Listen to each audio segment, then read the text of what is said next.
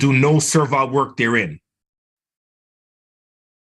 And Yahawah spake unto Moses, saying, Speak unto the children of Israel, and say unto them, When ye be come into the land which I give unto you, and shall reap the harvest thereof, then ye shall bring a sheaf of the first fruits of your harvest unto the priest. And he shall wave the sheaf before Yahawah to be accepted for you. On the morrow after the Sabbath, the priest shall wave it. And he shall offer that day when you wave the sheaf, an he lamb without blemish of the first year for a burnt offering unto Yahawah. And the meat offering thereof shall be 2/10 deal of fine flour mingled with oil, an offering made by fire unto Yahawah for sweet savor. And the drink offering therefore thereof shall be of wine, the fourth part of a hin. And he shall eat neither bread nor parched, and ye shall eat neither bread nor parched corn nor green ears until the selfsame day that ye have brought an offering unto Yahawah. It shall be a statute forever throughout your generations in all your dwellings. In all your dwellings. Go ahead. And he shall count unto you from the morrow after the Sabbath, from the day that ye brought the sheaf of wave offering, 7 Sabbaths shall be complete. Even unto the morrow after the 7th Sabbath shall ye number 50 days. And ye shall offer a new meat offering unto Yahawah. Ye shall bring out of your habitation 2 wave loaves of 2/10 deal. They shall be of fine flour. They shall be baken with leaven. They are the first fruits unto Yahawah. All right, so we had the Passover, we had the Feast of Unleavened Bread, then we had the first fruits, right? Did I miss anything so far? Brother Chris? No. All right. Okay, go ahead. The Feast of First Fruits, of course, being called Pentecost, right? You shall bring out of your habitation. Okay, I read that. Verse number 18, I'm in. And you shall offer with the bread 7 lambs without blemish of the first, 7 lambs without blemish of the first year, and 1 young bullock and 2 rams. They shall be for a burnt offering unto Yahawah, with their meat offering and their drink offering, even offering made by fire, of sweet savor unto Yahawah. Then ye shall sacrifice 1 kid of the goats for a sin offering, and 2 lambs of the first year for a sacrifice of peace offering.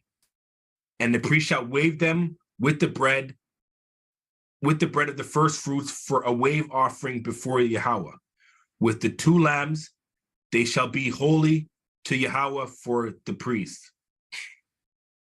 Well, and you shall proclaim on the selfsame day that it may be a holy convocation unto you. You shall do no servile work therein. It shall be a statute forever in all your dwellings throughout your generations.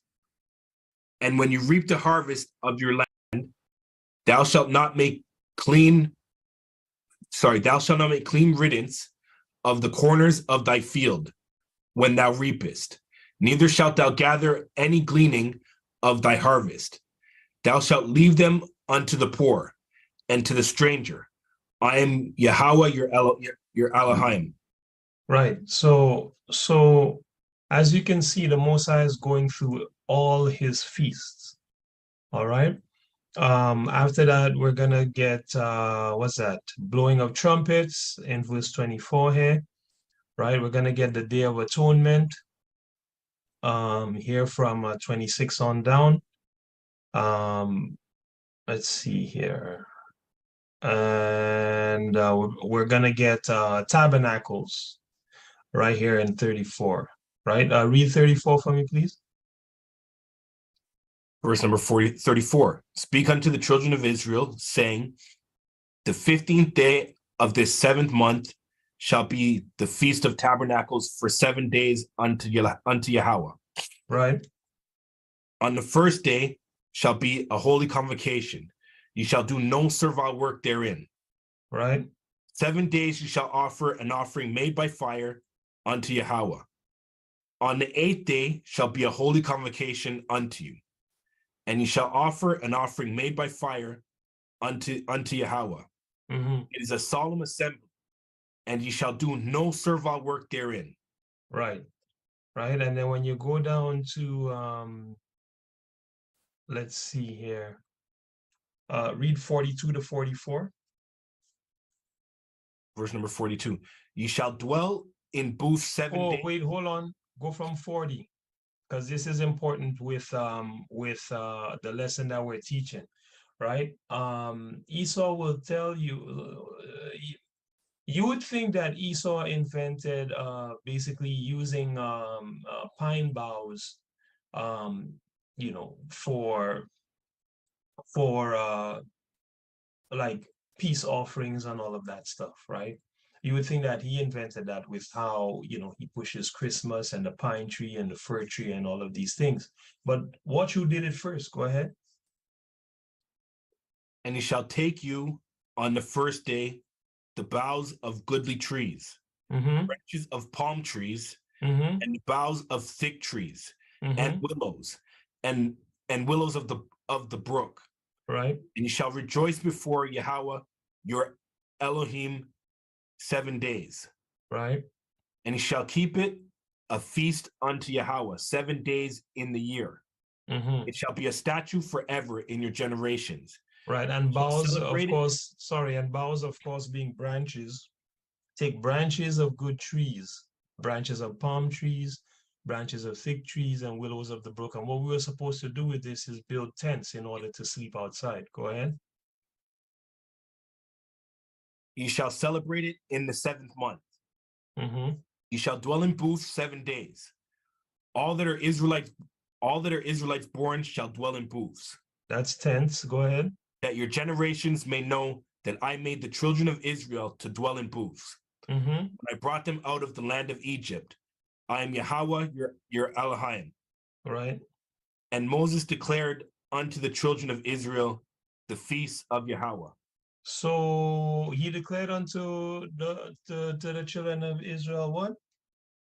The feast of Yahawah. Right. So again, my point here is in Leviticus 23, we find out all the feasts of Yahawah, right? And when we jump into the Apocrypha, which we'll do because our Feast of Dedication is coming up, we'll also realize that as a nation, we were able to declare feasts, right? Because we declared the Feast of Dedication as a nation, right? And the Most High hold it as legit. And we know he hold it as legit because Yahawah Shai himself kept the feast, right? So, you know, other than these particular feasts here in Leviticus 23, there's a couple other spots in the scriptures where we have feasts that we decreed, you understand? And the Most High is good with that because pursuant to Psalm 147, 19 to 20, he showed his word to Jacob, statutes and commandments to Israel, and he hasn't dealt so with any other nation. You know, we're princes of the Most High, and we're able to do those particular things, okay? So if these are the feasts of the Most High, right, then the feasts that are not decreed by the Most High or his people would have to be feasts of who? If they're not feasts of the Lord, whose feasts are they? Go ahead, family, if anybody want to take a stab at it. If it's not Yahawah's feast, who is it? The devils. That's right.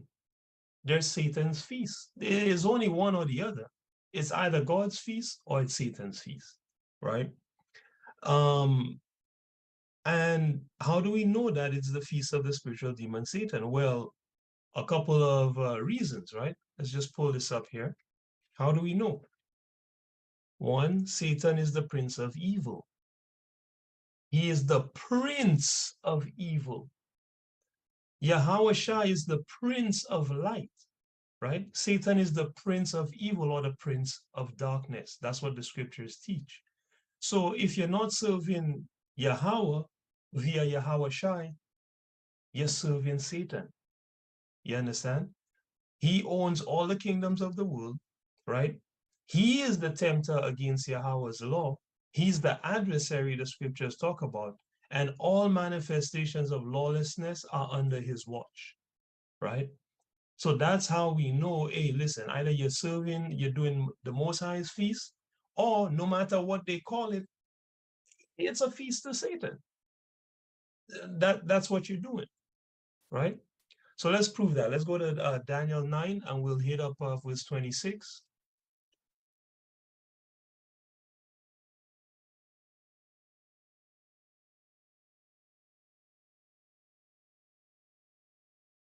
When you're ready, you can bring that out, brother. Daniel 9 and 26. Right.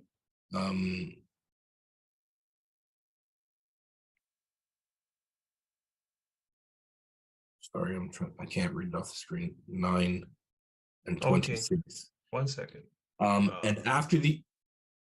Is that better? Yeah, that's better.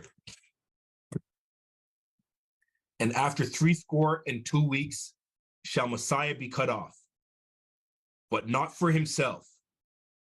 And the people of the prince that shall come shall destroy the city and the sanctuary, and the end thereof shall be with a flood. And unto the end of the war, desolations are determined. Right. So the Bible says the people of the prince destroyed the city and the sanctuary, meaning Jerusalem and the temple. It wasn't the people of the prince of light that destroyed the temple. It was Edomites that destroyed the temple. Romans, right? The people of the prince of darkness. So the scriptures refer to the man as the prince, right? After the father, who is above the prince? It's only the father. Only the father is above the prince. And Satan is a prince. He's the prince of darkness. Yahawah is the prince of light. And the fight is really between the two of them. It's between good and evil, right? With Yahawah leading as a general the side of light, and Satan leading the side of darkness. And we'll prove that. Go to Matthew 4 and verse 3.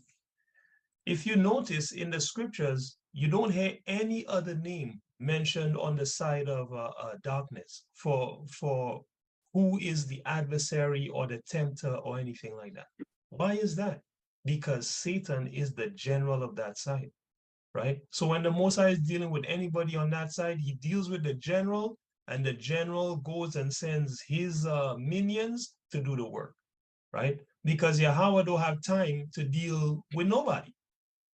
He deal with Yahawah on the good side. He deal with Satan on the evil side, right?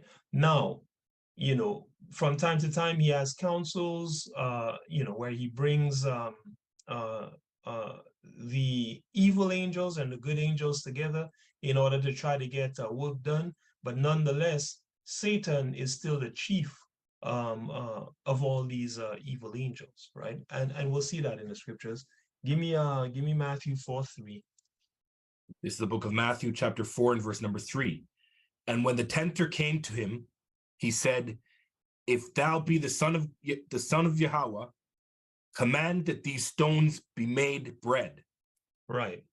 So if you know this scripture, you know Yahawah was dealing with the spiritual demon Satan, right? And the spiritual demon Satan put him through many temptations. Why did the Most High send the spiritual demon Satan, right? Or how do we know that this is the spiritual demon Satan? Well, it probably says it first and foremost. Down here in 5, it calls him the devil, A, B, C, D, E, F, G, right? However, we can get further proof of that because we also see other scriptures where low-level demons are dealing with Yahawah and they're terrified, right? Remember those demons that were in the swine, right? They called out, they cried out and said, hey, art thou here to torment us before the time, right? Let's bring that up, right? It's only the chief that would be able to go and tempt the Prince of the Most High, right? Okay, this is Matthew 8 and 29. Let me get that. This is the book of Matthew, chapter 8, and verse 29. And behold, they cried out, saying, what have we to do with thee, Yahawah, thou son of Yahawah? Art thou come hither to torment us before the time? Right, and in 28, let's get context in 28. Verse number 28. And when he was come to the other side, into the country of the Gergesenes, there met him two possessed with devils, coming out of the tombs, exceeding fierce, so that no man might pass by that way. Right, and we see they were scared of Yahawah, and it wasn't just one, right? It was a legion of demons, you know. Let's see if I can get it here. Right, and they were scared of Yahawah, right? So it couldn't be no low-level demon that came to tempt Yahawah. It was Satan himself, right? Let's see. Our name is Legion, for we are many, right? Mark 5, sorry, from 6 on. Hold on a second. Yeah. Verse 9. Give me verse 9. Mark 5 and verse 9. This is the book of Mark, chapter 5, and verse number 9. And it reads, well, start from 6, sorry. Starting from verse number 6. But when he saw Yahawah far off, he ran and worshipped him, and cried with a loud voice, and said, what have I to do with thee, Yahawah, thou son of the Most High Elohim? Right. I adjure thee by Yahawah that thou torment me not, that thou torment me not. Mm-hmm. For he said unto him, come out of the man, thou unclean spirit. You see that? Sorry, 1 second. So the demon ran up to Yahawah and started talking to him. He said, hey, in the name of the Most High, don't torment me, man. Right? Because they know that there's a time that they will be tormented by Yahawah. Right? Read on. For he said unto him, come out of the man, thou unclean spirit. Right. And he asked him, what is thy name? And he answered, saying, my name is Legion, for we are many. Yeah, that? My name is Legion, for we are many. Right? So it wasn't just even one demon, right? And this demon that was on this guy was known for violence, you know, and it ran up, or they ran up to Yahawah and bowed down and basically begged for their life, man, you know, for them not to be tormented, right? So Yahawah has command over these low-level demons. You understand? So when a tempter is sent to tempt him, it's not no low level, man.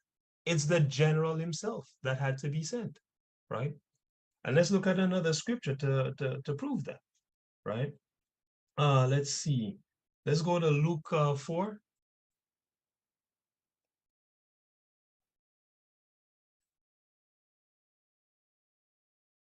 Go to Luke 4 and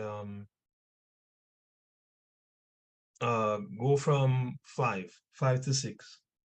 This is the book of Luke, chapter 4, and verse number 5. Yeah, go to 7, okay? Go to 7? Okay. Wow, go to 8. Sorry, go to 8. Go to 8. No problem. And verse number 5, and the devil, taking him up into a high mountain, showed unto him all the kingdoms of the world in a moment of time. And the devil said unto him, all this power will I give thee, and the glory of them, for that for that is delivered unto me, and to whomever I will give. So stop right there. So you see that the devil that was trying to tempt Yahawah, and devil just mean a deceiver, slanderer, accuser. This particular one said, hey, listen, this whole world is given unto me, man. And whoever I want, I give it to. Would that be a low-level demon? No. It has to be the chief of demons, Baal-Zebub, right? Satan himself, right?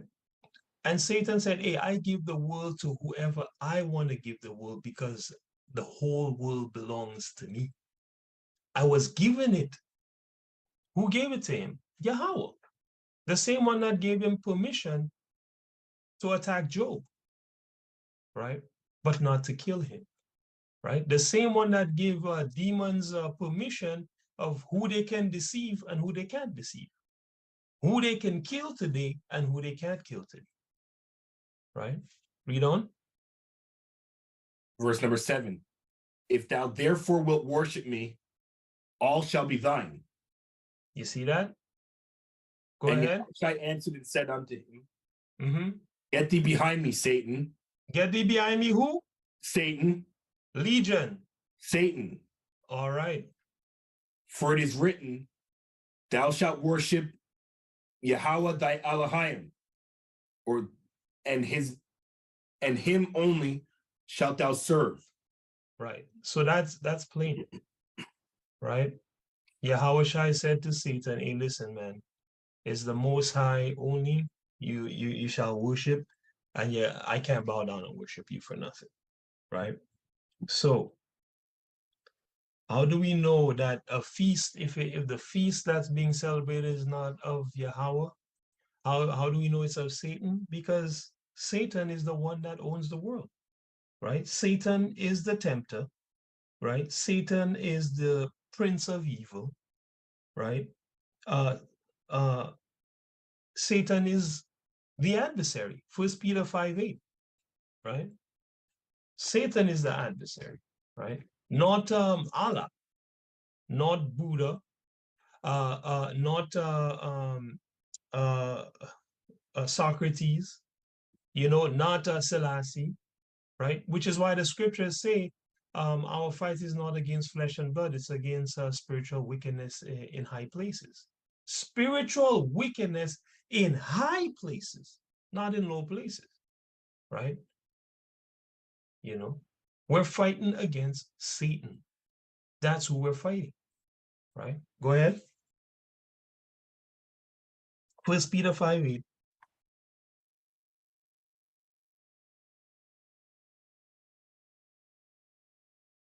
If you're talking, we can't hear you, brother. No, I'm not talking. I'm going to the To the scripture. Yeah.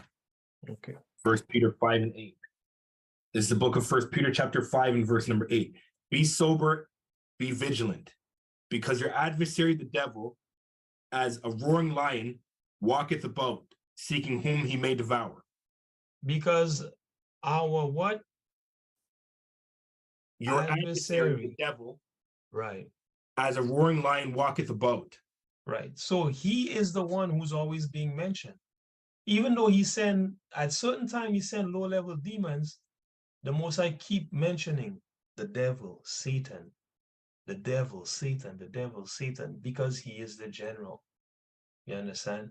He runs things on the left-hand side, right? Obviously guided by the word of the Most High. So if all the kingdoms of the world, let's go here, if all the kingdoms of the world are given into Satan's hand, where is the account of a different evil spirit that tells Satan what to do, right? There's none, right? Only Yahawah commands Satan, right? And if you want to, get into that, you can look at Job 1, where he appears before Yahawah and asks about what he can do to Job. And of course, 1 Kings 22:19-23, where he holds counsel with the good spirits and the evil spirits, asking who is going to get Ahab to go up to Ramoth Gilead to be killed, right? And one evil spirit comes and says, hey, I'm going to go and be a lying spirit in the mouth of his prophets. That's a mean scripture. Let's actually go to that. 1 Kings 22 and 19, right? Right? And the Most High tells the evil spirit, yeah, go and you're also going to be successful, right?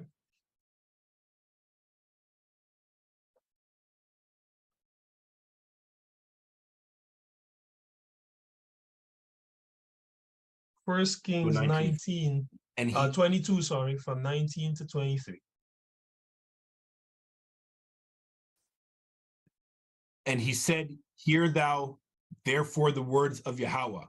Right. I saw Yahawah sitting on his throne, and all the hosts of heaven standing by him on his right hand and on his left. No, only on his right hand. His right hand and on his left. So the Most High has hosts on his right hand and on his left, because the Most High deal with balance, just balances and just weights. So he controls good and he controls evil. And that's pursuant to Isaiah 45 and 7, if I remember correctly. Right? I form the light and create darkness. I make peace and create evil. I, Yahawah, do all these things. All right? Go on. And Yahawah said, who shall persuade Ahab that he may go up and fall at Ramoth Gilead? Right. And one said on this manner, and another said on that manner. And there came forth a spirit and stood before Yahawah and said, I will persuade him. Right. And continue? Yeah. And Yahawah said unto him, wherewith? And he said, I will go forth, and I will be a lying spirit in the mouth of all his prophets. Mm-hmm. And he said, thou shalt persuade him and prevail also. Go forth and do so. Go ahead. Therefore, behold, Yahawah hath put a lying spirit in the mouth of all these thy prophets, and Yahawah hath spoken evil concerning me. Straight up and down. Right? So the Most High had this council going with the good and the evil spirits, man. You know, and told the evil spirit, yeah, you know what? That sounds like a good idea. Go be a lying spirit in the mouth of his prophets and get this guy killed, right? Because he needs to go, right? That's why the scripture says the Most High is a man of war, man. You know? All right. So, only Yahawah commands Satan, right? Satan is the one who, everyone that's not practicing the Most High's feast, they're sacrificing to Satan. That's why the scripture says the things that the heathen sacrifice, they sacrifice to devils and not to God, right? And again, that just means liars, right? And as we go through this study, what you're going to see is how Satan has taken the truth of the Most High and keep twisting it into lies, twisting it and weaving it into lies, and people just keep drinking the Kool-Aid, man. You know, until we end up with all these festivals and feasts that go by different names, but all of them is devil worship. You know, chief of which is this damn Christmas. You know, which has infected the minds of the whole world. You know.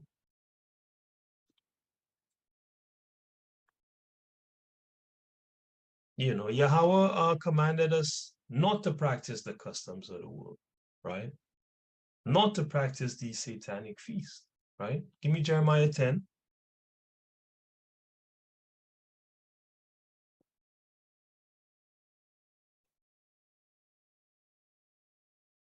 And go from 1. It's the book of Jeremiah, chapter 10, and verse number 1. Hear ye the words which Yahawah speaketh unto you, O house of Israel. Thus saith Yahawah, learn not the way of the heathen. Learn the way of the heathen? Learn not the way of the heathen. Right. And be not dismayed at the signs of heaven, for the heathen are dismayed at them. For the customs of the people are vain. For one cutteth a tree out of the forest, the work of the hands of the workmen with the axe. They deck it with silver and with gold, and fasten it with nail and with hammer, that it move not. Mm-hmm. They are upright as the palm tree, but speak not. They must need be born. Yeah, meaning you have to carry them. Because they cannot go. Right. Be not afraid of them, for they cannot do evil, neither also is it in them to do good. Right. So in the time of Jeremiah, which is about, if I remember correctly, it's like 650 BC, right? Jeremiah already knows about a festival that's going around where people are going into the forest, they're chopping down trees with an axe, they decking the tree with silver and gold, fastening it with nails and hammers so that it can stand in a corner, right?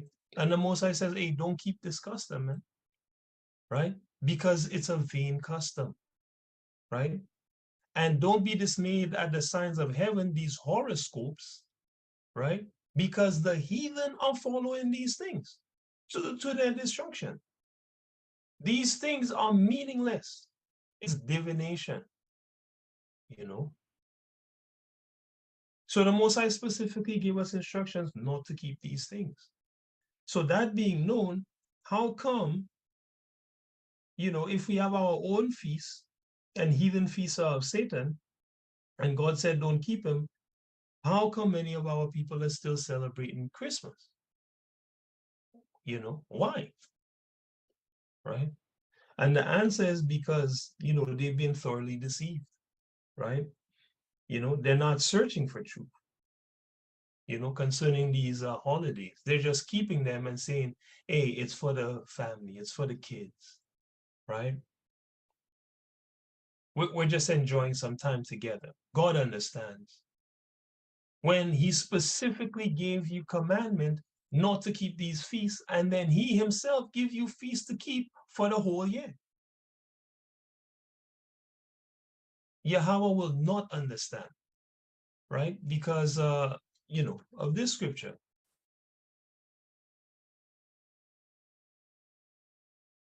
Right? This is Sirach 15 and 20. He have commanded no man to do wickedly, neither have he given any man license to sin. So the Most High don't give you no license to sin. You're supposed to keep yourself in discipline within the law. You know, that's like you're in society and you're like, well, you know, it's Christmas time, so I can kill people now, which it used to be like that in this society, right? And we're going to go into that. But I can't do that today. I can't be like, well, it's Christmas, so I get to kill people and like, you can't do me nothing. No, it doesn't work like that, you know? The judges here will say, who told you that Christmas time was a good time to kill people? The same way the Most High is going to say, hey, listen, when did I tell you you can keep this feast? I didn't. In fact, I specifically said not to keep it, right? At that point, you're left holding the bag. Okay. So since our people are not seeking the truth about these things, let us who love wisdom, right, uncover the truth about Christmas, right? We looked at one of the scriptures already. Let's go to Revelation 11 for the next. Let's see.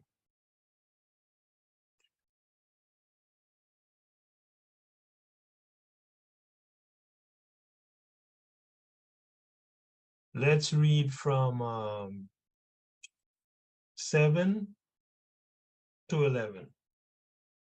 This is the book of Revelations, chapter 11 and verse number 7. And when they shall have finished their testimony, the beast that ascendeth out of the bottomless pit shall make war against them, Right. So that's, hold on. So that's talking about the north and south kingdom of Israel finishing preaching. Okay. It says, hey, listen, the beast that come out of the bottomless pit, the so-called white man, is gonna make war against us, overcome us, and kill us in great numbers, which he did to our nation. Go ahead. And shall Sorry, overtake and kill sorry. them. Not only physically, but he would more importantly kill us spiritually. Go ahead. And Sorry, their which is backed up in Ezekiel 37. Because Ezekiel chapter 37 is all about a people being spiritually dead, rising back from the dead, and then when they rise from the dead, it's an exceeding great army, right? And it's an exceeding great army. And here this is a precept for that scripture, and it tells you that once the people who were spiritually dead come back to life, everyone will be afraid, right? Which is happening right now. Now that we know the truth about God, go ahead. and their dead bodies shall lie in the street of the great city, which is spiritually called Sodom and Egypt, where also our Elohim, where also our Lord is killed, was crucified. Sorry. Right. So if I may, it says our dead body is gonna lie in the street of that great city, which is spiritually called Sodom and Egypt. So we just seen the Most High said, don't keep these customs. Now he's saying we're gonna be in Sodom and Egypt. So why would we keep the customs of Sodom and Egypt as righteous people? Right? Go ahead. And they of the people and kindreds and tongues and nations shall see their dead bodies 3 days and a half. So 350 years, they're gonna see our spiritually dead bodies. Right? Go ahead. And shall not suffer their bodies to be put in the grave. Now that has a double meaning. That's from slavery. They would just kill us and leave us on the street. But also it's spiritually too. Because when you join the Christian church, when you join the Muslim church, when you join the philosophies and you started believing in the American dream, they didn't put your body in grave. They didn't they didn't give you any wisdom and say, hey, listen, this is not for you, buddy. You're a Jew. No one said that to you. In fact, pursuant to Psalm 83, they did their best to hide that from you, right? That's why it says they will not suffer your dead body to be put in grave. They will not allow it. Okay, they will fight against you getting to know yourself, right? Go ahead. What else they gonna do? Watch this. What else they gonna do? Go ahead. And they that dwell upon the earth shall rejoice over them. Shall do what? Shall rejoice over them. So they're gonna be happy that you don't know who the hell you are spiritually. Go ahead. And make merry. And do what? Make merry. And they're gonna make merry. Go ahead. And shall send gifts to one another. Oh, they're gonna send gifts to one another as well. They're so happy that you are spiritually dead. Go ahead. Because these two prophets tormented them that dwelt on the earth. How did we torment them? We used to put fire on their feasts. You understand? During the time of Constantine, which we'll see as we go through this study, right? We've always held up the flag and the mantle for truth and righteousness in the world, right? And the religions never like that, especially Christianity, right? So, we're tormenting them by giving them the truth. So, in return, they're celebrating with their Christmas gifts and making merry the destruction of our brothers and sisters who don't know themselves, right? Go ahead. And after 3 days and a half, the spirit of life from Yahawah entered into them. Right. And which is the truth. Go ahead. And they stood upon their feet. Mm-hmm. And great fear fell upon them which saw them. Right. So you see that? So after 350 years of not knowing a damn thing about who we were, we would remember who we are, and then great fear gonna fall upon everyone that saw us. Right. And when we look back in the history of when this truth started bubbling, especially here in the West, it's about that time, right? About the 70s.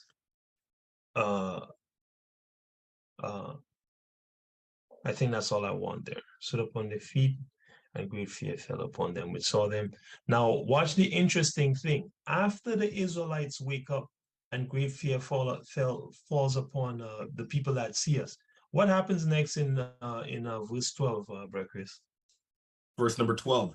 And they heard a great voice from heaven saying unto them, come up hither. And they ascended up to heaven in a cloud, Right. and their enemies beheld them. And their enemies beheld them. So we almost home. Now that we've woken up in the last days, you got to endure because we're almost home. Cling tightly to the Most High and ever more tightly as the days pass by because we're almost home. We're one verse away. You know, now we know there's certain things that have to happen, but the Most High is speeding it up, man. You know, the war is bubbling in the Middle East. He make the synagogue of Satan. He surround the synagogue of Satan with the Carmanians.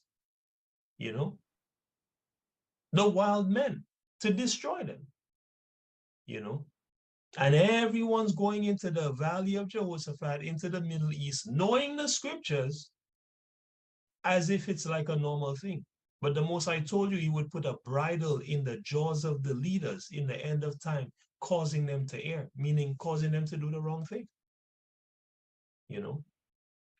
So all this is retribution for the controversy of Zion, like we were saying last week, right?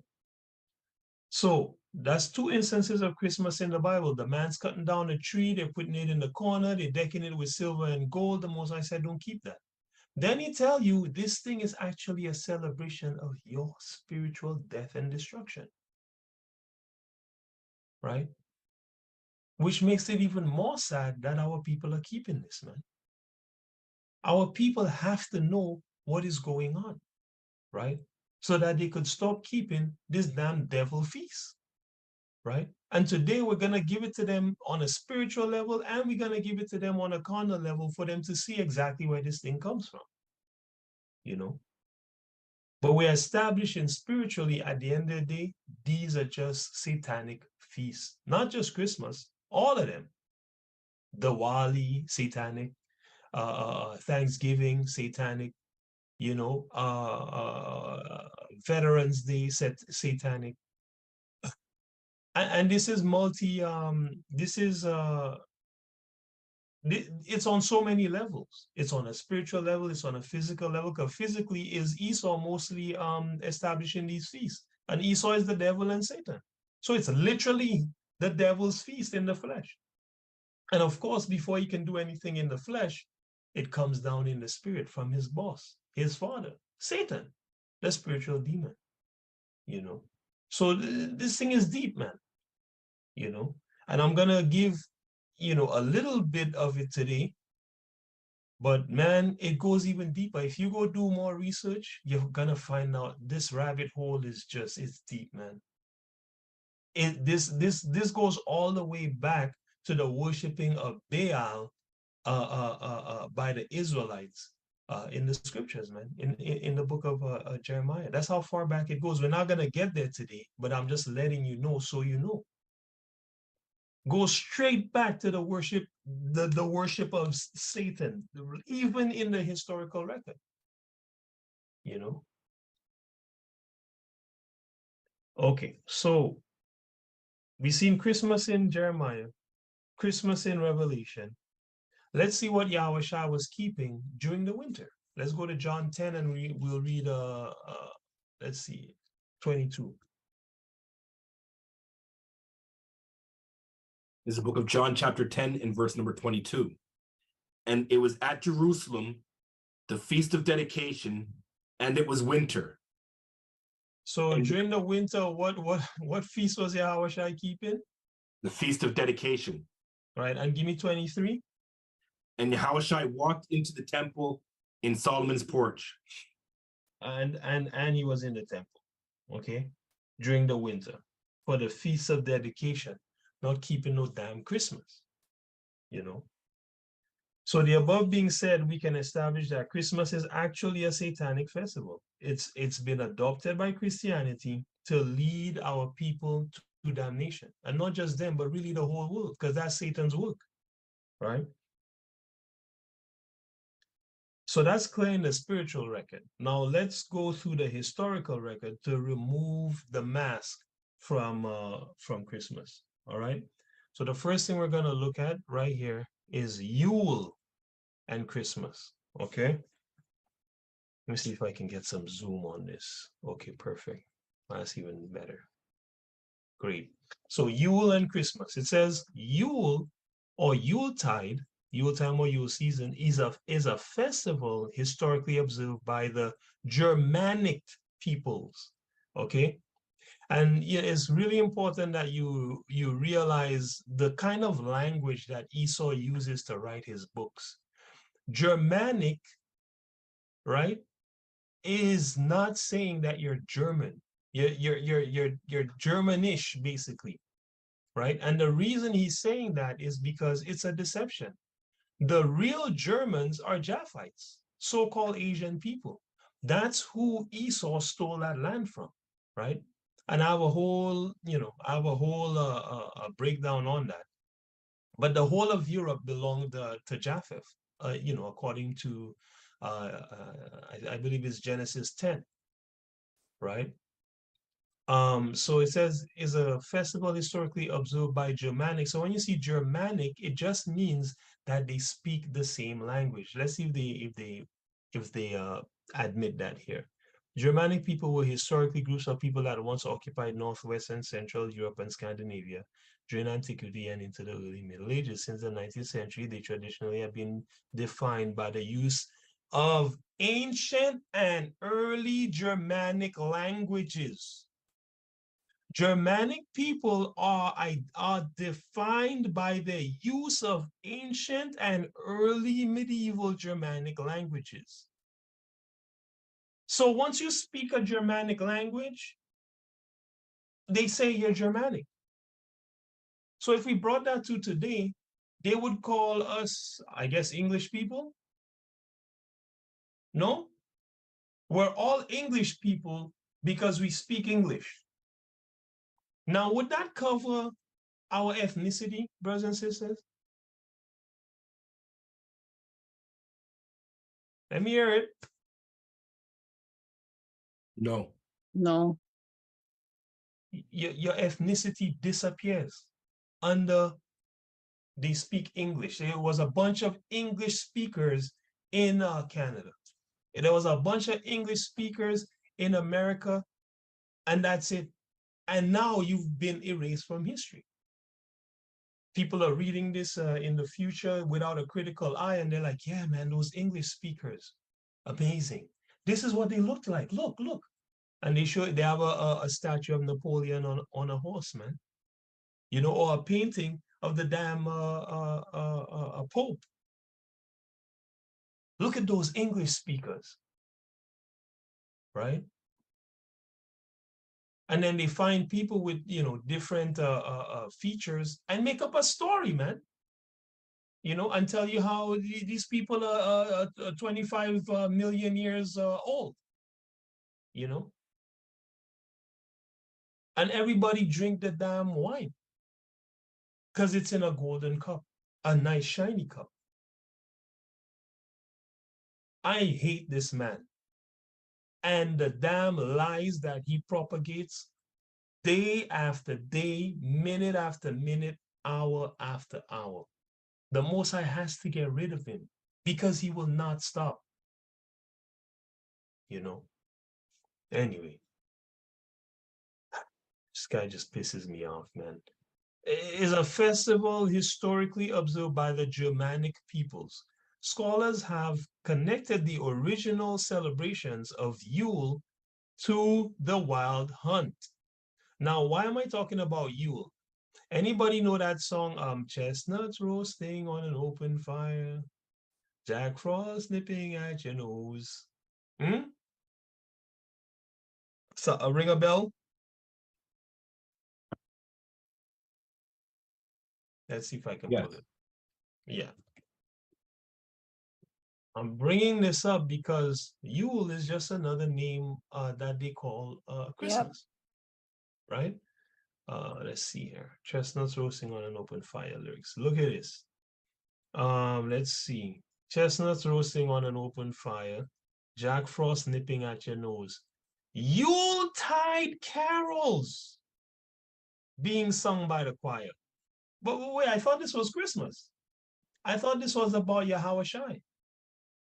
Yuletide carols are being sung by the choir, right? And folks dressed up as Eskimos, right? Just living in a damn dream, right? Everybody knows a turkey and some mistletoe. You'll see why this is important.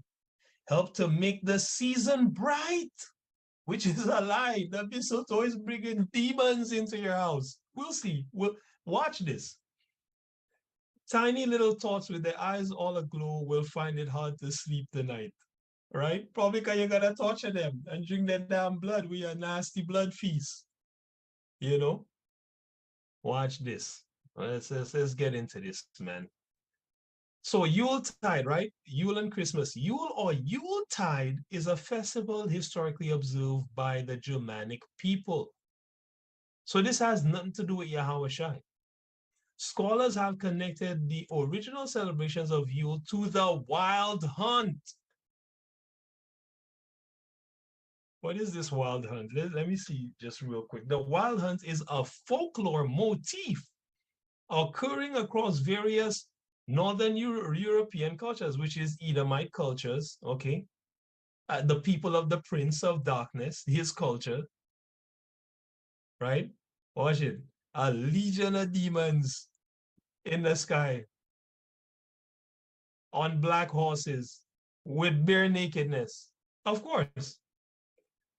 Wild hunts typically involve a chase led by a mythological figure escorted by a ghostly or supernatural group of hunters engaged in pursuit. The leader of the hunt is often a named figure associated with Odin in Germanic legends. Okay, and Odin ain't nothing but a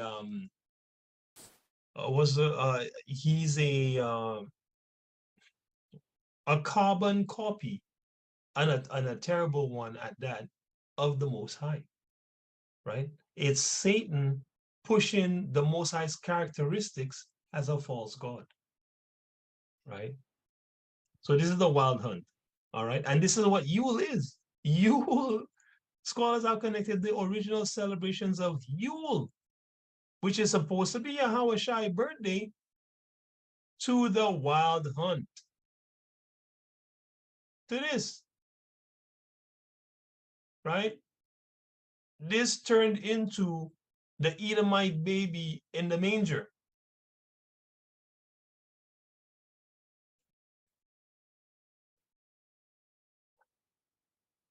The god Odin and the pagan Anglo-Saxon Modranhit.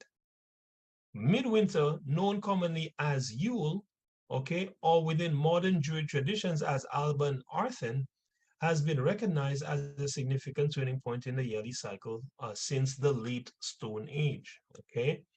So the Yule is another name for what? The middle of winter, midwinter, okay? Midwinter, commonly known as Yule. Being recognized as a significant turning point in the yearly cycle since the late Stone Age, okay? The ancient megalithic sites of Newgrange and Stonehenge, which the Edomites love, carefully aligned with the solstice sunrise and sunset. And they exemplify this. And that Stonehenge ain't nothing but, you know, a setup for, again, devil worship and witchcraft. And the worship of celestial bodies, which the Most High said not to do. You know, the reversal of the sun's ebbing presence in the sky symbolizes the rebirth of the solar god and presages the return of fertile seasons. Who is the solar god? Let's go to Isaiah 14.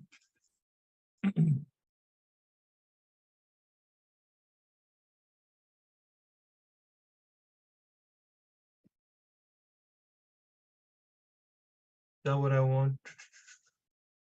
Yep. Isaiah 14 and Give me 12. This is the book of Isaiah, chapter 14, verse number 12. How art thou fallen from heaven, O Lucifer, son of the morning? Mm-hmm. How art thou cut down to the ground, which didst weaken the nations? Right. So the Most High said here, hey, Lucifer, a son of the morning, how art thou cut down to the ground, which did weaken the nations? Now let's go into the Hebrew, right? Let's see, Isaiah 14, 12. You get a better understanding of what's going on there. How you are fallen from heaven, Lucifer, okay? Hilal, okay? Lucifer, what does that mean? Shining one, shining one, illuminated. That's why he said son of the morning. Here it says star of the morning. Let's go down to the brown drivers. Epithet of the king of Babylon, so on and so forth. From halal, the sense of brightness, the morning star. So that was a sarcastic remark from the Most High. How do I know that? Because when you go to Revelation, the real son of the morning is Yahawah. Is that 21? I believe that's Revelation 21. Oh, can I just add something as well? Yeah, go ahead. Yeah, so they because I learned some of this in I guess world religion history, Yeah, and the Vikings or Nordic people, like they said, the Anglo-Saxons, back yeah, then they celebrated it to praise Odin. It came from Odin. So it started off very paganistic, and then a lot of the Roman Catholics killed them, and they also integrated some of what the pagans did, or because they considered them to be pagans, like blood sacrifice and blood worship. yeah. They integrated it into Christianity, into Roman Catholic, and then into Christianity as well. That's right. Yeah. That's right. And we're gonna go through we're gonna see those same things said here through the historical record. Because they have it written down that this is what it is. They Yeah, are that's right. taking pieces of all these pagan festivals and putting it together, and that's how you have Christmas. You can't make this up, you know. So It's all it's in praises. the it's in the show. If you ever watch the TV show Vikings, it's all in there. Amazing. Yeah, I Yeah. didn't know that. I heard of the show, but I didn't know it was illustrated in the show there. Yeah, it's very close to what actually happened in terms of how paganism was introduced into Christianity. Amazing. Yeah. Amazing. All praises. I'll definitely have a look. Yeah, it's a good show, actually. All praises. It even shows them exiling blacks from Spain Wow. and Portugal. Wow. No Yeah, way. they That's came amazing. to Portugal and Spain, or I believe Portugal it was, and they came across. Well, they're Muslim Moors, right? But they're Yeah. blacks, and Yep. they killed them and expelled them out of there. That's it, man. Well, all praises to the Most High, man. Hey, listen, it was only a matter of time. The truth had to come out, right? Let's see. I'm looking for this scripture on the Yahawah being the bright and morning star. Let me just have a look here. Give me a second.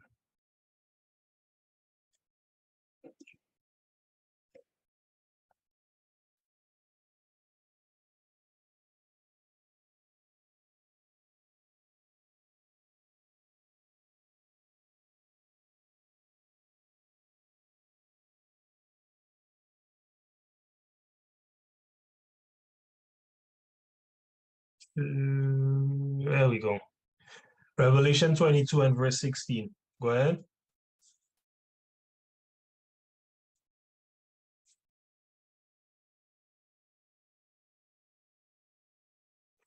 Revelation 22 and verse 16. Sorry, I was on mute. It's all good. This is the book of Revelation, chapter 22, and verse number 16. And I, Yahawah, have sent mine angels to testify unto these things in the churches. I am the root and the offspring of David, and the bright morning star. The bright and morning star, right? bright So the and- real bright and morning star is Yahawah, man. It's not the so-called white man, which Isaiah 14 is about the fall of the so-called white man. On a carnal level, it's about the fall of the Babylonian king, right? But on a spiritual level, it's about the fall of the so-called white man. You understand? Who considers himself illuminated, the bright and morning star, right? But Yahawah is the bright and morning star. And we are the illuminated according to the scriptures, right? And I think that's in Baruch. Is that Baruch 4? One second.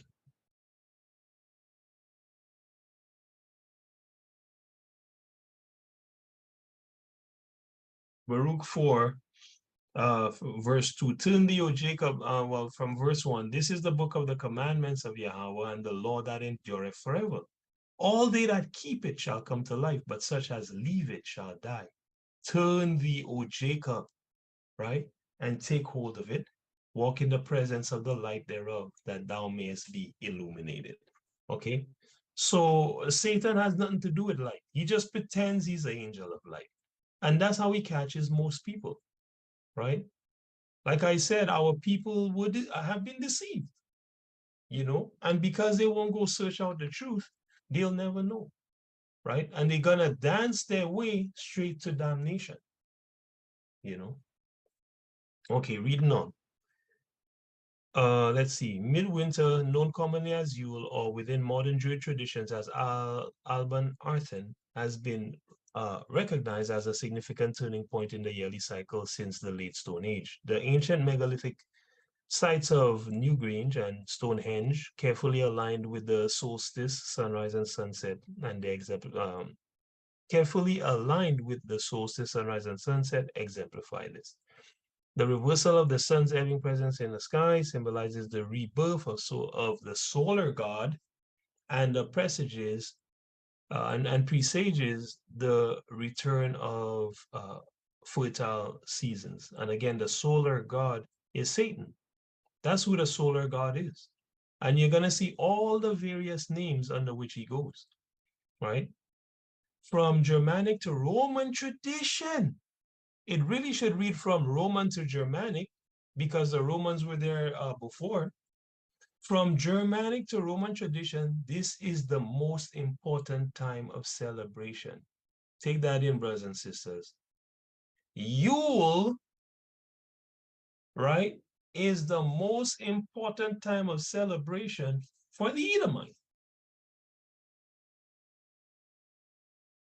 Now, when you look around, I would agree that that's true. It's still the most important time for them, right? They got to make sure they get all those gifts. They don't care how much debt they go into in order to get those gifts. They got to make sure they drive or fly or whatever, go see that family. They're wishing for a white Christmas. That mistletoe has to be up. That wreath has to be on the door. Satan has to be, on the house, flying with his reindeer, right? Old Nick, They is have the to have most. they have to have the biggest tree in the house. Oh, they got and the prettiest decorations, on that tree, right? So it's still the most important thing.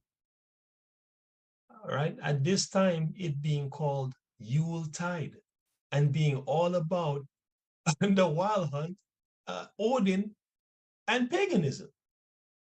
Right? Let's read on. Practice vary, but sacrifice offerings, feasting, and gift giving are common elements of midwinter festivities. So Yuletide, sacrifice offerings, feasting, gift giving are common elements of Yuletide. And as we go further back, you're going to see the various names that the same festival keeps transforming into. Bringing sprigs and wreaths of evergreenery, such as holly, ivy, mistletoe, yew, and pine into the home, and tree decorating are also common during this time, meaning the time of Yuletide, which has nothing to do with Yahawah, as we're reading here. Later, departing from its pagan roots, Yule underwent Christianized reformulation, resulting in the term Christmastide. You can't make this up. Some present-day Christmas customs, now they say some here, but it's so stupid because they just mentioned having holly, ivy, mistletoe, yew pine all in your home, tree decorating, giving gifts. They mentioned a bunch of stuff that's literally the same. And then they have the heart to write some present-day Christmas customs and traditions, such as the Yule log, goat, etc., and singing may have connections to older pagan Yule traditions. You literally just showed us that they do have connections, but then you're going to write that they may have connections? Come on, man. Right?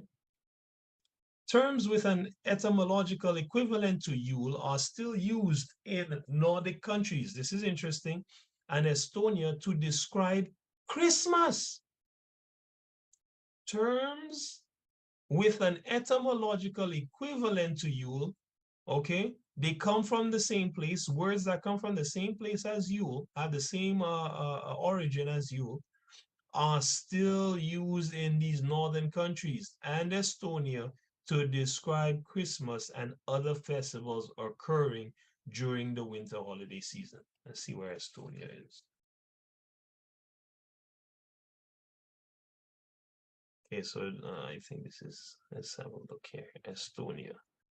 Okay, so this is Estonia. All right. What's that? Western Asia, Northeastern Europe. Okay. They still call Christmas Yule. Today, Yule is celebrated in heathenry, which is a certain religion, and other forms of neo-paganism, as well as in Levian Satanism.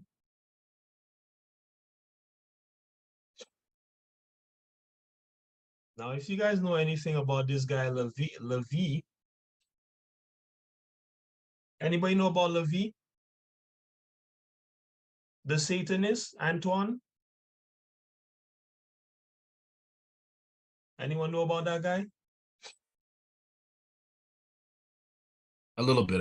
I've heard it. I heard of him. I've heard the name before. Yeah, I don't know much. Yeah, I've heard the name, and I just learned a little bit about him doing research for this class. But I'll read a little bit about, just a tiny bit about, like, basically what it is about. It says Levian Satanism is an atheist religion founded in 1966 by the American occultist and author Anton LaVey. This guy right here, right? Scholars of the religion have classified it as a new religious movement and a form of Western esotericism. Okay, so this is basically witchcraft. All right, so and this guy considered himself a warlock, and he wrote the Bible, the Satanic Bible. It should say here, the religion's doctrines codified in LaVey's book, The Satanic Bible, are based on materialism, rejecting the existence of supernatural beings, body-soul dualism, and life after death. Adherents do not believe that Satan literally exists and do not worship him. Instead, Satan is viewed as a positive archetype representing pride, carnality, and enlightenment. Right? He is also embraced as a symbol of defiance against Abrahamic religions. Okay, and I'm gonna leave it right there. Right? So in Satanism, they celebrate Yule, which is your same damn Christmas, by a different name. And still our people are stuck in this thing, right? let's look at a couple other pointers. Says here, the long-bearded Norse god Odin bears the name Yolnir, which means the Yule one. So this false god name is the Yule one. In chapter 55 of the Prose Edda book, Skaldska Parmal, different names for the gods are given. Different names for the gods are given. One is Yule beings. Okay, so these false gods are called Yule beings.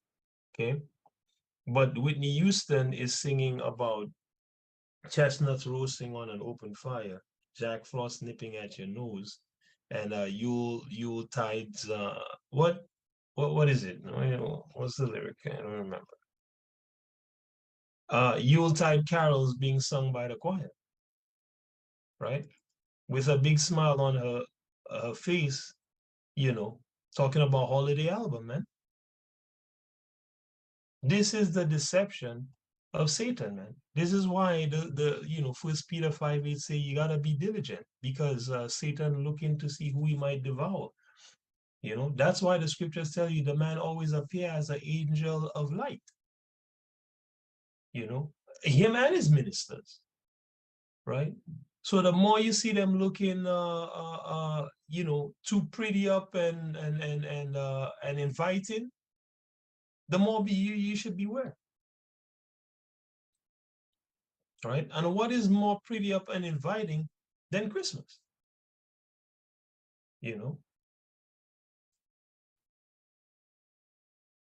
People gonna watch this. People are probably watching this now saying, "Oh, that guy's a hater. What a sad man, hating on Christmas." Well, I understand what this thing is, man, and it's pure wickedness, right? It's like you're giving somebody poison to drink and you're saying, hey, take this apple juice. But really it's poison, man. And within a month, their guts are falling out and they have no idea why. And you're smiling, and counting money because you made so much off of the apple juice, but really you were killing them. That's the most disgusting and low way that you can be, man. A creep sneaking around in the dark, deceiving people, man, to kill them.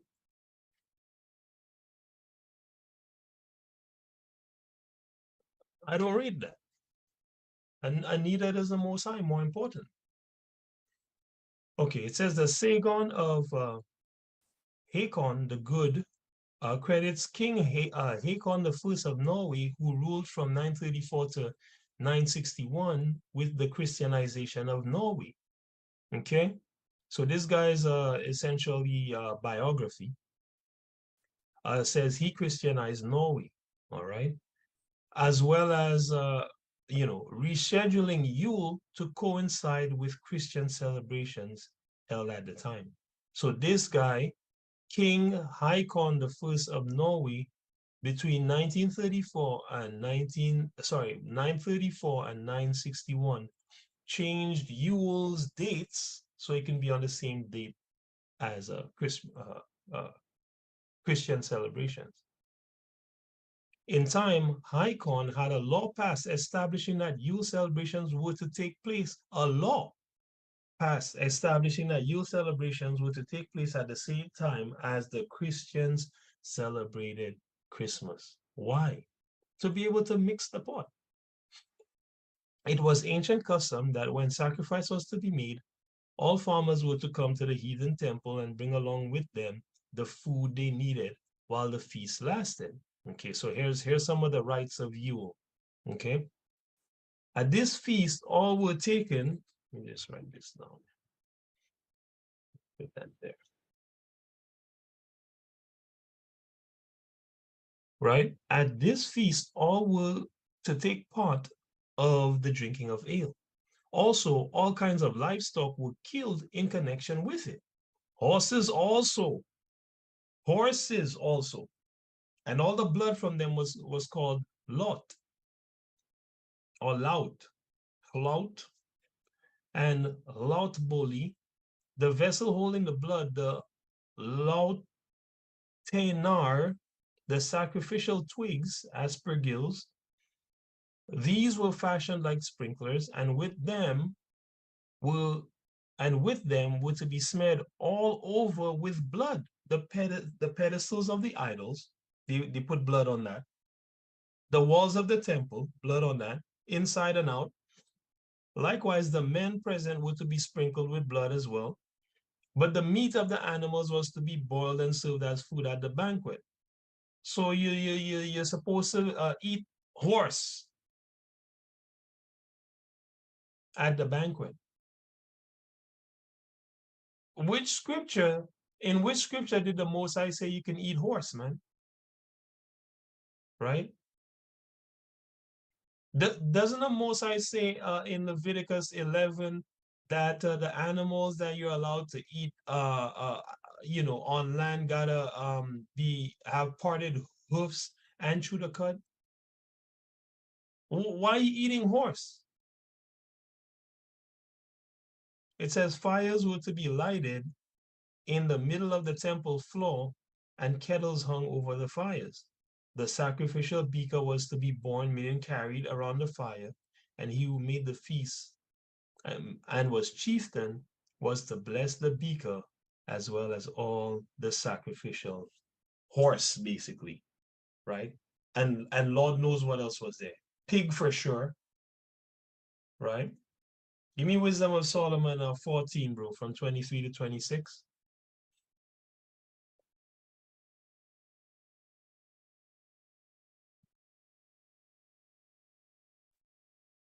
You're on mute. 14.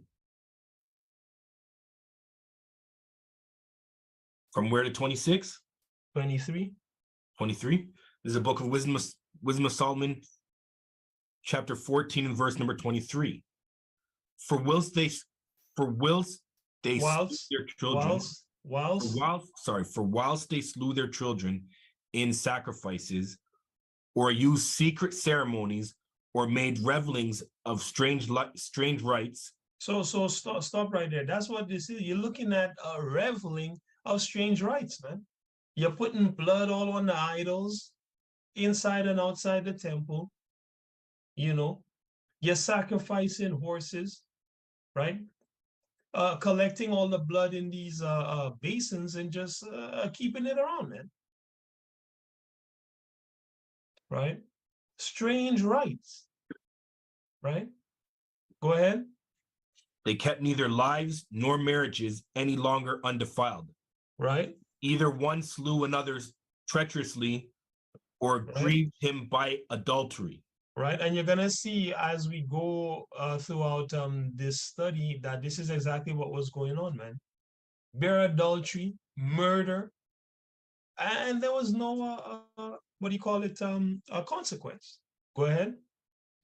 So that there reigned in all men without exception blood, manslaughter, theft, and dissimulation, corruption, unfaithfulness, tumults, perjury, disquieting of good men, forgetfulness of good turns, defiling of souls, changing of kind, disorder in marriages, adultery, and shameless uncleanness. Right. Now watch this. 27. For the worshiping of idols, not to be named, is the beginning, the cause, and the end of all evil. You see that? Idol worship, man. That's the biggest problem. That's what the Most High is telling you. Idol worship, that's the biggest problem on earth. And yet, many of our people this holiday season are going to go and worship idols gladly, bringing upon themselves sore destruction.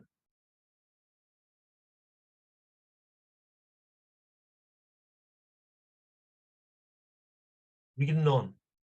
The Church of Satan, it says, and other Levian Satanist groups celebrate Yule as an alternative to the Christian Christmas holiday. Okay? Because these guys, they want to keep it 100 with their satanic stuff. They don't want to mix the wine. They want it pure evil. You know?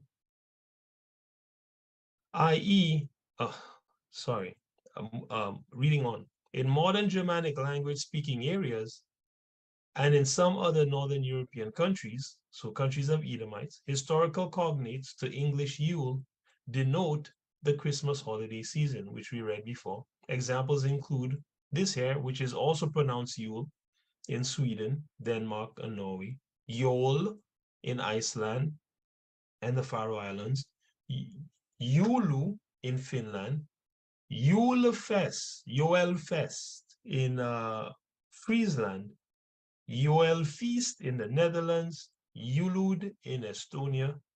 All right.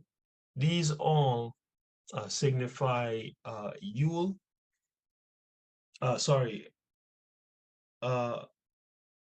They all signify the Christmas holiday season.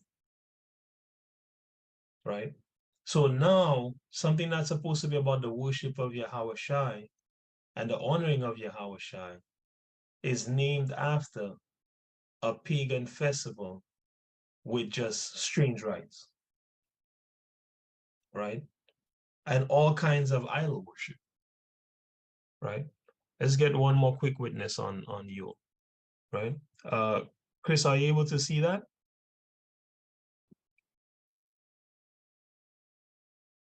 Are you able to see the screen or no?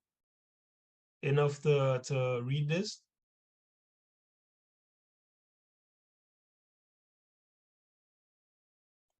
Okay, if you're talking, I'm not hearing you. All right, I'll read it. All right, so let's look at some sacred plants of Yule, okay? So under the heading of paganism and Wicca, okay, on this website, here's what I found. Okay, it says in many European societies, the holly plant has become representative of the waning sun. Again, back to sun worship as the solstice approaches, symbolizing the old solar year. Didn't the Most High tell us he gave us the moon to count the months? So what's with this solar year business, right? Just goes to show. It just has to be against the Most High, right? Or Esau don't want to do it, right? Right there it tells you it's right there in Esau societies. Is associated with the Holy King himself. Oh, the Holy King, right? A precursor to Santa Claus. Come on, man. Right? Who is conquered by the Oak King when Yule rolls around. All right? So the holy plant is representative of the waning sun, and it symbolizes the old solar year in association with the Holy King himself, Santa Claus. Right?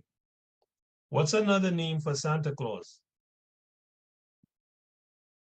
Satan. How you know that? Where does it say that? I'm just asking. Oh, Saint Nick. I just know, but I don't remember where from, but I know it's in the Bible. It's not in the Bible. His name's not seen in the Bible. Right? But nice try though. Okay. I mean like references to it, like not directly the name of, but references to it. Yeah. Yes, which is 100% true. Which is 100% true. Somebody else was saying something as well. What other nicknames do you have in our society? Saint Nick. Saint Nick, right? Somebody else said something. I heard Saint Nick and one other quiet voice. You can say what you gotta say again. The second person. Saint Nick. I heard Saint Nick. Yeah, who was the other person? They said the same thing, Saint Nick? Jolly old Saint Nicholas. Okay, jolly old Saint Nicholas. Okay. Can you hear me? Now I can, yeah. I said old Nick. I heard that. I heard that. I heard that. So jolly old Saint Nicholas.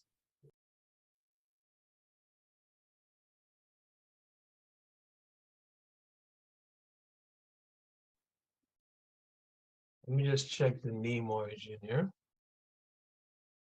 Okay, that one is with a poem. All right. Saint Nick. Old Saint Nick.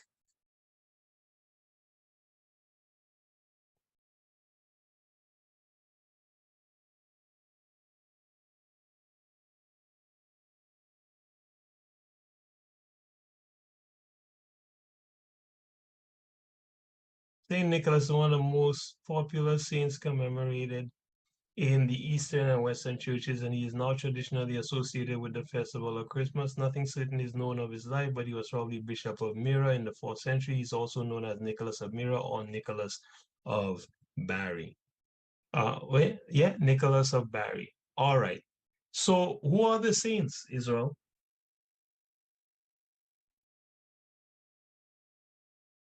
Who are the saints, and what scripture tells you who the saints are? Israelites are the saints. The Israelites are the saints, right? Let's see.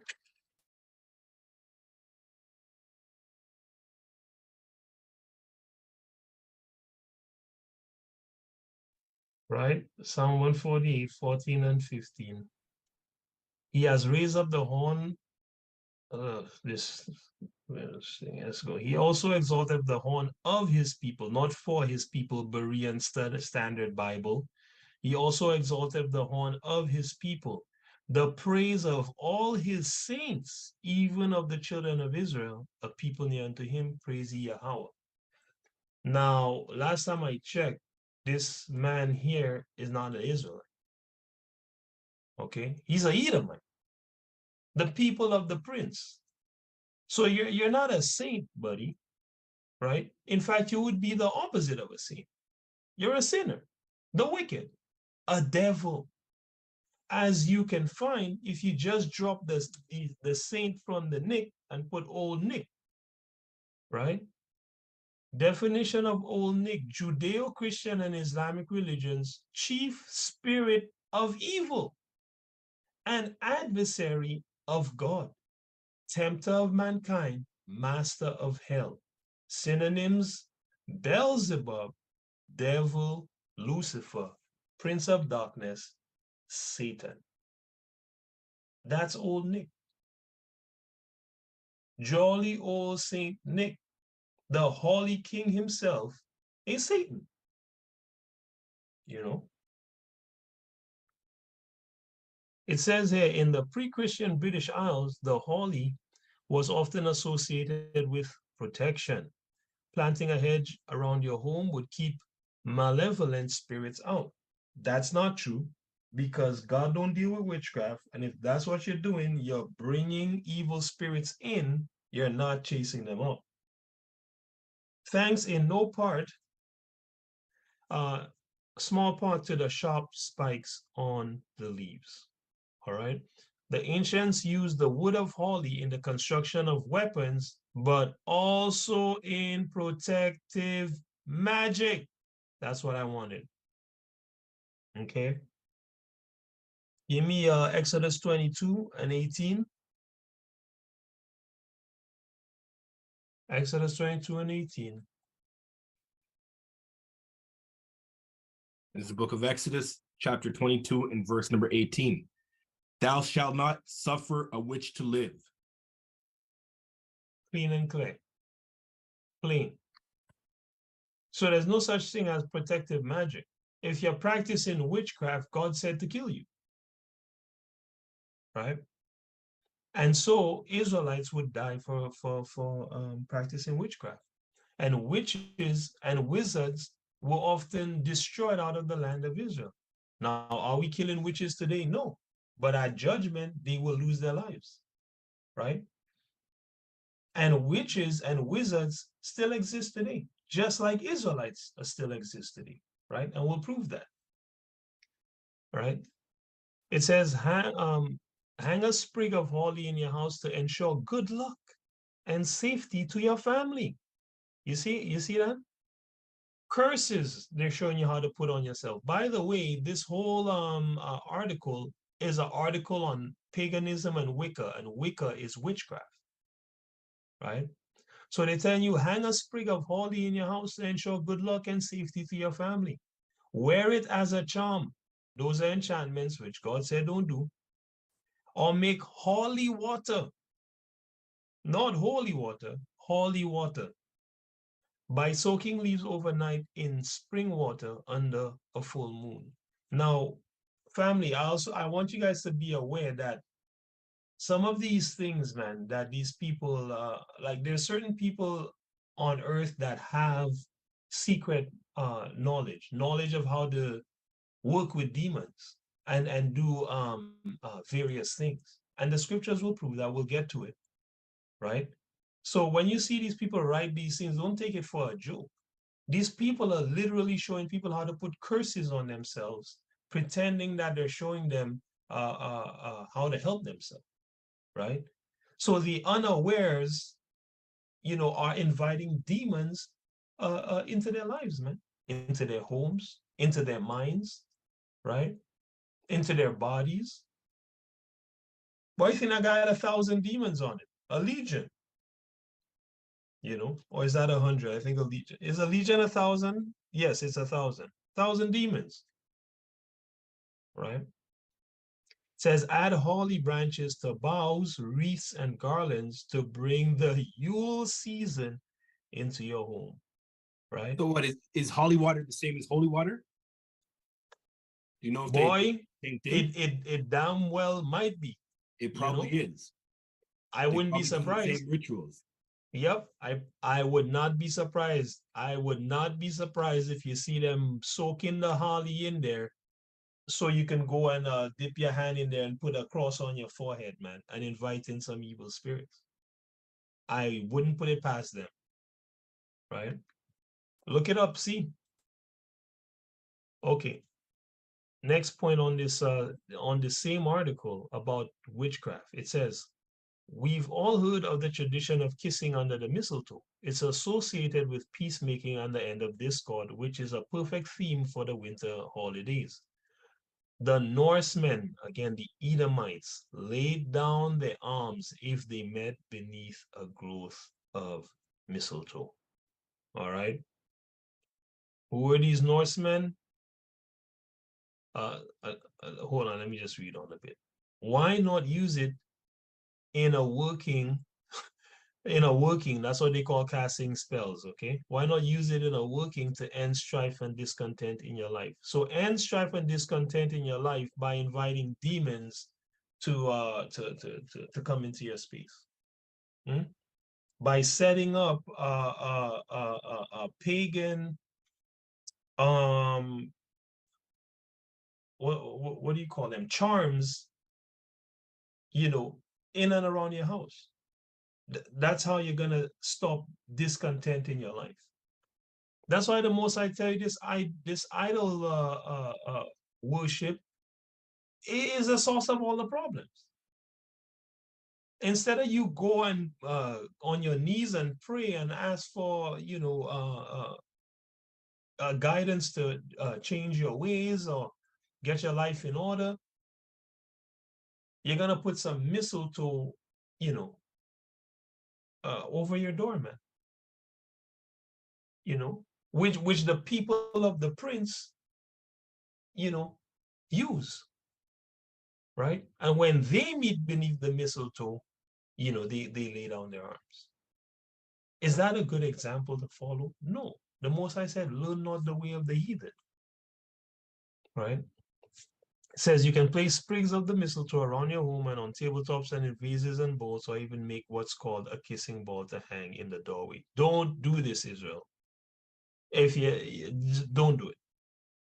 Mistletoe is associated with several deities. Mistletoe is associated with several deities. For the Christians out there still thinking about going to do this, including the Norse Frigga, and Balder, okay? All false Norse gods, as well as connected to prosperity and fertility, which is a damn lie, all right? Pliny wrote that Druid elders performed rituals in which they harvested mistletoe, a botanical parasite from the oak trees with golden sickles. And this golden sickle thing is very important. Let me see what I have here. Let me show you what that goes into. The golden sickle goes into this false god that we're not going to get to look at today. But this false god, Cronus, is even older than the god, the god Saturn that we're going to look at today. Right? So Cronus is who Saturn is based on, right? And it's basically Satan. Okay. From Cronus, you go back to Baal Haman or Kaman, and from Baal Kaman, you go to Baal Zabab, and it's Satan. You know, it says in ancient Greek religion and mythology, Cronus or Kronos from Greek Kronos was the leader and youngest of the first generation of Titans, the divine descendants of the primordial Gaia. He overthrew his father and ruled during the mythological Golden Age. This Golden Age is just talking about a time when everybody was equal, right? So this is how, this is how disorderly Esau is. He just wants everybody to be equal. He keep preaching that damn message, and nobody's equal. God didn't make anyone equal. There's everywhere there's hierarchy. There's God, Christ, the man, the woman, the child, Israelites versus the other nations, certain, other nations versus Esau, with Esau being at the bottom of the barrel. There's no equality, right? But of course, Esau is at the bottom of the barrel, so he's going to keep pushing equality, right? So it says he overthrew his father and ruled during the mythological Golden Age until he was overthrown by his own son Zeus and imprisoned in Tartarus. According to Plato, however, the deities Forces, Cronus, and Rhea were the eldest children of Oceanus and Thetis. There's something I wanted here. Cronus was usually depicted with a harp, scythe, or sickle, all right? And that's the instrument he used to castrate and depose Uranus, his father. All right. It says in Athens on the 12th day of Attic month of Hecatombion, a festival called Cronia was held in honor of Cronus to celebrate the harvest, suggesting that as a result of his association with the virtuous Golden Age, Cronus continued to preside as the patron of the harvest. The Cronus is not the patron of the harvest. The Most High is the patron of the harvest. Cronus was also identified in classical antiquity with the Roman deity Saturn. Okay, that's all I wanted there.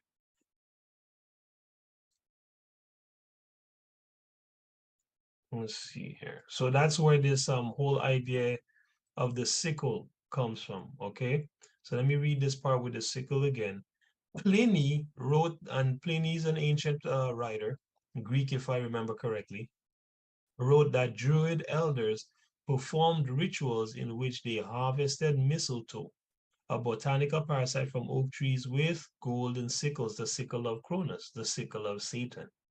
It was collected under a waxing moon phase and then fed to animals to guarantee their fertility.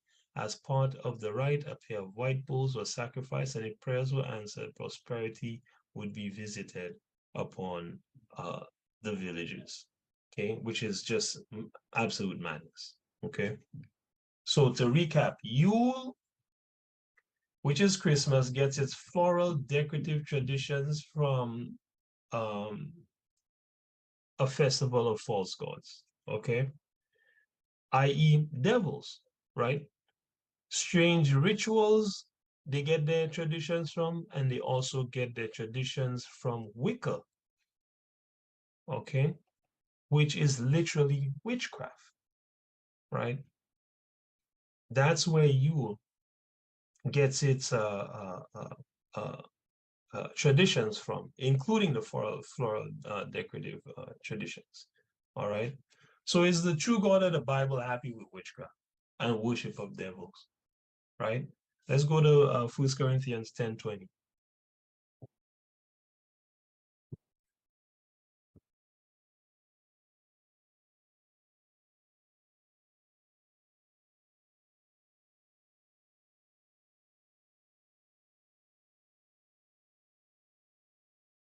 It's the book of 1 Corinthians chapter 10 and verse number 12. 10, go from 19 to 20.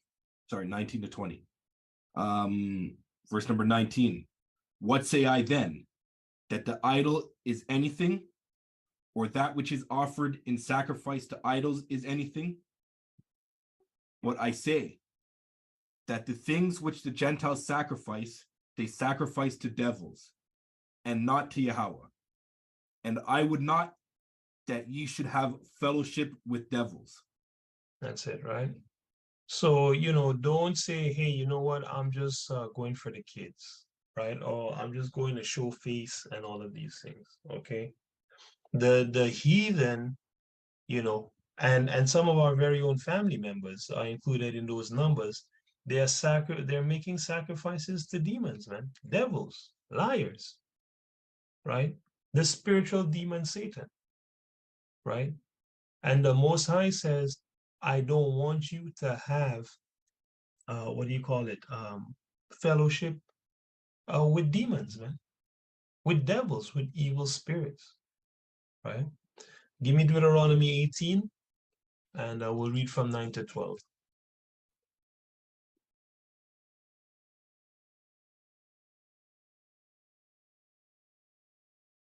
This is the book of Deuteronomy chapter 18 and verse number 9. When thou art come into the land which Yahawah thy Elohim giveth thee, thou shalt not learn to do after the abominations of those nations. After the what? Abominations of those nations. Right. So the things that Mosiah is about to mention, they're not no regular sins. They're abominations. Okay. These are the types of sins you would get killed for. These are the types of sins they would kick you out of Israel for. All right. These are abominations. The Mosiah is not dealing with this at all. Right. Go ahead. There shall not be found among you anyone that maketh his son or his daughter to pass through the fire, or that useth divination, or or an observer of times, or an enchanter, or a witch. Or an enchanter or a witch. So stop right there. So you're gonna find out as we go a little bit further in the study that Saturn, Cronus, especially, these god Baal, Haman, right? All different names for Satan. These gods require child sacrifice.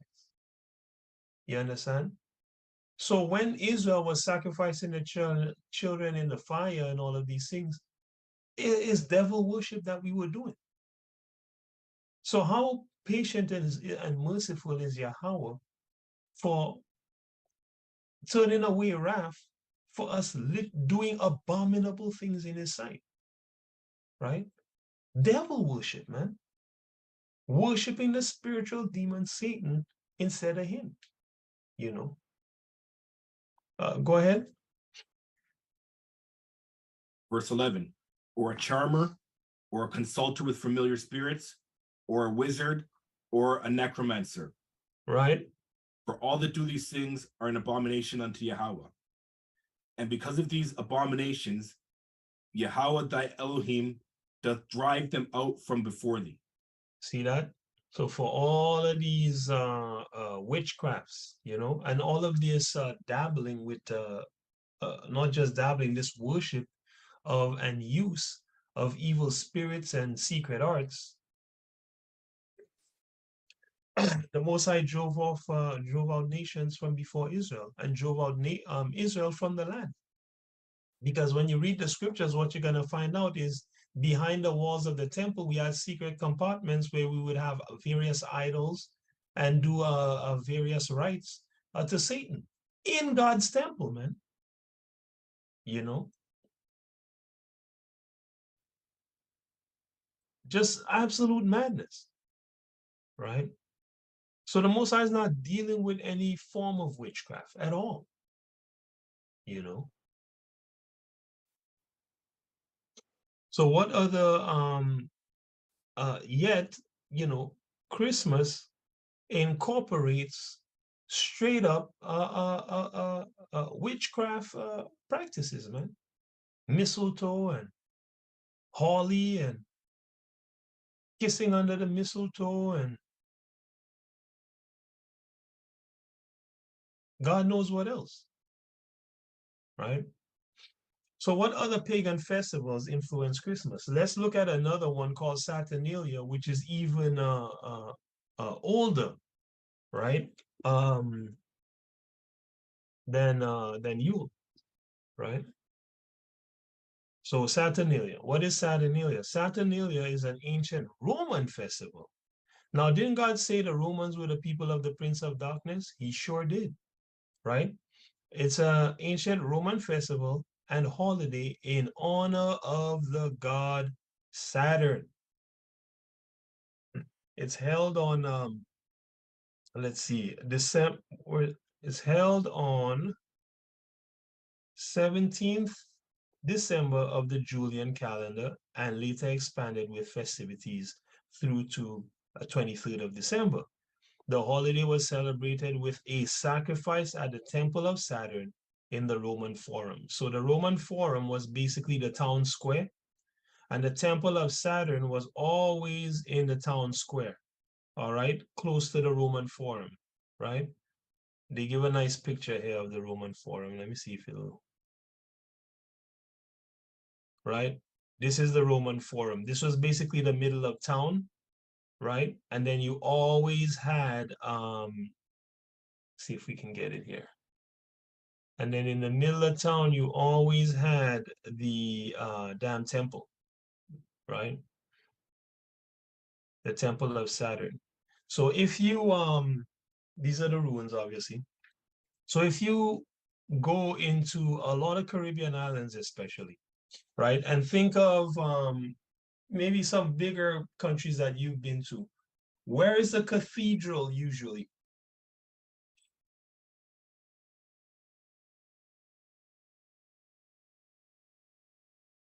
Right? The main big cathedral. Where is that usually when you go? I know in Caribbean places, it's usually right in the middle of town, right by the town square, right? In Canada, here in Toronto, the major big cathedral is basically downtown. It's not at Nathan Phillips Square, but it's damn near close. You understand? So they have the same traditions, but instead of the Temple of Saturn, they basically have the Temple of Satan, which is the Christian church. You understand? And it's downtown the same way that this Temple of Saturn was in the Roman Forum. Now let's look, at Saturn, who Saturn is, a little more closely, right? All right, this footnote here in 9, it says, in Roman and Etruscan reckoning, Saturn is a wielder of lightning. Says no other agricultural god in the sense of specialized human activity is one. So it's saying Saturn is the only wielder of lightning, right? But last time I checked, Yahawah was the wielder of lightning, not Saturn, right? Right? It says also, the mastership he has on agriculture and wealth cannot be that of a god of the third function, i.e. of production, wealth, and pleasure, but it stems from his magical lordship over creation and destruction. So Saturn, right, who Saturnalia is for, it says he casts lightning, okay, he's a wielder of lightning, and he has magical lordship over creation and destruction. Whose functions are those, brothers and sisters? Who wields lightning and who has lordship over creation and destruction?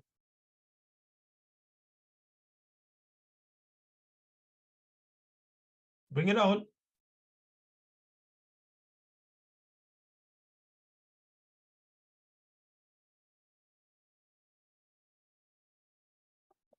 Well, these are attributes of the Most High, you know, but they've attributed it to Saturn, to Satan, right? And you have people that drink this hook, line, and sinker, man, right?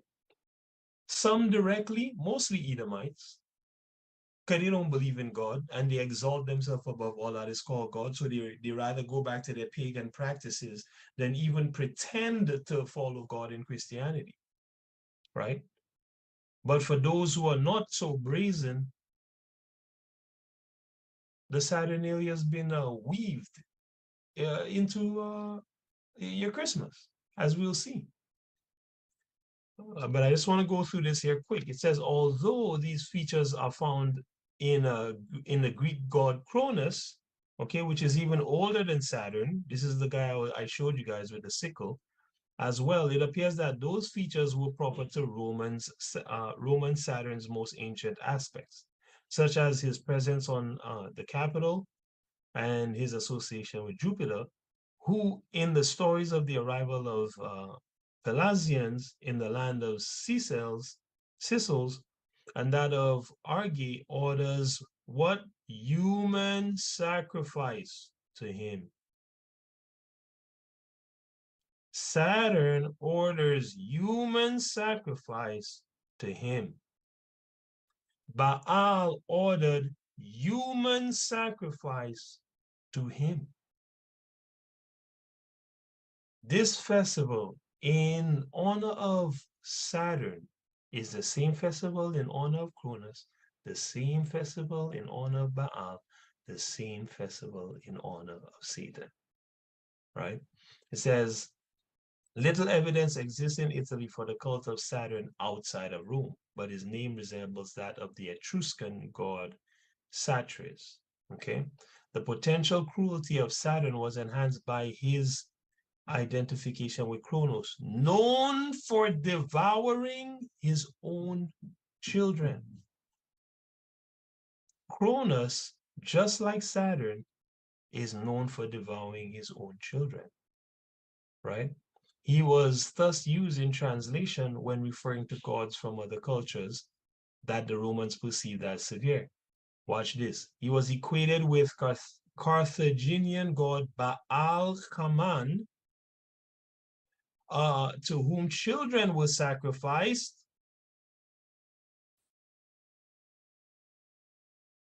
and to Yahawah, whose Sabbath was referred to as Saturni Dies, Saturn's Day.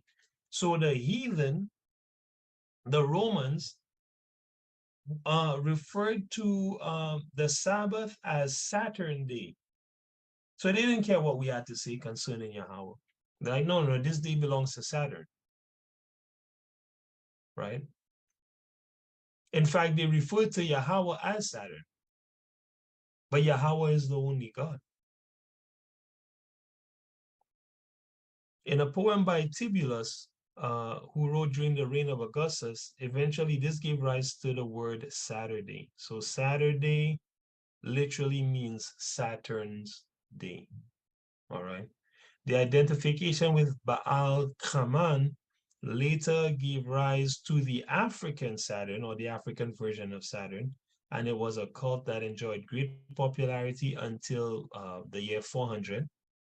Besides being a, let's see here, popular cult, it also had the character of a mystery religion, and also, this is what I want, required child sacrifice. Okay.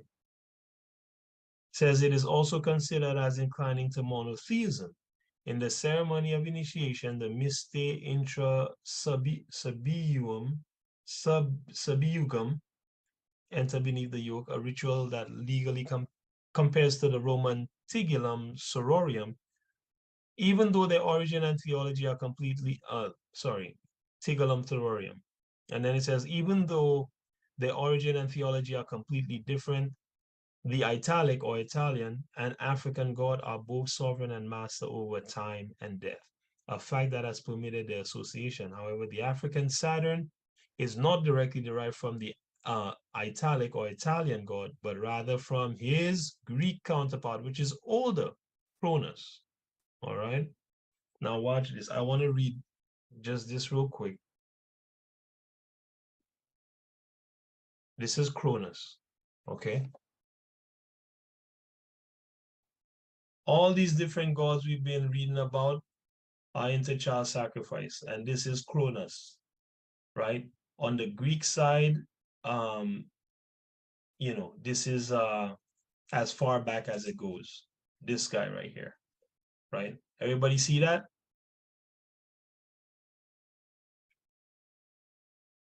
Can you guys see that, brothers and sisters?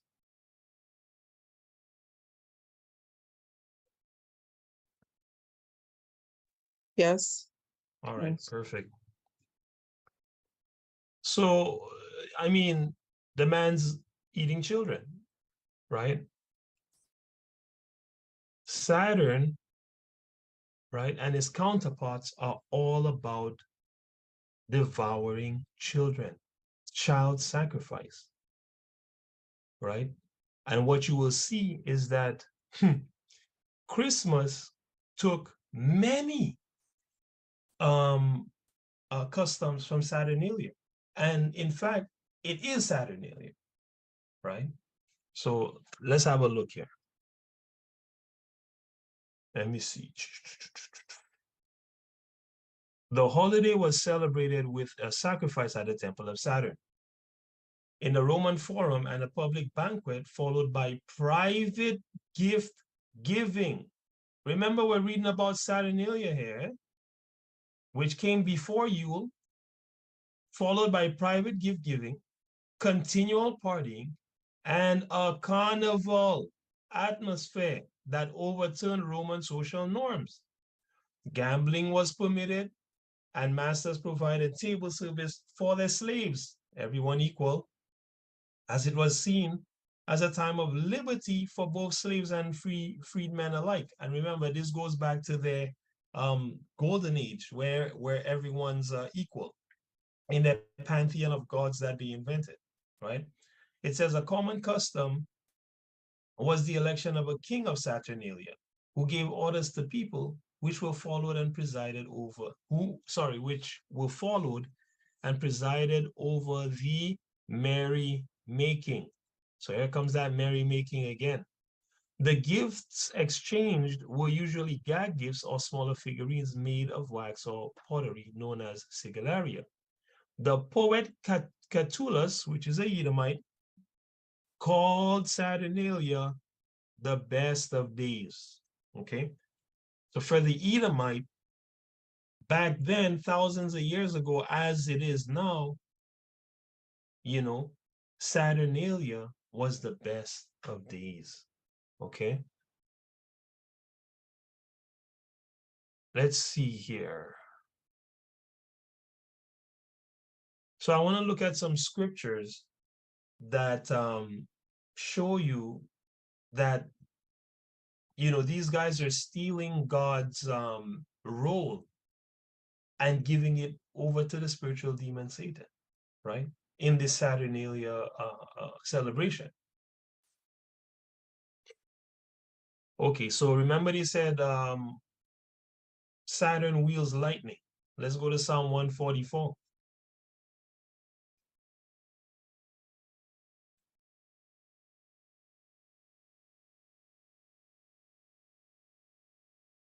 Brother Chris, you there? Yep, I'm here. 5 to 8. This is the book of Psalms, chapter 144, and verse number 5. Bow thy heavens, O Yahawah, and come down. Touch the mountains, and they shall smoke.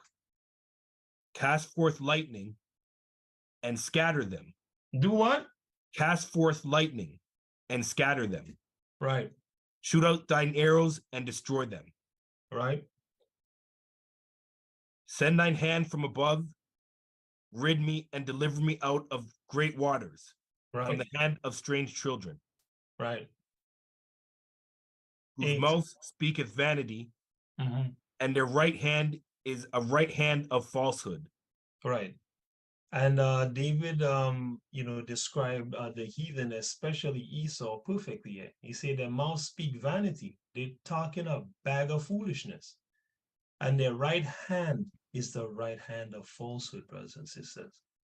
Right? Tricking you and trapping you into paganism. Right? So the caster of lightning, which was our point here, is not Saturn, but Yahawah. Right? They also call Saturn, the Lord of all creation, right? Over life and death. Let me see what we got here. His mastership he has on agriculture and wealth cannot be, let's see, cannot be that of a god of the third function, i.e. of production of pleasure, but it stems from his magical lordship over creation and destruction. All right. They attribute that to Saturn, right? But if we go to Sirach 18, right, and give me 1 to 6. The book of Sirach, Ecclesiasticus, chapter 18 and verse 1. He that liveth forever hath created all things in general. No Saturn. He that liveth forever hath created all things in general. Right? Yahawah only is righteous, and there is none other but he, Mm-hmm. who governeth the world with the palm of his hand, Right? and all things obey his will. No Saturn has a piece, and Cronus has a piece, and Zeus has a piece. Who governeth the world with the palm of his hand, and all things obey his will. All right. For he is the king of all, by his power dividing holy things among them from profane. Right. To whom hath he given power to declare his works? And who shall find out his noble acts? Right. Who shall number the strength of his majesty? And who shall also tell out his mercies? Right. As for the wondrous works of Yahawah, there may nothing be taken from them. Neither may anything be put unto them. Right. Neither can the ground of them be found. Right. So you can't even find the foundation of the works of the Most High. The Most High is the Lord of all things, creation and destruction, not Saturn. You see? Right? These Edomites are practicing replacement theology, deception, which is the most effective lie, because deception works on almost everyone, right? And they try to attribute, the good things like health and wealth coming from Saturn. But let's go to James 1 and 17. Right? It's the book of James, chapter 1 and verse number 17. Yeah, we got about 15 minutes left, family. Every good gift and every perfect gift is from above. Right. And cometh down from the Father of lights, with Mm-hmm. whom is no variableness, Right. neither shadow of turning. Right. So the Most High is not wishy-washy with his thing. All right. All the good gifts and perfect gifts come from the Most High, whether it be given to the good or whether it be given to the evil. All good things come from the Most High. Right. So then who is Saturn in the spirit realm other than the spiritual demon Satan? Right? How do we know that? Well, let's go to 1 Peter 5. We just looked at Saturn, Cronus, and read about Baal Kaman, all requiring child sacrifice. And even the African version of Saturn, all requiring child sacrifice, right? Who do we know that eats his own children? Who devours his own children? Which demon do we know that does that? Right? Pull up the 1 Peter 5:8 again. Right?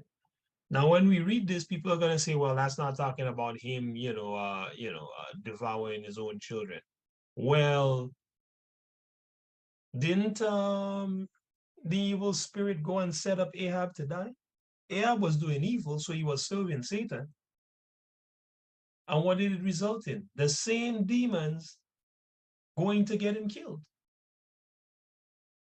That's devouring your own children. He set him up so he could kill him, because that's his job. Satan don't love the so-called white man. Satan don't love anybody. He's doing his work, which is to tempt you to do evil. He don't care about the so-called white man. He is tricking him just like he's tricking everybody else, right? Giving him ability to deal with dark arts, right? Certain spiritual knowledge, all because God sent the spiritual demon Satan to impart certain things unto the so-called white man, so the so-called white man could do exactly what God wants him to do. Right? Where we at? 1 Peter 5:8. The book of 1 Peter chapter 5 verse 8. Be sober, be vigilant, because your adversary the devil, as a roaring lion, walketh about seeking whom he may devour. Seeking whom he may kiss? Whom he may devour. Hug. Whom he may devour. High five. Whom he may devour. Seeking whom he may devour. Just like Cronus, just like Saturn. Because all those are names for the spiritual demon Satan. It's the same entity, just disguised in whatever you want it to be, him to be. You want him to be Selassie, he'll be Selassie. You want him to be Jesus Christ, he'll be Jesus Christ. You want him to be the Dalai Lama, he'll be the Dalai Lama. You want him to be the Pope, he'll be the Pope. Whatever disguise works, he'll take it for you. Right? You want him to be your boss, he'll be your boss. Your husband, your wife, your children, any form you want him to take, he'll shift the shape to get you. Right? Which spiritual demon eats his own children? Let's go to Habakkuk 2 and verse 7 and 8.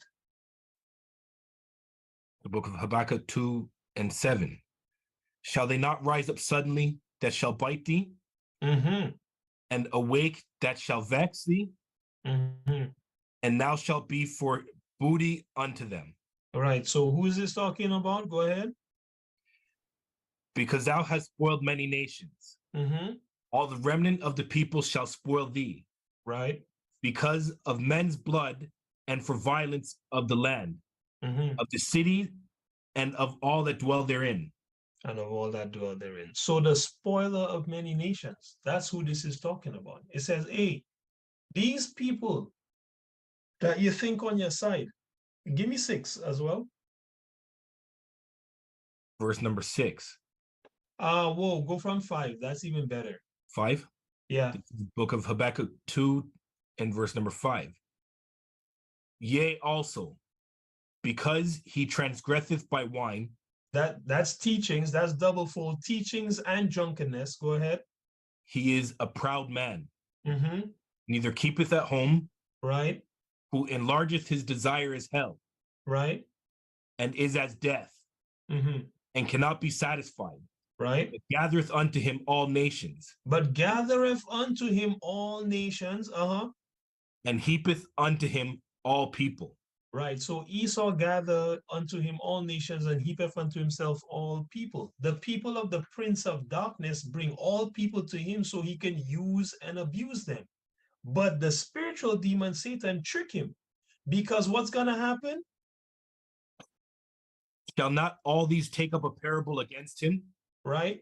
and a taunting proverb against him, Right. and say, woe to him that increaseth that which is not his, Hold on right there. That means destruction to him that increased that which is not his. Go ahead.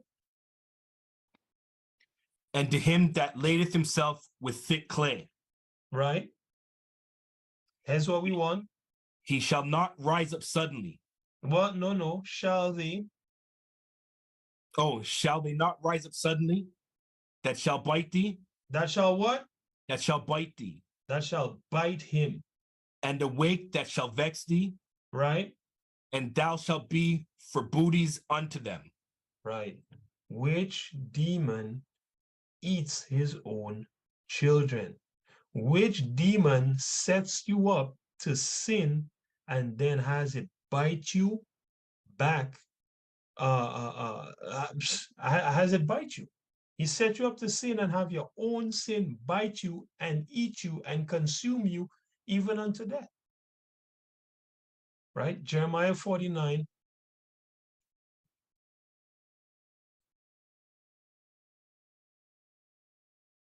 From 16 to 18. This is the book of Jeremiah, chapter 49, and verse number 16. Thy terribleness hath deceived thee, Mhm, and the pride of thine heart, mhm. O thou that dwellest in the clefts of the rock, Right? that holdest the height of the hills.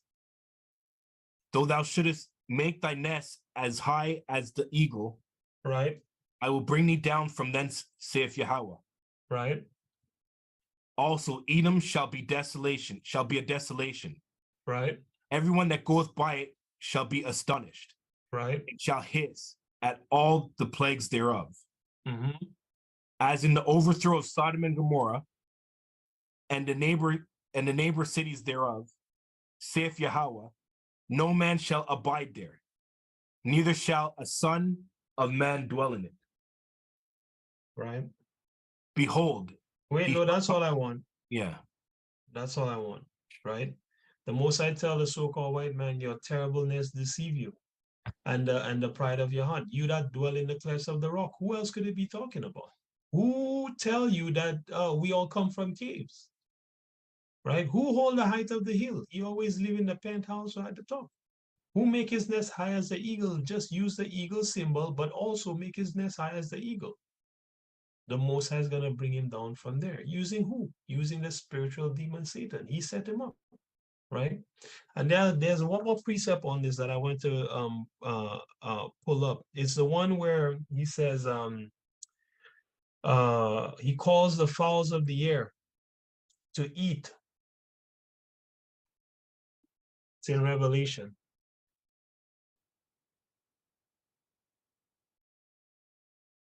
Revelation 19:18.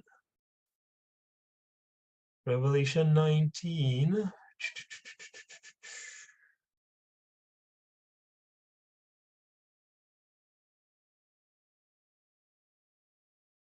.17. Start from 17.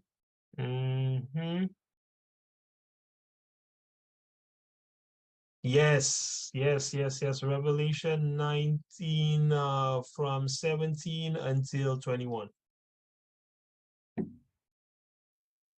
It's the book of Revelation, chapter 19, verse 17.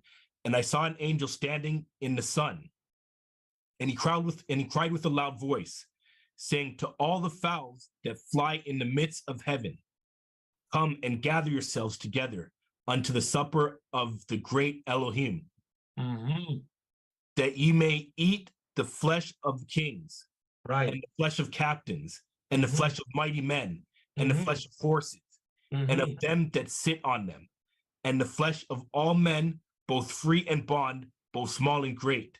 Right. And I saw the beast and the kings of the earth and their armies gathered together to make war against him that sat on the horse, and against his army. So stop right there. See, these nations are so deceived, led by the so-called white man, that they believe that when Yahawah comes back, that they can harm him.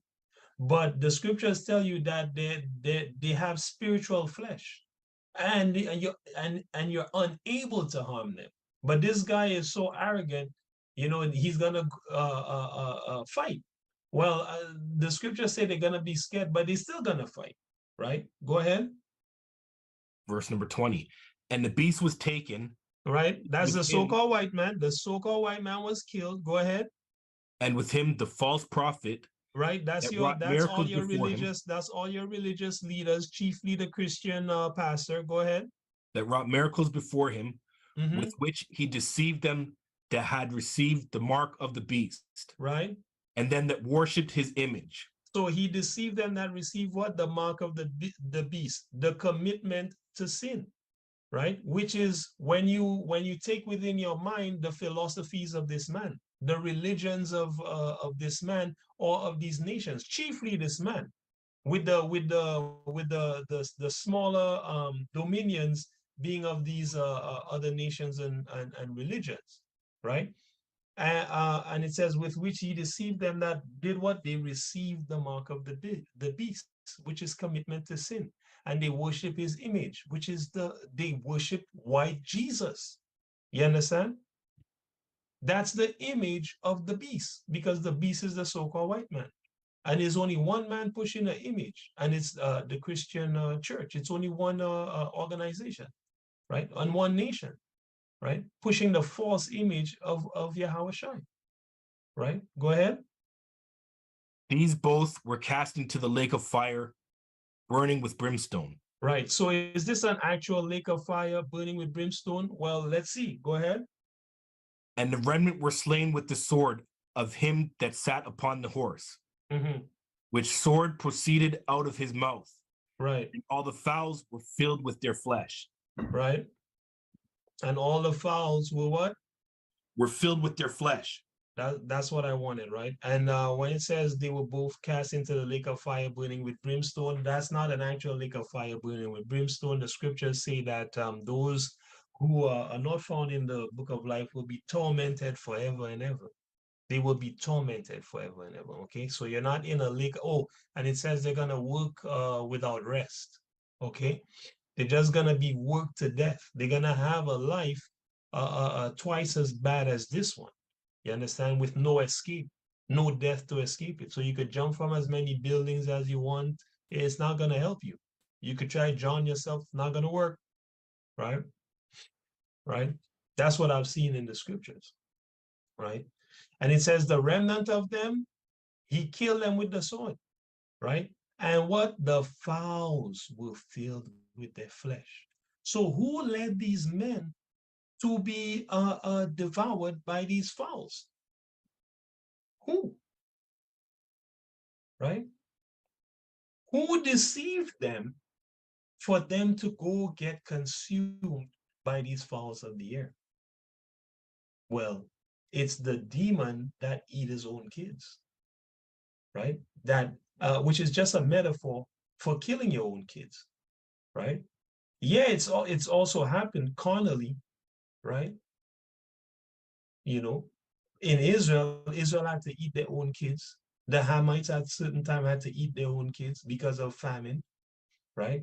But on a spiritual level, is to destroy your own posterity, right? So which demon is doing this? I know y'all know. Bring it out.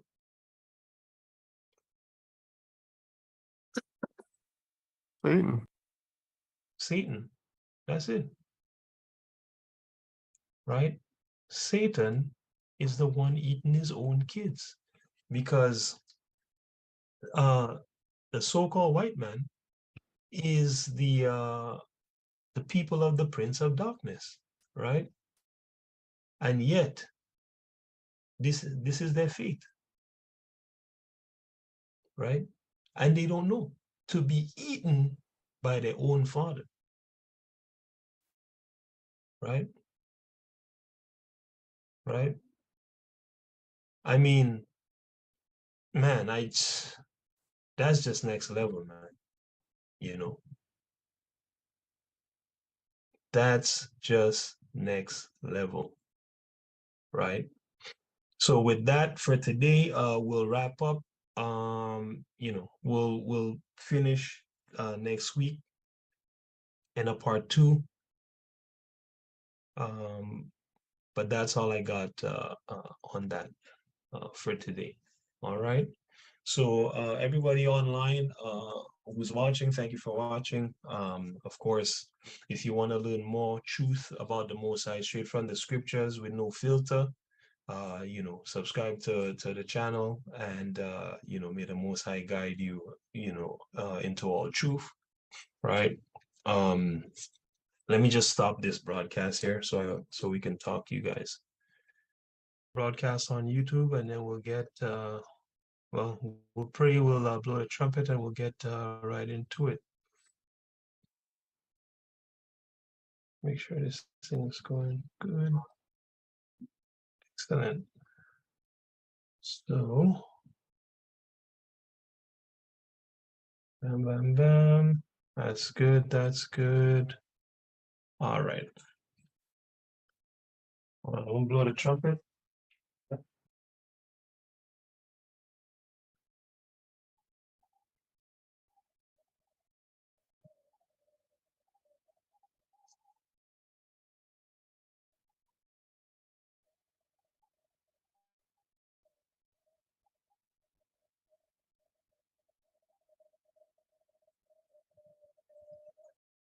And let's get into it.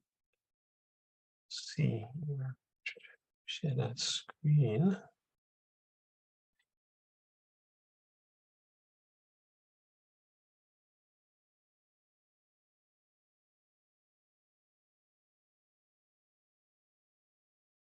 All right. Brother Sean, if you are able, keep your eye on the chat to see, if people are asking questions, because we have some people that don't have a mic and they're unable to speak. So if you are able on your side, definitely keep an eye on the chat there. I know my wife and sister Rachel have been keeping their eye on the chat, which is great. So if you guys see anything in there as well, please feel free to bring it out. Because I'm not able to, keep an eye on the chat and teach the lesson at the same time, right? Yeah, no So problem. all praises. So let's get into it. We're gonna start with a little review of what we did last week. This is part 2 of the Christmas is Evil lesson, right? So from last week, here's the main points that that we covered. So first point is you're either keeping the feast of God or you're keeping the feasts of Satan, right? So we looked at the fact that the Most High gave us several feasts that go throughout the whole year, right? And the first feast is a feast that we get every week, right? Where he tell you it's not a time for sadness, it's a time for jubilation. It's a time for celebration, love, family, eating, drinking, and having a good time, right? So, and that feast is the Sabbath, right? So every week we get the Holy Sabbath to have a damn good time, right? And these are God's feasts. So the Most High has like more than enough feasts for us to keep, right? So, we are forbidden, pursuant to Jeremiah 10, verse 1 to 4, from keeping the feasts and the customs of the heathen, right? And the Most High is so amazing and gracious and fair and loving, and he's such a provider that we don't have to keep their feasts because we have our own, right? And it's better than theirs anyway, right? So if we're not keeping the feast of the Most High and we're following the customs of the heathen, what we're really doing is keeping the feast of Satan, because anything that's not, on the side of good is on the side of evil, thus saith the Lord. Another thing we looked at was that Christmas is mentioned in the Bible as a feast celebrating the destruction of the so-called Negro, who is the biblical Israelite, right? And that's mentioned in Revelation, the 11th chapter. What verse is that? I want to say the 9th verse. We're going to look at it again today, so we'll see. So we covered that. We covered the fact that Christmas customs come from Yule, a pagan festival invented by the so-called white man, right? Satan's people, pursuant to Daniel 9:26 and many other scriptures that we've gone over throughout the study. We also learned that Christmas customs also come from Saturnalia, another pagan festival invented by the so-called white man, who again are Satan's priests on earth, right? The same way that we are God's priests, they are the priests of Satan, right? The spiritual demon Satan. And then lastly, we looked at the fact that Saturn, whose Saturnalia is for, is a demon of child sacrifice, right? Just like Molech, Baal, and Chiun, right? Which we'll look at when we go through the study today. So really, Christmas, is just a continuation of these ancient devil-worshipping feasts, right? And there are many surprises in the study of this particular feast and its roots, and we'll go through some more of them today, right? So let's look at Saturnalia and Christianity. So, which is the last one that we're looking at, right? Said, okay, Christmas, then we went back to Yule and proved that Yule was pagan, right? And devil worship. And now we're going further back to Saturnalia.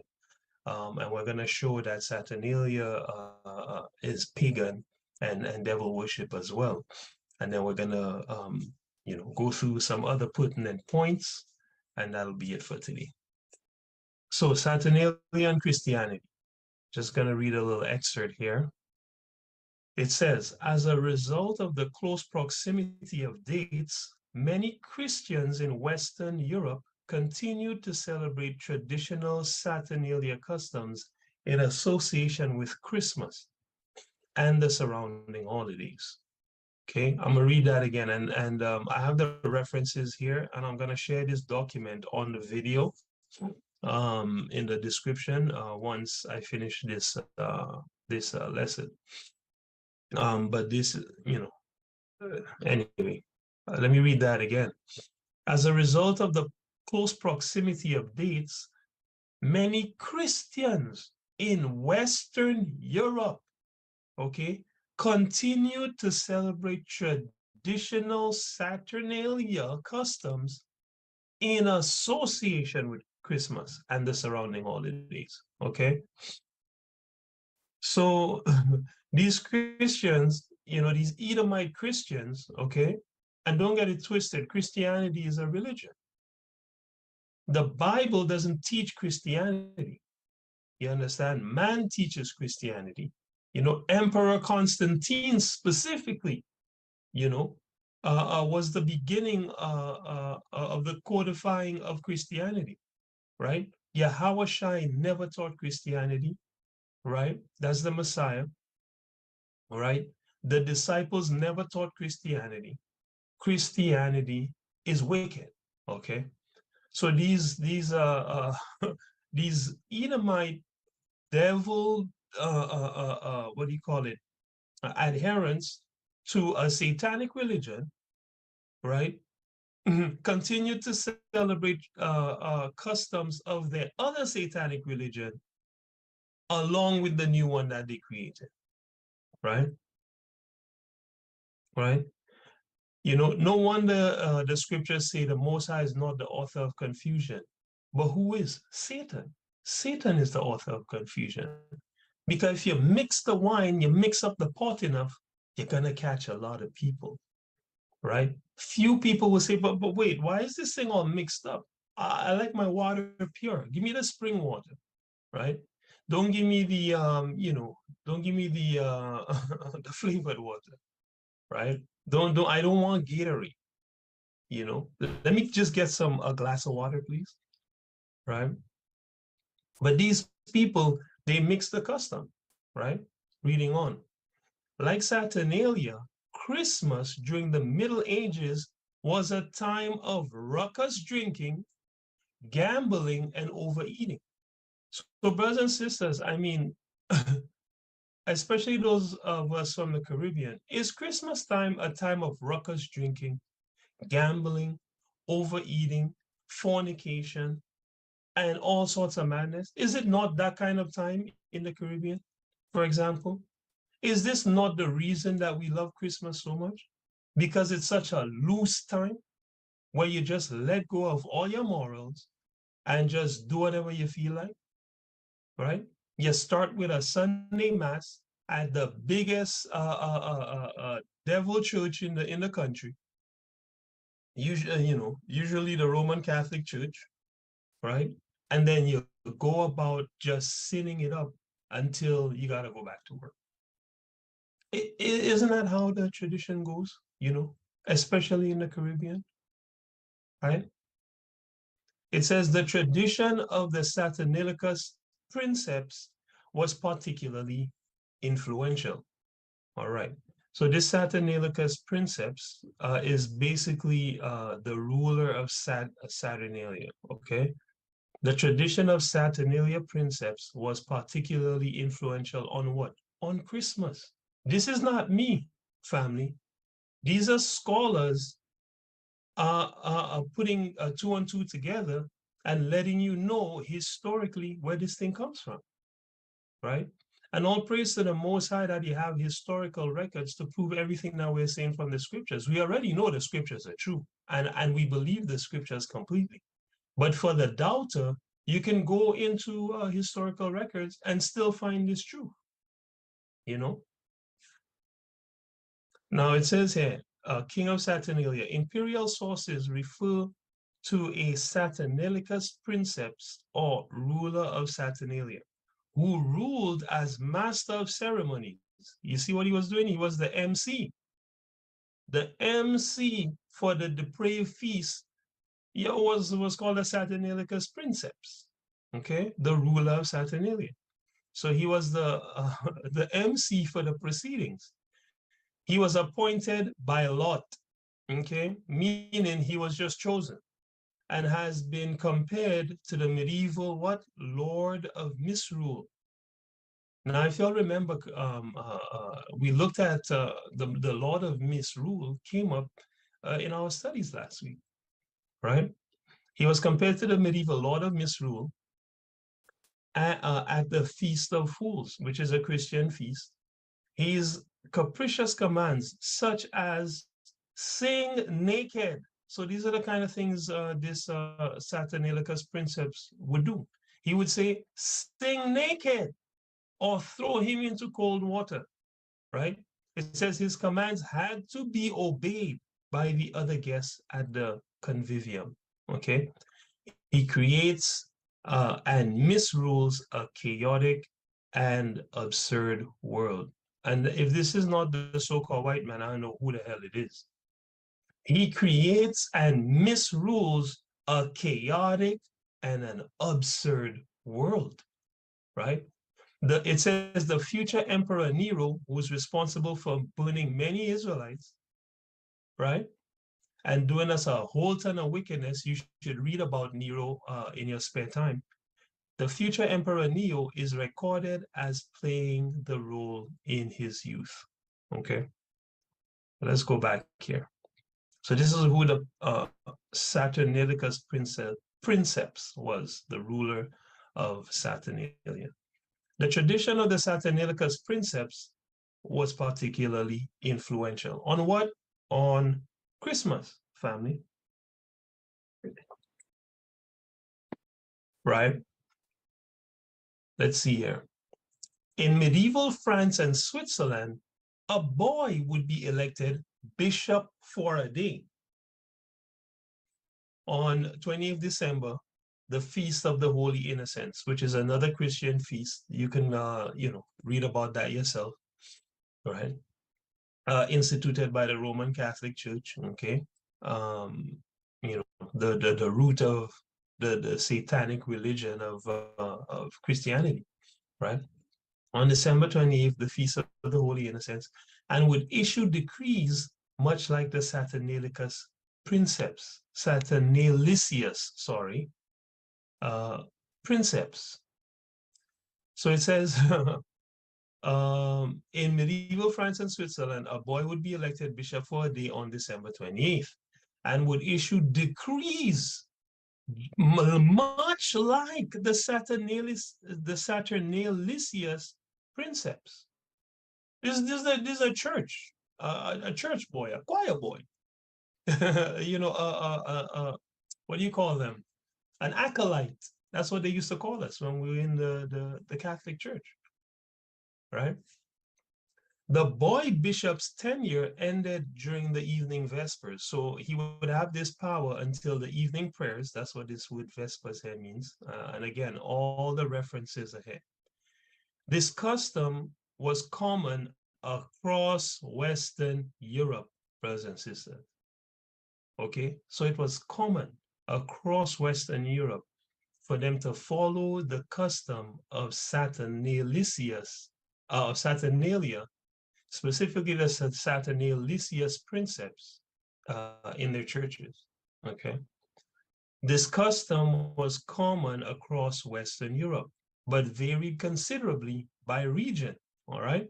In some places, the boy bishop's orders could become quite rowdy and unrestrained, but in others, his power was only ceremonial, all right? So some of them wild out to the max and some didn't, right? In some parts of France, during the boy bishop's tenure, the actual clergy would wear masks or dress in women's clothing, a reversal of roles in line with the traditional character of Saturnalia. These are the scholars letting you know this, okay? The clergy, the priests of the Roman Catholic Church, the root of all Christian churches, okay, would dress up in women's clothing, right? When during their Christian feast called the Feast of Holy Innocents, when they made a little boy the bishop for the day, they would dress up as women. And you wonder why there's so much pedophilia in the Roman Catholic Church, right? It's because they've been doing this for over 1,000 years, practicing these customs, disguising one feast as another, right? Last time I checked, God said don't dress up like a woman. So if these are really God's priests, why are they dressing up as women, right? Let's bring out Deuteronomy 22, right? Verse 5. Brother Chris, are you able to read?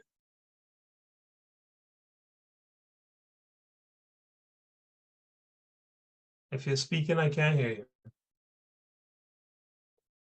All right. So I'll read. It says, Deuteronomy 22 and verse 5. The woman should not wear that which pertaineth unto a man.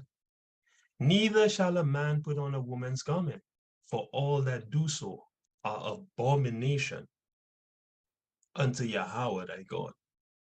That's plain, right? Don't put on women's clothes as a man, and don't put on man's clothes as a woman. Don't do the cross-dressing.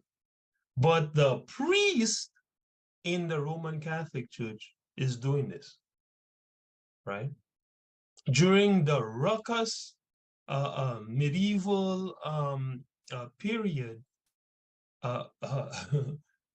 celebrations, you know, of the Feast of the Holy Innocents, right? Let's see here.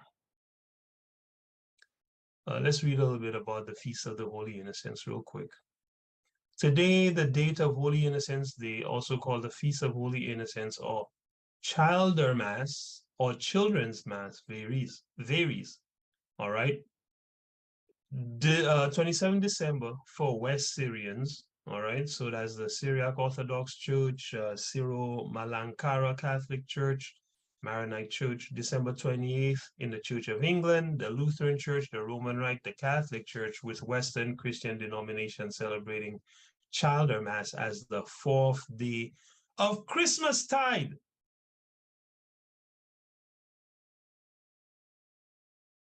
Come on, family. What's going on here, man? Our people have been completely duped. Completely duped, right? Because they just changed the name of this ancient satanic feast and they kept the customs, right? It's kept on December 29th for the Eastern Orthodox Church, 10th January for East Syrians, Chaldeans, and Syro-Malabar Catholic Church. Okay, so it's kept around Christmas time. That's what I was thinking, but I didn't want to speak and not have the facts. So around Christmas time, this is what they're doing. As part of the ruckus drinking, gambling, overeating, definitely pedophilia, and homosexuality, they're practicing during Christmas time. Now, is it any different today? No, it's not. I went to church, right? I know we have we used to have what do you call it? Basically a church Christmas party, right? And I know their sin was happening at this church Christmas party. Who outside smoking weed? Who trying to get laid? Right? Man and woman, you know. It's dark. They have chaperones to keep an eye out, but you can't catch everybody. There's always a little hooligan crowd that they can't control. Right? And Lord knows what else is happening behind the scenes. Well, we're already getting robbed because we're at church, and so on and so forth.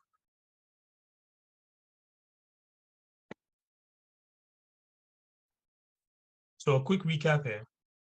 Saturnalia's customs influenced the priests of the Roman Catholic Church, from which all Christian churches descend, okay? It influenced them to dress up like women and have wild parties, okay? The Most High does not approve cross-dressing, all right? He doesn't want us to copy Saturnalia, right? He said, avoid the customs of the heathen. I have another scripture, Zephaniah 1. Zephaniah 1 from 7, it says, hold thy peace at the presence of Yahawah God, right? For the day of Yahawah is at hand. For Yahawah have prepared a sacrifice. He hath bid his guests. And it shall come to pass in the day of Yahawah's sacrifice that I will punish the princes and the king's children, and all such are clothed with strange apparel. Right? Now, what is this strange apparel? What is this talking about? Right? Let's go and look at the Hebrew.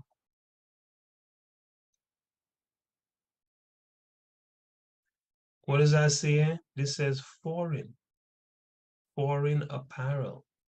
So the Most High is not with these new trends where women dress like men and men dress like women. Before I came and taught the lesson today, I went to, just check out what some of the celebrities in our community are doing. You know, because a lot of our people follow them, and some they're not too far from the truth. So if you tell them the truth, they'll come forth.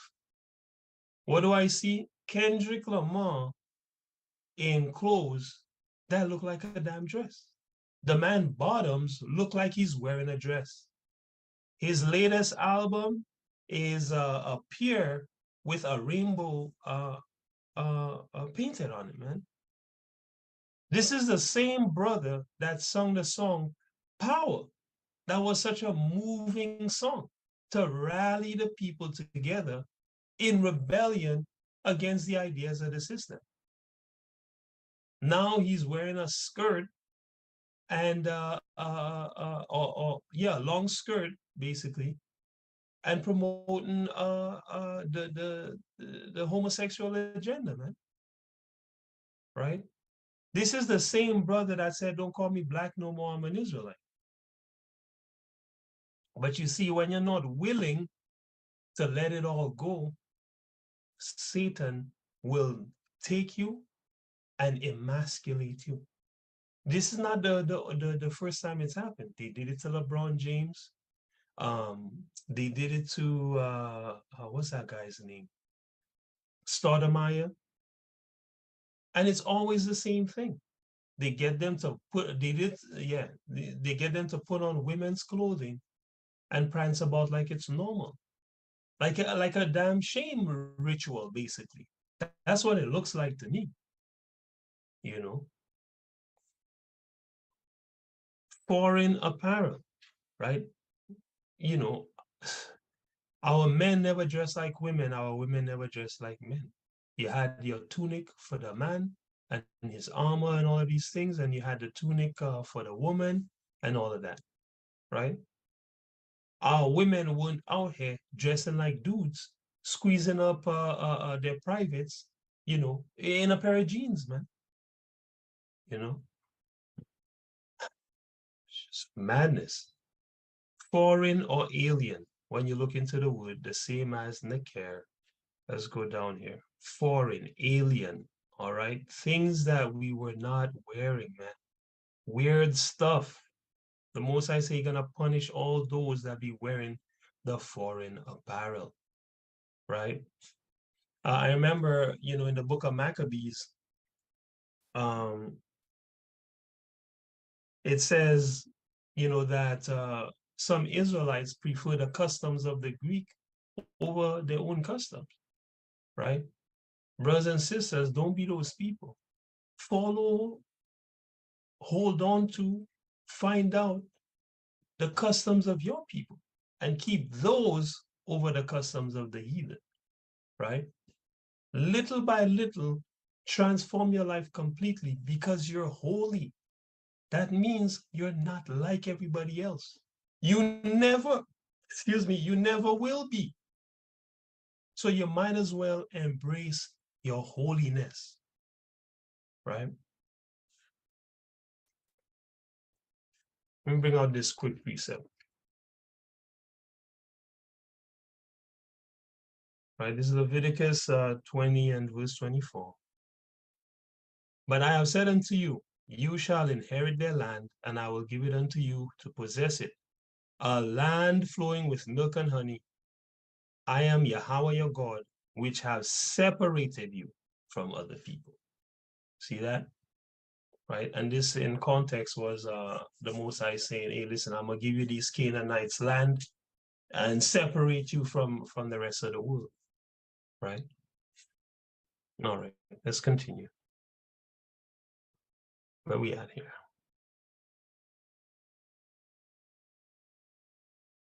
All right. So let's go to our next point. Christmas, we went from showing that Christmas has parts of Saturnalia in it, but here's you know, a couple witnesses that gonna show you that Christmas literally is Saturnalia, right? So after today, you can comfortably refer to this festival as Saturnalia because that's what it is, right? This is the reference. And it says here, during the late medieval period and early Renaissance, Many towns in England, again, notice who is ushering in all this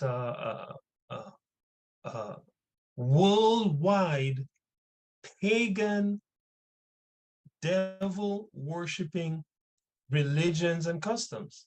See who it is that keeps bringing those things forth, right? Because the Most High calls that nation the man of perdition, right? The people of the prince. He calls them the Greek, he calls them the devil, and he calls them Satan, right? During the late medieval period and early Renaissance, many towns in England elected a lord of misrule at Christmas time. You hear that? To preside over what? The Feast of Fools. This custom was sometimes associated with the 12th night or Epiphany. These are all Christian feasts that are made to honor Christ, okay? A quote unquote, honor Christ, right? A common tradition in Western Europe was to drop a bean coin or other small token into a cake or pudding. Whoever found the object would become the king or queen of the bean, all right? Just foolishness. During the Protestant Reformation, okay, so that Protestant Reformation was when basically a guy named Martin Luther, if I remember correctly, wrote a paper talking about how, you know, the Roman Catholic Church is destroying Christianity, all right? And with paganism, by mixing it with paganism, and they need to, you know, remove the paganism from Christianity. You see the confusion? The common man doesn't even know you're already in the devil's religion. So what you're reforming, right? One demon fighting another demon to say, well, wait, your devil worship is not good enough. It's too watered down. Let's get a more purer version of the devil worship. That's what that Protestant Reformation was really about, right? And they hold this guy, Martin Luther, in high regard. Speak to Christians about him, especially theologians. Oh, I love Martin Luther. That's what they'll tell you. His work on this and that and that and that and that, and took us out of the bounds of the Catholic Church, and nothing but praise for a demon. You know, this is Martin Luther. Right? See if they have a thing, image of him. Not Martin Luther King, but Martin. There we go.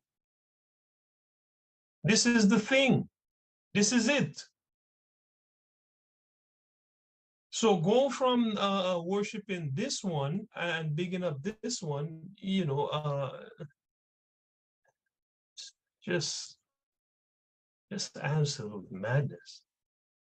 Go from worshiping and lauding this devil to this one. You know, from sin to sin, as the Most High say in the scriptures. No beard on his face. Damn demon talking about the Most High. When Yahawah says, hey, listen, you shouldn't even speak my word in your lips, right?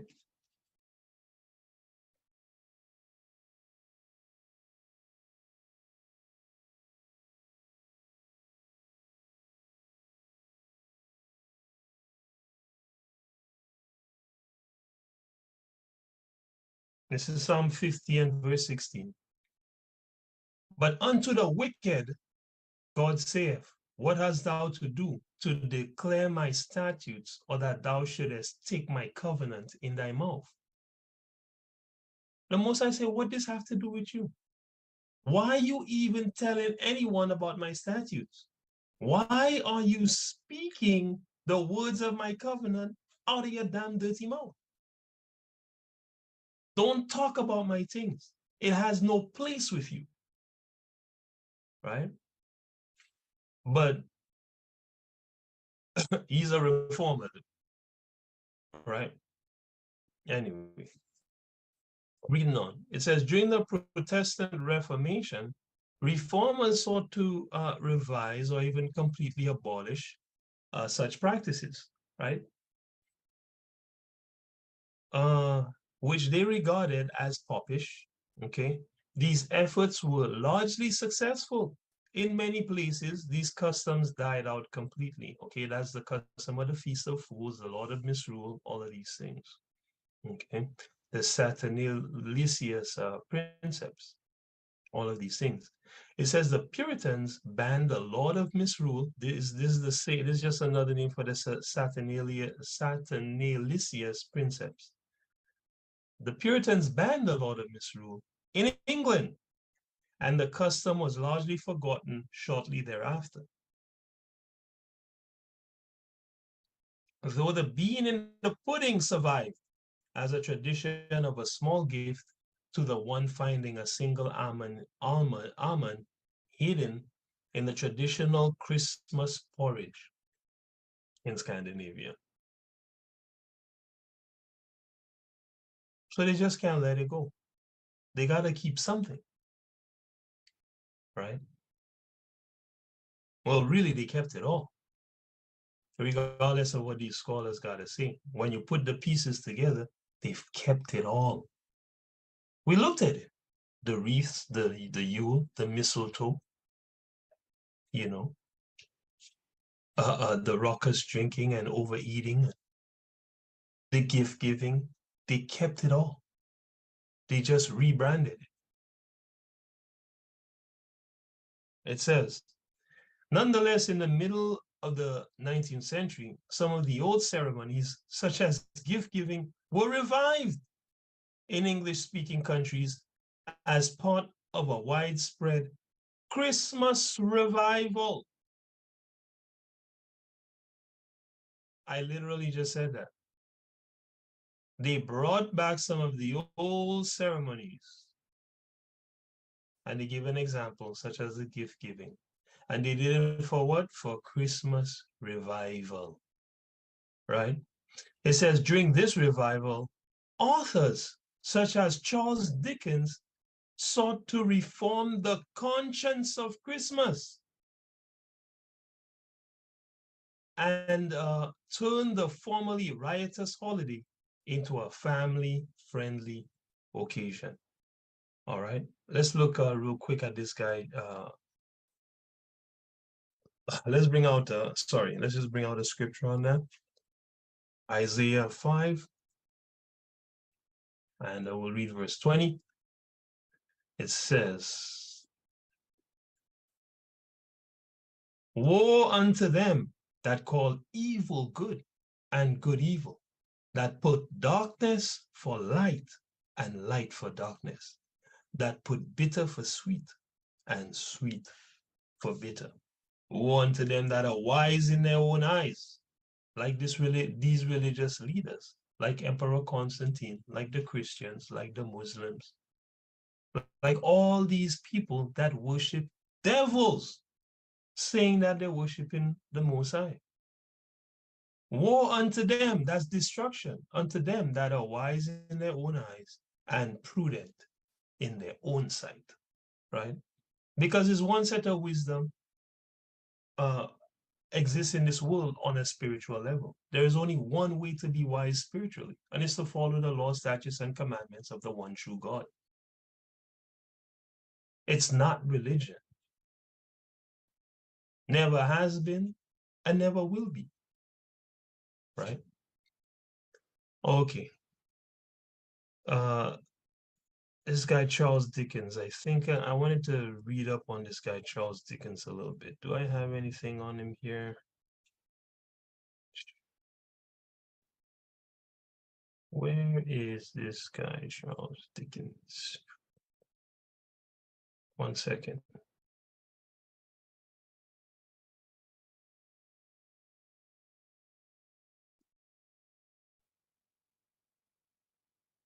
Okay, here we go. So this guy, Charles Dickens, it says here that let's see, Charles Dickens sought to reform the conscience of Christmas. So what he sought to reform, how you think about Christmas, what vibe you're bringing forth in Christmas, and to turn it from a formerly riotous holiday into a family-friendly occasion. So you want to soften the image of the Satanic Festival, right? So what did he do? He wrote this book and many other books, but this is one of his most famous. This is called A Christmas Carol, all right? I just want to read a little excerpt on this. One second. Right? It says, A Christmas Carol in prose, being a ghost story of Christmas, commonly known as A Christmas Carol, is a novella by Charles Dickens.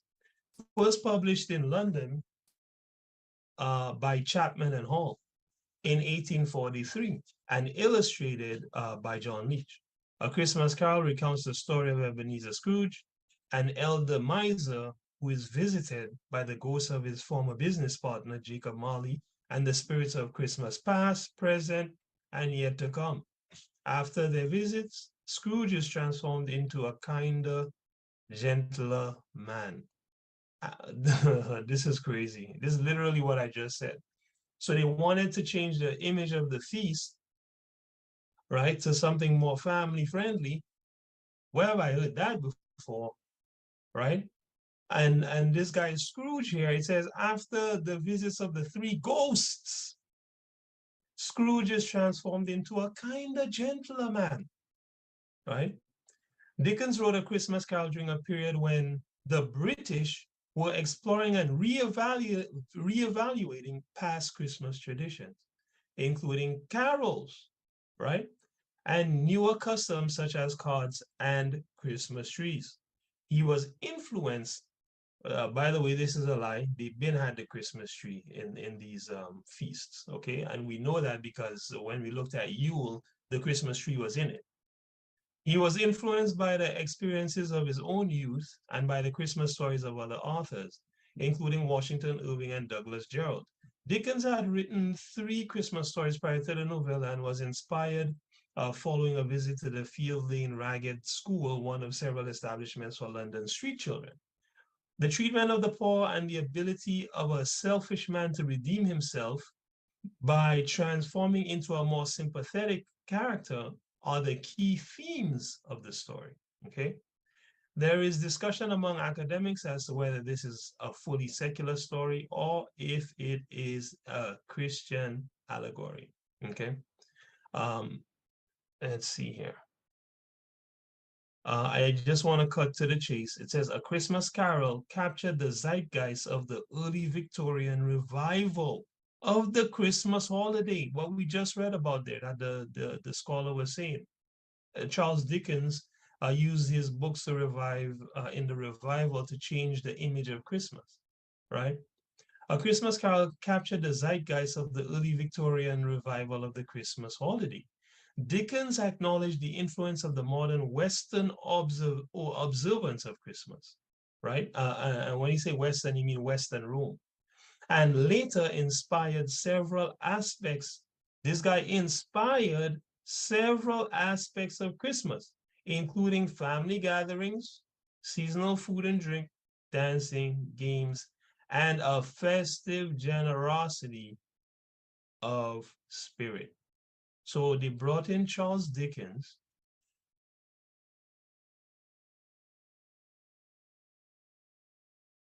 right, to make the pill of devil worship easier to swallow, because he was a professional illusionist, right?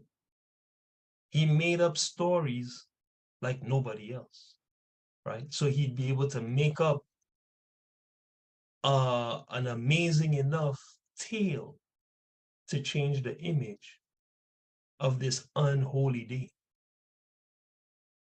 right? And this is not exaggeration in any way. Esau has dedicated his whole life to illusions, right? When we watch movies and we're like, man, that movie's amazing, right? The visuals were incredible. But Esau put in work in order to learn how to trick the mind into seeing things that are not there, experiencing things that are made up. This is a alternate reality through a screen, but he has mastered how to make it seem real. He have his animation studios for the children. He got the movie studios for the adults, right? And there's non-stop new content coming out because he's a master illusionist, a master deceiver, in other words, right? I mean, it's all around, right? And when we think about where most of our people's heads are at concerning this man, we know how effective his deceptions are, right? They are subtle, and you die by 1,000 cuts, like they like to say, like that secular quotation says, death by 1,000 cuts, right? That's how Esau gets you, man. He cut up your conscience with 1,000 cuts. And then by the time you know it, you're worshiping him, you know? All right. So during this revival, authors such as Charles Dickens sought to reform the conscience of Christmas and turn the formerly riotous holiday into a family-friendly occasion. And we've seen that he did it with his books. Vestiges, that means traces of Saturnalia festivities, may still be present, they say, preserved, sorry, in some of the traditions now associated with Christmas. It's not me, brothers and sisters. They are there, right? In fact, it's the same feast. The custom of gift giving at Christmas time resembles the Roman tradition of giving sigillaria, and the lighting of Advent candles resembles the Roman tradition of lighting torches and wax tapers. I didn't write this, family. This is their own scholars giving the report. Okay. Let's look at the second witness. As the source, and it says, the ancient Romans marked the winter solstice with a feast called Saturnalia, thrown in honor of Saturn, the god of agriculture, and like the Celts, decorated their homes and temples with evergreen boughs, right? Notice we just read in the article that it said, the trees started in the Middle Ages. But here they're telling you, hey, the Romans been doing this, right? That's why the Most High says where words are many, sin is not absent, right?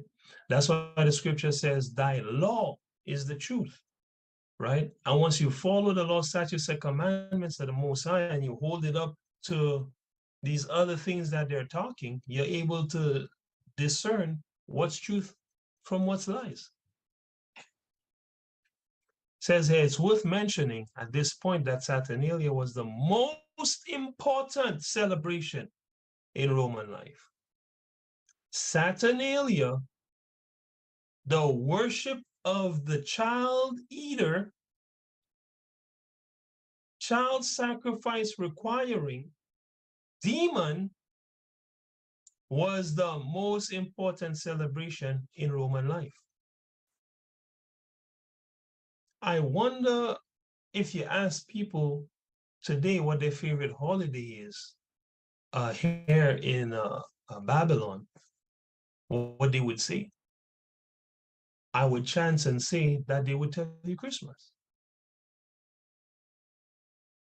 right? No different than in the past, right? And the most I tell you, he required that which is past. So we can't, we can't be surprised when it's the same old with Esau. This is Ecclesiastes chapter 3 and verse 15. It says, that which has been is now, and that which is to be have already been, and God requireth that which is past. Okay? So this whole thing is on a cycle, happening over and over again until the Most High stop it with the eternal reign of righteousness. Okay? Okay, so it says here, it's worth mentioning at this point that Saturnalia was the most important celebration in Roman life. It was a week-long, lawless celebration held between 17th December and 25th December, in which no one could be prosecuted for injuring or killing people, raping, theft, anything that's usually against the law, really. So you could break any law during Saturnalia. Now, obviously, they've tamed it down now, right?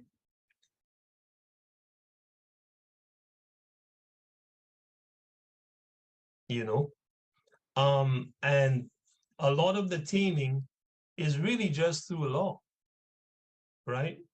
And the reason I say that is because, my wife, to be candid, my wife got attacked, or rather stalked on Halloween. And when we reported it to the police, they basically did nothing. They went to the guy's house and gave him a warning for stalking my wife to do God knows what.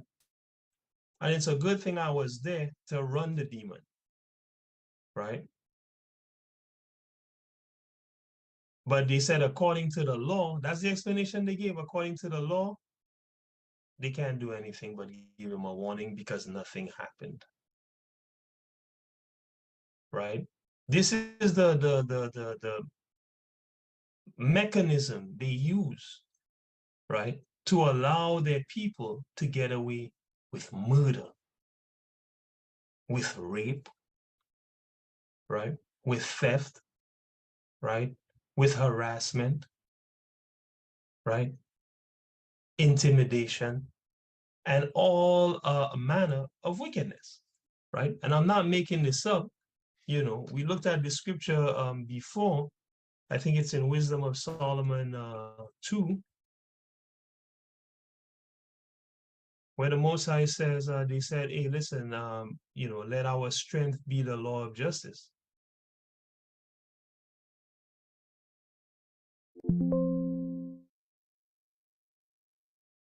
It says, Wisdom of Solomon chapter 2 and verse 11. It says, let us oppress the, let's see, hold on. I'll read verse 1 first for context. For the ungodly said, reasoning with themselves. So they thought about, how can I get away with murder? Reasoning with themselves, but not aright. Our life is short and tedious. In the death of a man, there is no remedy. Neither was there any man known to have returned from the grave. But what else did they say? They said, let us oppress the poor righteous man.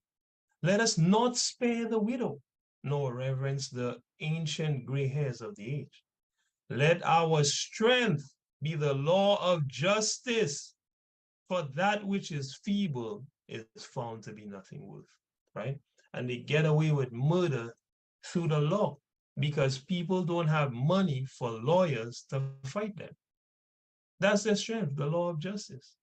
They set it up to do what? Oppress the poor righteous man, right? Kill the widow, kill the old, the aged, right? Get rid of everything and everyone that they consider feeble. right? And remember, Esau kills you by 1,000 cuts. How many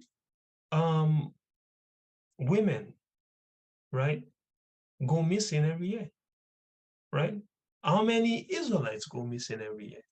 Young women, young men, children, right? And because of the law, oh, there's nothing we can do, Mr. So-and-so, Madam so-and-so. Our hands are tied. We warned him. We can't find him. And we can't force them to say anything. You know, according to the law, that this is all we can do. I'm sorry. Right? While your children are getting sacrificed somewhere for some blood drinking festival, feast, you know. And this is not exaggeration. The most I tell you that they hold blood feasts, you know.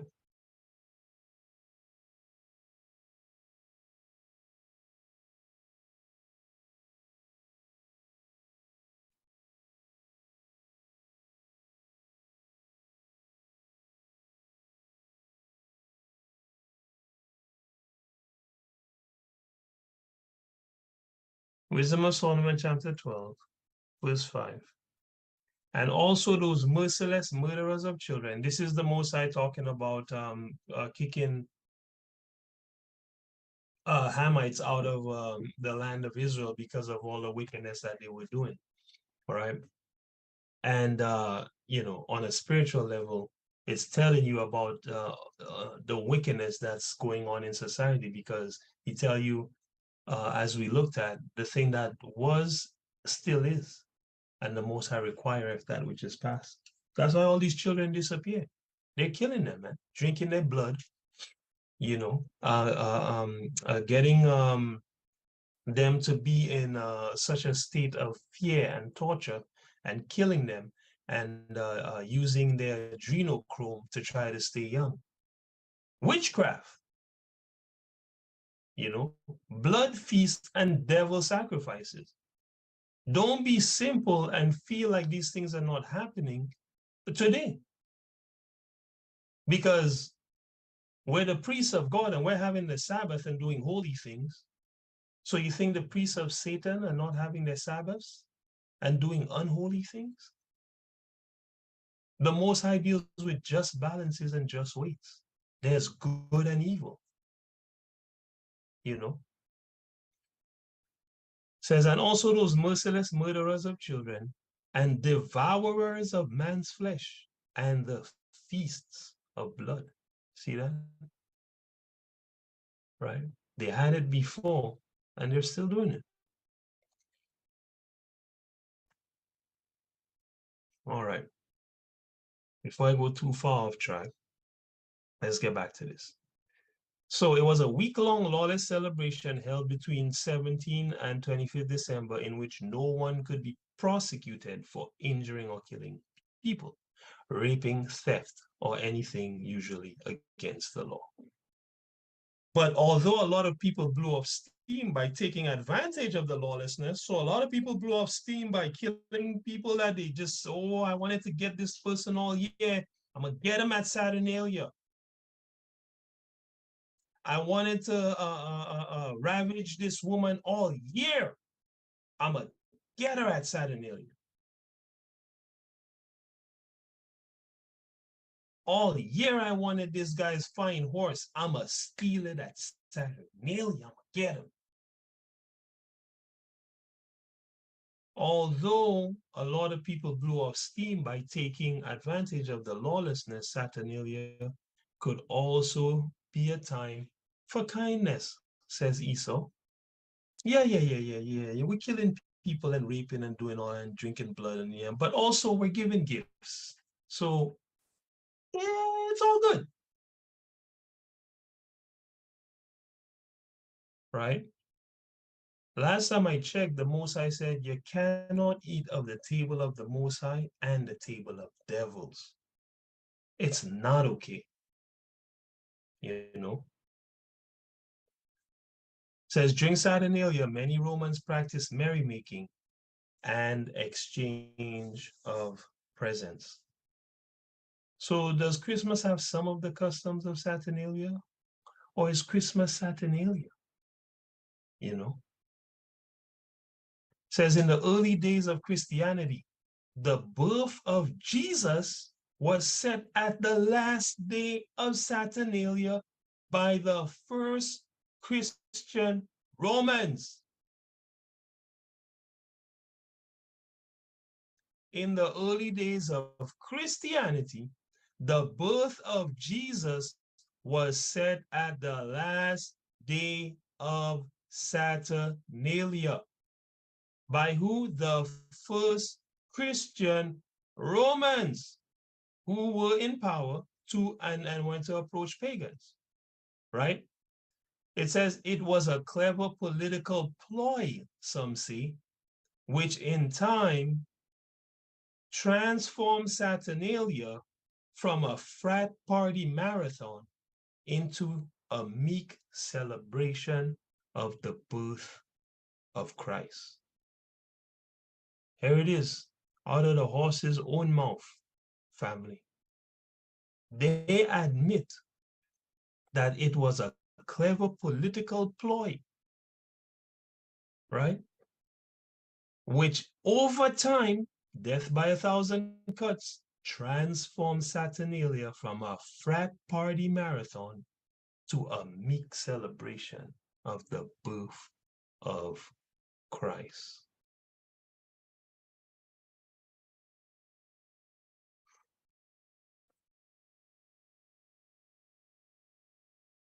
We're going to look at which Christian Roman, okay, set Saturnalia to be,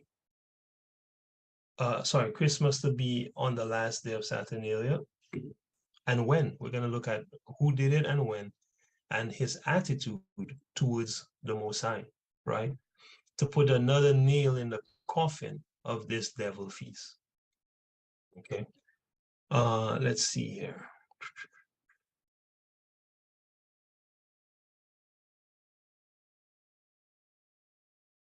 One quick second.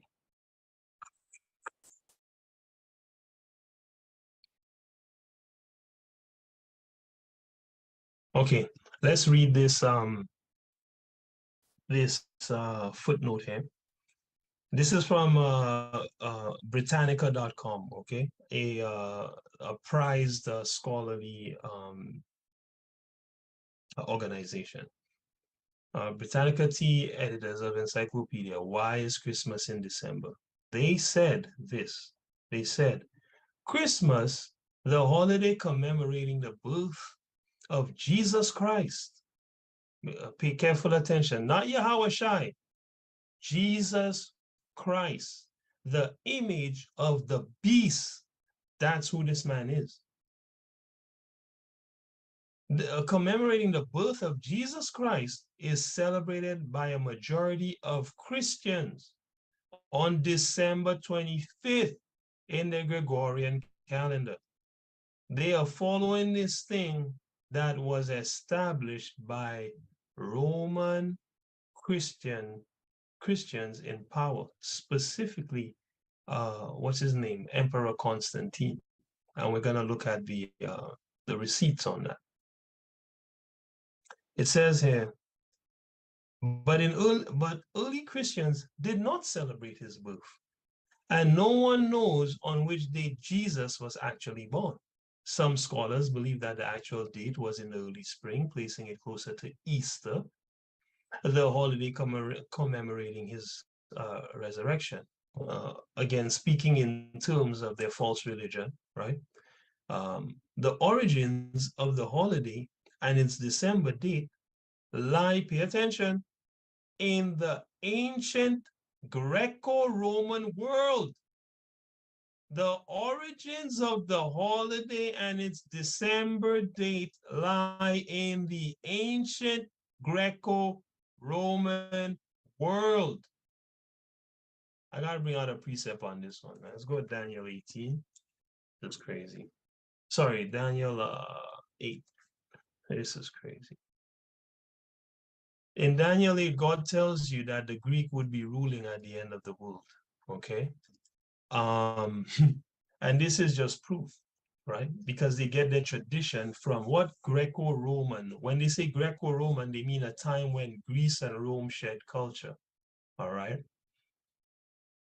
And the Greeks being, you know, the ones, the Romans being Greeks, basically. Okay, the Romans came out of the Greeks. Okay, so they call it Greco-Roman culture, but really it's just Greek culture, and the Bible makes that clear. Okay, because it says here from verse 18, now as he was speaking with me, as an angel speaking with Daniel, I was in a deep sleep on my face towards the ground. But he touched me and set me upright. And he said, behold, I will make thee to know what shall be in the end, in the last end of the indignation, for at the time appointed the end shall be. The ram which thou sawest, having two horns, are the kings of Media and Persia, okay, because Daniel had seen a vision, right? And the rough goat is the king of Grecia. And what he had seen is the rough goat pushing out the ram with the two horns. Okay, so he said the rough goat is what? The king of Grecia.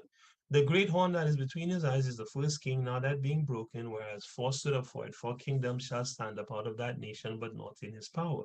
So the Greek kingdom would get 4 kingdoms coming out of it. Okay, now watch this. In the latter time of their kingdom, what kingdom? The Greek kingdom. So it's still here, right? And the scriptures will prove it. In the latter time of their kingdom, when the transgressors are come to the full, a king of fierce countenance and understanding dark sentences shall stand up. His power shall be mighty, but not by his own power, and he shall destroy wonderfully, prosper, practice, and this is how we know they're still here, and shall destroy the mighty and holy people. We are the mighty and holy people. Who destroyed us? The so-called white man. They are the Greek. And through his policy, also he shall cause craft to prosper in his hand, he shall magnify himself in his heart, and by peace shall destroy many. All these deeds were done by the so-called white man, right? He shall also, here's how you know he's going to be here until the end of time. Same kingdom. He shall also stand up against the prince of princes, which is Yahawah, but he shall be broken without hand, okay? So when it says Greco-Roman world, this is really the Greek world. The origins of the holiday and its December date lie in the ancient Greco-Roman world, as commemorations probably began sometime in the 2nd century, okay? Way before that, as we see in the book of Jeremiah, because Jeremiah is from 650 BC.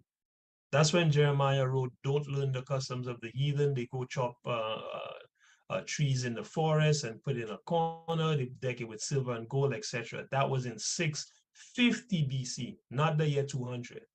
Okay. It says there are at least 3 possible origins for the December date. Okay.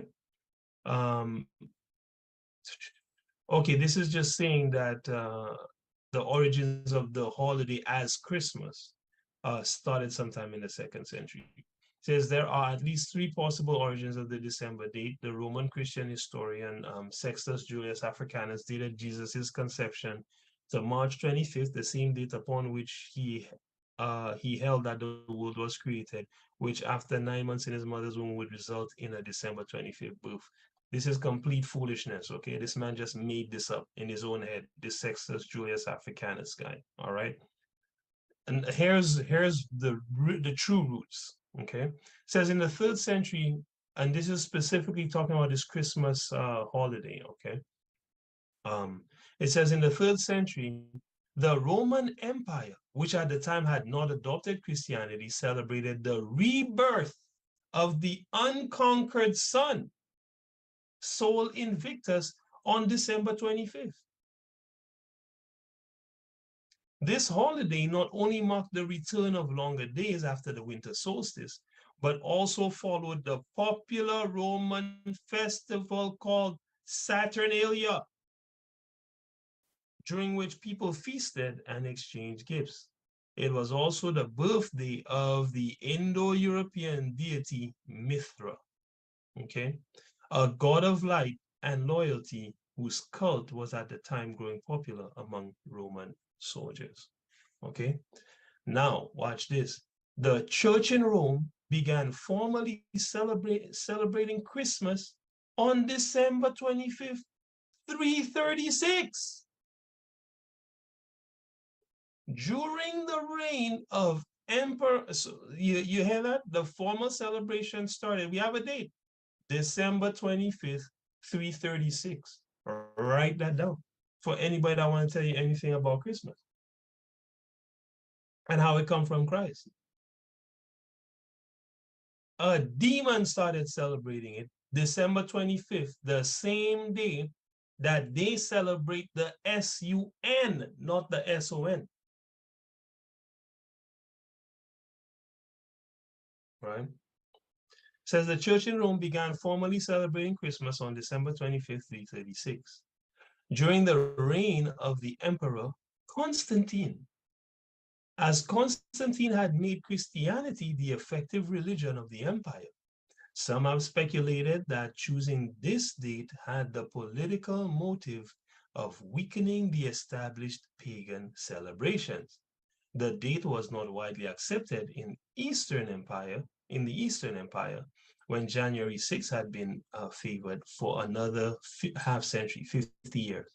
And Christmas did not become a major Christian festival until the 9th century, okay?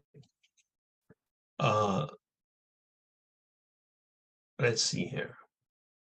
So let's recap. The conscience of Christmas was changed with the help of Charles Dickens, creating stories to change the image of the feast, right? The most famous being A Christmas Carol, which I'm sure we all watched, right?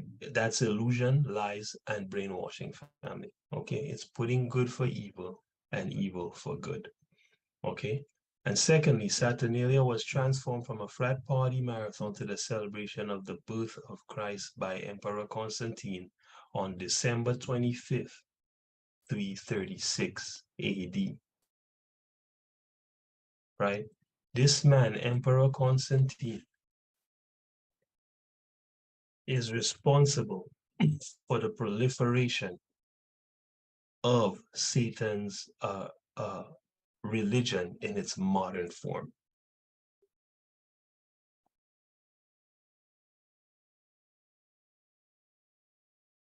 There he is.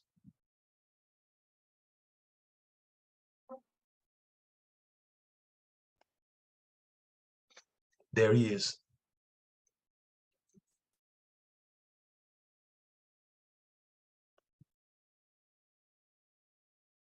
I want to bring out a precept real quick. The Most High, by the way, in case you didn't know, Constantine said, you know, he had a dream.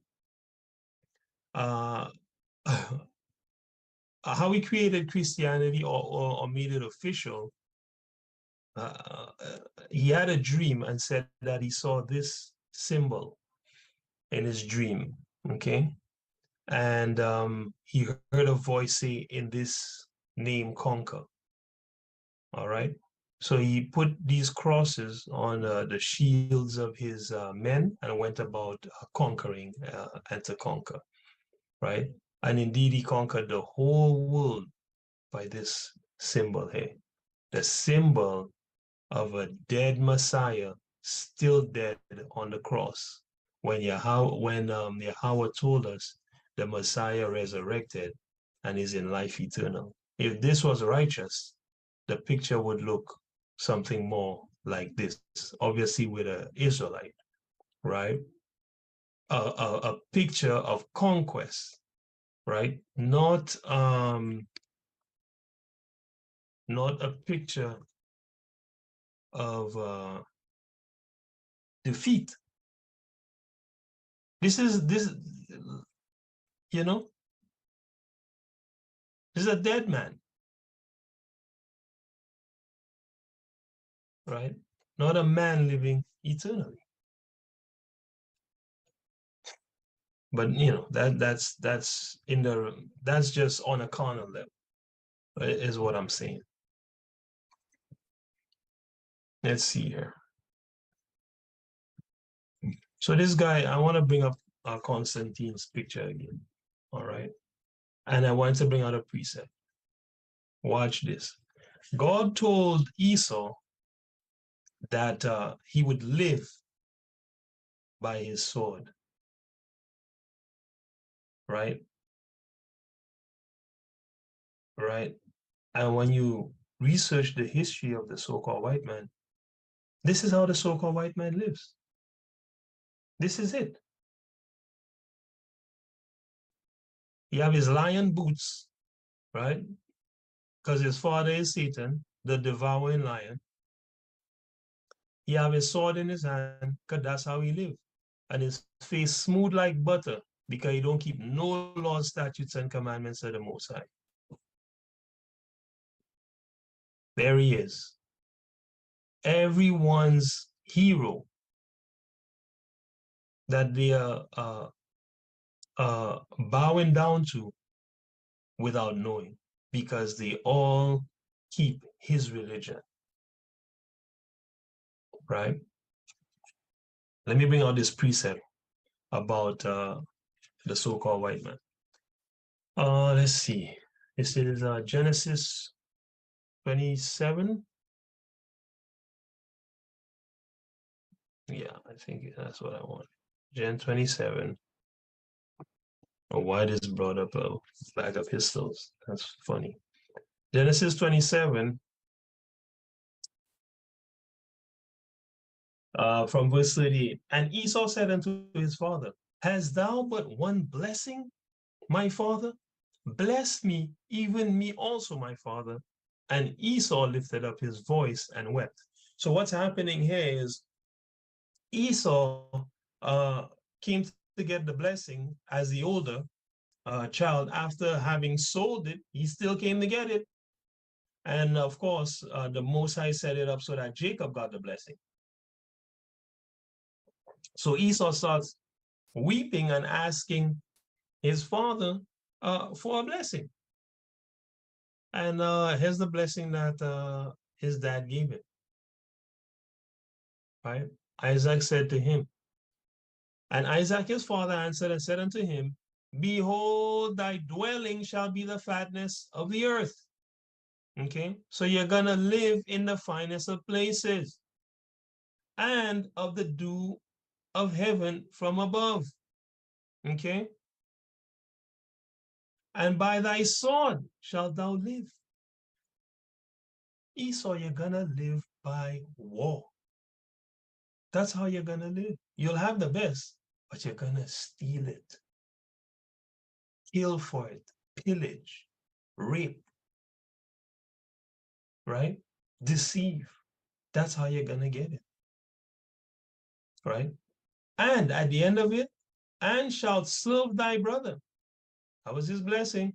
At the end of the day, you have to serve Jacob.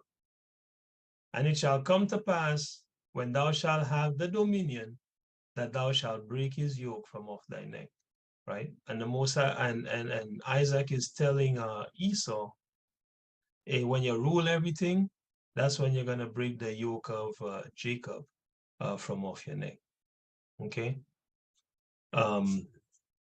Which happened, you know. Now Esau is ruling, and we are his slaves, right? But at the end of the day, he's gonna end up serving us. And that's his blessing, right? So watch what Esau's attitude is after the Most High tells him, after Isaac tells him the blessing. It says, and Esau hated Jacob because of the blessing wherewith his father blessed him. And Esau said in his heart, the days of mourning for my father are at hand.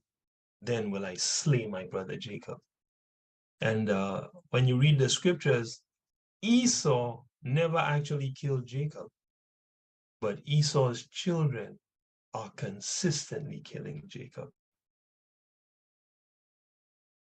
They killed Jacob today. They killed him yesterday. and they will continue to kill Jacob until the Most High stops it. Right? One more precept on this. It says Amos 1 and verse 11. Thus saith Yahawah, for 3 transgressions of Edom, and for 4, I will not turn away the punishment thereof, because he did pursue his brother with the sword. Edom is Esau, okay? And did cast off all pity. So the so-called white man don't pity you at all. And his anger did tear perpetually. He's always mad at you. And he kept his wrath forever. See that? Esau is after your head, man.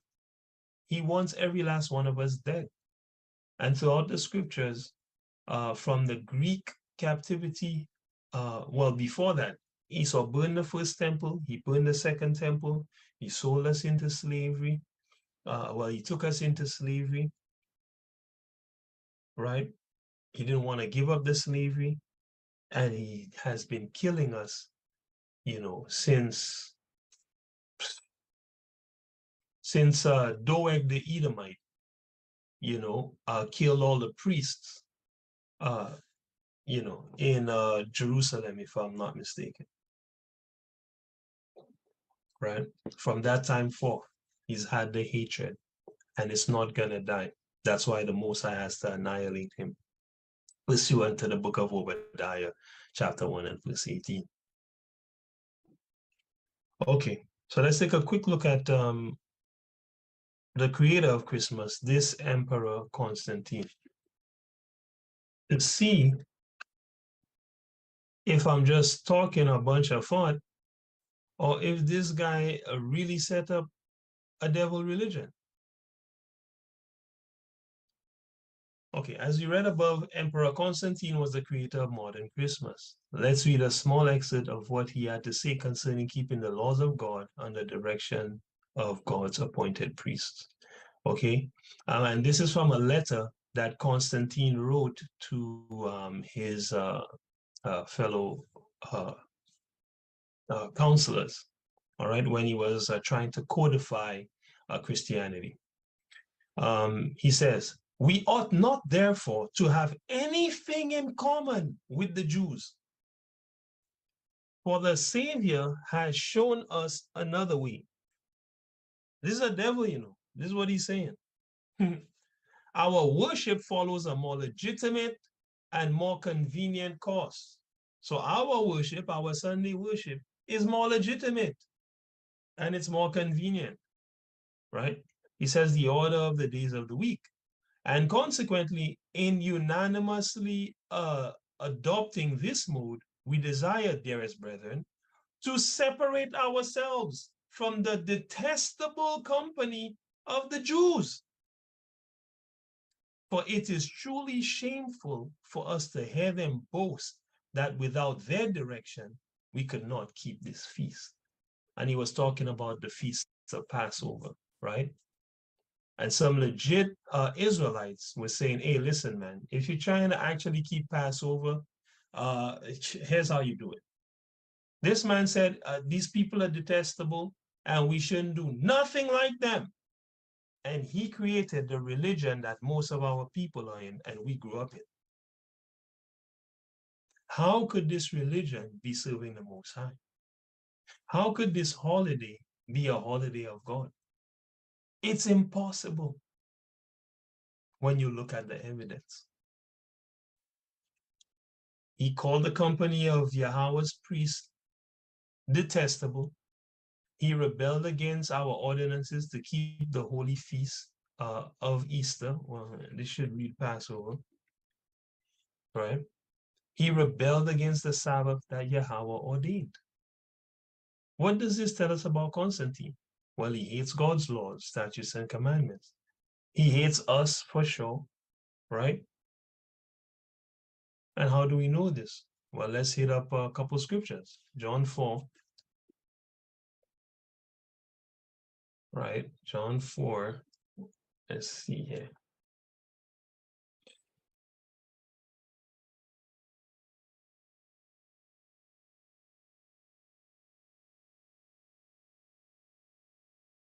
from 22. Okay.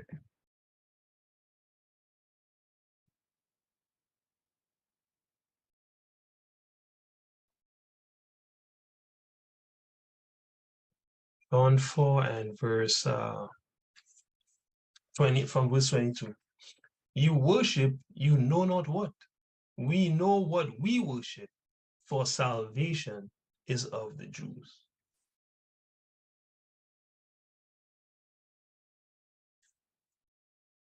This guy says we should have nothing to do with the Jews, but the Most High says salvation is of the Jews.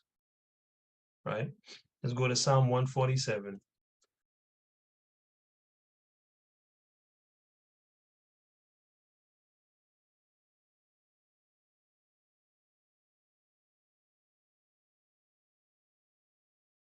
Verse 19 and 20. He showeth his word unto Jacob, his statutes and his judgments unto Israel. He have not dealt so with any nation. And as for his judgments, they have not known them. Praise Yahawah. So this guy said, don't do anything like the Jews. And the Savior showed them a better way. But the Most High tell you, he only ever ordained the Israelites to teach his word. Why is Constantine so arrogantly opposed to following Yahweh's priests? Well, because of the old hatred, we read about it in Amos 1:11, right? Because he is of Satan's unholy nation, as we know from Daniel 9:26, right? Revelation 12:1-10, and so on and so forth. And also because he's the fulfillment of 2 Corinthians 11:14 and 2 Thessalonians 2:3-4, right? Let's look at these scriptures. 2 Corinthians 11:14. Let's go here. It says, and no, the King James Version here says, and no marvel, for Satan himself is transformed into an angel of light, right? One second, let me just bring this out because I want to kind of read two versions.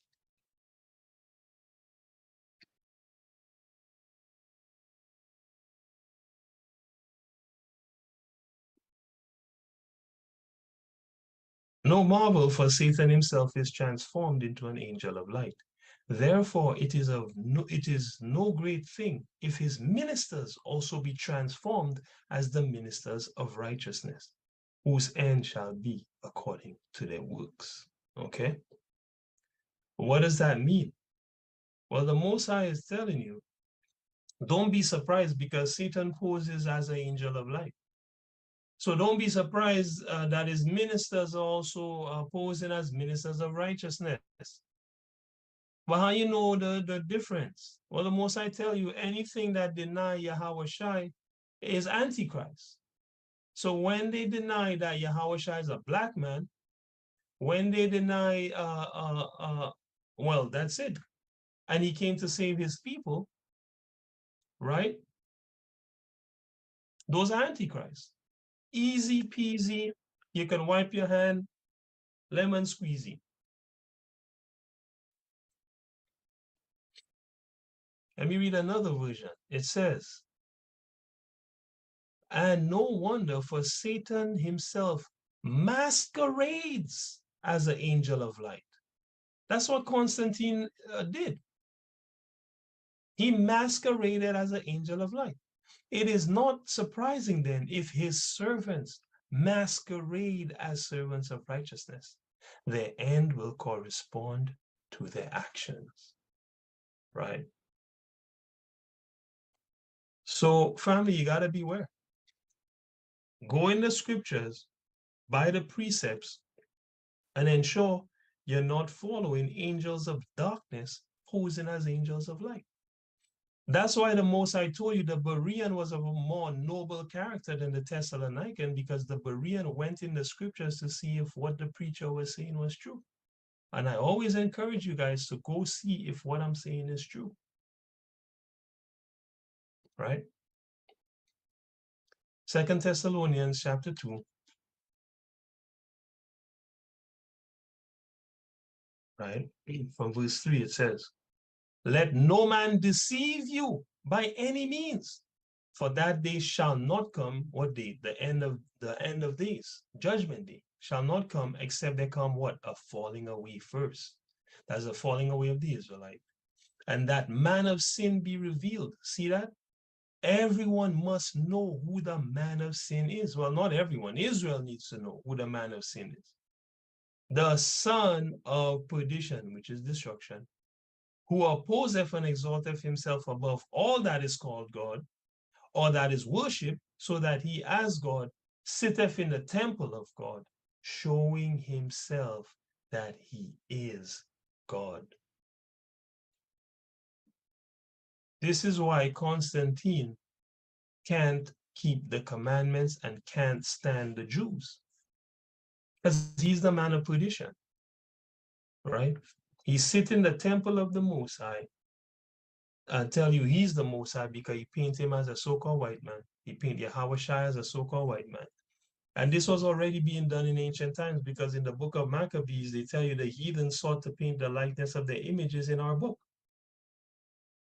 That's part of the reason they removed that book from the scriptures, because it revealed too much that the so-called white man is evil, you know? And I heard rumor they wanted to remove the book of Daniel and Revelation as well from the scriptures, because those two books also show you that the so-called white man is the devil and Satan in the flesh, the physical counterpart of the spiritual demon. I want to bring out one more precept on this. I'm trying to think of which one it was.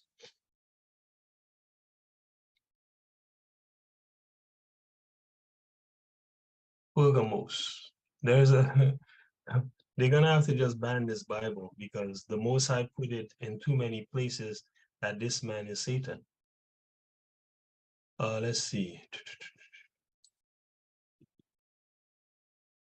See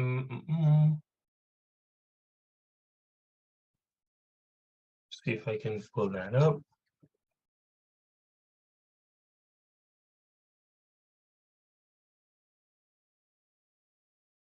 All right.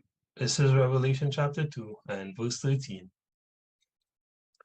It says, from verse 12, it says, and to the angel of the church in Pergamos write, these things saith he which hath the sharp sword with two edges. I know thy works, and where thou dwellest, even where Satan's seat is, and that thou holdest fast my name, and hast not denied my faith, even in those days wherein Antipas was my faithful martyr, who was slain among you, where Satan dwelleth. So according to this scripture, Satan dwells in Pergamos. Well, let's have a look at where Pergamos is.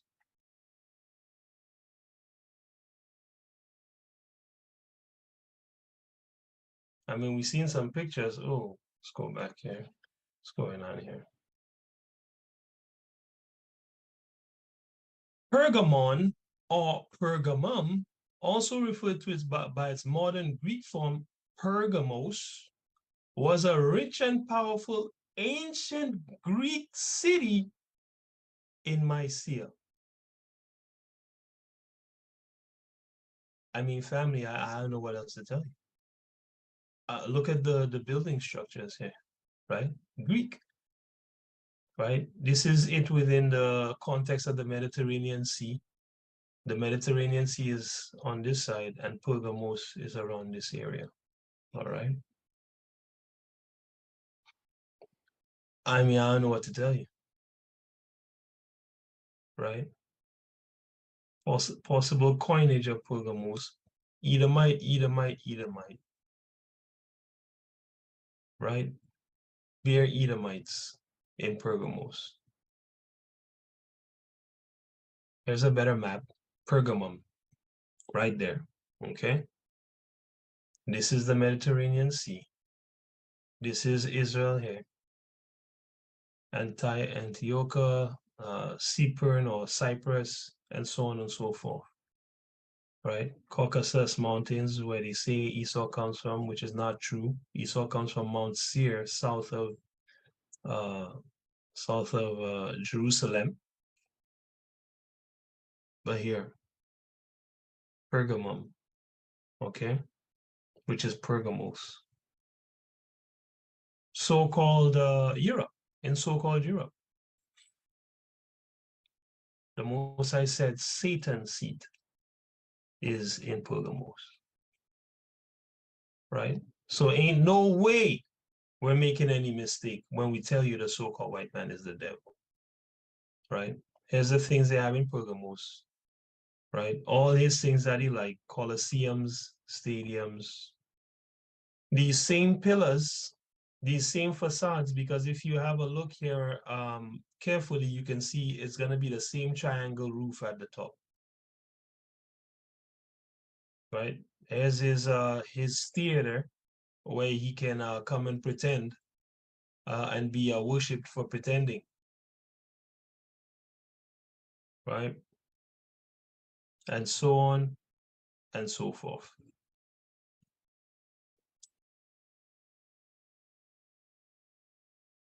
So that's why Constantine don't want to hear nothing from the Jews, because he's a damn demon. And he's not made to keep the law, statutes, and commandments of the Most High. He never will.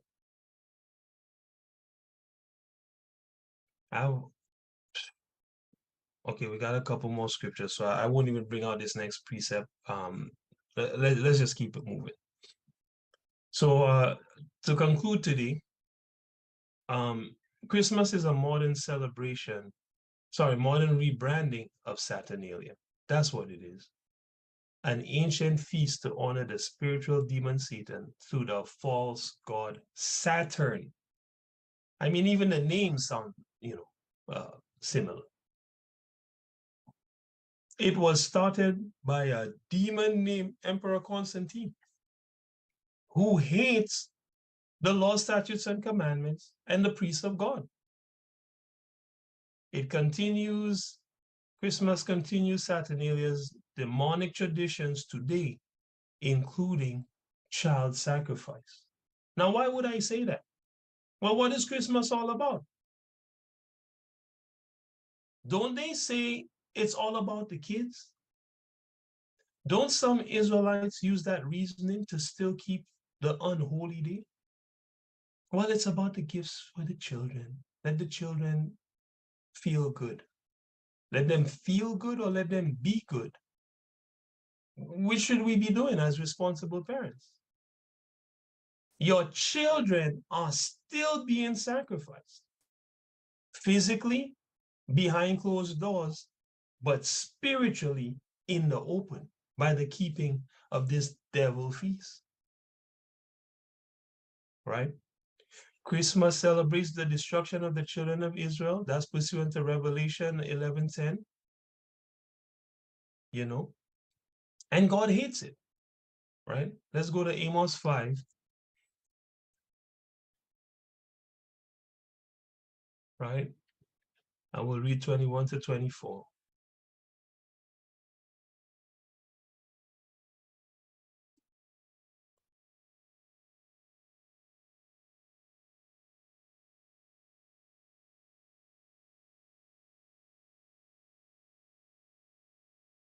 Amos 5, and we'll read 21 to 24. It says, I despise your feast days, and I will not smell in your solemn assemblies. The Most I don't pull no punches, eh? Though you offer me burnt offerings and your meat offerings, I will not accept them, right? So when the family stand up around the table praying and asking God to bless the pig, he's not hearing that. Neither will I regard the peace offerings of your fat beasts. Take thou away from me the noise of thy songs. The Most I don't want to hear no Christmas carols. For I will not hear the melody of thy viols. But let judgment run down as waters, right? You're going to pay the price for keeping these devil feasts. We know because we used to keep them. We used to be completely broke after Christmas, just like everybody else, right? And God knows what other sins that we committed during Christmas that we had to end up paying for.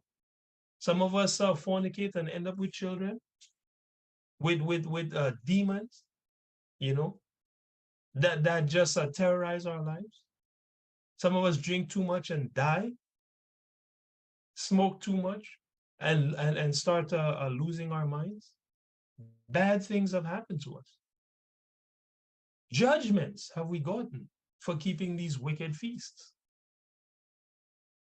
Let judgment run down as waters and righteousness as a mighty stream, right? So you keep the evil feasts, you're gonna get the judgment.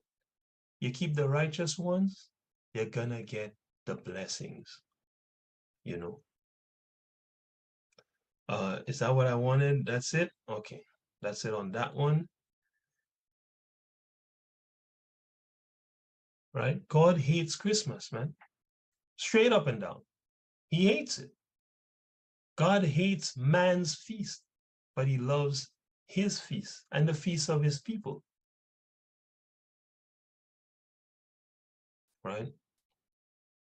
But despite this two-part teaching, many of the children of Israel will keep Christmas as they always have, right?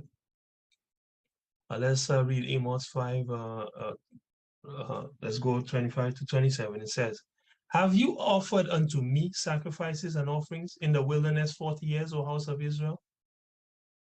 But you have borne the tabernacle of your Moloch and Chiun, your images, the star of your God, which you made to yourselves. That star on the top of the Christmas tree, that's not of the Most High. He said, you made that to yourself. 40 years in the desert, you were worshiping devils, not me. That's what God said to the nation of Israel. Therefore, I will cause you to go into captivity. Where? Beyond Damascus, saith Yahawah, whose name is the God of hosts, it says there, but really the word is armies. The God of armies, right? And if more people knew that God was the God of armies, they would respect him and they would obey him because the Most High don't ramp. Let's go to Acts 7 and 43. I want to look at Moloch and Chiun, okay? You guys ready for this? This is a kicker. This is the kicker. Watch this. So we went through the history, you know, taking you from what, you know, Christmas, what it's called right now, to Yule, to Saturnalia. Now we can, and we told you this all goes back to devil worship, but here is the final link in the chain. Watch this. You took up the tabernacle, this is Acts 7:43, and you took up the tabernacle of Moloch and the star of the god of you, Remphan, the images that you made to worship them, and I will remove you beyond Babylon. So the brother was quoting this whole scripture and giving us an even better understanding. When the Most High said, I will remove you beyond Babylon, he was talking about bringing us here into slavery. I'm bringing you beyond the rivers of Babylon, right? Meaning what? Further than the reaches that you know. I'm sending you there into slavery and taking you completely out of this land. Why? Because you worship Moloch and the star of Remphan. This is why I don't deal with this so-called Star of David that Israel keeps pushing within the kingdom, and you shouldn't either. because the only stars that the Most High mentions within the scriptures are this star of, the only star he mentions is the star of Remphan. Okay? And it's wicked. He mentions Yahawah as the bright and morning star, and last time I checked, two triangles, on one on top of the other is not Yahawah. Right? So let's look at this Moloch and this Remphan. Watch this. Who is Moloch? The god of the Ammonites, the Hamites, right? That we found them when we came into that land. It says Moloch is worshipped by several Semitic people. As we scroll down into the Thayer's Greek lexicon, it tells you, let's see here. Indeclinable, Moloch, name of the idol god of the Ammonites, to which human victims, particularly young children, were offered in sacrifice, family. The same child sacrifice requiring demon by another name. Moloch. It says, according to the description in the Jalkut on Jeremiah 7:31, its image was a hollow brazen figure, brass figure, with what? The head of an ox and outstretched human arms. That was the image. It was heated red hot by fire from within, and the little ones placed in its arms to be slowly burned. Just like these elites slowly torture the children to release adrenochrome, while to prevent their parents from hearing their dying cries, the sacrificing priests, I told y'all there was priests, now the scholars are telling you, the sacrificing priests beat drums, right? There's your African drums. There's what it's for. To drown out the cries of the youths when they're being sacrificed. Absolute madness. That's why God said, when you come in that land, kill every last one of them. The sheep, the goat, burn the whole place down. But this is what they're doing to children.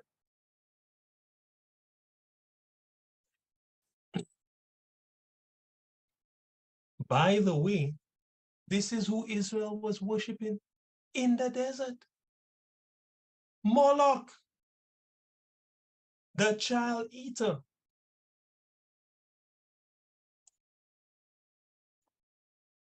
Right? Just another name for the spiritual demon, Satan.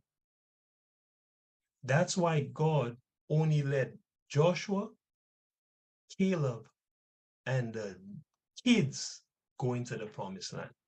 And he killed all the 600,000 plus people that came into the desert, in the desert. They were all worshiping the devil. So today, brothers and sisters, if you see a small group of people keeping the commandments of the Most High, don't be surprised. That's what it is.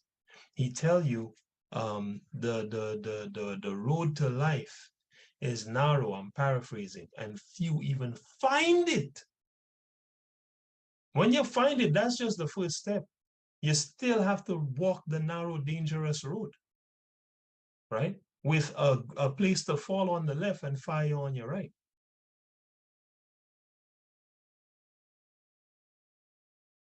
We're going the right way, brothers and sisters. We are. And all praise to the Most High that He allows us to go the right way. Because we could have been going the wrong way. But because of our sincere love for Him, He see our spirit. He see our mind and what we really want. And we really want the kingdom. So He say, okay, Here's how you get there. And we're doing it. And I'm so proud of every last one of you on this line for walking with the Most High. Keep up the good work. Stay strong. Even in your weakness, crawl. Better you make it in with one arm than you didn't make it in. You know? Let's look at Remphan. So remember, we were worshiping Moloch and worshiping Remphan. Remphan, the Saturn of later mythology, family. The name of Saturn before it was Saturn, Remphan. The same child sacrifice requiring demon, Satan.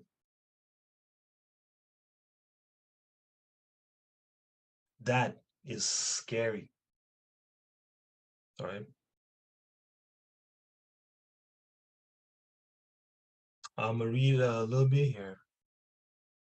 Thought by many to be equivalent to the Syriac dissymbole and the Arabic designations of Saturn, but by others regarded as appellative or a name signifying stand or pedestal or statue.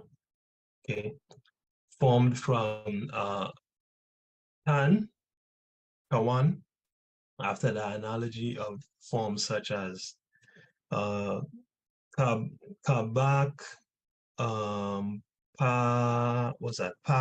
Pagal, right, etc. CF Winers, RWB, under the word Saturn.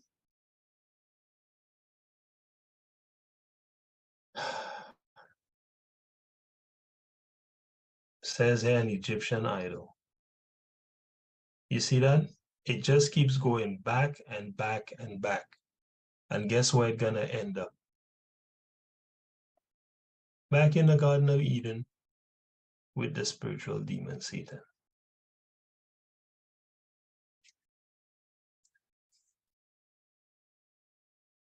So, in conclusion, many of the children of Israel will keep the Saturnalia as they always have, right?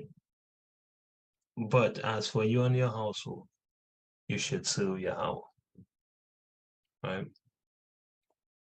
And last scripture, Joshua 24.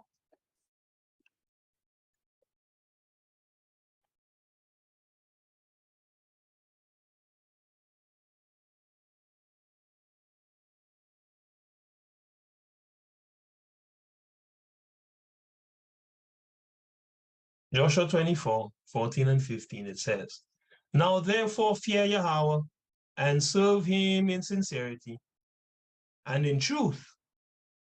In sincerity, here's the keys, you know. Serve him in sincerity and in truth. And put away the gods which your fathers served on the other side of the flood, right? And in Egypt. And serve ye Yahawah. And if it seem evil unto you to serve Yahawah, choose you this day whom you will serve, whether the gods which your fathers served that were on the other side of the flood, or the gods of the Amorites in whose land you dwell. But as for me and my house, we will serve Yahawah. Right?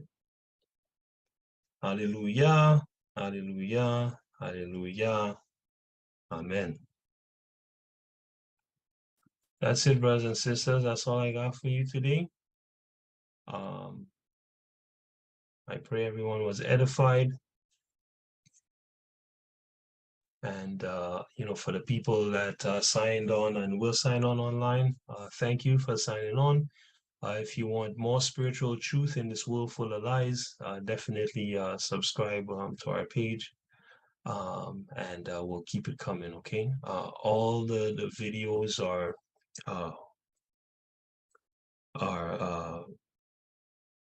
subscription based, basically. So if you want more videos, more information, definitely subscribe on the YouTube and just send me a message or catch me on social media, at Brother Micah, MYKAH, Brother MYKAH. And thanks for tuning in. All right, that's the end of the broadcast, and you have a blessed Sabbath. Venezuela has just moved to severely restrict oil exports to the United States, cutting off a supply line that American refineries have depended on for decades. This is not a symbolic gesture. This is a calculated strike at the heart of a relationship built on extraction, interference, and the assumption that Caracas would always bend to pressure. What's happening behind this decision is a complete inversion of power dynamics that Western media refuses to acknowledge. This move threatens to raise fuel costs across the southern United States, disrupt refining operations designed specifically for Venezuelan heavy crude, and signal to every nation under sanctions that economic warfare can be survived and even reversed. You need to understand something crucial here. This is not desperation, this is strategy. And the implications go far beyond oil barrels and shipping routes. But first, we need to understand how Venezuela became the target of the most aggressive economic campaign the United States has waged in the Western Hemisphere in a generation. To understand why this moment is so crucial, we must go back to the late 1990s when Hugo Chavez took power and began reshaping Venezuela's relationship with its own resources. For decades before Chavez, Venezuela operated as a compliant oil supplier to the United States. American companies had significant control over extraction, refining contracts were favorable to Washington, and the profits flowed northward while inequality deepened in Caracas and beyond.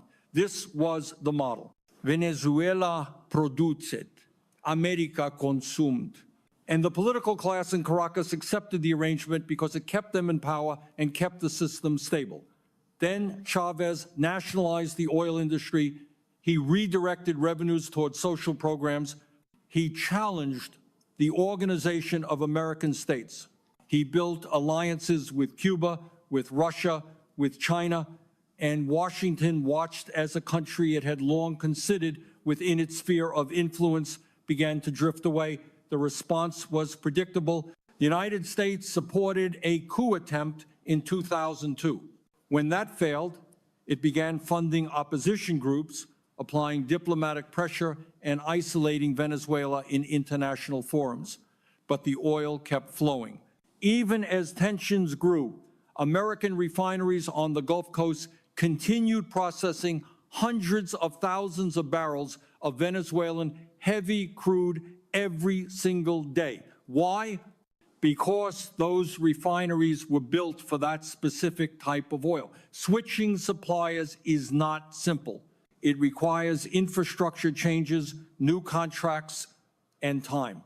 So the relationship continued, tense but functional, held together by mutual dependence.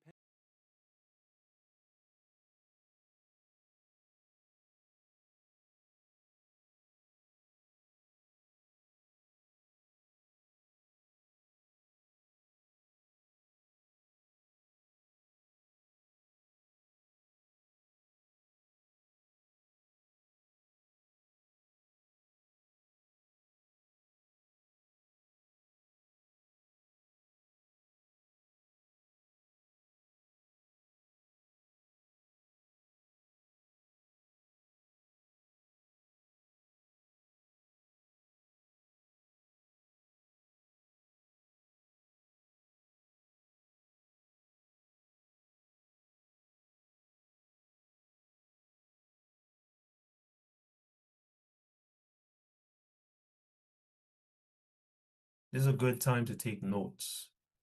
I've spoken of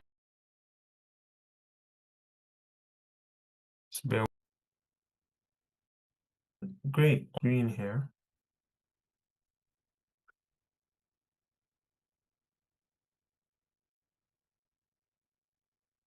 Okay. So we have a lot to do in these next 2 days, but we'll get through it. There's a lot to learn, right? This is a good time to take notes. I've spoken of many things in the last year, and all of them, or many of them, are gonna kind of come back up as we do this Hanukkah lesson, right? So today's lesson is called Hanukkah Decolonized. Hanukkah Decolonized. So I'm gonna give an understanding of exactly what Hanukkah is and how you can keep Hanukkah today in spirit and truth, right? So we're gonna start in John 10.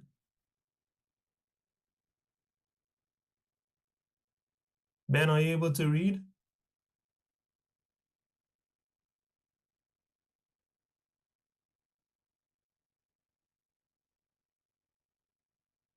Ben, Can are you you just give me a second? the question was, are you able to read? Yes or no? Yes, I am now. All right, thank you.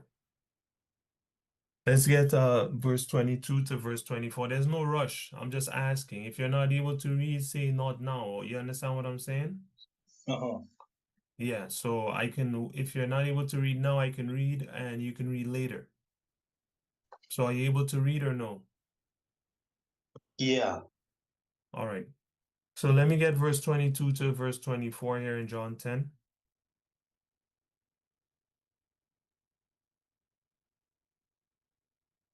Hanukkah decolonized. Let's bring it out. And it was at Jerusalem the feast of the dedication, and it was winter. And Yahshua walked in the temple in Solomon's porch. Then came the Jews round about him, and said unto him, How long dost thou make us to doubt? If thou be the Messiah, tell us plainly. Right.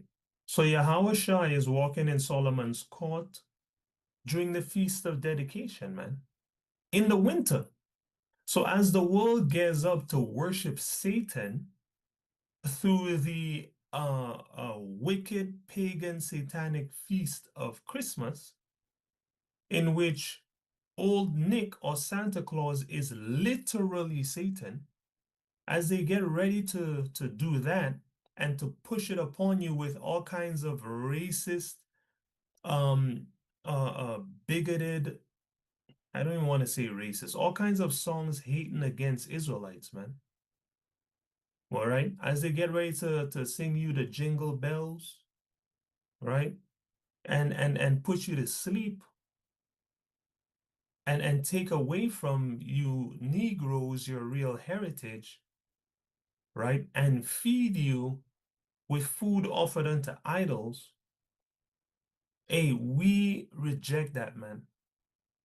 As they get you ready for death, we are living in freedom. As Yahawah says in the scriptures, if you follow Yahawah, then you're really his disciple. Then you will know the truth, right? And the truth will make you free. And the truth will make you free, man. So if you don't know the truth, you're still a slave, man. Okay? And you're not free. Right? Let me bring it out. John 8.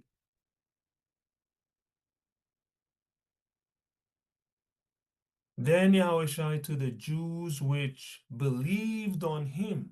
Then said Yahushua to those Jews which believed on him, if you continue in my word, right, then are you my disciples indeed, right? So if you do these things, Yahushua tell you to do, that's when you're really his disciple, not by just saying Jesus is Lord, man. right? Jesus is the name of the image of the beast.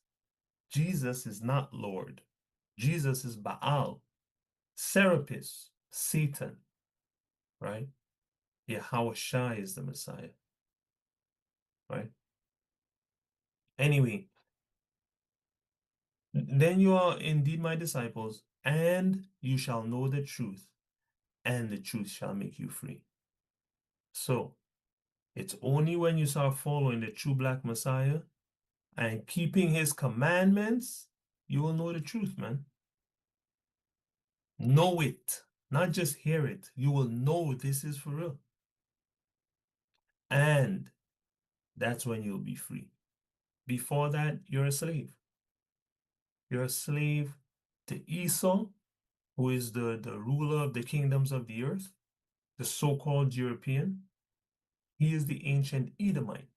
You're a slave to him, and ultimately, you're a slave to the ruler of this world, which is the spiritual demon Satan.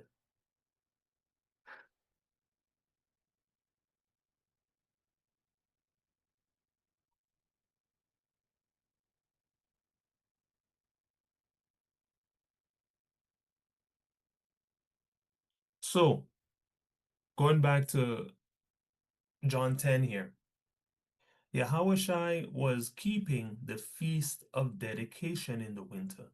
He was not keeping Christmas.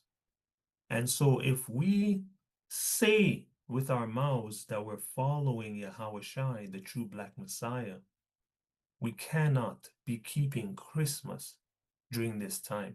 We have to keep the feast of Yahawah instituted by the Hebrews in about 167 BC, and that is the Feast of Dedication.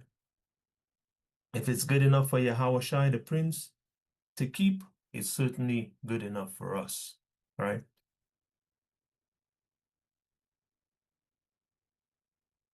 So, what is the Feast of Dedication that Yahawah was keeping? I want to pull this up here.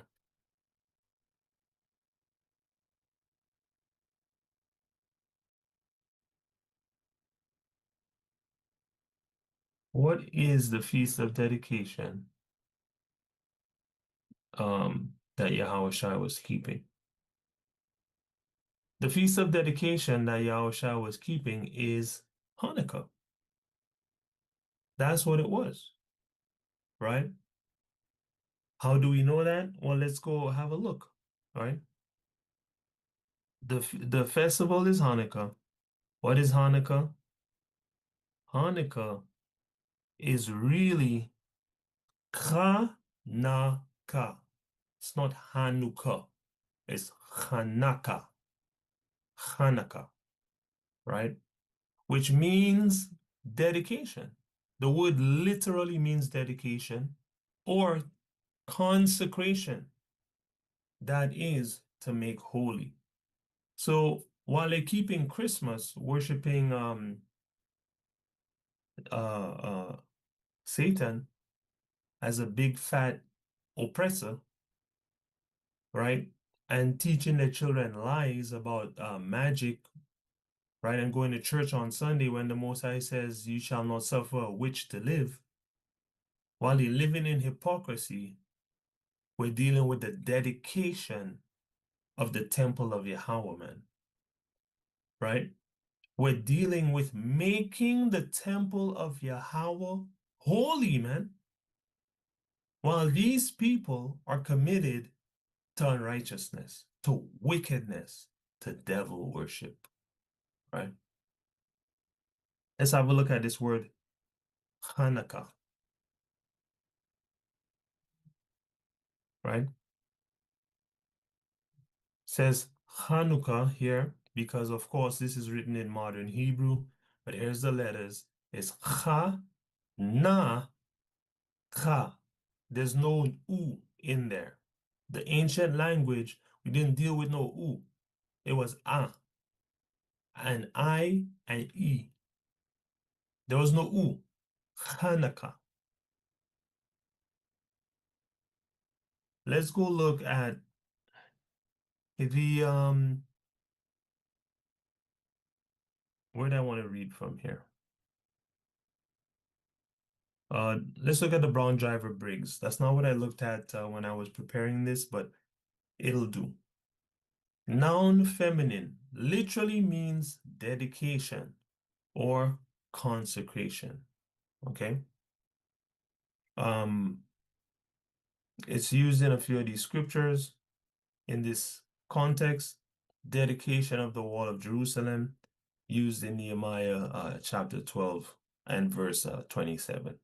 All right, and it was dedicated, the wall was dedicated by sacrifices, processions, music, right, of the altar of the temple, and music, sorry. All right. The altar of the temple was also dedicated in 2 Chronicles 7 and 9. All right.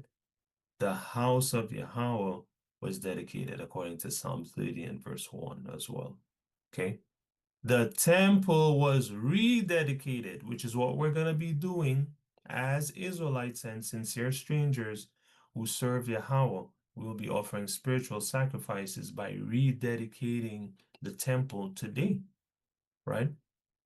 Or within these next 2 days, I should say, starting today and chiefly finishing the dedication tomorrow during the feast of, or just before the feast of dedication begins. All right. So just wanted to show you guys the word is not Hanukkah, but actually Hanukkah. All right. And it actually means dedication or to make holy. All right. So let's look at the ancient dedication real quick. The ancient dedication can be found in 1 Kings, the 8th chapter, right? We'll share the reading. Ben, go ahead, and we'll probably go back and forth by 10. That sounds about right. Okay, go ahead. And if anyone else is available to read, I'll have you read about 10 verses. Go ahead. Then Solomon assembled the elders of Israel, and all the heads of the tribes, the chief of the fathers of the children of Israel, unto King Solomon in Jerusalem, that they might bring up the ark of the covenant of Yahawah out of the city of David, which is Zion. Right, pause. So there's a huge assembly happening. Why? Because what's about to happen, the dedication of the temple, is a big deal. This is after Solomon finished building the temple that his father David put together all the resources for him to build. Right? The temple of Yahawah. Now, know that, what do you call it? The heathen had many temples to their gods on earth, right? And there had not been a temple, just a tent to Yahawah upon the earth.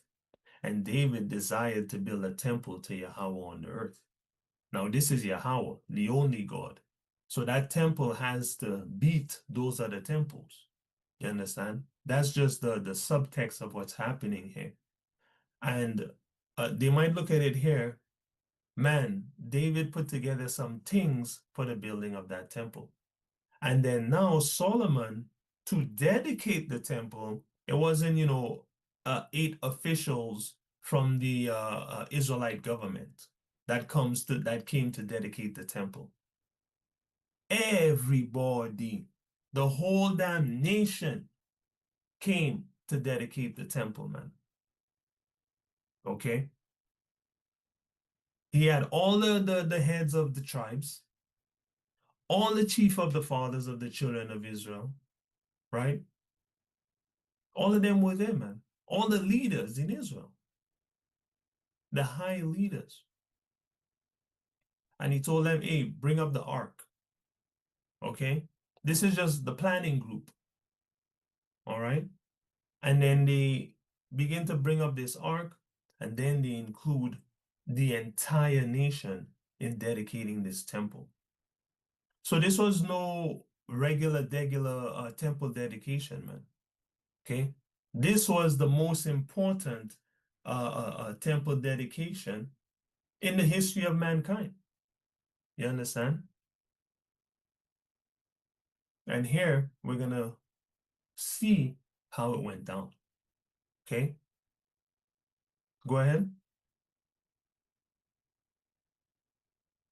2. And all the men of Israel assembled themselves unto King Solomon at the feast in the month of Ethanim, which is the 7th month. Read. And all the elders of Israel came, and the priests took up the ark. And they brought up the ark of Yahawah and the tabernacle of the congregation, and all the holy vessels that were in the tabernacle, even those did the priests and the Levites bring up. Read. And King Solomon and all the congregation of Israel that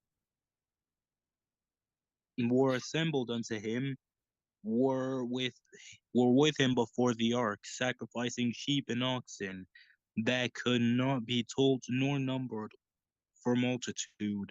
Right, pause. So first, so to dedicate this temple, all the elders of Israel come, the priests, the priests come and they take up the Ark of the Covenant. The Ark of the Covenant was such a powerful, how do I even call this thing? Object upon the earth that if you were not a priest and you touched it, you would die. Okay, this is how holy this particular object was. Only the priests could touch it. One guy tried to touch it to prevent it from falling when the priest dropped it, and he died. And one may say, oh, he was just trying to protect the ark. Yahawah said, if you're not a priest, don't touch the ark. It's too holy. He touched it, he died, man. Okay? Yahawah respects obedience over everything else, man. Okay? And disobedience always leads to death eventually. If you live a life of disobedience, you're certainly not going to make it concerning Yahawah. In any case, so these guys bring up the Ark of the Covenant of the Most High. And they also brought up all the holy vessels, man, made of gold, okay, that were in the tabernacle, the tent, okay? The Levites and the priests bring it up, right? Because what? They're taking it out of the tent and now moving it into the temple in Jerusalem, where it's supposed to be forevermore, okay? So after that, all the congregation now of Israel in verse 5 is assembled unto King Solomon. Okay. And they're in front of the ark. They're sacrificing sheep and oxen. Okay. You guys see this is a big deal in the whole nation. They're not just, they didn't just come and sit down on Zoom and, half pay attention and just click their phone and kind of twiddle their thumbs and think about when service is over, man. That's not how it went down, right? They're sacrificing sheep and oxen, right? They said they couldn't even, they don't even know how many because it was so much. And what are they sacrificing it for? For the people to eat, man. It's a feast. And everyone's eating fresh food. All our food in our supermarket is weeks old by the time we get it. Or most of it, I should say, if not all of it, right? These guys are getting fresh food, man. That thing was just killed just now, and boom, boom, boom, they prepare that and eat that, and the whole feast is holy, man. The whole feast is unlike any other feast, right? And then what happens next? Go ahead. 6.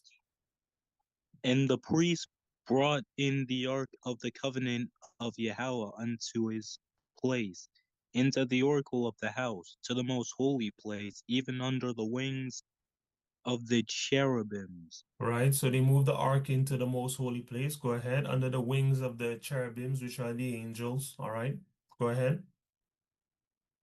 For the cherubims spread forth their two wings over the place of the ark, and the cherubims covered the ark and the staves thereof above. Read. And they drew out the staves, that ends of the staves were seen out in the holy place before the oracle, and they were not seen without, and there they are unto this day. Right, so they pulled out the staffs that are the staffs that are used to carry the Ark of the Covenant, the Ark of the Covenant. So you could see it in the holy place, right?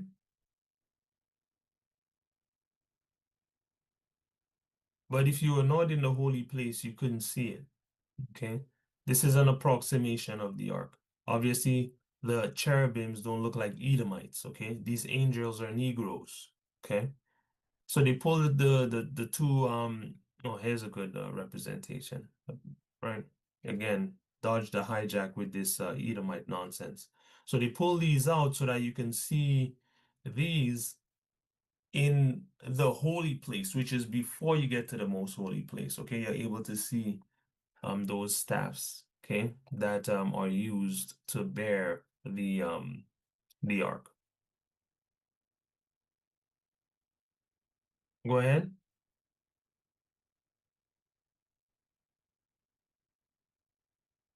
And they drew out 9.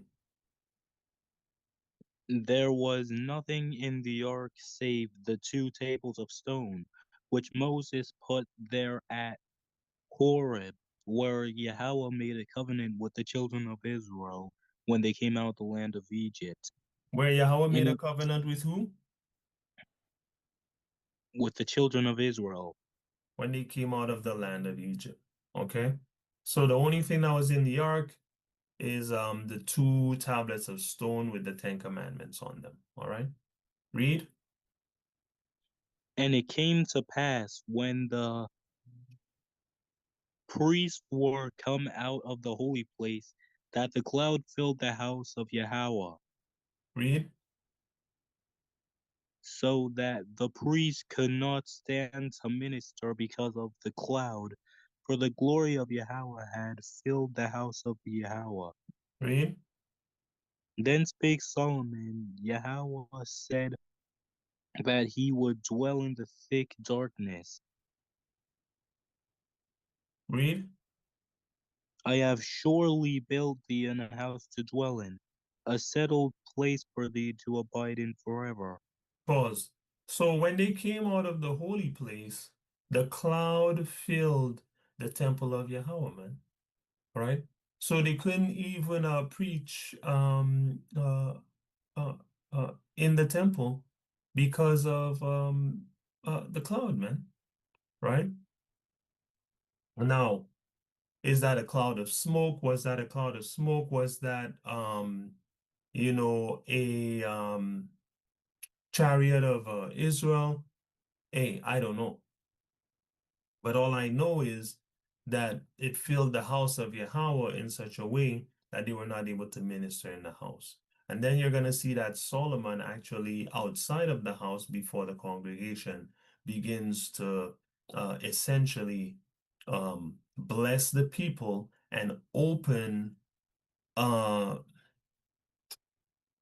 like to call it the prayer portal to the Israelites for all time, right? Read on, let's see.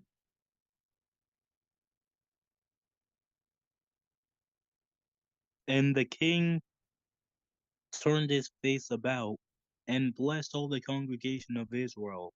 And all the congregation of Israel stood. Right? So when the king blessed the congregation, everybody stood up. See that? There was respect for the works of Yahweh happening at that particular time for the dedication of the temple. Everybody stood up. They were probably sitting down, trying to see if they could get a glimpse of the staffs of the Ark of the Covenant in the holy place, if they could just grab a look. Hey, the Most High filled the place with a cloud, man. And then Solomon turns around because he's like, well, nothing's going on in there. No priest gonna be able to preach from in there.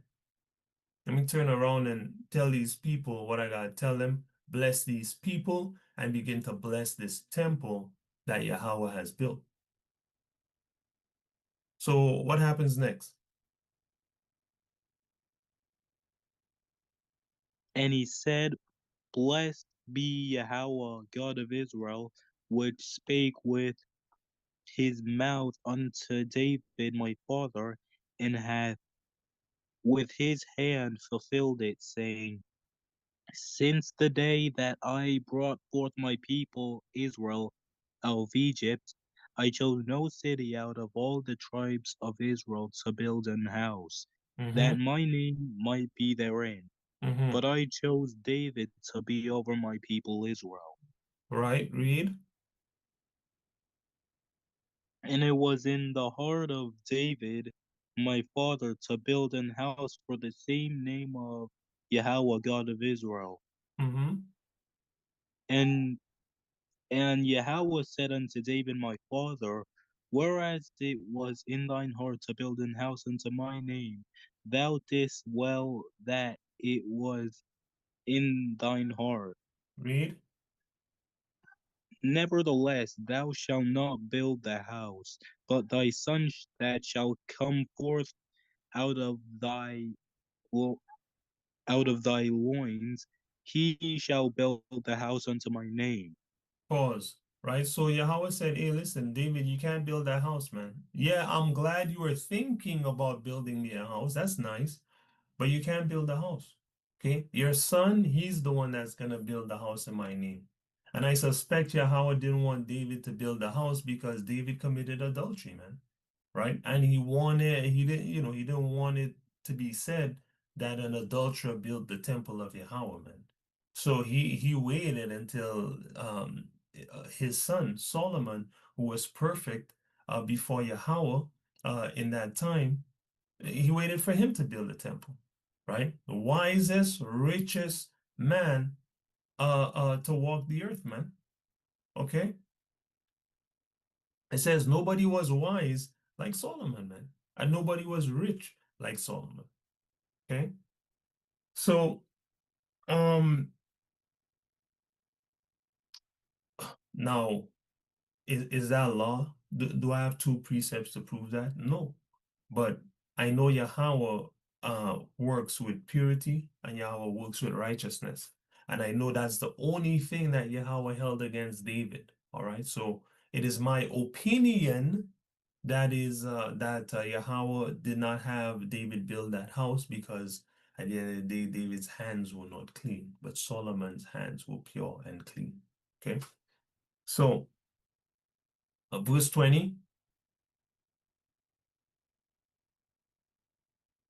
And Yahawah hath performed his word that he spake. And I am risen up in the room of David my father, and sit on the throne of Israel, as Yahawah promised, and have built an house for the name of Yahawah, God of Israel. For the name, I've built a house for the name of Yahawah, God of Israel, right? And just to comment that, when you read this Bible with clarity, all over the Bible, Yahawah keeps calling himself the God of Israel, the God of Israel, the God of Israel. Joel 2, I believe it's 27, he says, I am your God and none else, and my people shall never be ashamed. So if they have any other people trying to deal with Yahawah, they will be ashamed, man. Right? But Yahweh's people, they'll never be ashamed because that's his people. That's his grape that he has, the grape of his cluster that he has with great labor perfected. Okay, there's no such thing as we're all one, man. There's no such thing as we're all equal. That's a fantasy. Okay, that's a manipulation tactic used by the oppressor to prevent you from taking revenge on him for stealing your land, man. Okay, and stealing your identity, okay, and robbing you every single day. He keeps saying where it's all for one and one for all, when all of your ones go into his bank account. It's just manipulation, okay? But we see clearly, okay? Joel 2:27 here says, and you shall know that I am in the midst of Israel, and that I am Yahawah, your God, your master, your ruler, and none else, man. Everybody has their gods, man. Buddha and you know, some people worship stone and cow and whatever. Yeah, do your thing, man. Yahawah, the actual creator, is the God of the Negro, man. And nobody else is God. That's why you cannot get to him except through his people. A religion is not going to help you get there, right? It never has, and it's never will, and it never will. It's not designed for that. Religion is designed to keep you close to Satan. You know, truth is designed to get you close to God. And this is the truth. And he said, and my people shall never be ashamed. All right. So,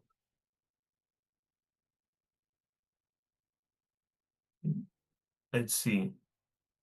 I've said, where are you at? 20? Yeah. Okay, I think you just finished 20, where Solomon said, hey, I sit on the throne of my father David, and I built a house for the name of Yahawah, God of Israel. Right? 21 now?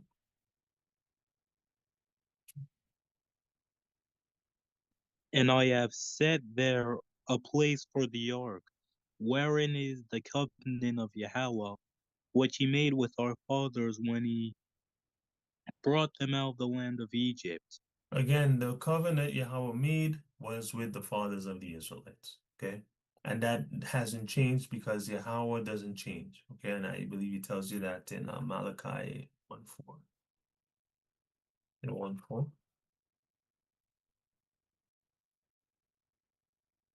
No, that's Edom. I am Yahawah, I change not.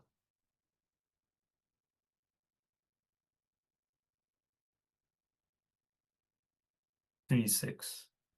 For I am Yahawah, I change not, therefore ye sons of Jacob are not consumed. Okay, so Yahawah didn't change his mind about who he have his covenant for. All right. Again, that's just another religious lie, another Christian, satanic lie. All right. Christianity is the wide road. All right, with its 2 billion adherents. That's the wide road. Okay.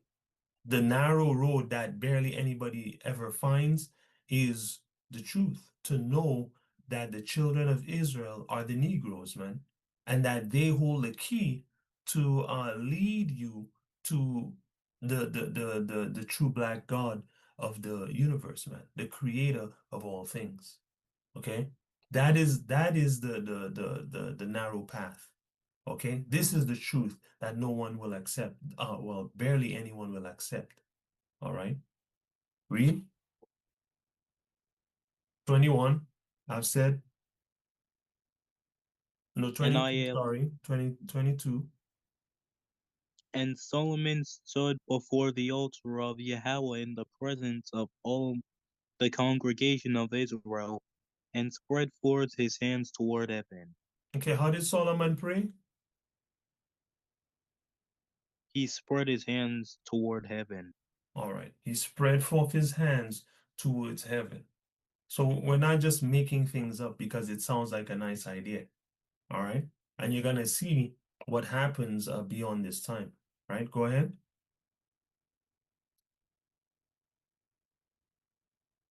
Sorry, before you read on, who was it? Noah? Moses? Moses. I believe it was Moses. When Joshua and the Israelites were fighting against the Hamites over the land of Israel, if I remember the details correctly. Moses had his hands spread towards heaven, and anytime his hands started dropping, they began losing. So they actually had to take two people and prop up his hands, okay, as he's praying, to keep the battle in the hands of the Israelites, man. So spreading forth your hands towards heaven to pray is of the utmost importance, and the higher the better. I see a lot of Israelites, they just have their hands here and they're doing their thing. Get that hand up high, man. Bow that head low. Pray towards Jerusalem. Pray to Yahawah. Because it matters. That's why he says, strengthen your feeble arms, man. Feeble arms right here. This is a little better. This is the best. Okay? Read on. He spread forth his hands toward heaven. Go ahead. And he said, Yahawah, God of Israel, there is no God like thee, in heaven above or on earth beneath, who keepest covenant and mercy with thy servants that walk before thee with all their heart. Right, so there's stipulation. The Most High keep covenant and mercy with his servants that walk before him with all their mind. They're not double-minded, okay? They give the Most High their maximum effort. That's who he keep his covenant and mercy with. And we'll see that theme running throughout this lesson as we talk about how to keep Chanukah today, right? Go ahead.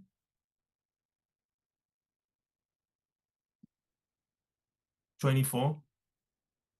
Who has kept with thy servant David my father, that thou promisest That's fine.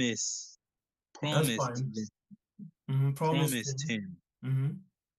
Thou spart also with thy mouth, and hast fulfilled it with thine hand, as it is this day. Yeah, thou speakest also with thy mouth and fulfilled it, right? Read.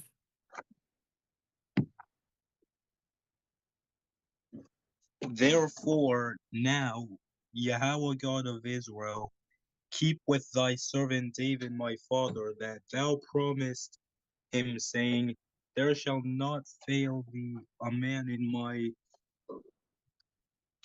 sight to sit on the throne of Israel, so that thy children take heed to their way, that they walk before me as thou hast walked before me. Read. And now, O God of Israel, let thy word, I pray thee, be verified, which thou speakest unto thy servant David my father. But will Yahawah indeed dwell on earth? Behold, the heaven and heavens of heavens and heaven of heavens cannot contain thee. How much less this house that I have builded? Right. So Solomon's like, listen, Yahawah, you're not gonna come dwell in this house, man. Okay? It's not gonna happen. How can this continue when the heavens and the heaven of heavens cannot continue? The heaven, sky, heaven of heavens, space. None of these places can contain Yahawah. And the heathen have a size for this. And it's the size they have. They tell you that that's not even the right size. That's just the size that they can measure. And it's already impossibly large. So nothing in reality can contain Yahawah. In fact, he tells you the earth is his footstool, man. Right? Yahawah is unimaginably powerful. Okay? So he said, hey, this house can't even contain you. So what are we really gonna do? Right? we know that we know this house can't contain you because the universe cannot contain you, oh Father, right? Which is why it says his name is there. His name. Okay. It also says it's his house of prayer. Okay. I'll leave it at that, right? Read on.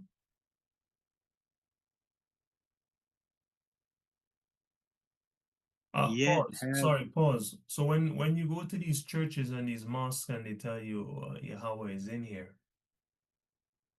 it's a lie. It's a bold-faced lie. Yahweh's not there, man. Right? The real God cannot fit in your temple. Okay? The whole earth is his footstool. How is he gonna fit in this little box you made, man? Okay? Yahweh is not a man that he should live in boxes. Okay? Like we on earth do, man. Right?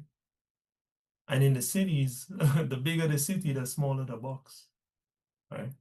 Yahweh don't dwell in box. Okay? Read. yet have thou respect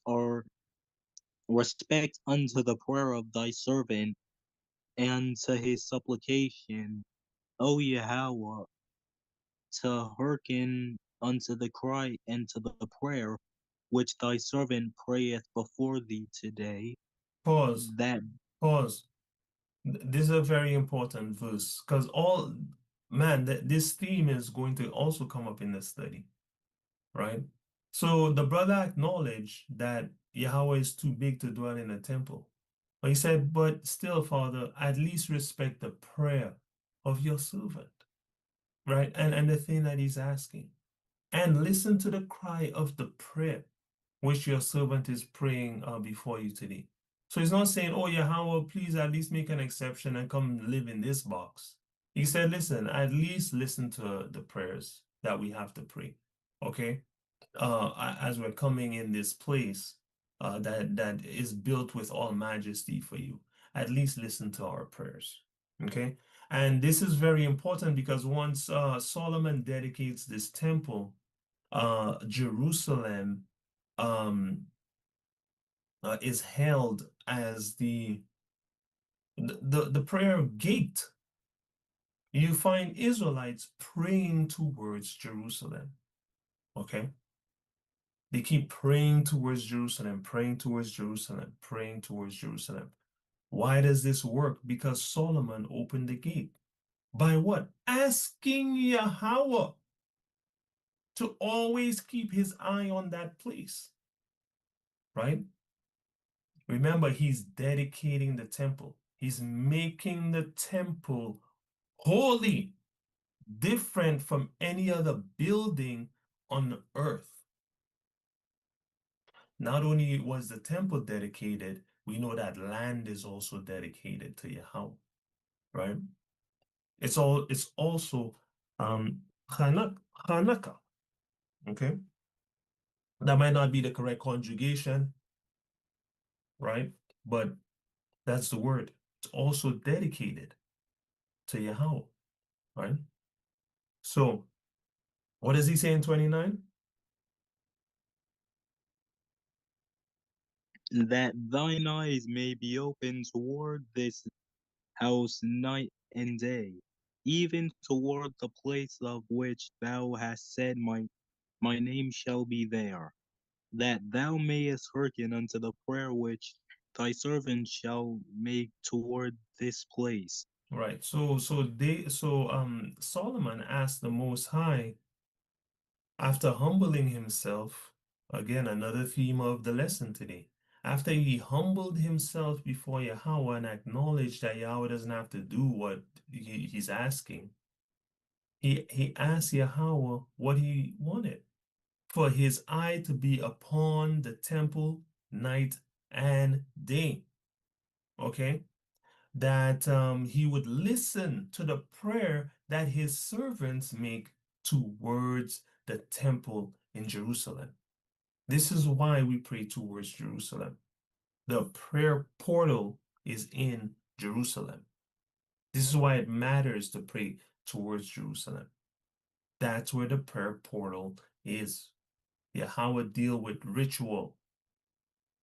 Okay? Obedience. That's why he gave you a book of laws. And so those who keep the laws and the ordinances, laws, which are laws, statutes, and commandments. Okay, things that you just ought to do, and the statutes are the ordinances, man.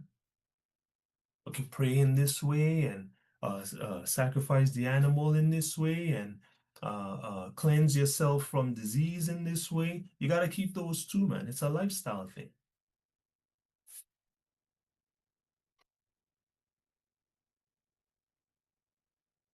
Right? Where you at?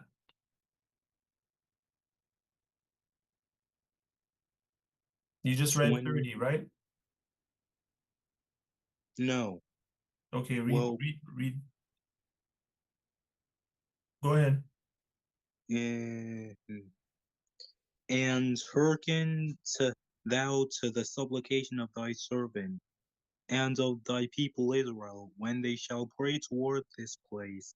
And hear thou in heaven thy dwelling place, and when thou hearest, forgive. All right.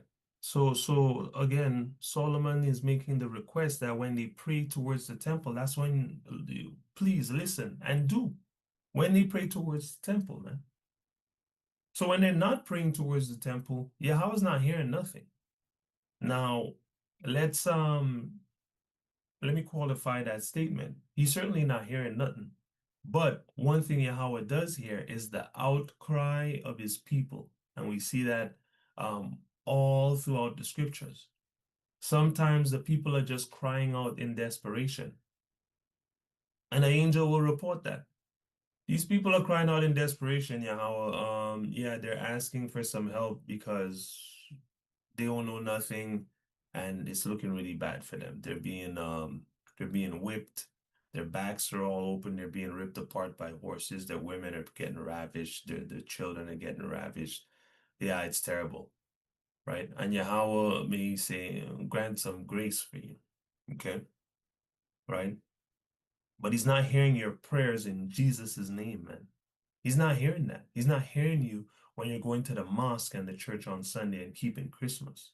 Okay? Right? And that's why a lot of these religious people, they wonder why they're going through it, and they have no clue, right? And Yahweh set this up in such a way that you know you know truth. You can recognize truth when you know truth and you're practicing truth. And if you don't know how to recognize truth, it just looks like everything else. You understand?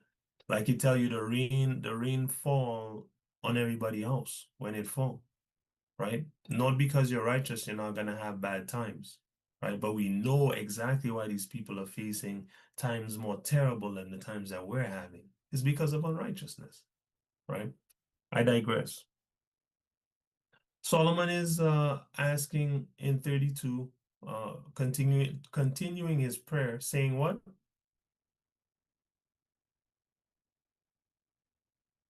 Or did you read 31? No, I didn't. Okay, continuing in 31, read.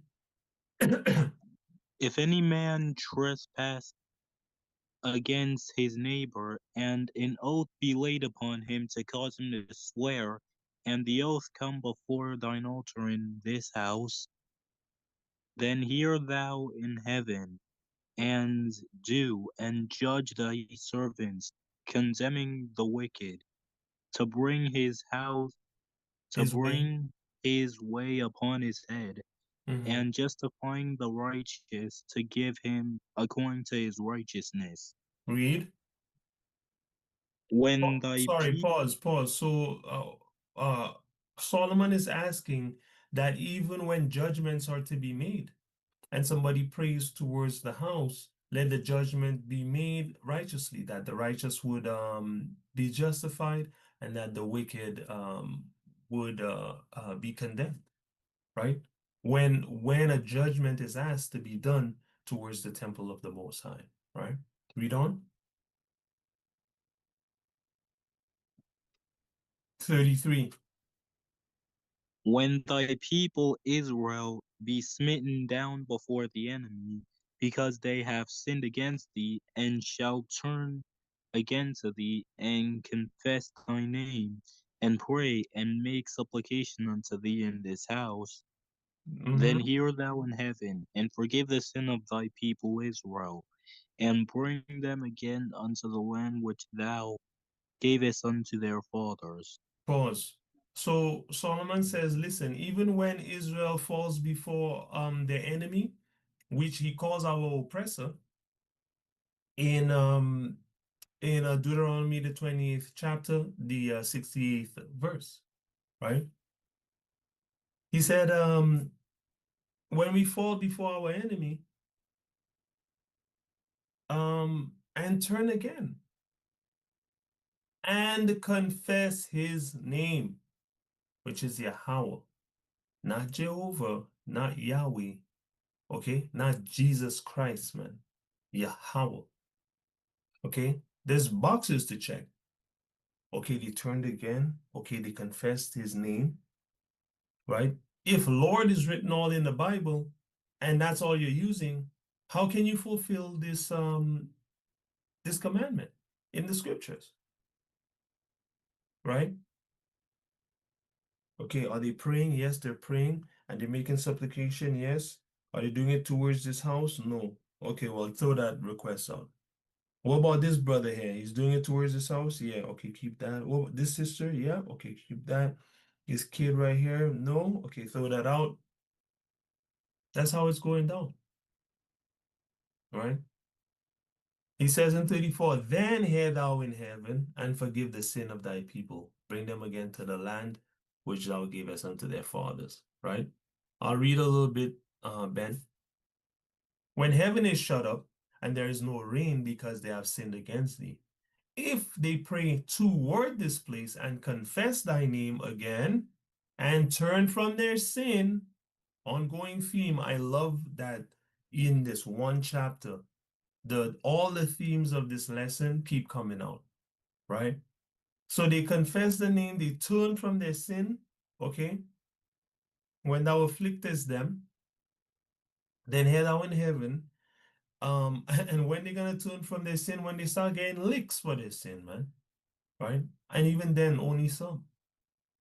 Then hear thou in heaven and forgive the sin of thy servants and of thy people Israel, that thou teach them the good way wherein they should walk, and give rain upon thy land which thou hast given to thy people for an inheritance. Okay?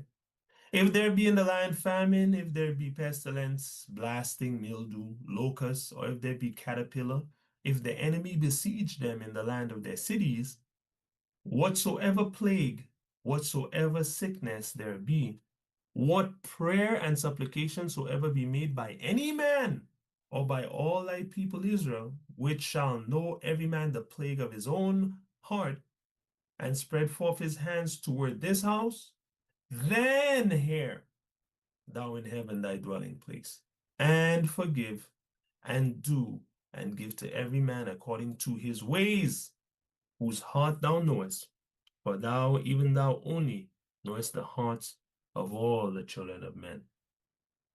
So this brother say, hey, when a man's just even if a man's struggling with his crops, right? Or his enemies are besieging him in whatever cities that they be in, right? If anyone has plagues, man, disease, sickness, hey, if they make any supplication, right?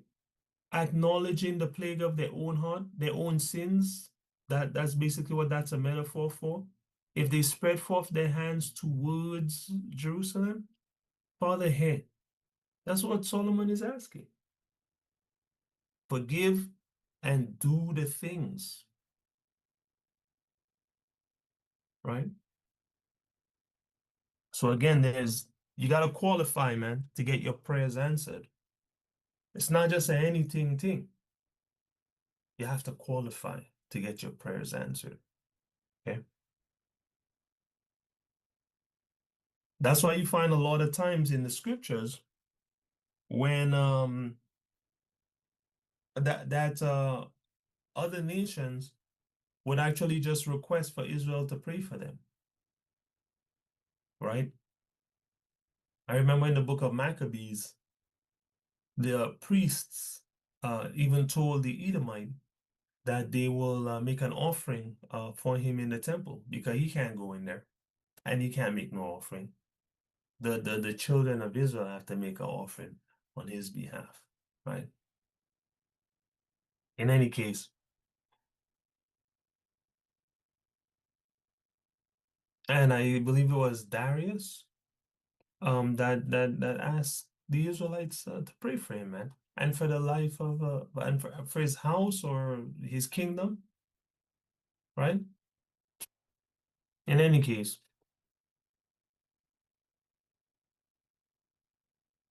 I want to get 40 here.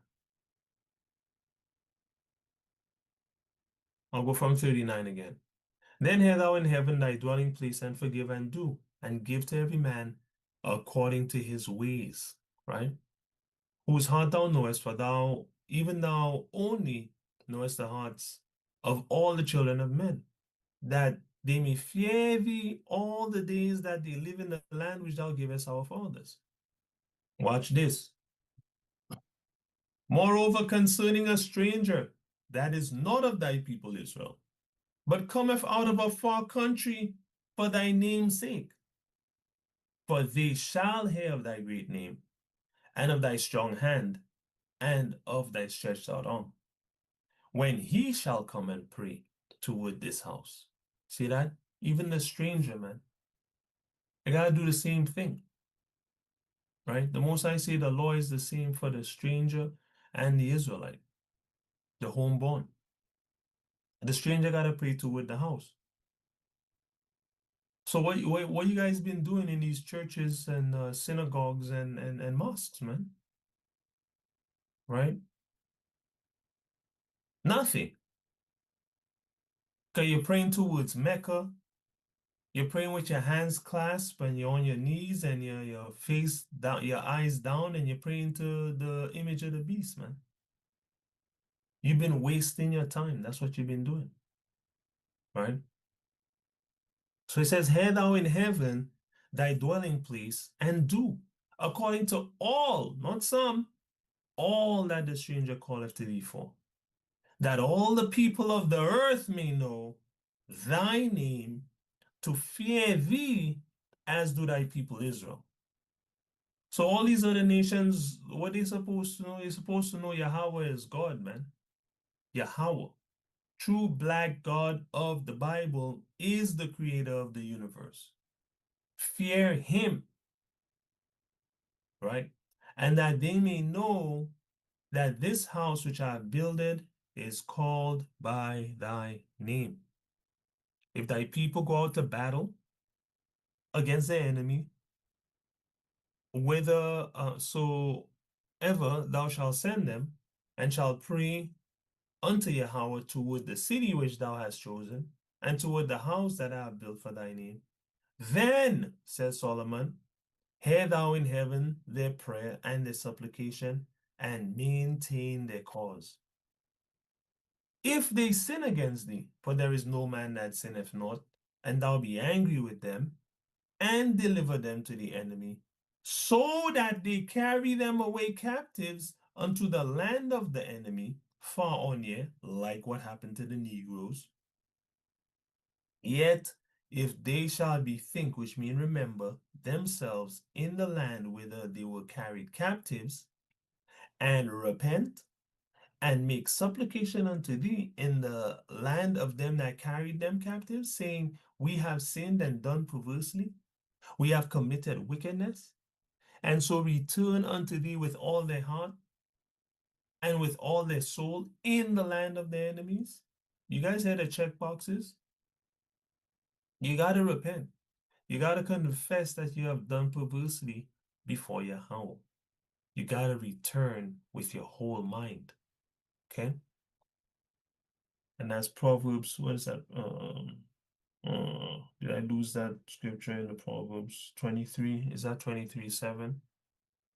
Your heart is your mind.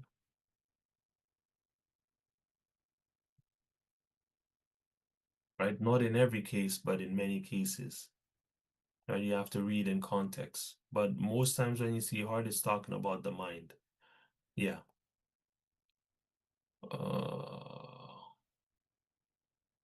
For as he thinketh in his heart. See that? As a man, as he thinketh in his heart, so is he. Eat and drink, saith he to thee, but his heart is not with thee. The heart is the mind. Right? Okay.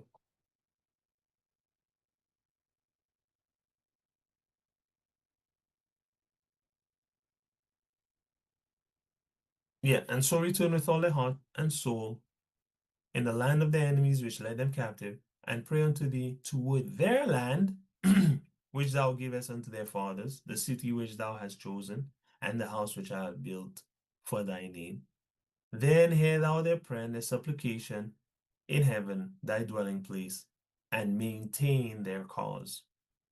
And forgive thy people that have sinned against thee, and all their transgressions wherein they have transgressed against thee, and give them compassion before them who carried them captive, that they may have compassion on them.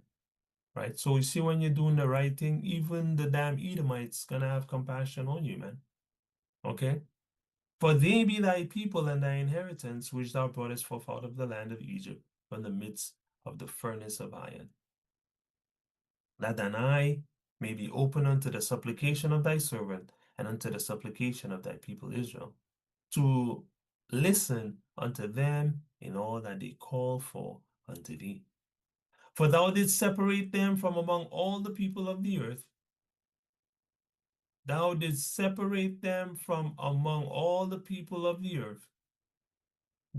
The children of Israel, like the temple, are consecrated. They're Chanaka. Okay? They're Kodesh or Kadash. More accurately, Kadash.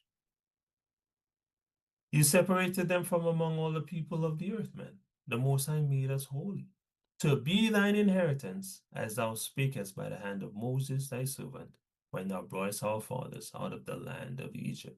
O Yahawah, Alahayim, okay, which is just ancient Hebrew for God or ruler or master. And it was so that when Solomon had made an end of praying all this prayer and supplication to Yahawah, he arose from before the altar of Yahawah, from kneeling on his knees, with his hands spread up to heaven, not clasped, okay, praying to the beast. He was kneeling and his hands were spread up to heaven, okay? And he stood and blessed all the congregation of Israel with a loud voice, saying, Blessed be Yahawah, that have given rest unto his people Israel, according to all that he promised. There have not failed one word of all his good promise, which he promised by the hand of Moses, his servant. Yahawah our God be with us, as he was with our fathers. Let him not leave us, nor forsake us, that he may incline our hearts unto him, to walk in all his ways, and to keep his commandments, and his statutes, and his judgments, which he commanded our fathers. Remember, Solomon is screaming this loud for everybody to hear, you know. Let Yahawah incline our hearts unto him, our minds unto him, that we might walk in all his ways, to keep his commandments. See what I said before? And his statutes, the brother said, and his judgments, which he commanded our fathers. Okay, the lifestyle, that we might live the lifestyle of Hebrews, man. Okay, which is all encompassing. It's not a weekend thing. And let these my words wherein I have made supplication before Yahawah be nigh unto Yahawah our God day and night, that he maintain the cause of his servant and the cause of his people Israel at all times, as the matter shall require. So Solomon even prayed, Father, keep these words with you at all times. because it's going to be necessary, right? So Yahawah has these words on a scroll written in Hebrew. To remember, because when he see you doing bare foolishness and being a Babylonian, you piss off your father, man. And you can pick up the scroll and read it and say, boy, you're lucky, man. Solomon prayed for y'all and I already said I was going to do it. Yahawah got his notes, man. You understand? Not that he needs the notes, but Yahawah has his notes, right? He deal with writing and organization, right? And planning, okay? His angels take a record of the things you're doing and come and present it before him, man. What do you think these kings get all these particular ceremonies from, man? Right? You got the crier and he come and he open the scroll and he read it. Where do you think these people get these things from, man? Yahawah has designed all things. That's Yahawah's style, man. In any case, he said in 60 that all the people of the earth may know that Yahawah is God, man, and that there is none else. Let your heart therefore be perfect with Yahawah our God, to walk in his statutes and to keep his commandments as at this day. Okay? So let your mind be perfect with Yahawah, right? Don't be double-minded. Don't be an Israelite and a Christian, or an Israelite and a damn philosopher, or Israelite and a Rasta mix, you know, Israelite and a Muslim mix, or Israelite and a, what do you call it, Pan-African. Don't mix the medicine, man. Don't mix the Most High wine. The Most High don't deal with mixed wine, man. Okay? He like his wine pure. That's why when Yahawah Shai made the wine from the water, they said, how come you brought the best wine when people drink already? Pure, unmixed. That's how Yahawah like his thing. That's why he deal with the white garments and the pure gold, man. Okay? That's why he tell you don't even mix your fabrics. That's why he tell you don't mix with other people. Yahawah deal with holiness, purity. 100. Yahawah invented 100. Okay?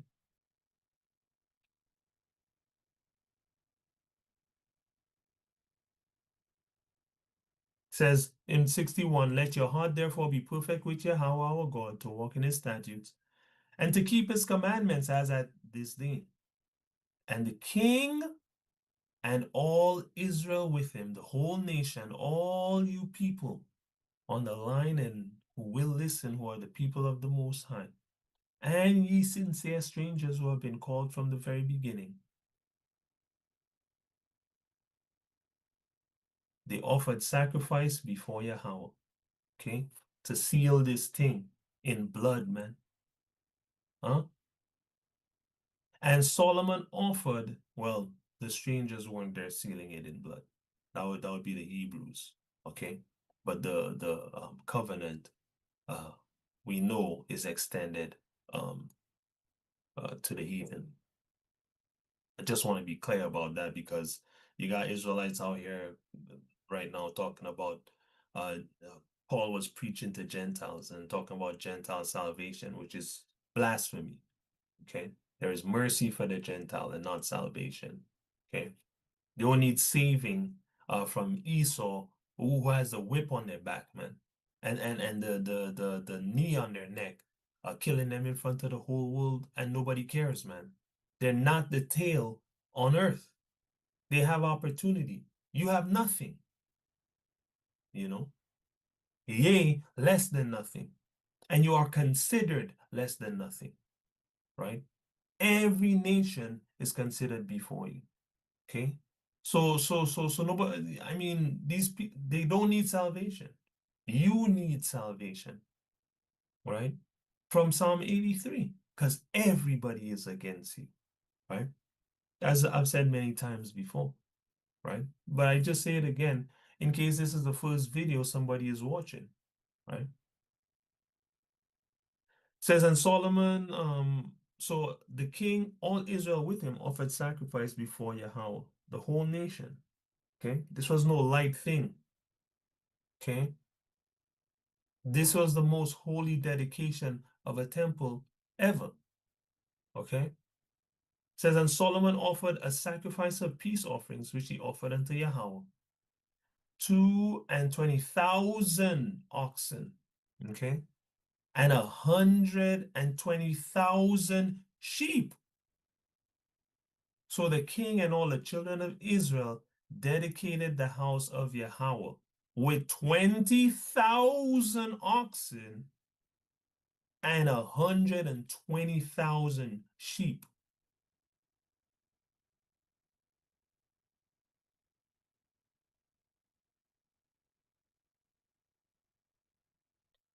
What?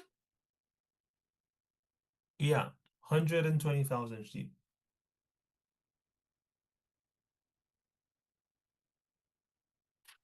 One second, family.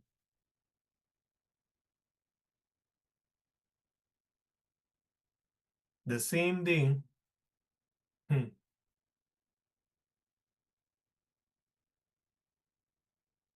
did the king hollow the middle of the court that was before the house of Yahawah. Let me see here. I just want to make sure. Okay, no, that's all I want. So the king and all the children of Israel did what? They dedicated the house of Yahawah. All right. So this was the point. But I wanted to go through this whole thing so you could see how special of a ritual this was. Okay. To dedicate the actual physical temple to Yahawah. All right. This was no light work. Okay. It was a big deal.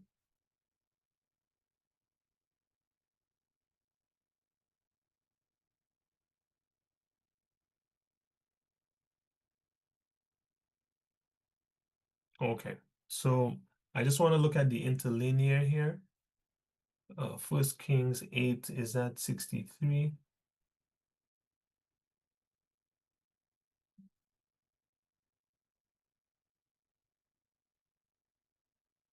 Oh my gosh, what's happening here?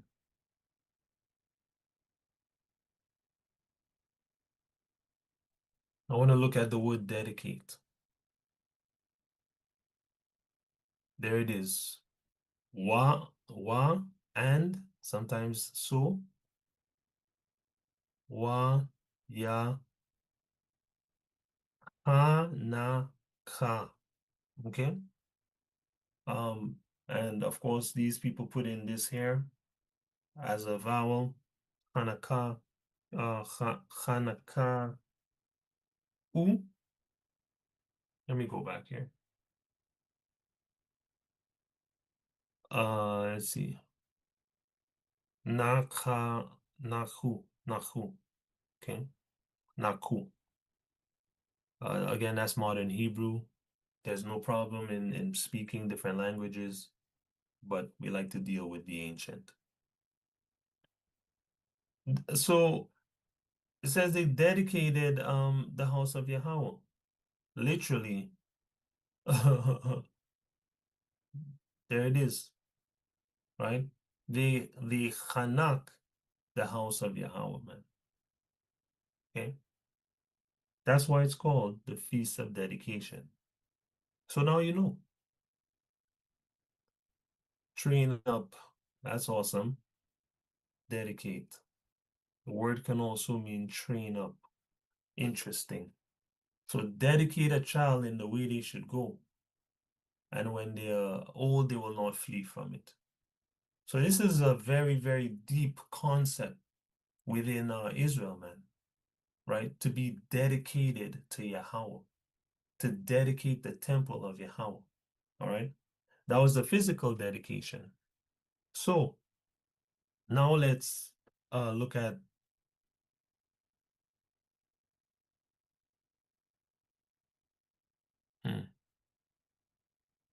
the rededication of the temple, because the temple was destroyed because Israel fell into sin, and Yahawah brought the Edomites to mash up the temple.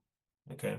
I mean, it was the Babylonians the first time, if I remember correctly, but it's still the Edomites that mash up the temple when the Babylonians attacked. Okay, they mash up both the temples. All right. In fact, they destroyed all the temples, including you, the temple of Yahawah, you Israelites. Okay, you so-called negroes. Right? They destroyed you and continue to destroy you every day as well. That's why when Christ returns, the Most High said, it is the quarrel of his temple, man. It's not just the physical temple, but the Israelites, all the Israelites that have been destroyed at the hand of the oppressor, man, right? The Edomite, the so-called Greek, the so-called Roman, the so-called European, all right? So let's look at First Maccabees chapter 4, right? To give us a little bit of insight into the rededication of the physical temple. So we saw the dedication of the physical temple. Now we're going to see the rededication of the physical temple. All right. So let's go here to First Maccabees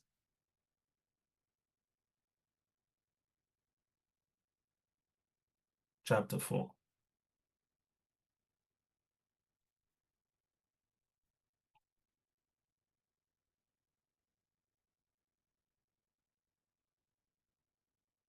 Let's get 52 to 59, Ben.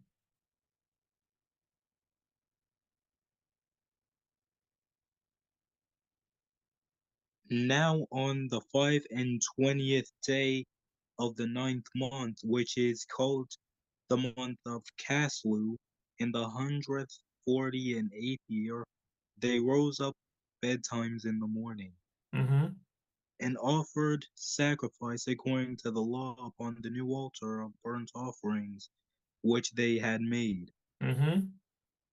Look at what time and what day the heathen had profaned it, even in that was it dedicated with songs and shitters and harps and cymbals. Citherns, songs and citherns and harps and cymbals. Okay.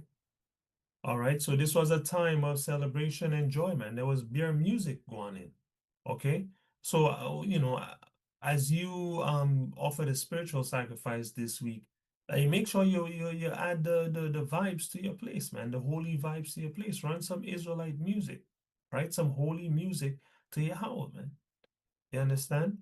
Keep your space in the right spirit.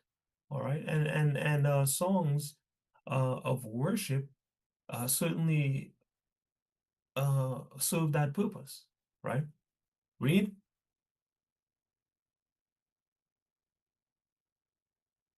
And offered sacrifice according to the law on the new altar of burnt offerings which they had made. Then all the people fell upon their faces, worshipping and praising the God of heaven, who had given them good success. Right. And so they kept the dedication of the altar 8 days, and offended and offered burnt offerings with gladness, and sacrificed the sacrifice of deliverance and praise. So they offered burnt offerings with gladness, cook up bare food, right, with gladness, right?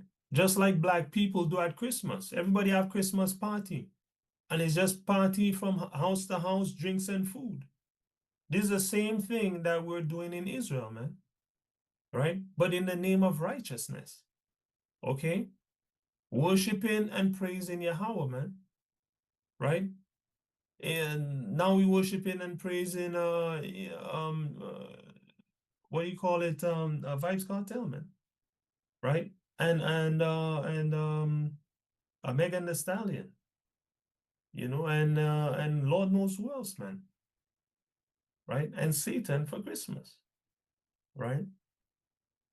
But it used to be worshiping and praising Yahawah, which is what we ought to be doing in our nation right now.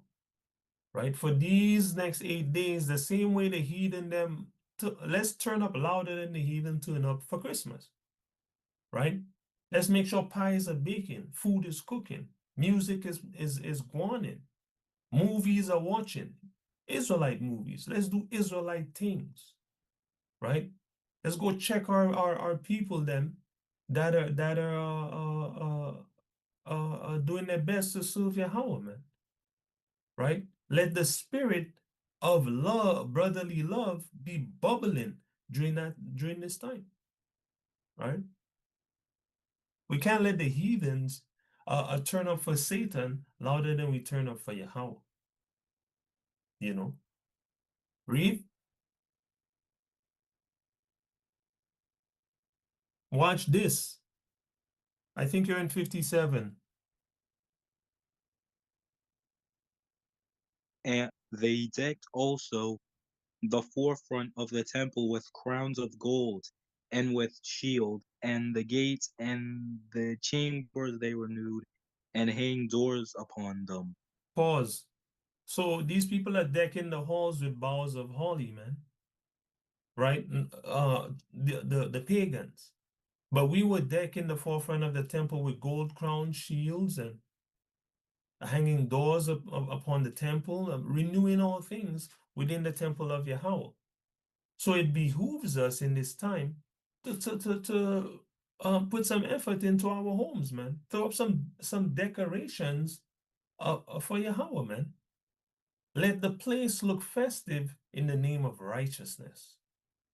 Put up some gold frills and maybe some pictures of the Maccabean brothers and Yahweh Shai at the top, and turn up, man. Put up your lights, not Christmas lights, man. Put up your Hanukkah lights, man. Right? Let it be a thing. Right? And see if Yahweh don't bless you, man, for turning up for his feast. Right? Read.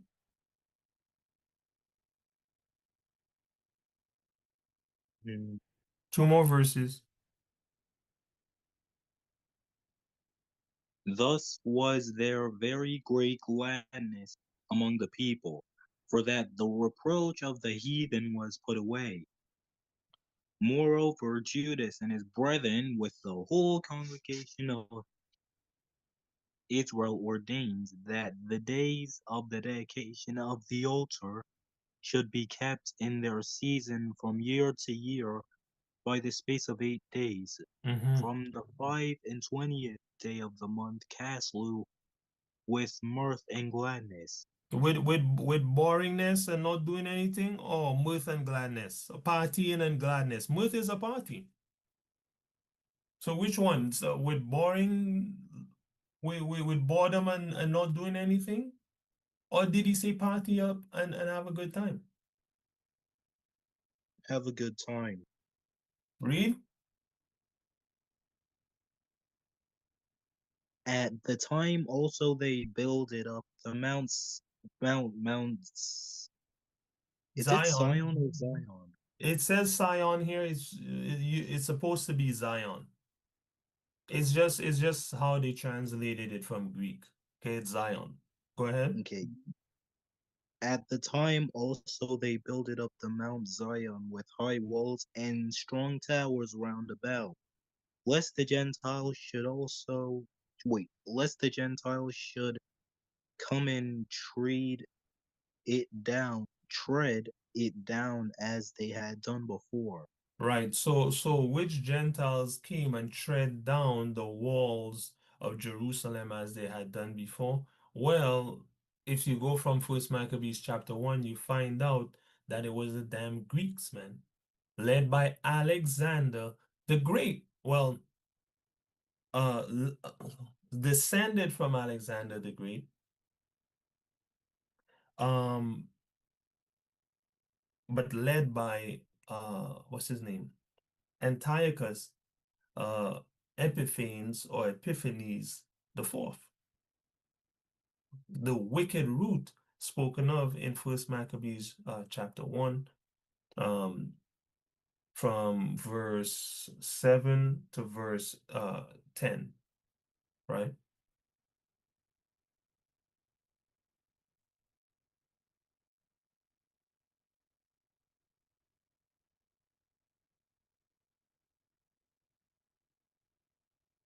After Alexander had reigned 12 years, he died. Then his officers began to rule, each in his own place. They all put crowns on after his death, and so did their descendants after them for many years, and they caused many evils on the earth. Well, really, the KJV tell you evil was multiplied on the earth, okay? From them came forth a sinful root. It says wicked root in the KJV. Antiochus Epiphanes, son of King Antiochus. He had been a hostage in Rome. He began to reign in the 137th year of the kingdom of the damn Greeks, man. And this is who our ancestors, the Maccabees, were fighting against. All right. This is the Gentiles that they were talking about, right? That's why they put up strong towers and more defenses to prevent the Edomites, okay, from coming and destroying the temple. How do we know they're Edomites? First Maccabees chapter 5 and verse 3 tells you that the whole time we were fighting the children of Edom. Okay, let me just go there real quick.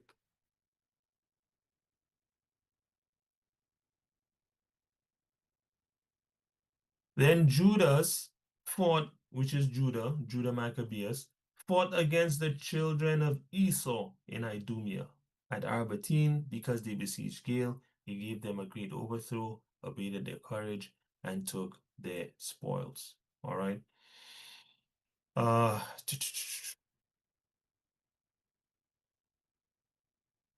uh, uh,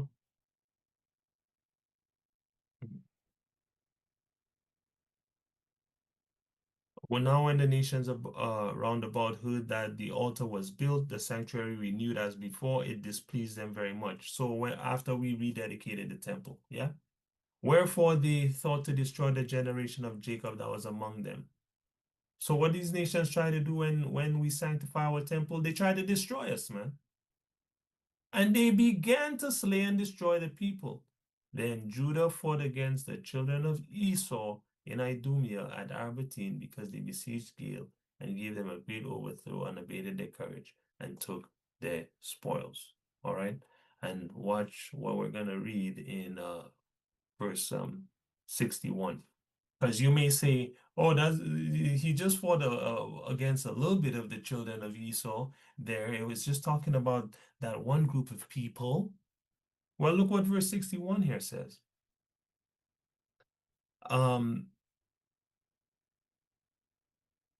It says, they set there a garrison to keep it. A garrison is a barracks. And fortified Bethsura to preserve it, that the people might have a defense against Idumea. Okay? Idumea is the Edomites. Edom. See that? Check, you Google it. Idumea, Edom. Edomites. Greeks are Edomites. Okay? That's who we were fighting the whole time. All right. You can look more into that yourself. In the interest of time, I'm not going to go any further than that. So, we looked at the ancient dedication. We saw how the Maccabees, or we touched on how the Maccabees rededicated the temple. Okay? This is the same dedication Christ was keeping in John 10. This one that the Maccabees, with all the congregation of Israel, ordained, right? So what is Hanukkah? The feast to celebrate the rededication of our temple after our victory over the so-called Greek oppressors, who are actually Edomites, okay? First Maccabees chapter 1, verse 1 to 15 and 41 to 49 show you the beginning of the oppression under these Greeks, okay? You guys can go check that out on your own time. And you can learn more about it in last week's lesson because we read that whole account in last week's lesson. All right. I'll put the link to that lesson in the video description. So we only have a few minutes left. So we'll begin to look at how to keep Hanukkah today. All right. First and foremost, let's go to 1 Peter chapter 2. How do we keep Hanukkah today? Right? You can't do the guttural, you can just say Hanukkah. All right? How do we keep Hanukkah today? 1 Peter chapter 2. How do we keep it today? We make spiritual sacrifices. So we're not going to sacrifice goats and cows and all of these things. Yahawah is the sacrifice, all right, in this time. So we no longer do animal sacrifices, right, since he was the propitiation or sacrifice for sins, all right?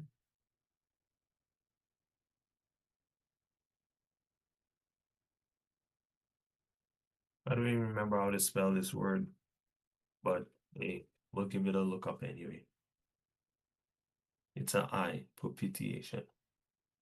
1 John 2. My little children, these things I write I unto you, that ye sin not. If any man sin, we have an advocate with the Father, Yahawah Hamashiach, the righteous. And he is the propitiation for our sins, and not for ours only, but also for the sins of the whole world. Don't get tricked with this whole world thing. Hebrews chapter 1, verse 1 to 2 tell you there's many worlds. Okay? And Isaiah chapter 45, I believe it's verse 17, tells you that Israel shall be saved in Yahawah. We shall not be ashamed nor confounded. World without end. All right. So the world that the Messiah had always promised to save was the world of the Israelites. All right. And I have entire studies on this that you can check out on the channel. So it's a propitiation for our sins. Let's see if we can get the meaning straight up.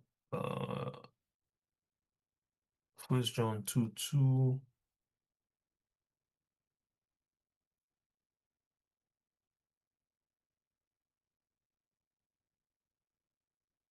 Propitiation, hilasmos in Greek. See that? Propitiation, he is the atoning sacrifice for our sins. Okay? Yahawah man, the true black Messiah. He is the atonement. All right? There's Greek lexicon, appeasing, propitiation, appeasing, forgiveness, right? That's pretty much all we want there. An expiatory sacrifice. So he is the sacrifice. Okay? The high priest offering one sacrifice once for all time. Okay? Yahawah is a propitiation, therefore we no longer sacrifice animals, but instead we offer spiritual sacrifices. So how do we keep Hanukkah today? Make spiritual sacrifices. And I'll read 5 to 9 here. It says, ye also, in 1 Peter 2, ye also as lively stones are built up a spiritual house and holy priesthood to offer up spiritual sacrifices acceptable to Yahawah. How? By Yahawah Hamashiach. So every Old Testament only Israelite is a zombie, a walking dead, because without an atonement, you cannot approach the throne of Yahawah. And in this time, the atonement is Yahawah Hamashiach. So if you don't believe in Yahawah Hamashiach, you're already condemned, right? So it says, wherefore, also it is contained in scripture. Wait, is that? Yeah, okay. It is contained in scripture. Behold, I lay in Zion a chief cornerstone, elect, precious, and he that believeth on him shall not be confounded. You see, people are busy believing in Jesus Christ, the image of the beast, when they're supposed to be believing in Yahawah Shai HaMashiach, the true black Messiah, the Negro, man, Son of God. So as long as they believe in Jesus Christ, they're condemned. But if they actually believed in the true black Messiah, they would not be condemned. But who wants to believe that the Negro who they have counted as nothing is the savior of mankind? Who wants to believe that, right? Few, very few, right? Even amongst our own people, for their minds have been destroyed by the worship of the beast, man. That the book of Revelation talks about. I believe it's in the 14th chapter, right? If you go from around verse 5, I believe, right? Tells you about all the world is going to worship the damn beast and the beast image, man, right? Okay. Any that believe on him shall not be confounded, verse 6. Verse 7, unto you therefore which believe, he is precious.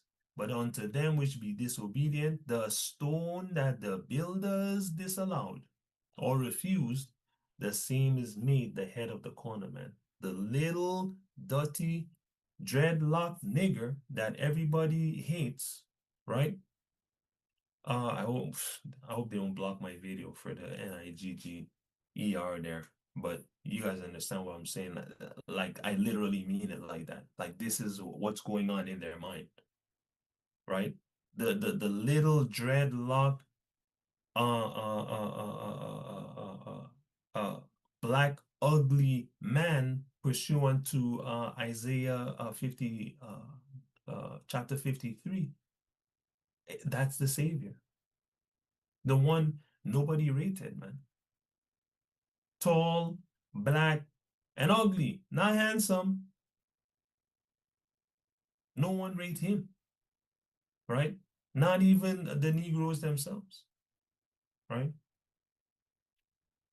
He's a stone of stumbling and a rock of offense, even to them which what? Stumble at the word of the Most High.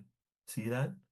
Being what? Disobedient, whereunto also they were appointed to disobedience, right? But you're a chosen generation, Israel, and ye sincere servants, right? You're a royal priesthood. You're a holy nation. You're a peculiar people. You're not like everybody else. Why? For you to show forth the praises of him who have called you out of darkness into his marvelous light. Oh, so why are you here?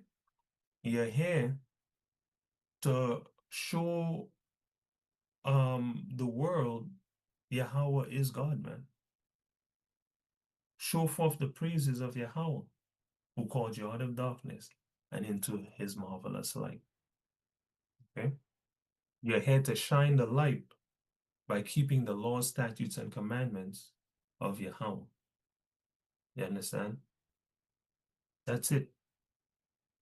So, how to keep Hanukkah today? Hanukkah today, make spiritual sacrifices. Romans 12:1. How are we doing for time? We got about 10 minutes. So, I might make one point after this, and then we'll recommence tomorrow. I'll check the time. Yeah, we'll recommence tomorrow, Lord willing. Romans 12:1. Spiritual sacrifices. Romans 12:1. I beseech you, therefore, brethren, by the mercies of Yahawah, that you present your bodies a living sacrifice, holy, acceptable unto Yahawah, which is your reasonable service. So, I mean, does that mean we're gonna cut ourselves and dance in a circle after lighting up candles and drawing what do you call that? A Star of David on the floor?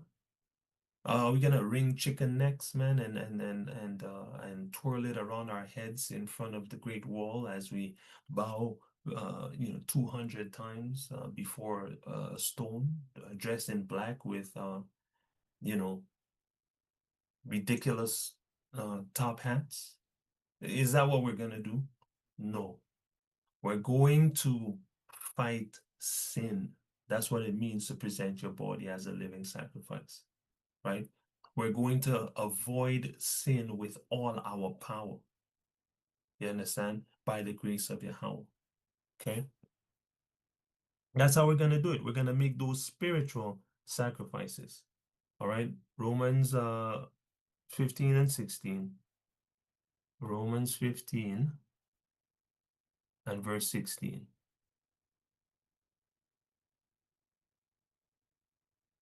I'll go from 15. Nevertheless, brethren, I have written the more boldly unto you, in some sort, as putting you in mind, because of the grace that is given to me of Yahawah, that I should be the minister of Yahweh Shai HaMashiach to the Gentiles, ministering the gospel of Yahawah, that the offering up of the Gentiles might be acceptable, sanctified by the Holy Spirit.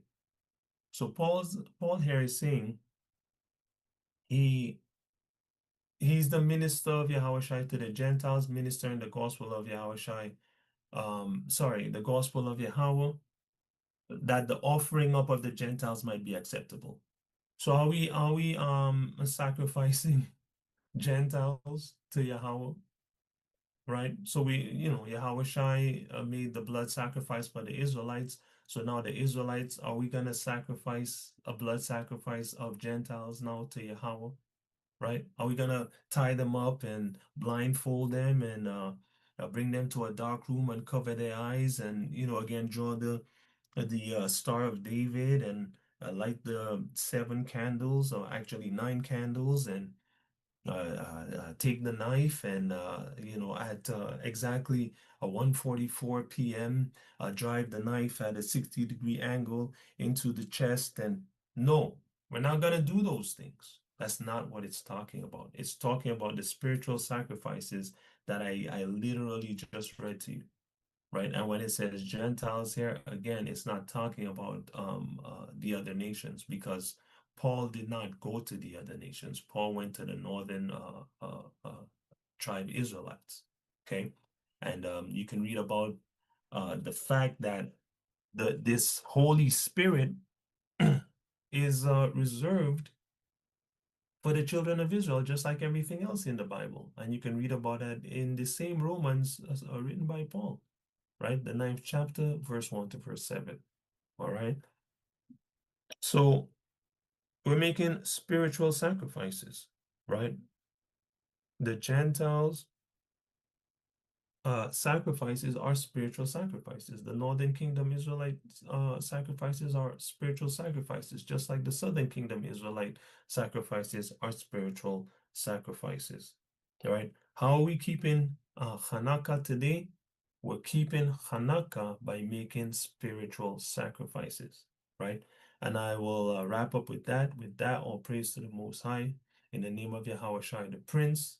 Okay, how we're going to do our spiritual sacrifices is we're going to come back to service tomorrow. The sun sets tomorrow, Lord willing. The sun sets at, I'll tell you guys.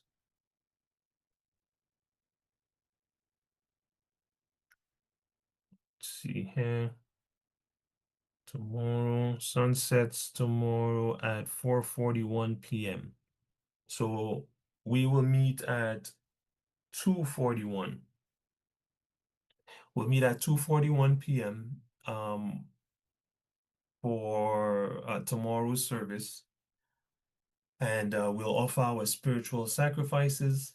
or we will begin to offer our spiritual sacrifices at that time. And once the sun sets, it will be the dedication of Yahawah,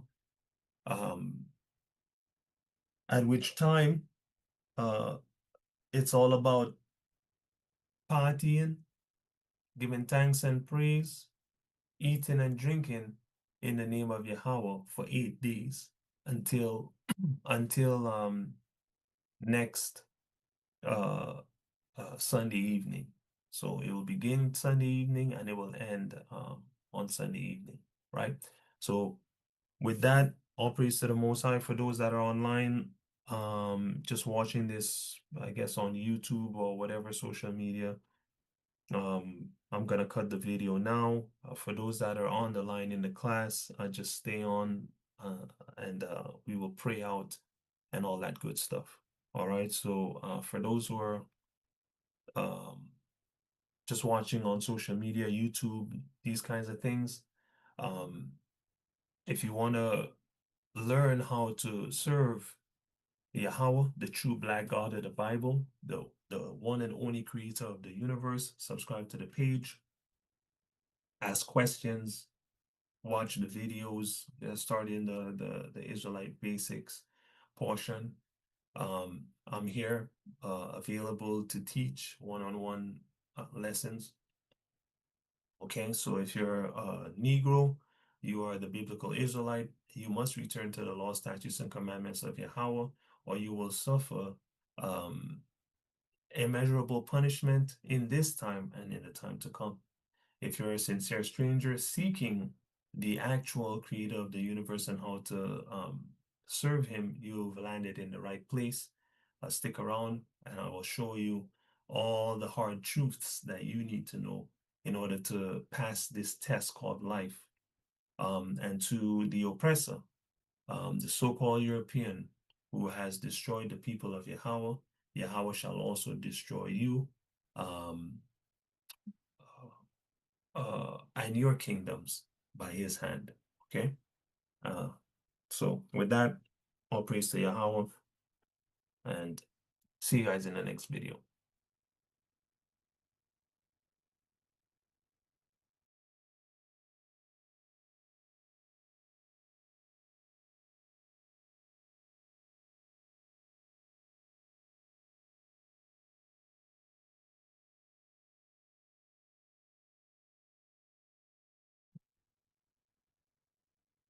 Yeah, so it's on YouTube right now.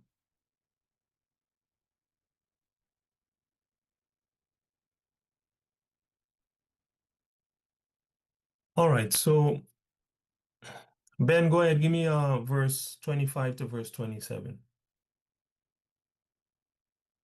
And there went great multitudes with him, and burned, and he turned and said unto them, If any man come to me, and hate not his father and mother and wife and children, and brethren and sisters, yea, and his own life also, he cannot be my disciple. And whosoever doth not bear his cross and come after me cannot be my disciple. Right. So Yahushua says straight up, if you don't hate your father, your mother, your wife, your children, right, your brothers, your sisters, hey, even your own life, man, you can't be his disciple. You can't follow him, right? And he says, if you don't bear your cross and come after him, you cannot follow him. Now, today, if a man said that, they would say he's a cult leader, man, because he's trying to separate you from your family. Yea, many people call our Israelite heritage a cult ideology, okay? Having no solutions for the Negro in 2025, they call our actual heritage a cult. That's like telling a man who's Chinese that practicing his Chinese heritage, it's a cult-like ideology. Complete and utter madness, right? I digress. What does Yahawah mean then when he says if you don't hate your father, mother, and your own life, you cannot be his disciple? What does he mean by that?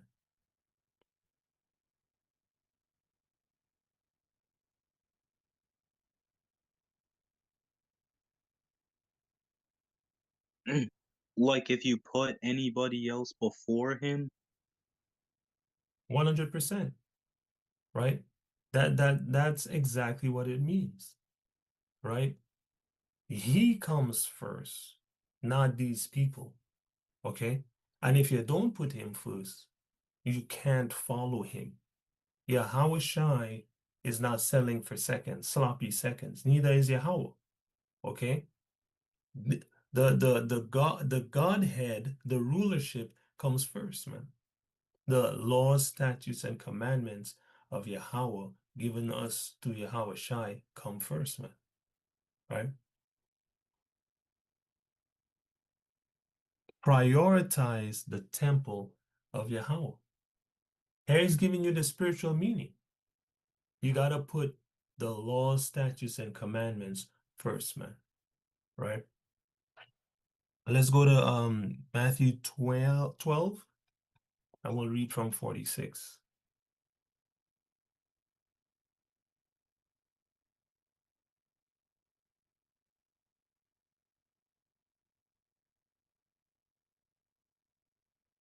I want 46 to 50 here. Go ahead, Ben.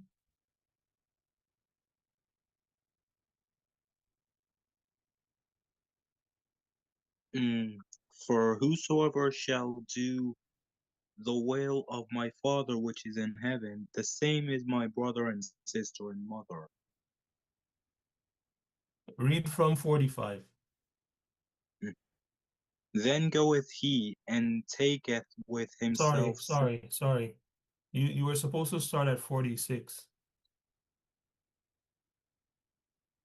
While he yet talked to the people, behold, his mother and his brethren stood without,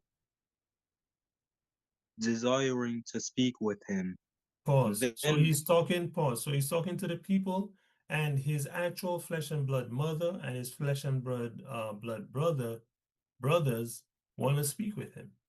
Okay, and look what he says. Go ahead. Or look what happens next.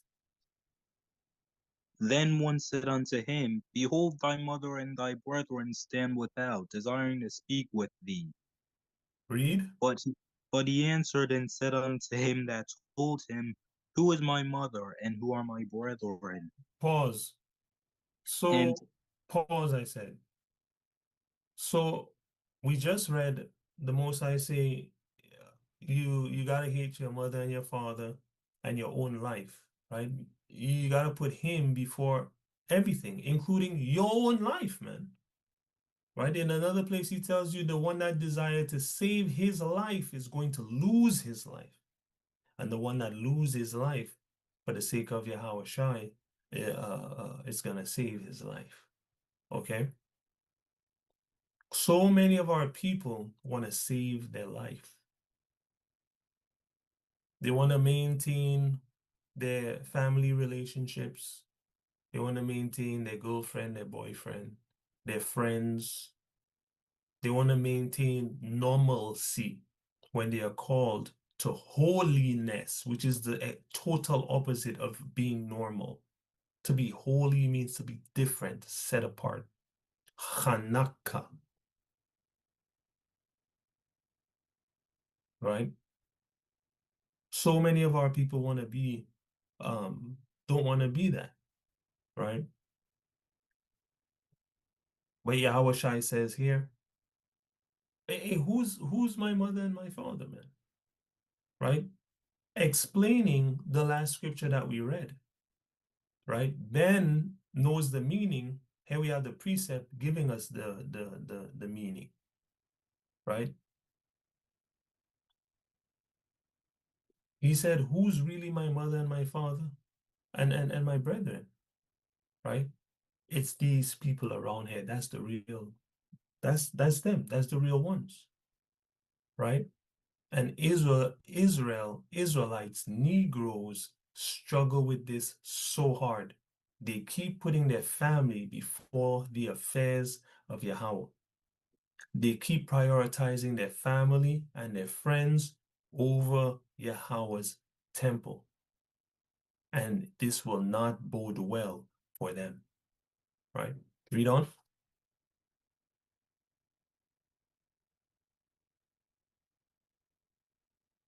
And he stretched forth his hand toward his disciples and said, Behold my mother and my brethren.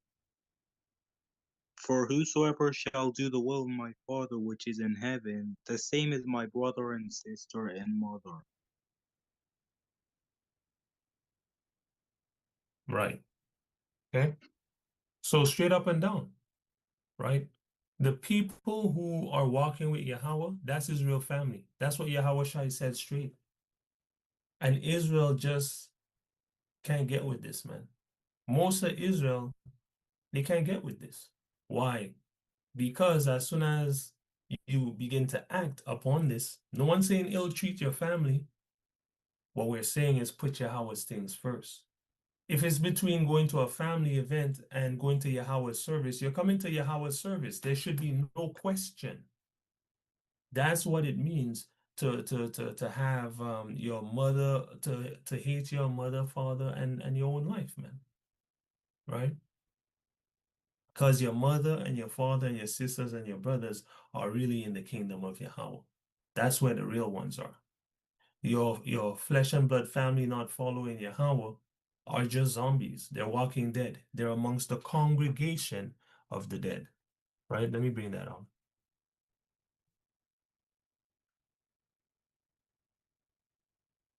Proverbs 21:16. The man who strays from the path of understanding will rest in the assembly of the dead. That's Berean. The King James puts it a lot more eloquently. The man that wandereth out of the way of understanding shall remain in the congregation of the dead, man. Okay. Literal zombies out here, man.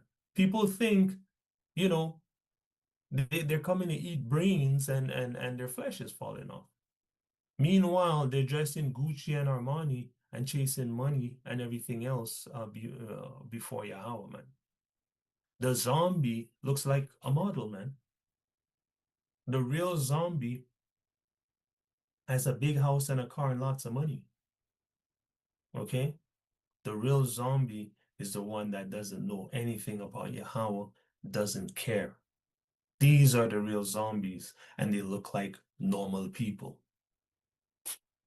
Just like devils and demons expressed through the nation of the Edomites look like normal people. Not only do they look like normal people, they look like the picture that has been given to you as the picture of a trustworthy person. Yet these people are demons, right? So don't let the look deceive you, right? What's the point here? Who or what is Yahawah's temple? So from reading this scripture, how would you answer that, Ben? Who or what is Yahawah's temple? Because we're talking about prioritizing the temple of Yahawah.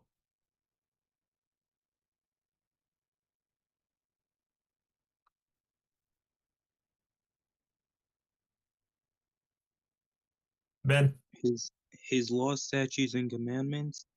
who or what is Yahawah's temple? Nope. Nope.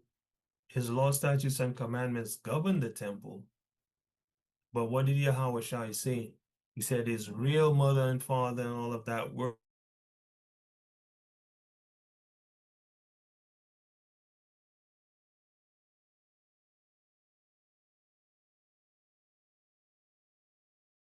mom and dad.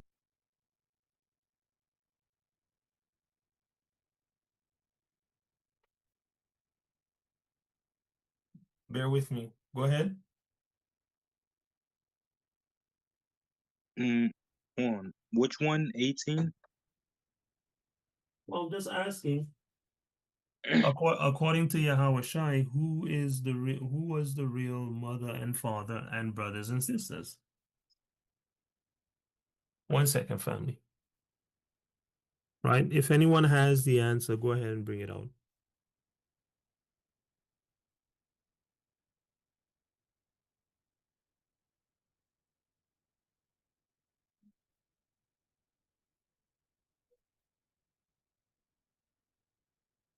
Whoops. Mhm.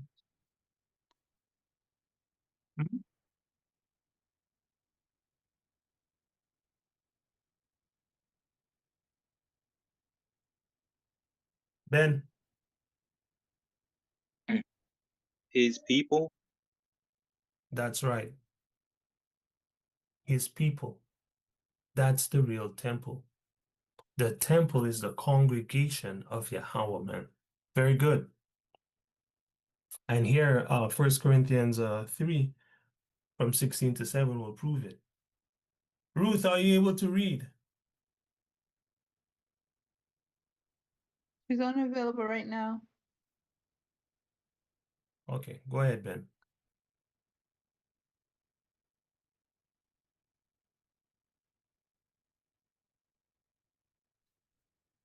Go ahead, Ben. Do you not know that you yourselves are Yahweh's temple, and that Yahweh's spirit dwells in you? If anyone destroys Yahweh's temple, Yahweh will destroy him. For Yahweh's temple is holy, and you are that temple. Straight up and down, right? Plain upon tables. No mincing of words. Of course, this is the Berean version. Certainly the King James would have quoted it more eloquently, but we get the point. You're the temple of Yahweh, right? So during these holidays, right, you got to put the people of Yahweh first. This is the real temple and the real family, right? Build with them, get to know them, visit them, link up with them, love them more than you love your own flesh and blood, right? And I can hear I can hear the detractors now. See, told you it was a cult. Well, what you're gonna see is that Yahushua was running a cult, man. That's what you're gonna see when you read the scriptures. Because by definition, a cult is a small group of people with a belief system that is considered strange or different than anybody else. Also considered sinister. And certainly we tell in the world that the Bible teaches, and showing them that the Bible teaches that this is all about the Negro, is considered sinister. Because Satan himself spent thousands of years teaching them, marketing, advertising to them, right? That the Bible is about everybody. When even their own scholars know that's certainly not true, right? But the common man don't do any studying. They listen to the person that paid money to go to the seminary, and that's the end of it, right? And who has a problem worshiping a European? No one, right? That's the brainwashing. But everyone has a problem with worshiping a Negro man with damn dreadlocks, right? Black and ugly. Everyone has an issue with that. Well, sorry, but not sorry to tell you, that's the Messiah. That's who he is. Black, tall, ugly, dreadlock man. Read Isaiah 53, man. Read Daniel 10, 4 to 6. Read Revelation 1, 14 and 15. Right? That's who you're dealing with.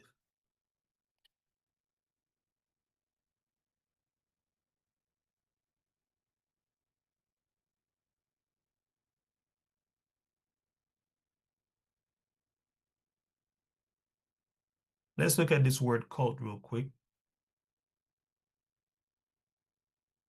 And then we'll look at a couple other things Yahawah said that look cult-like.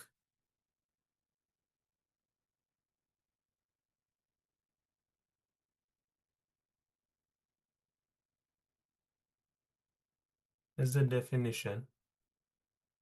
Cult, a relatively small group of people having beliefs or practices. Didn't Yahawah say it was going to be a remnant? That's a relatively small group, man. Christianity has 2 billion adherents, as I said last week, or sorry, yesterday, right? Especially, so having beliefs or practices, especially relating to religion, that are regarded by others. Here's the key, regarded by others. That doesn't mean it's true. That just means that's the perception. You see, the world perceives that Christ is a Edomite, a so-called European, but that's not the truth. The world at a point in time perceived that a fat was bad for you. That's certainly not true.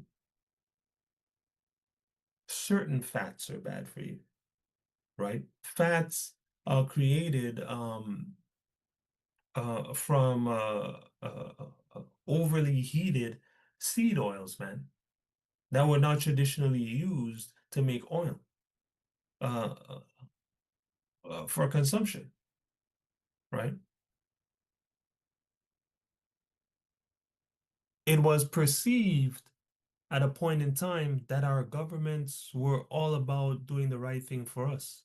And now in the age of information, we realize that is a total and complete illusion.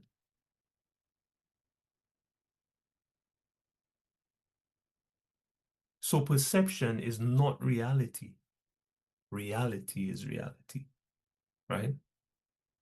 So it says that are regarded or perceived as strange, sinister, or imposing excessive control over members. That's a cult. Yahawah was running a cult. Yahawah told you hate your mother and your father. And if you don't hate them, you can't follow him, man. Said you have to put me first, me. If you don't put me first, I don't want nothing to do with you. You're not ready. Yahawah was regarded as sinister by the people, the scribes and Pharisees. This thing he said about the mother and father would have been seen as imposing excessive control. When he said he was the son of Yahawah, they thought it strange. Yahawah was running a cult. The great thing about his cult is that it was the right one to be in. Because guess what? There was a cult of Dionysus in history, a cult of Serapis, right? Which has now grown into the religion of Jesus Christ. There was a cult of Isis, and so on and so forth, right? I mean, right now you have cults of personality, man, right? People that worship and do strange things for Lil Wayne or Jay-Z or Beyonce, Kendrick Lamar, Drake, and these other celebrities, man. They have cult followings, right? But all this is for evil, when Yahawah's cult is for good. So I want to look at this word. And let's see what what other strange things Yahawah said, where they certainly would have called him a cult leader today. When all he was doing was getting the people to practice Hanukkah to be Kadash, which is holy, right? And to practice Hanukkah, which is dedication to Yahawah.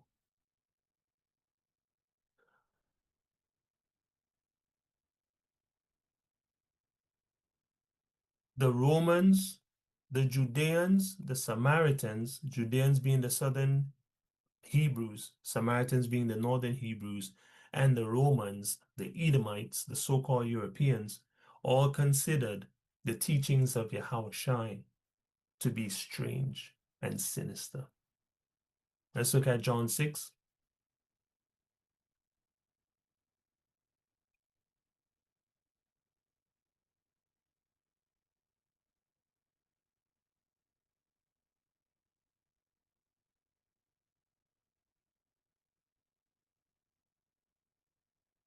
We'll go from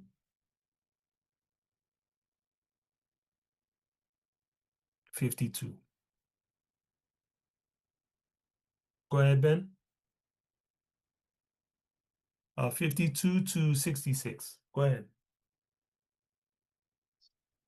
Mm.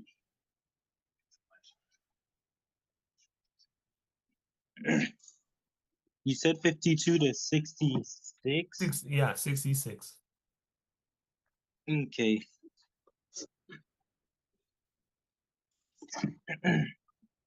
The Jews therefore strove among themselves, saying, how can this man give us his flesh to eat? Pause. So the Jews, the Judeans, were fighting amongst themselves, saying, how can this man give us his flesh to eat? Because Yahweh Shai started talking about drinking his blood and eating his flesh, man. So they're like, what is this guy talking about? Read. How about until 57? Yeah, you gotta step out. Yeah.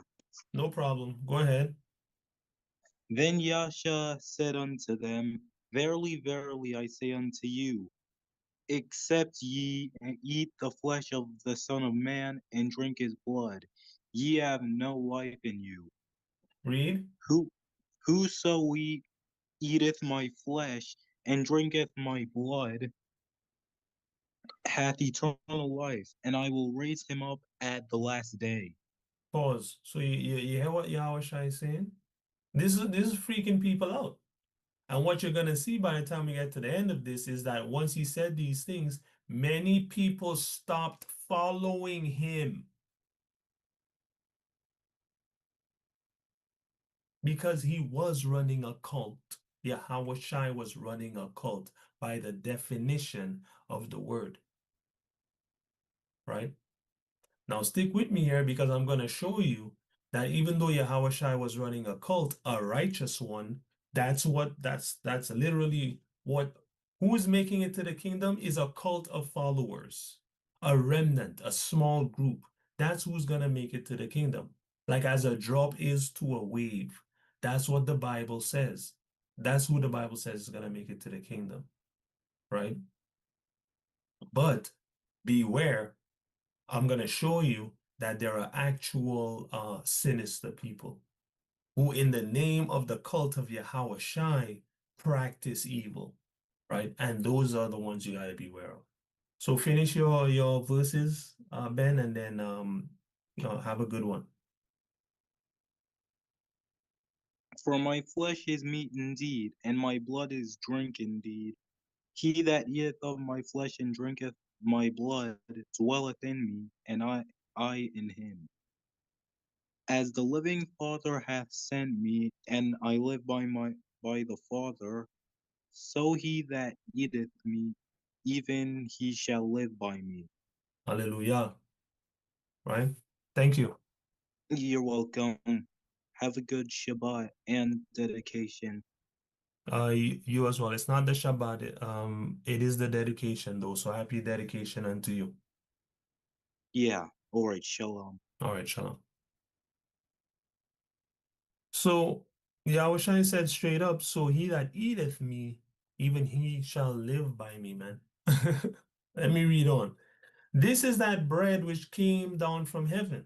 So now he's comparing himself to manna, which the Hebrews would have known of. Not as your fathers did eat manna and are dead, he that eateth of this bread shall live forever. Remember, the man's talking about eating him, right? This is what he's saying. That's not what he's referring to, but that's what he's saying. And many carnal Hebrews, Hebrew spirits, these same types of spirits are around today. Not the same people as in reincarnation or whatever other nonsense that most of our congregations teach, regeneration, but the same evil spirit is around today, right? Of carnality and the inability to think spiritually and conceptually, man, and understand spiritual things because they're too worldly. That spirit was around then as well. I mean, there first, before it was around today. It says, these things said he in the synagogue as he taught in Capernaum. All right. And this is not some Greek town, okay? Capernaum is on the northwest coast of Israel, if I remember correctly.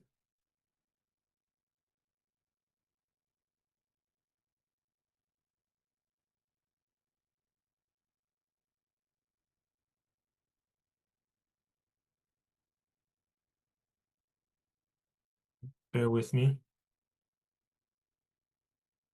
Yeah, there we go. All right.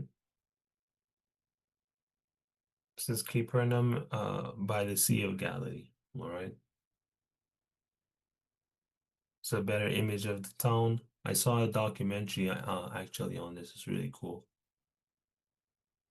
There's a bigger map. Let's see if this loads up.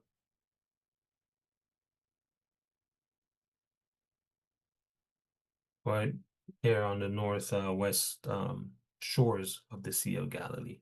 Okay.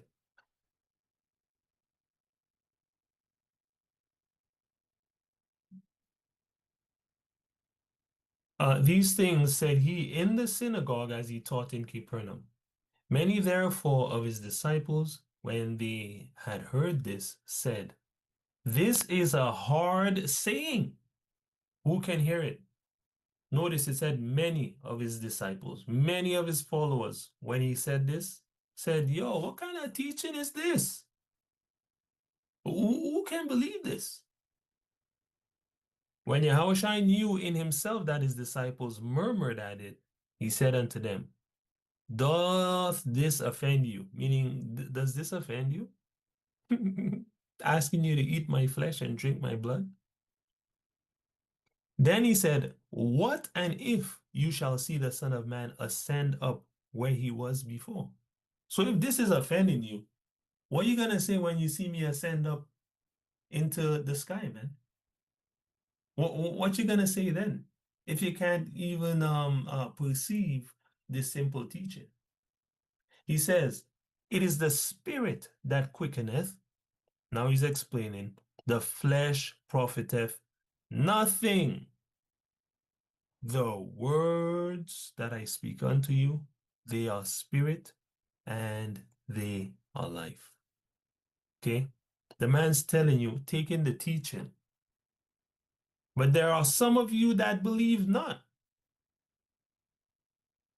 But Yahushua knew from the beginning who they were that believed not and who should betray him. All right? And he said, therefore said I unto you, that no man can come unto me, except it were given unto him of my Father. So even Yahushua knows Yahawah have to pick you before you hear the voice of Yahushua. If you're not picked by Yahawah, you just won't hear the voice of Yahushua, in which case you're doomed. Okay? And all these things show you we're dealing with a God and not a man. We're dealing with a God and not a concept. These things displease man. But the Most High is not here to please you.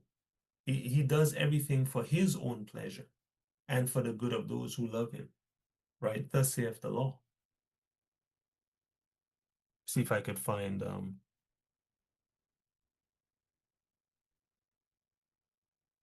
that here.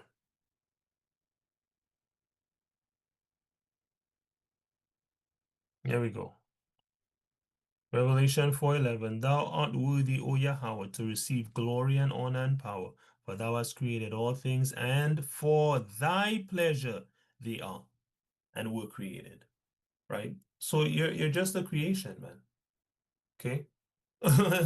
Even if you hate your office, you can rage all you want. Your office is your office. Either the Most High chose you or he didn't, man. Either he chose you for good or he chose you for evil. Right? It is what it is. So it says here, look, and look at the things I'm saying to you, right?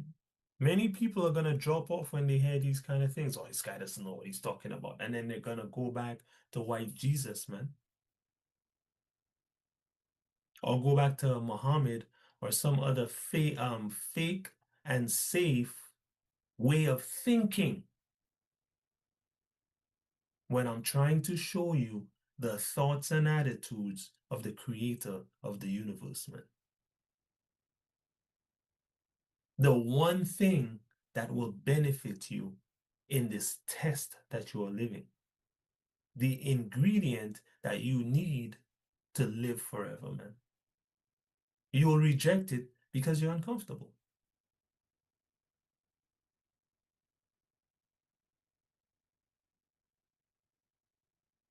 Right? Hey, it is what it is. It says, from that time, many of his disciples went back and walked no more with him, man. So after Yahweh tell them, eat my flesh and drink my blood, he said enough people turn away. So we're not rattled, right? When people say we're strange for putting the congregation of Yahawah above our family, man. We're not rattled by these things. This is what is required. You see, because a lot of people are fake in life, at your job, at school, and in your own family. And guess what? The word of Yahawah separates the men from the boys, the liars from those who love truth. If a man or woman loves truth, you can trust that person. That person is really out for you. But if they don't love truth, you never know what you're getting. You're just rolling the dice. You know? Khan. All praises. Let's get Matthew 10:37 just to back this up. Matthew 10:37. He that loveth father or mother more than me is not worthy of me, saith Yahweh. And he that loveth son or daughter more than me is not worthy of me. Straight up and down and plain like that, right? So watch yourself.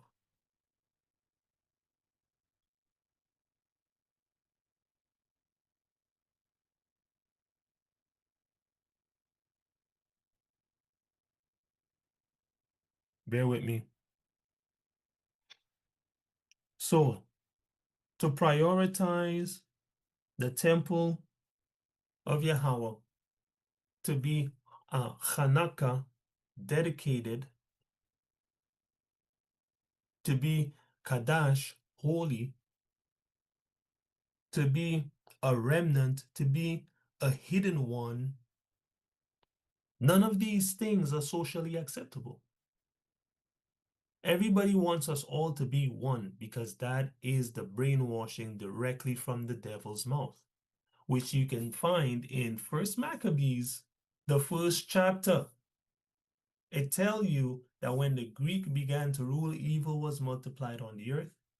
And then when you go down in verse 49, it tells you their decree was that all should be one people.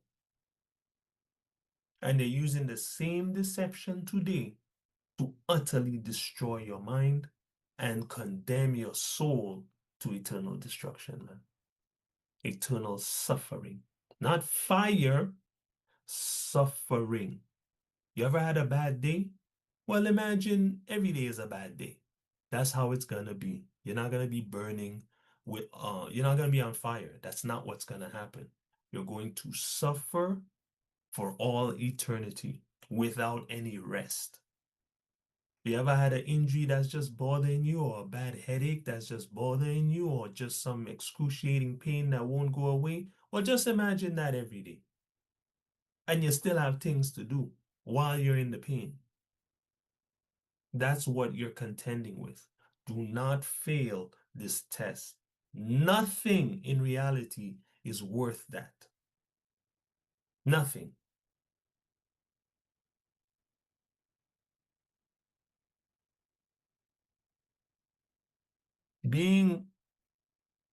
Putting the temple of the Most High first is not and has never been socially acceptable, right? That being said, though,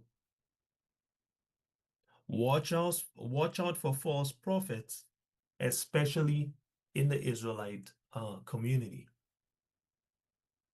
because they are actually sinister, they're actually controlling, and they're actually strange. You see, Yahawah says, put the law, statutes, and commandments of the Most High first. No man who serves Yahawah will force you to do these things. You will get admonished, you'll get encouraged, you'll get rebuked, but he certainly will not put your face in the pie. It's up to the horse to drink the water. You see? If you find sinister movements, controlling movements, strange teachings without biblical backing, you're dealing with a damn false prophet, man, and a deceiver. And you ought to run the other way. But make no mistake, putting the Yahawah first, the temple of Yahawah first, is certainly not socially acceptable. And people will say that you're in a cult and you lost your mind, and let them say what they have to say, man, because who you're following is Yahawah, right? Sorry to cut you. Go I ahead. just got home, so I'm available to read now. So I'm on my laptop if you need me. All praises. Okay. Yeah. So, first principle,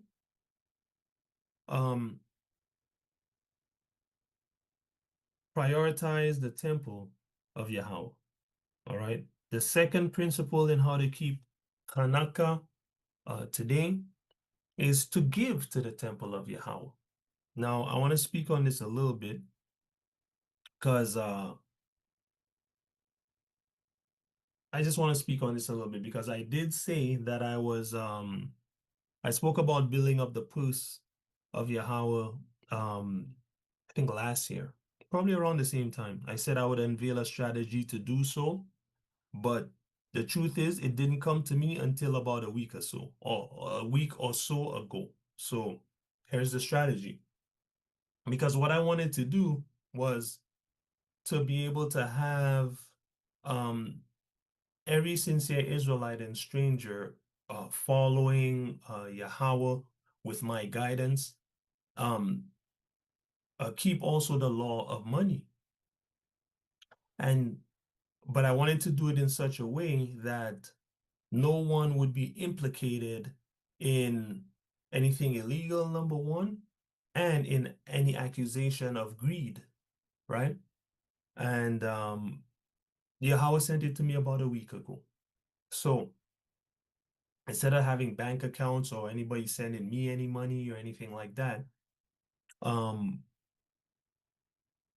what I'd like to do is have everyone save their own money, put their money for the Yahawah and his works aside. Okay, and I'm gonna kind of go through a few scriptures here that show what that should be, what that should look like. But that's the strategy. The strategy is that everyone that is required to and or willing and able should have their money bag for Yahawah. So that when Yahweh's feast comes around, when it comes time to give alms to the poor and all of these things, you can take from that money bag that you've put aside for Yahawah and you can contribute. You understand? And that way, the onus is on each individual for their giving to Yahawah, and the onus is not on any one person, and no one can be implicated in any dishonesty or anything illegal because the control is in the hand of the individual, right? So that's the general strategy. So let's look at some of the details.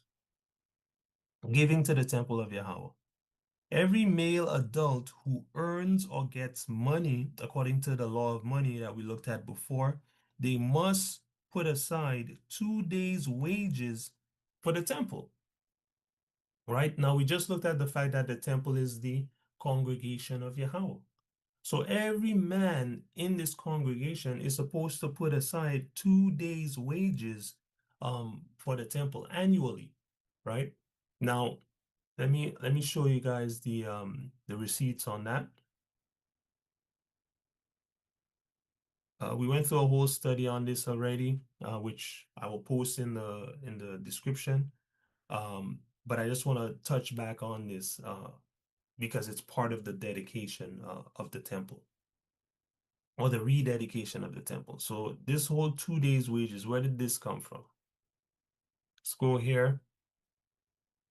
We're looking at the didrachmon, which shows up, let's see, in Matthew 17 here, and I think I have it. Yeah, it's coming up. Okay, great. It shows up in Matthew 17 where who was it? Peter? I believe it's Peter was asked if Yahushua pays the 2 drachma. Now, what is the 2 drachma? It's the tax, the temple tax, the tax that every Israelite male over 20 has to pay every year for the maintenance of the temple. That's what it is. And we're gonna unfold it. But I'm just telling you guys what it is. So it says here what the 2 drachma represented. The 2 drachma was a silver coin worth roughly the wage of 2 days' labor. See that? In the first century Roman world. Okay, weighing a little over 7 grams. Okay, that's literally all we want from there. It was 2 days' labor. Okay. See here. United Precious Metals Association. If you want me to elaborate on that, I could talk to you about that if you want. Just On the side, or you want to take a minute or two now?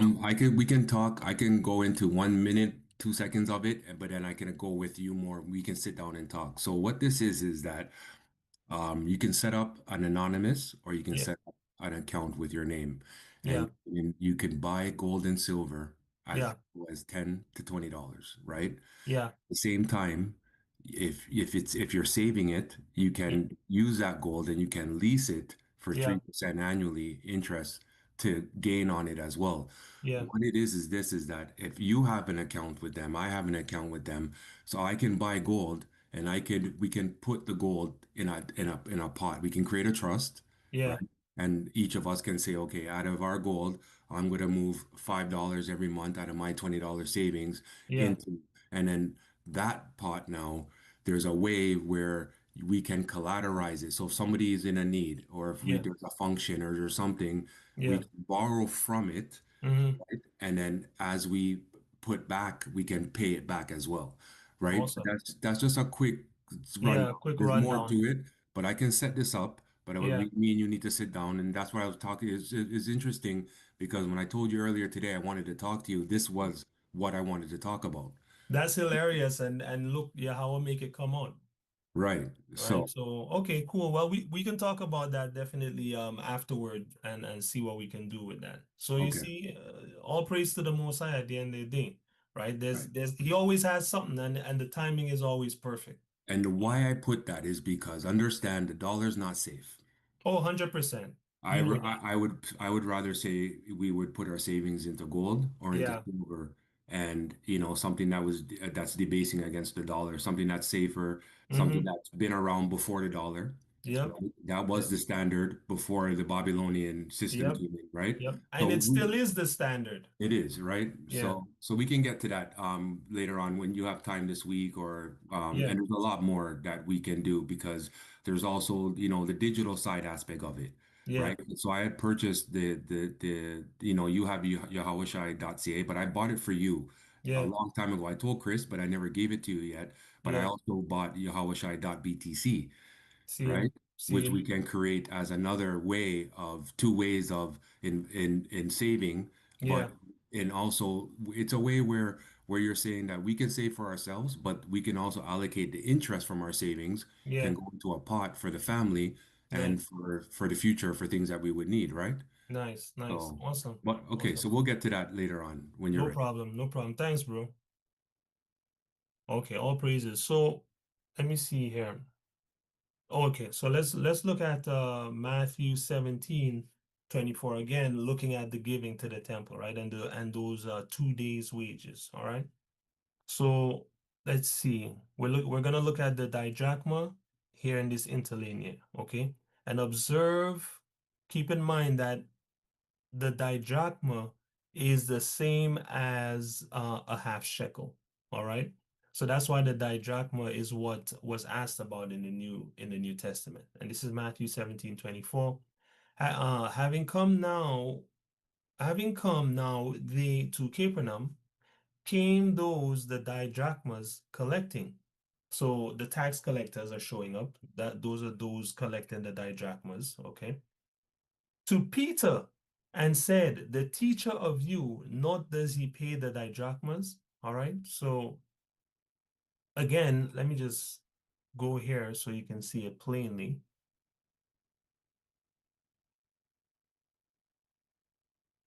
When they will come to Capernaum, they that received tribute money came to Peter and said, doth not your master pay tribute? Okay, so the tax collectors are coming and they're asking, is Yahawah paying the tribute? The word they translate as a tribute here is didrachmas. Okay, didrachma. When we go into the reference, the Strong's reference, 2 drachma coin. All right. If we scroll down, where did I see the highlight here? Thayer's Greek lexicon. Sit. Nope, I'm done with that. Thayer's Greek lexicon. All right. A didrachmon or a double drachma, a silver coin equal to 2 Attic drachmas or 1 Alexandrian, or a half shekel. Why is this important? The half shekel is the temple tax. That's what each Israelite is supposed to give. Each Israelite man over 20 years old is supposed to give the half shekel for the upkeep of the temple for the year. All right. Now we can go here real quick in Exodus chapter 30 and see. Exodus chapter 30 and verse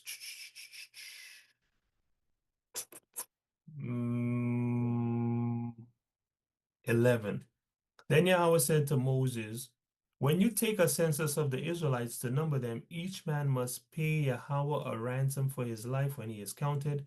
Then no plague will come upon them when they are numbered.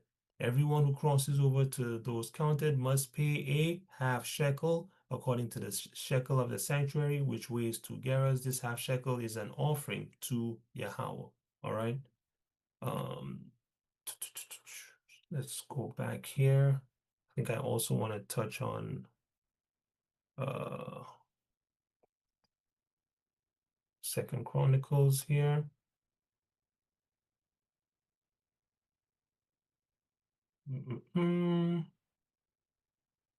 There we go. All right. 24:4. Sometime later, Joash set his heart on repairing the house of Yahawah. So he gathered the priests and Levites and said, "Go out to the cities of Judah and collect the money due annually from all Israel." See that?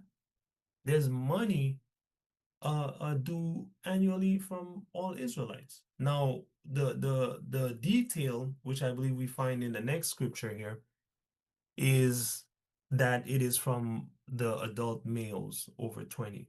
Okay, but 20 and over, from 20 and over, you have to pay this to repair the house of your God. Do it quickly. All right. So there's an annual money that's due. Now let's have a look here in Nehemiah.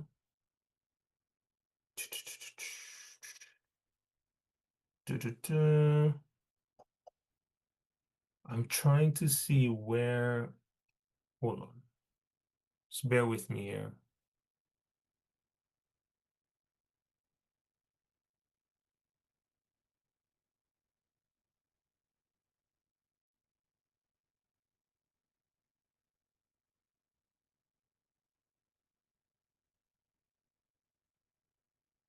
Okay, that was from the Exodus 30 and verse 14. And then in Nehemiah, they brought it to a third shekel, a third of a shekel, but in the time of Yahushua, it went back to half a shekel. All right, so we can see here in Nehemiah 10:32, we also place ourselves under the obligation. Okay, look here, it says commandment, man, right?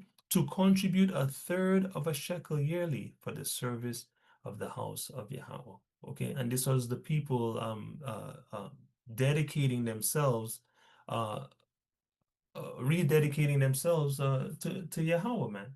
After they went into Babylon and started doing all manner of madness, right? And falling off, right? So Nehemiah comes back and builds the walls, I believe, and then Ezra builds the temple. Okay. So the people had an obligation to give a certain money every year to the house of Yahweh. Okay. So hopefully you brothers catch that. The half shekel we saw from these two witnesses is 2 days' wages. Okay.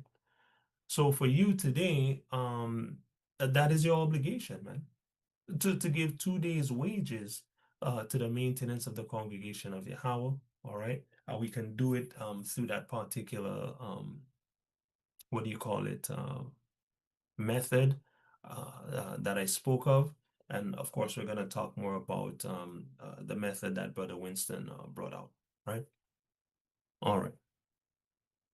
So bear with me here. All right, so anyone that's not a brother, all right, an adult male, you should save a portion that you have decided in your own mind toward the works of Yahawah, right? So that you are ready to contribute when necessary, right? So let's go to 2 Corinthians 9:7. If I can get that, please, Brother Winston, that'll be great.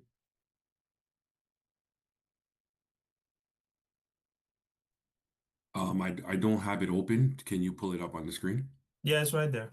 Okay. 2 Corinthians 9:7. Can you see it? Yes, I can. All right, go Every ahead. man according as he proposes in his heart, so let him give, not grudgingly or of necessity, for Yahweh loveth a cheerful giver. Right.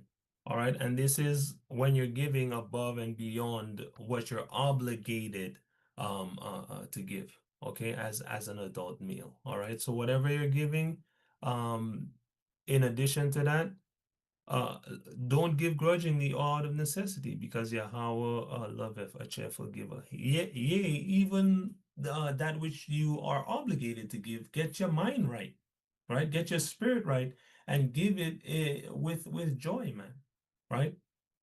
That's it. And in all commandments, there is grace. If you're just not able, you give what you're able. You understand? If you can't put aside the 2 days, put in the maximum effort, right? Because Yahweh will recognize your maximum effort and extend grace onto you, right? Let's hit Mark 12.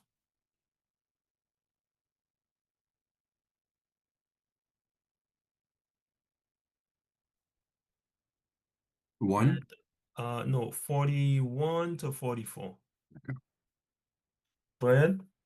And Yahushua sat over against the treasury, and beheld how the people cast money into the treasury, and many that were rich cast in much. And there came a certain poor widow, and she threw in 2 mites, which make a farthing. And he called unto him his disciples, and said, Disciples. his disciples, and said unto them, Verily I say unto you, that this poor widow has cast more in than all that which have cast in the treasury. For all they did cast in of their abundance, but she of her want did cast in all that she had, even all her living. Right. And this just backs up exactly what I said a second ago, right? You got to give what you've decided to give. This lady decided to give everything she had, and it was a little bit of money, but Yahweh Shai said, yo, she put in more than everyone, because this is everything she had, right? But again, the decision comes down to your spirit and what Yahweh moves you to do, right? Let's go to Second Chronicles 29, and we'll read 1 to 9. So we looked at a poor woman with nothing and what she gave, and now we're going to look at rich Israelites and what they gave, right? Let's see here, 29. 29. Okay, I'll go from verse 1. Verse 1. Yeah, go ahead, bro. Okay. So 1 to 9. 1 to 9, that's right. Okay. Hezekiah began to reign when he was 25 old, and he reigned 29 years in Jerusalem. And his mother's name was Abijah. Did I say Yeah. it? Yeah. Yep. Okay. The daughter of Zechariah. And he did that which was right in the sight of Yahweh, according to all that David his father had done. Mm-hmm. In the first year of his reign, in the first month, opened the doors of the house of Yahweh and repaired them. Mm-hmm. And he brought them in the priests of the Levites and gathered them together into the east street. Pause. Notice, look what this guy did. All right. This guy Hezekiah, the first year of his reign, in the first month of his reign, the first thing the brother does is repair Yahweh's temple. Mm-hmm. Right? The man could have done anything with his ruling time. But the first thing he did was take care of the temple of Yahweh. Right? So you guys can see, even though I didn't even bring this scripture up to highlight this particular part, you see our ancestors prioritizing the temple of Yahweh, our righteous ancestors prioritizing the temple of Yahweh, right? In their regular lives, man, right? This guy is the king. He could have done anything first, have a party, slaughter animal, whatever, man. Get himself some land, some wives, you know, something. But instead, he took care of the temple of Yahweh first, right? And Yahweh blessed him for it, right? Read on. And he said unto them, Hear me, ye Levites. Sorry. Yeah, no problem. Sanctify now yourselves and sanctify the house of Yahweh of your fathers, and carry forth the filthiness out of the holy place. For our fathers have trespassed and done that which is evil in the eyes of Yahweh, our Elohim, and have forsaken him, and have turned away their faces from the habitation of Yahweh, and turned their backs. Also they have shut up the doors of the porch, and put out the lamps, and have not burned incense, nor offered burnt offerings in the holy place unto Yahweh of Israel, unto the Elohim of Israel. Right. Pause. It's funny because John 10 tells you that for the dedication, Yahawah walked in the porch of Solomon, right? And I'm led to believe that it's the same porch, right? It's that porch that they had in the front of the temple. Because to get to the temple, you have to go up the stairs. Then they had a flat porch with a roof over it, and then you went into the temple. See? So I'm led to believe this is the exact same porch that Yahawah Shai was walking on. I thought that was pretty interesting, right? Go ahead. Wherefore the wrath of Yahawah was upon Judah and Jerusalem, and he has delivered them to trouble, to astonishment, and to hissing, as ye see with your eyes. Right, pause. So what happened when they didn't take care of the temple of Yahawah? Yahawah delivered them unto trouble, man. Mm-hmm. You see that? To astonishment and to hissing. What is the astonishment and hissing? It's the same curses. Right. People are watching them now, like, look at these damn niggers. You understand what I'm saying? YouTube, don't flag me, this is in context. Look at these damn niggers, right? They can't get nothing right. Looking down upon the people. You understand? Yahawah delivered them unto that. Because remember, and I have it in the study, when we're doing the right thing, the Queen of Sheba came from, I believe it was Cush, which is Ethiopia, saw even the servants of Solomon, and the lady her breath was taken away, man. That's how they translated in the Berean. Her breath was taken away. How excellent the life the people was living was, right? Because they were doing right by Yahawah, and because they were taking care of Yahawah's congregation. You guys see how important this is, man? This is why Yahawah Shai says, how could you say you love, this is why Yahawah Shai says, the same thing you did to the least of my brothers, you did it to me. You see that? That's why he's going to condemn certain people because of the way they treat you, who are the faithful of Yahawah. This is why he's taking revenge upon the Edomite, because of how they treat you. You see? This is why a lot of brothers and sisters not going to make it, because they don't treat their brothers and sisters well. You understand what I'm saying? To them, their brothers and sisters is their flesh brothers and sisters, and that's it. They look after them, and to hell with the children of Yahawah. I've been in this truth many years now. I've seen it over and over and over again. This love for the brethren is the final frontier for Israelites in this time. This is the thing they're missing, right? And it's really holding us back. And you guys can see how it's holding us back. We're being hissed at and still being held in astonishment and still being led into trouble, man. Because we will not big up the congregation of Yahawah, because we will not work together and build one another up, because we'll go give the job to our friend or our brother or our sister of the flesh before we will give it to the children of Israel. That's why we can't get ahead, man. We're not putting the temple of Yahawah, which in this time is his congregation, first, man. Right? Read on, last verse. Okay. For lo, our fathers have fallen by the sword, and our sons and our daughters and our wives are in captivity for this. Are in captivity for what? Right. The man tell you, for this kind of movement, our sons, our daughters, and our wives are in captivity, man, because we're not looking after the temple of Yahawah. See that? This is also why in the scriptures, Yahawah tells you when he come to subjugate the world and destroy Edom, it is the vengeance of the temple. Yes, the physical temple, but we are the temple, as we looked at before. And Edom and the rest of the world keeps treading upon us as much as they can, right? The whole world treads upon us, and they are led by the psychology of the Edomite, which tells them that we are less than nothing and deserve nothing but that kind of treatment. You see? So Let's see what else I want on this. Okay.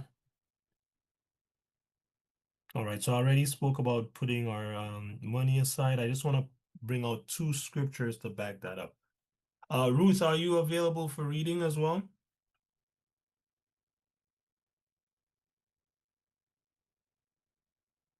I can continue. It's okay.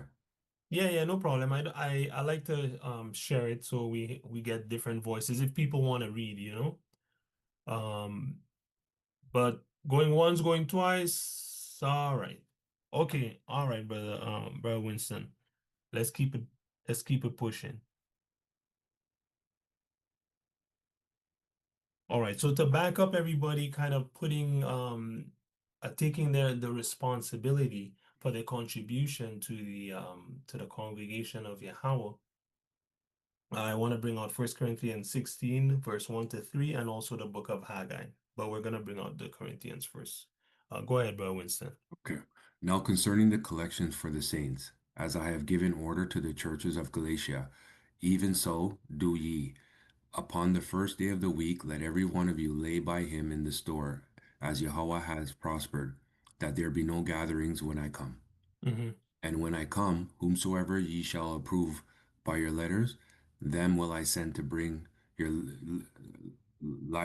Liberality. Yep. liberality unto Jerusalem. Right. So what is Paul saying here? Paul's saying, listen, man, every week, right? Put the money aside so that when I come, I don't have to worry about who didn't bring their money yet and all of these things. Okay. Paul says, put it aside every week. You might be able to do every week, you might be able to do every 2 weeks, you might be able to do every month, and you might be able to do every day. Whatever it is, have a schedule, okay? Have a consistent way that you put aside your offering for the saints, man. Okay, your contribution to the temple of Yahawah. All right, and then the brother said, listen to what he said, so that when I come, he said, and when I come, whomsoever you shall approve by your letters, then will I send to bring your liberality unto Jerusalem. So Paul's like, don't even give me the money. Paul said, whoever you guys want to give the money from your congregation, give it to them and let them bring it to Jerusalem. So you see, the righteous have always been careful about, what do you call it? Fiduciary responsibility, right? They've always been careful not to be um, viewed as fraudsters, man, or greedy men or thieves. Okay, Paul said, "Yo, make your people bring it," right? And then he said, if it is meet, if it is appropriate that I go also, they shall go with me. So the man said, only if it's appropriate that I go as well, yeah, let me know, and we'll go together. But you guys can send them to Jerusalem, right? Why are they going to Jerusalem? Because that's to the temple. Okay, so here we have another precedent of the Israelites putting together their money and bringing it to the temple of Yahawah, okay, for the works thereof. All right. Let's see here. I got one more scripture on this, on giving to the temple of Yahawah. And then let me see how we're doing for time. Let's see, just give me a second here.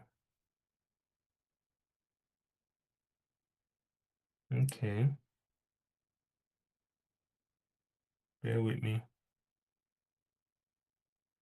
Okay, after this, I think I'll make one more point and then we'll save the rest for the conclusion of the Feast of Dedication. I think that's how we'll do it. So let's go to Haggai.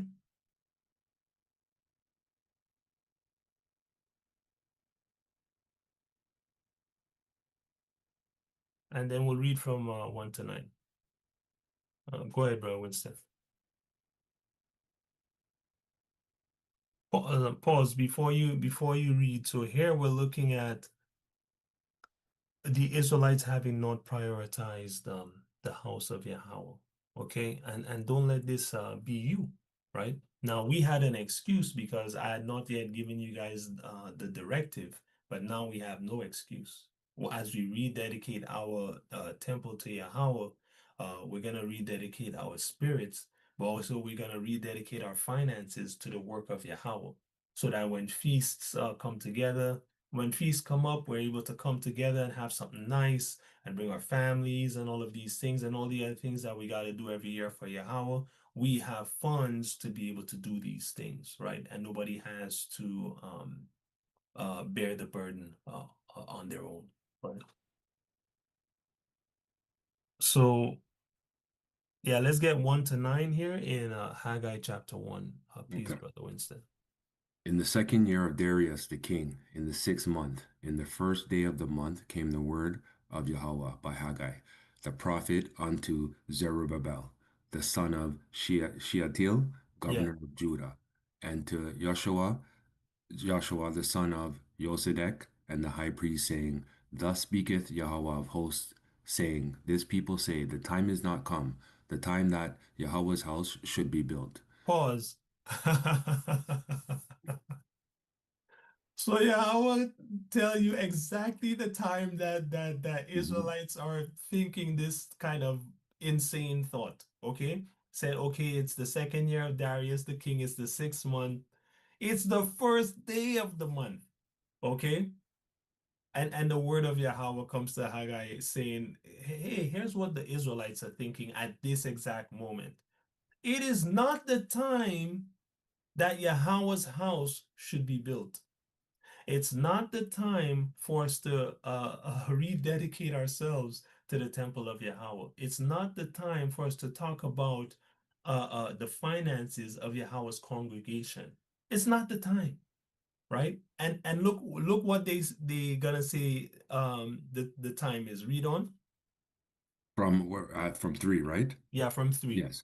Then came the word of Yahawah by Haggai the prophet, saying, It is time for you, O ye, to No, no, dwell. no, no. 4. Okay, Not it so is. Go ahead. it is time for you, O Uh-uh, ye, uh-uh. to dwell in your what's No, that word? start again. Start again. You said it is, but It it says, go ahead. is it time for you? Right. It's very Question mark. important Yeah, because is it time he's for you, O asking this ye, question. Go ahead. to dwell in your sealed house, and this house lie waste? So pause. Yahweh says, is it time for you, Israelites, to dwell in your sealed houses and the Most High house lying waste? So it's not time to build my temple, but your house is good though. You're warm, yeah? You have your TV and your Xbox and your PlayStation and your PC and your bicycle and your car and your insurance and your Netflix and your Disney and your food and your drinks. So what about my temple?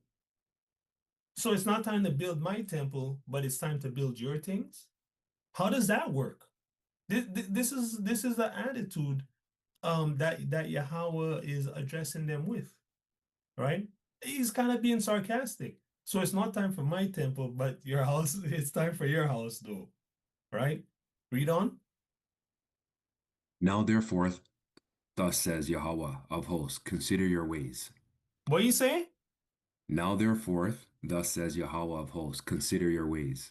Pause. You guys see what I'm saying? The most I say, yo, think about the madness that you're thinking about in your head right now. Okay? It's not time to think about building up my temple, building up my congregation, building up my people, but it's time to think about building up yourself. The most I say, you better think about what you're doing. Think about what you're doing. Think about your priorities, buddy. Right? Read. Watch this. Watch this. Go Ye ahead. have sown much and bring in little. Ye Mhm. eat, but ye have not enough. Ye drink, but ye are not filled with drink. I was just reading this yesterday. Ye clothe you, That's but there is not. crazy. Yeah, That's the spirit, yo. yeah, That's the spirit. there is none warm. And he that earneth wages to put it into a bag with holes. Please pause. So Yahweh say, okay. Why you think you're sowing much, but you can't bring in a thing? Why you think you're eating, but you don't have enough? You're It's for drinking, who but you're you're doing not it filled. for. It's for who you're doing it for, right? It's okay. It's for who you're doing it for. You're dealing with your things, but my things are staying left behind. That's why you're earning wages and you're putting it in a bag with holes. You can't hold on to nothing. You can't build up because you're putting me last. You're not putting me and my affairs first. Thus saith Yahweh. This is why it was very important for me to bring this up during this rededication of the temple so that we can put our priorities in order, so we can be blessed in our works from this time forth. You understand? So that next year is more wonderful for us than this year, so that tomorrow is more wonderful for us than today, right? Read on. Yeah. Go up to the mountain and bring wood and build the house, and I will take pleasure in it, and I will glorify and I will be glorified, says Yahawah. Ye look. Pause. Okay, You okay. missed 7. Oh, thus says no, thus says the Lord of hosts, consider your ways. Oh, That you was had read that? yes, I did. My bad. Yeah, I just wanted to point out that he said it twice. Right. Oh, Twice he okay. told Israel, think about what you're really doing. Twice he told them that. Okay? So this is serious. And then he goes and tells them, build up my house, man, and I will take pleasure in it when you build up my house, and I will be glorified. Right? And then 9, go ahead. Ye look for much, and lo, it came to little. And when Mm-hmm. ye brought it home, I did blow upon it. Why? Says Yahawah of hosts. Mm-hmm. Because of my house that is waste, and ye Mm-hmm. run every man in unto his own house. Come on, fam. Right? So Yahweh say you can't get nothing because you're good, but my congregation is not good.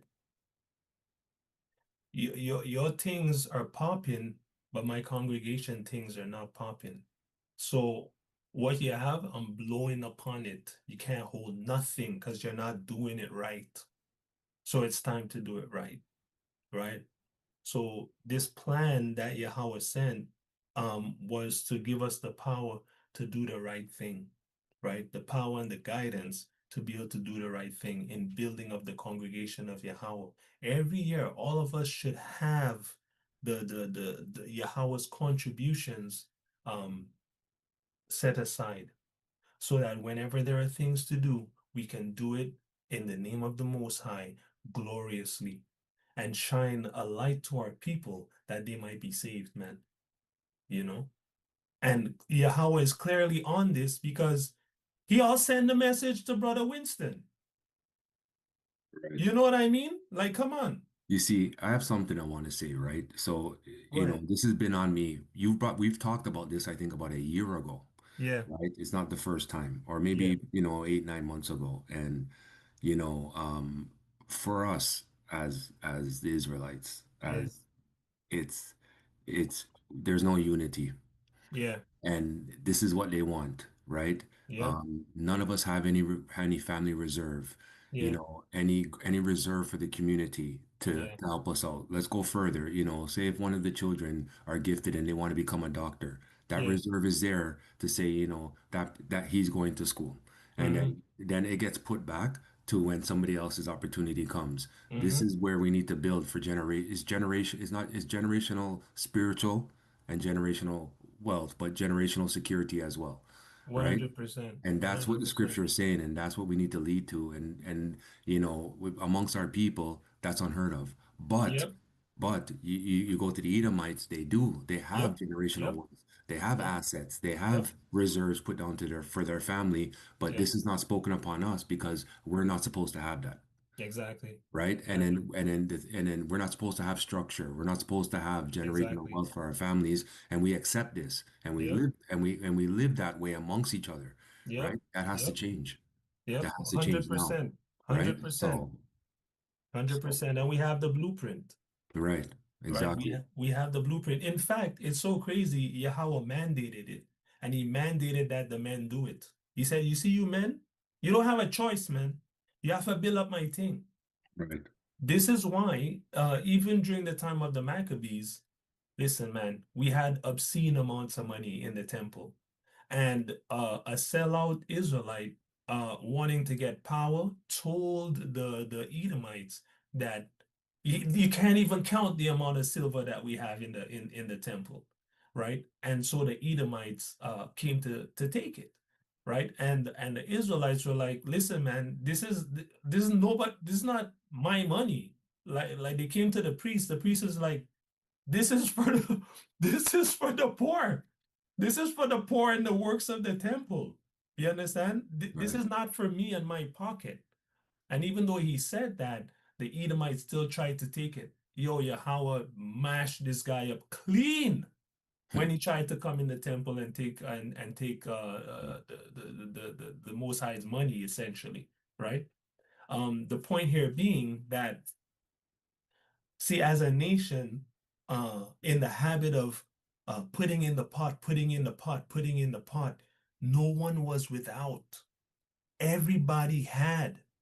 And I don't know if you guys remember in the New Testament, it said, and I always bring this up, the disciples sold everything they had, and they had all things in common. This is the barometer for us today. Can an Israelite even borrow a car from you? Right? Or is everything yours? You understand? And what I see in our nation is everything's each person's. We have not come together as a community and put in the pot and say, yo, let everybody have, not just me. And I've said it before and I will say it again. This is the final frontier for Israelites, man, right? To integrate with each other as family, and to realize that it's not your thing and my thing, but it's our thing together. You understand? So that's it. Man, I will.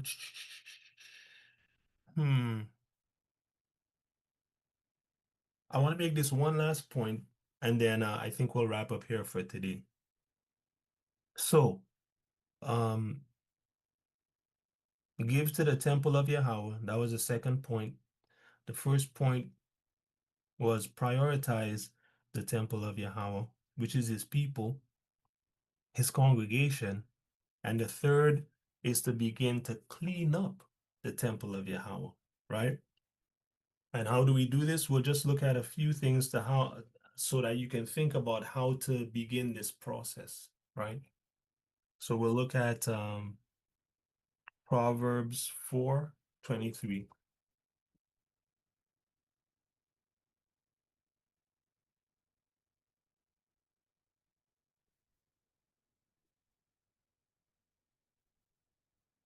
All right, Keep, go ahead. ready? Yeah, Keep thy heart with all diligence, for out of it are the issues of life. all right.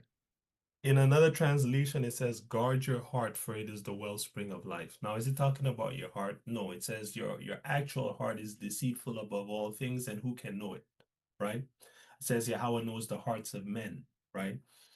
The actual heart is deceitful. What is that talking about? Feelings, man. How you feel is deceitful.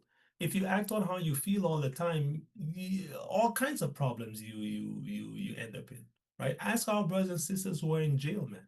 Ask our brothers and sisters who are just in relationships, jobs, different situations that they don't want to be in. They got there a lot of times through their feelings, man. They just went with their feelings, right? What is the Most High saying? Keep your mind with all diligence. Guard your mind, right? For your mind is the wellspring of life. Out of your mind issues life. And this is very deep, because you literally physically you grow out of your mind.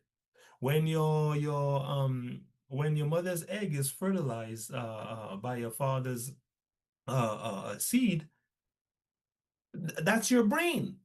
The egg and the seed make your brain and your spinal column, and then the whole human body grows out of that. So you have to guard your mind, because it is the wellspring of life, right? This is why Romans 12 verse 2 says, be transformed by the renewing of your mind. This is why the Most High says people die because of a reprobate mind. It's all psychology. It's all about your mind. Well, I can't say psychology. It's all about your mind. And Esau has learned how to manipulate your mind using psychology. Now, there's useful things in psychology, but because he understands psychology, he can use it against you. So this is why Yahawah says, guard your mind. Don't care about what people think about you. That's a number one sort of that's a very strong way to guard your mind. People will say all kind of things. They'll say you're in a cult. They'll say you're dissing your family. They'll try to guilt trip you, man. Right? But you have to have a strong mind. Once you're keeping the law, statutes, and commandments of Yahawah, you are doing the right thing. Guard your mind. All right. So how you clean up the temple? First and foremost, guard your mind. Right? In another place, it says, hold on to examine all things, right? Investigate all things. Hold on to that which is good. So if you find good principles after you examine the scriptures, hold on to that. It's good. And then he tell you, yo, abstain from all appearance of evil, man. So when you find good things, you hold it. And if a thing even look like nothing now go on there, don't even bother. Hold on to what you have. Don't have itching ears. Hold on to good teaching, right? And build good teaching upon good teaching, right? Let's get 1 Peter 1:13. Read on. Read, sorry. Wherefore gird up the loins of your mind. Be sober and hope to the end of the grace that is to be brought unto you at the revelation of Yahushua HaMashiach. See that? Gird up the loins of your mind. So the most I talk about girding up your loins, your waist for war, physical war. But look, he tell you, yo, you better protect your mind as well. Don't be weak-minded. Be strong-minded. Be solid. Be a rock. Be a pillar in your mind, right? And you can do that with these scriptures. No one can shake me from these scriptures, man. I've done too much research. I know this is 1,000% reality. I cannot be shaken from walking in my heritage. Not even for a moment. You understand? And know your value as well, right? 100% know your value as well. 100%, right? And if you know who you are, you certainly know your value. Because if the Most High hold you as number one, who can hold you as number two and actually matter in your life? You understand? So, gird up the loins of your mind. What does he say? Be sober, man. Be sober-minded, clear-minded, right? In the world, we used to be on the couch in the trap house, high out our minds all day, high and drunk, man. That's not the life for kings and priests, man. We got to be sober-minded so we can see what's going on. We can make proper plans and we can learn properly, you know. Let's get Colossians 3:2. We have two more scriptures after this. Colossians chapter 3 and verse 2. Let's see. Go ahead. 3. No, sorry, verse 2. Set Yeah. your affections on things above, not on things of this earth, of the earth. Yeah. All right. So how do you guard your mind? Set your affection on things above, man, not on things of the earth. All these things are just tools to get us to the kingdom of the Most High at the end of the day. Everything we're doing is just tools to get us to the kingdom, right? And if you have your mindset on things above, you're not going to be so attached to things on earth. In psychology, there's a thing called detachment. That's one of the most powerful concepts in psychology, because you sit there and your attitude is, it is what it is. This happened. If it happened because it had to happen, it is what it is. I was able to achieve this. I put in my maximum effort. great. It is what it is. I was not able, I put in my maximum effort. It is what it is. You know what that attitude is? The same scripture that says, uh, don't worry about tomorrow, man. Tomorrow have enough trouble of its own. Deal with today. Meaning you can't change what happened today. It already happened. Okay, move on, right? So guard your mind. On the same topic of guarding your mind, I want to make it clear that stress will kill you, right? And reiterate that you ought not to worry. And that's what these next two scriptures are about. Not worrying um, and putting Yahawah first, knowing that once you do that, every other thing that you need, will be provided for you. Okay, so let's go to Philippians 4. Yeah.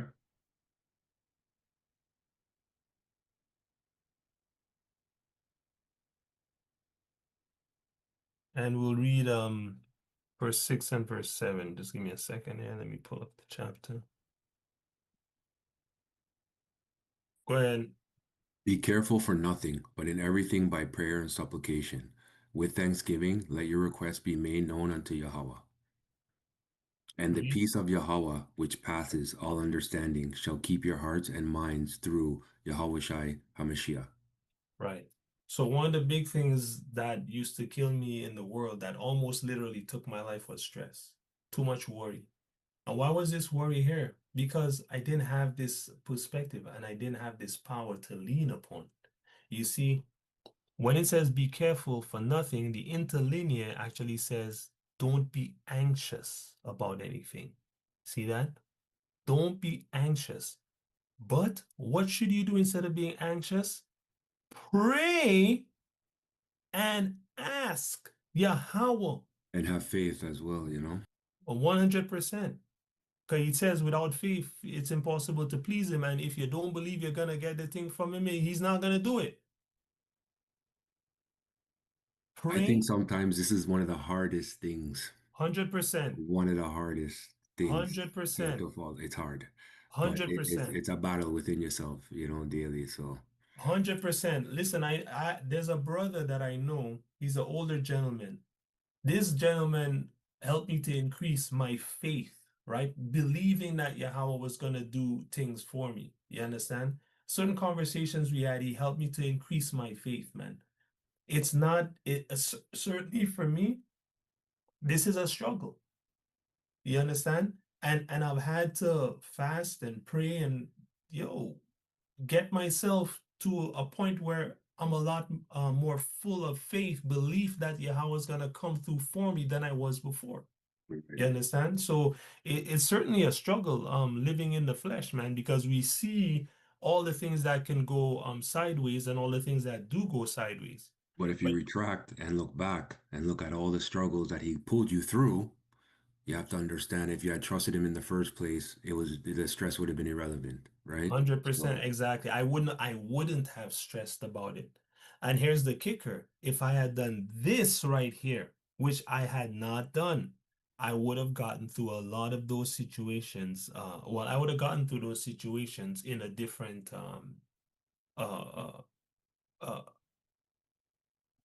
I would have gotten through those situations a lot easier, right? I would have came out on top a lot more often.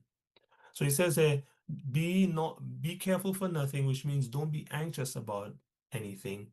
Here's the solution. Pray, ask, give thanks. Let your requests be known unto Yahawah. And as Brother Winston said, believe that Yahawah has already solved the issue for you, and it shall surely be solved. But here we have it. Believe, pray, ask Yahawah, giving thanks for what he's already done for you, man. What you're gonna get? You're gonna get the thing, of course, if it please him, because the Most High do all things for his pleasure and his timing. Right? And here's the thing that's gonna really keep you: the peace of Yahawah. Okay? is gonna keep your hearts, your feelings, and your mind through Yahawah Shai Hamashiach. So you're not gonna be anxious about anything. You're gonna be at peace because you know you prayed, you asked Yahawah, and you gave thanks. Okay, and you believe that He will do it, so He will do it. And that's it, right? Last scripture, Matthew 6.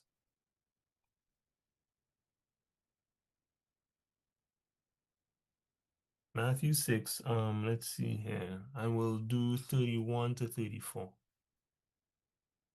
Okay. Therefore, take no thought, saying, what shall we eat? Or what shall we drink? Or wherewithal shall we be clothed? For after all these things do the Gentiles seek. For your heavenly Father knoweth that ye have need for all these things. But seek ye first the kingdom of Yahawah and his righteousness, and all these things shall be added unto you. So Take that's therefore, nope, is that everything? No, go ahead. no, Sorry, 34. go ahead. Take therefore no thought for tomorrow, for the tomorrow shall take thought for the things of itself. Sufficient unto the day is the evil thereof. Right. So that's plain family. He said the Gentiles seek after these things. They worry about what house they're gonna live in and their mortgage and this and that. They worry about all of these things, right? They worry about what they're gonna eat and what clothes they're gonna wear and so on and so forth. Says, listen, man, the Most High know you need all these things. So do what? Here we go again. The same thing from Haggai. Seek the kingdom first. Build the temple first. Live righteously first. And all these other things that the Gentiles are looking for, the car, the house, the so-called education, the money, you'll get these things. They'll be added unto you, right? Another place it says it's an easy thing for the Most High to all of a sudden make a poor man rich, right? And I can attest to it. He did it for me. You understand? When I was coming out of Guelph, Yahawah made me just get stupid amounts of money just like that, right? Coming from nothing, right? And I didn't know what I know now. I mean, I used it the best that I could, right? But not having proper knowledge and proper guidance, it is what it is. And at the end of the day, that whole situation still maintained me up to this point in time where I'm at. Had I not had it, I wouldn't have been able to get a forward, right? And the Most High has more to bring upon me. I know it for sure because look now, He has shown me how to keep these things sort of cemented in my life, man. And now He's shown all of you how to keep these things cemented in your life, so you don't have to worry about these things at all. Put His kingdom first. Build His temple first, and all these things will be added unto you, right? So that's part 2 of the dedication of Hanukkah decolonized. With that, all praise to the Most High via Yahweh Shai the Prince. For those who are online, you Negroes, you are the biblical Israelites, you must return to the law, statutes, and commandments of your God, or you shall surely perish. And when the American Empire, the worldwide American Empire falls, it's gonna fall on your head, and you certainly will not make it, and you will fail this test of life that the true black God of the universe has given unto you to pass in flying colors, because He has designated you His priest. To the strangers, religion and philosophy will not save you. You need to come and learn under the tutelage of the children of Israel, that you might know how to befriend the creator of the universe, man, right? And to the oppressor, the so-called European who has destroyed the Most High's people and continues to destroy the Most High's people, He has reserved for you death and destruction, and you shall surely have it at His hand, right? All praise to the Most High. For the people on the line, please stay on the line. Let's pray out. Let's see here. All praises. So let's get right into it. Getting into the Dedication Decolonized, Part 3. All right, Hanukkah Decolonized, Part 3. Just make sure I have everything shared. Okay, that's good.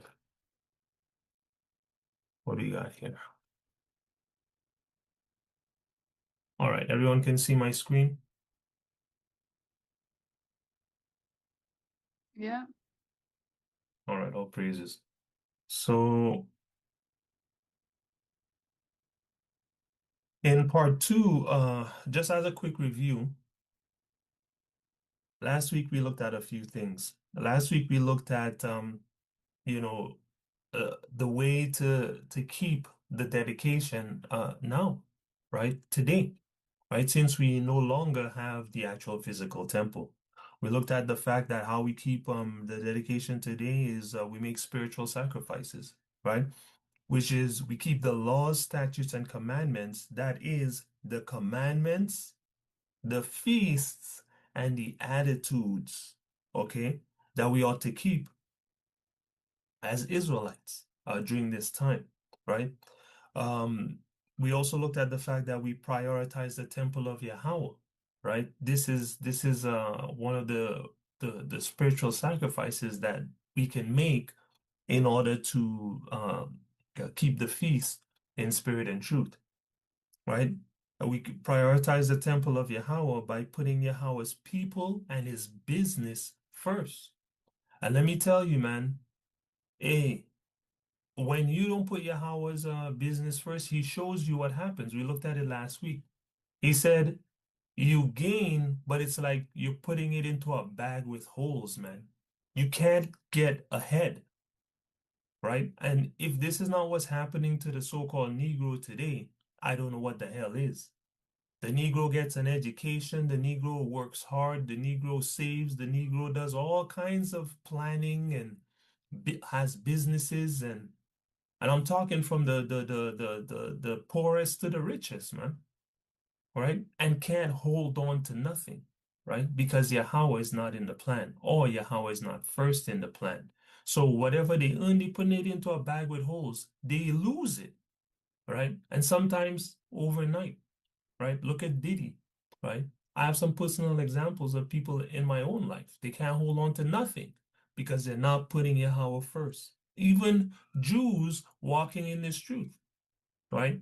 They say with their mouth they're walking in the truth, but they're not actually putting Yahweh first. So I see them earn and not be able to keep, right? And how long will I speak to people without ears to hear? Well, Yahweh tells you how long. He says, after the second admonition, reject, right? But I've certainly spoken more than twice, right? In any case, we ought to prioritize the temple of Yahweh. Put Yahweh's business and Yahweh's people first on your list, right? Also, last week we looked at giving to the temple, right? We looked at the fact that it was mandated that men give 2 days' wages a year according to the minimum wage, right? To the congregation of Yahweh. Since we don't have a temple, we have congregations now. It is mandated that a man contribute 2 days' wages according to the minimum wage to Yahweh's congregation annually, right? So the men ought to put themselves in order and make sure that they do that, right? We also looked at the fact that others who are not the men of the Most High, children, women, should give what they decide. And our strategy was to save up a separate purse of alms to give in this congregation. So nobody has to hold anybody else's money, man. Right? Now, the parents can obviously do this for the children, if the children understand and be willing and able.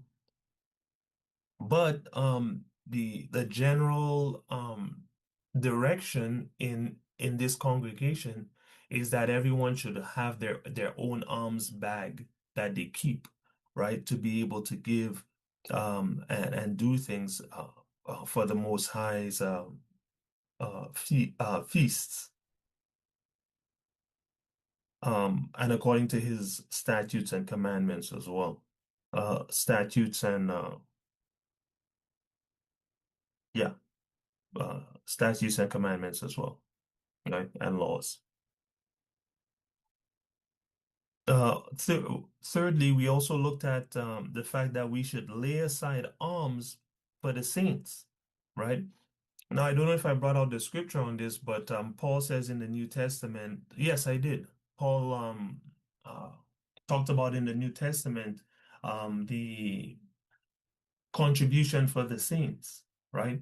So you have an annual one that's due of the men, and then you have Paul was doing weekly contributions, man, right, in order to help out all the saints.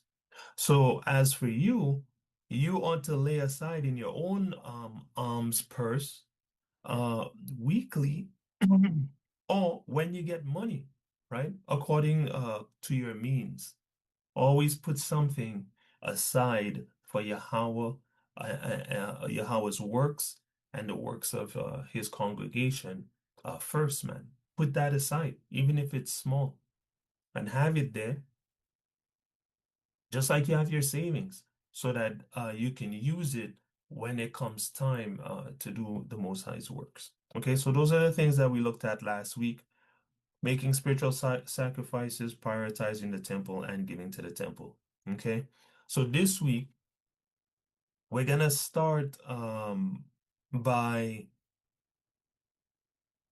kind of continuing last week's last point of cleaning up Yahawah's temple, right? We looked at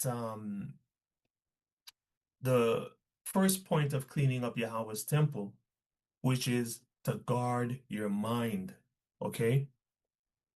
The Most High says, guard your mind, man, because it's the wellspring of life. Guard your heart, the words say, but the meaning is guard your mind, because your mind is the wellspring of life. Last week, we looked at avoiding stress, right, in Philippians chapter 4, verse 6 to 7, and letting people know that, like, yo, stress will literally kill you, right? I was on my deathbed because of stress, right? And so the first point we looked at last week was guarding your mind, ensuring that you're not stressed out, practicing in Greek terms mindfulness, man. What is that? That's the attitude that it is what it is. Yahawah has done what he has done. Do not force the course of the river. Say what you got to say, express yourself, and then see what happens, right? And what happens is what happens, and it is what it is, right? You can't do anything about it. This is how it was supposed to go. The movie is already written, right? We looked at seeking the kingdom first and all the things in it, and seeking the kingdom first, and all other things will be added unto you as well. All right.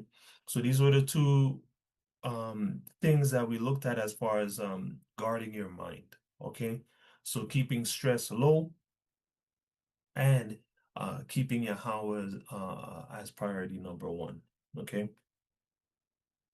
So today we're gonna look at examining yourself, right? Because you gotta be best friends with the mirror when you're walking in this truth. And if you're not best friends with the mirror and you don't know what's going on, you're certainly not going to make it. If you're not doing constant self-examination, it's easy to go the wrong way. It's easy to get lost. And so we got to make sure that we're examining ourselves. All right. And what exactly are we examining? Well, our mind, the same thing that we ought to protect. Because if we're guarding our mind, then what should we be assessing first and foremost? Well, we should be assessing where our minds are at, right? In this truth, right? And in that spirit, we're gonna pull up 1 Corinthians chapter 11. And we'll go to verse 30. We'll read verse 31. Let me get that, Ben.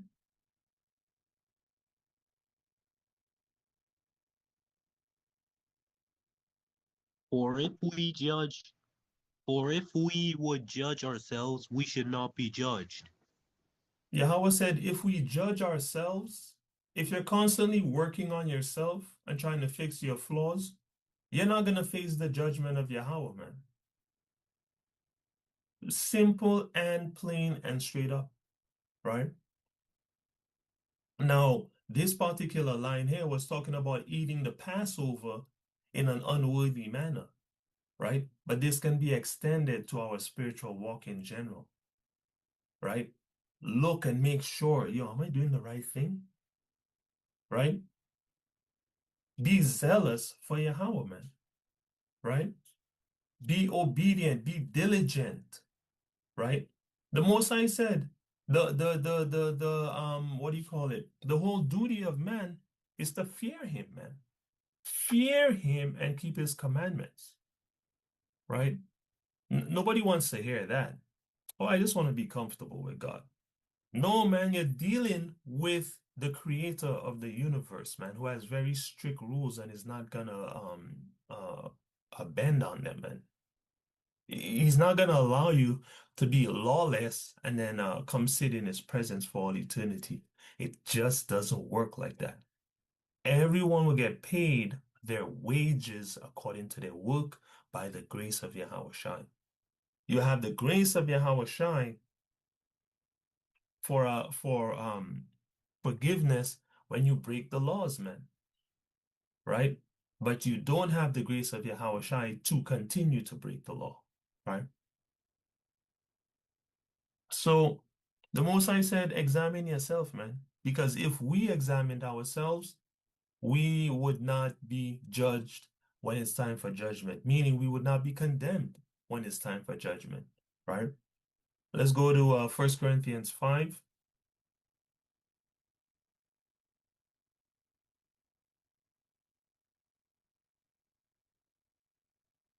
And we'll get 11. Let me get that, Ruth. And if I have any other readers, let yourself be known, please. I'll call upon you.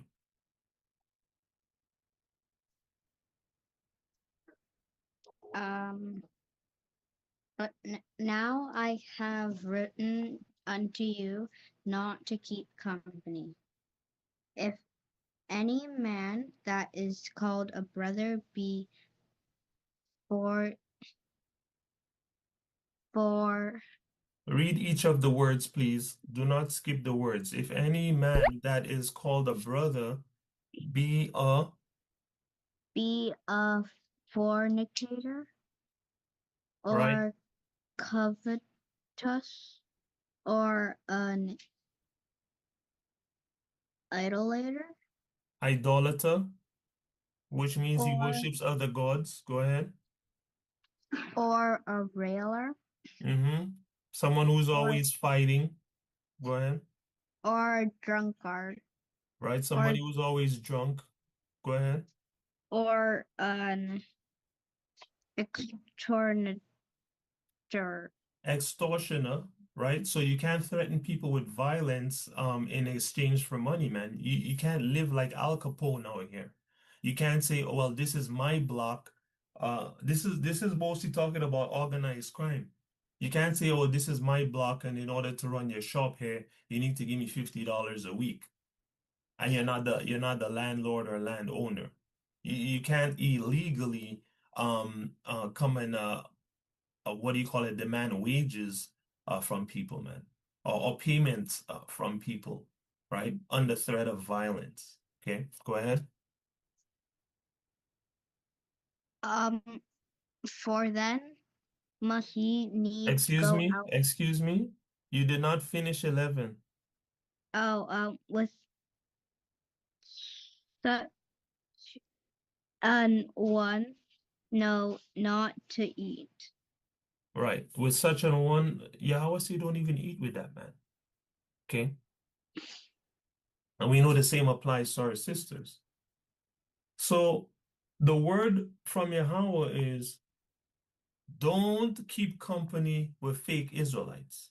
if I want to put it if I got to put it plainly. He said if somebody call himself a brother or a sister, but they still fornicating, they still greedy, okay, living according to the worship of money, okay, over Yahawah, right? If they still an idolater, right? Covetous, greedy, idolater, worshiping other things over the Most High, including the money, right? Or their family or uh, their friends, they're just putting other things above Yahawah, right? Their job, right? Their entertainment, right? If anybody say they're a brother and they just love to fight all the time, man, or they're just a damn drunk, right? Or they're living the thug life, man. The Most High tell you, don't associate with such a person, okay? And then he tells you, why in verse 12, why would I judge people that are not in the congregation of the Most High? So like those people have nothing to do with me. They're not keeping the law, statutes, and commandments, so I don't have nothing to say to them. But to those that are keeping the law, statutes, and commandments, we have to pass judgment upon them and see, is this person doing the right thing or not, man? And if they're not doing the right thing, stay away from them, right? The brother goes on in verse 13 and says, the people that are not in the congregation, Yahawah will take care of those people, right? But in the congregation, put away from you any wicked Israelites, man. Don't go chill with no damn wicked Jews. Thus saith Yahawah, right? In another place it says, well, bad company corrupts good character. Let me see if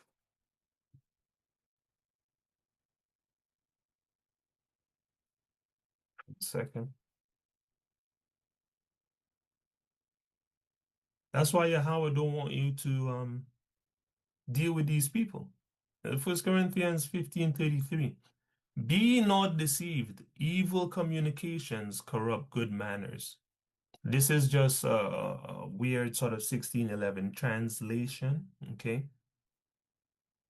Here's the gist of it. Be not deceived. Where is it? Hold on 1 second. Let's just pull it up on Bible Hub. See that? Do not be deceived. Bad company corrupts good character. Okay. So you see these hypocritical Israelites, avoid them. Thus saith Yahawah. Okay. By doing so, you can protect your mind. Because see, if you're around fake Israelites too long, keying and friending up, you're gonna become a fake Israelite as well. Right? And you don't want that, right? Because you will give up your salvation. Okay. Let's go to Romans 12:2.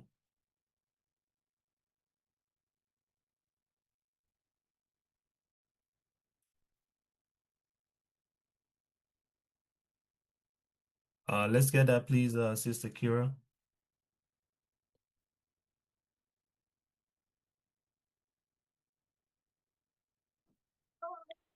Sorry, from Verse 2. verse 2? Mm-hmm. Okay. And be not conformed to this world, but be ye transformed by the renewing of your mind, that ye may prove that is good and acceptable and perfect will of God, will of Yahawah. Right. So Yahawah tells you, don't be like the world, man. Okay? Do not be like the worldly people. Okay? Instead, be transformed by changing your mind about who you ought to be. The mind that you should have is the mind of Christ. I've said this so many times before. You need to get out of the Greek mind and get into the ancient mind. You need to become an ancient person walking in this present time.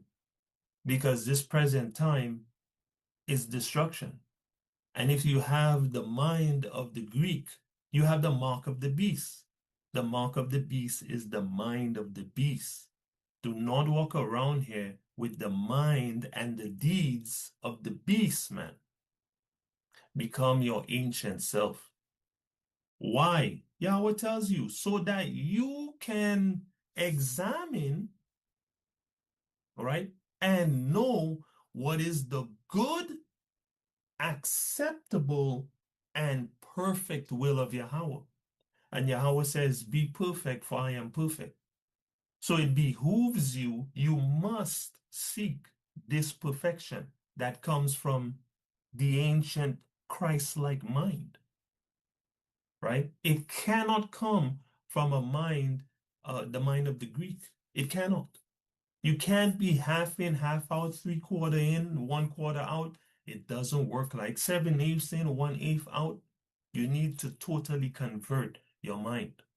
In another place, Yahweh says, you as you Israelites try to put a new wine in old bottles, man. He said you're gonna ruin the wine and burst the bottle. Both the wine and the bottle is gonna perish. You need to put new wine in new bottles, the new wine being the new teaching, the new bottle being the new mind. It's that simple. So you gotta struggle against your old man or woman and defeat them, destroy them, burn them to ash, right? So you got to ask yourself, do you still have a reprobate mind?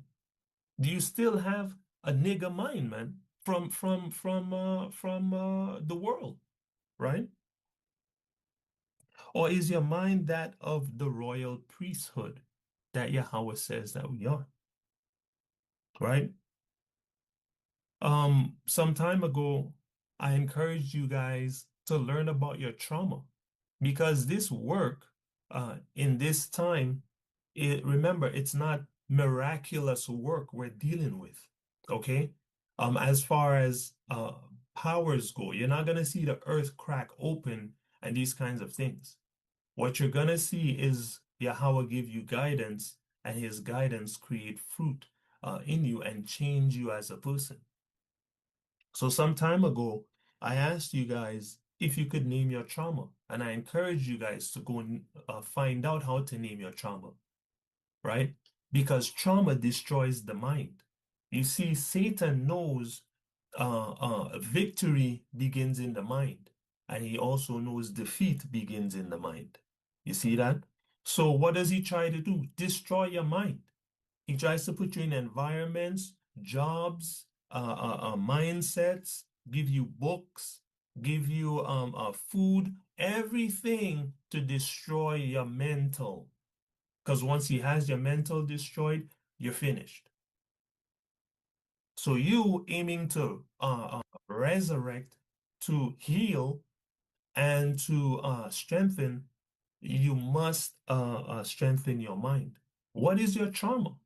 Right? If you still don't know, you need to find out because your trauma creates certain attitudes in your mind, certain blocks in your mind that can prevent you from listening, from being obedient to the law, statutes, and commandments of the Most High.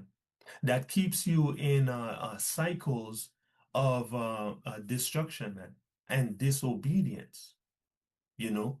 And you gotta, if you don't know, you can't escape. Because I told you guys this before and I'll tell you again. I was in a bad relationship and afterward was ruminating. The person's name was repeating in my mind all the time, and I had no clue. And I was like, wow, this person is this person driving me insane? And then once I found out what the actual occurrence was, it stopped because I was able to pinpoint it, name it, know it, and therefore defeat it. This is real life work, okay? So can you name your, right? If you still can't name your trauma, certainly you got work to do to be able to name your trauma and defeat it, man, right? Protect your mind. These things are demons, man. Trauma those are demons, right? People might have put on you from physical abuse, sexual abuse, mental abuse, emotional abuse. These are demons that people have implanted deep within your psyche that you need to purge out, right? To make sure that you're clean before the Most High, right? Let's so you have that. Beyond the mind, or I guess as a result of the mind, you gotta look in the mirror and ask yourself, do you still dress, talk, behave, and think like a Greek, or have you transitioned to the ancient royal way, right? You gotta ask yourself these things and be honest, right? Let's go to Deuteronomy chapter 4, and we'll read verse 5 and 6.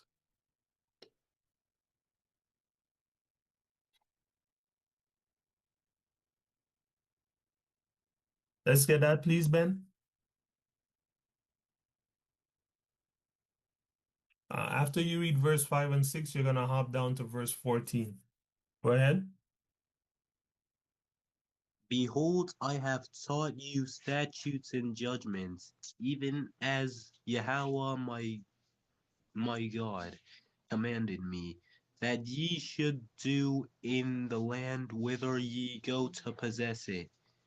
Keep therefore and do them, for this is your wisdom and your understanding in the sight of the nations, which shall hear all these statutes and say, surely this great nation is a wise and understanding people. Right. So right now, Negroes don't have the reputation of a wise and understanding people. Negroes have the reputation of fools, man. Right? Whores and gangsters, rappers and killers, man, and the scum of the earth. This is the reputation that we have. Why? Well, because we didn't keep the statutes and judgments of Yahawah. We did not keep the lifestyle that Yahawah gave us to live, man. Yahawah gave us a swag, a royal swag. You learn how to live according to that swag by paying attention to the statutes and the judgments. For example, somebody steal your stuff, they got to give you, I believe it's 4 or 5 times back what they stole. That's one of the judgments of the Most High, right? A statute. Your wife is on her monthly, and what do you call it? Some of it gets upon you, right? Okay, well, you can't go to the temple today, bro, right? You gotta wash everything, and everything's unclean for a day, right? Remember, we're living according to these laws, statutes, and commandments in a time and place, literally cyclically, where the people around us have no such statutes, judgments, or commandments. You see, they're living as brute beasts. It's just whatever it is, what it is. Anything goes, right? Anything goes when you're right. Now Israel is in that spirit. Anything goes, right? But we never used to be like that. And Yahawah said, if we live according to his statutes and his judgments, the nations around us gonna see our wisdom and our understanding, okay? And they're gonna say, these are wise and understanding people. So as you move through the world, do people look at you as wise and understanding, right? Because of your your aura, man? Do you have the a wise and understanding aura because you're keeping these statutes and judgments and commandments of Yahweh, man? Right? Or are you just a nigger, man, or a nigger woman, right? Are you out here looking, talking, acting just like the Israelites that don't know Yahweh, man? What's the difference between you and them, right? You gotta ask yourself these things and then be able to answer in the damn mirror, right? Don't come and tell me, because you know, and Yahweh knows because you know, right? You might be able to hide it from me or your friends, but you can't hide it from Yahweh. Jump down to 14.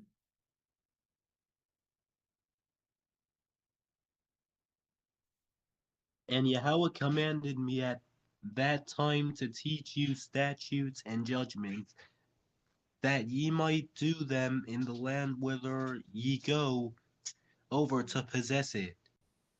All right. So, in addition to the commandments, which are mentioned in verse 13, Yahweh give us a lifestyle to live. And some Israelites believe it's enough to just sort of keep the commandments. But the commandments is just the beginning, man. You got statutes and judgments to keep as well, right? You got feasts to keep, right? You got a culture to keep, man. There's a way to marry.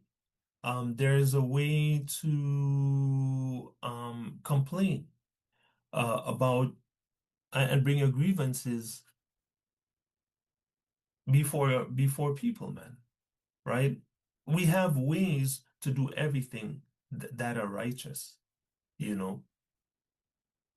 And if we're not doing those things, I mean, what are we really doing? If we're not being Hebrews, we're certainly being Greeks. Uh, that's just the other option, right? Because who has the world in a bind, living in a complete and total illusion? Well, it's Satan. And if you're not walking according to the ways of the Most High, you're certainly walking according to the ways of Satan. There's no in between, you know. Yahweh don't deal with the lukewarm, as we know. Let's go to Jeremiah 10, classic.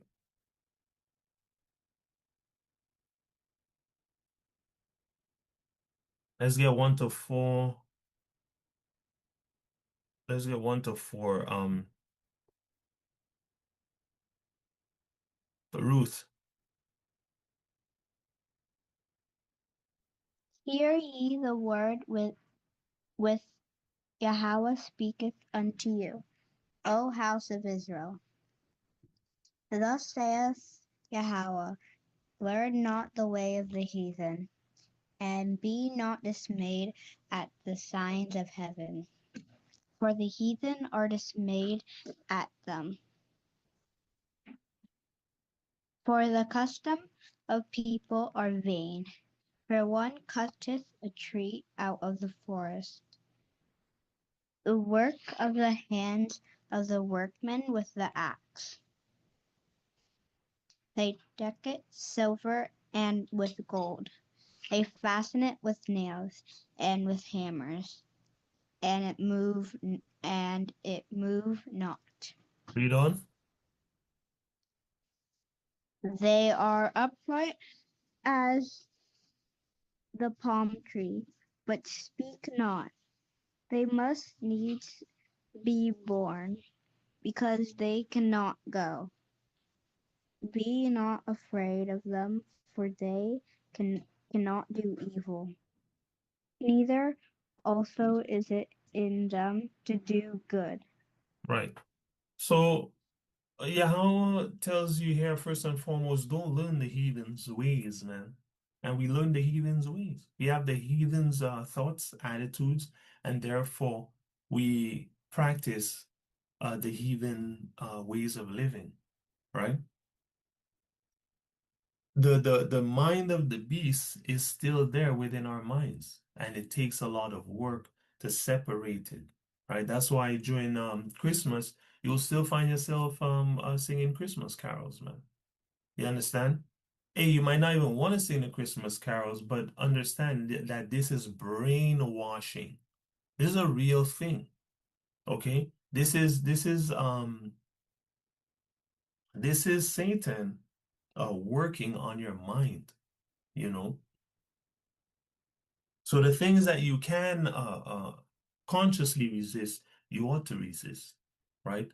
Because they will create in you action to resist. But if you haven't resisted in your mind, you're still overcome, right? And if you continue to not resist Satan within your mind, you will certainly, your conclusion will be that you would have been overcome, right? Then he goes, we as Hebrews know this. This is the classic. This is talking about Christmas. And you can add Revelation 11, I believe, verse 9 and 10 to this as well. The man tell you straight up, don't celebrate Christmas, right? That's the only holiday where people deck trees with silver and gold, fasten it with nails and hammers that it move not, and be not deceived. This is an ancient feast. You could go look it up yourself. Okay? It's not new. All right, the heathen been doing this, okay? And it's all to celebrate the spiritual destruction of the Negro, man. I mean, I even saw, I don't know how true it is. I haven't done my research on it yet, beyond the video, but I saw Nathaniel, Bishop Nathaniel come out with a video talking about how they modeled Santa off of a certain pope, right? And when they first were keeping Christmas in the Roman Empire, I believe in the so-called Renaissance, the Pope had with him his helpers, which were called Black Peter, man. Black Peter. Okay, so it was the Pope and Black Peter was his helpers, Negroes. Okay, and they dressed up in blackface and paraded this Edomite Pope who says he's the replacement of God on earth. They paraded him down the road. And then when he brought it to America, they're like, well, you know, we'll replace Black Peter with Santa's little helpers. Okay. And we've done our research on this already. We know Saint Nick we know Old Nick is literally the code name for Satan. Old Nick is Satan, right? And there's many other connections. Okay. So spiritually, this thing is certainly devil worship. Straight up. Okay. And so Yahawah told us, don't be like the heathens, man. Don't keep their feasts. Don't walk like them. Don't talk like them. Don't dress like them, man. Don't think like them. Okay? All the other things, keeping the statutes and the judgments and the laws and the commandments, all stem from from reclaiming your way of thinking, you know.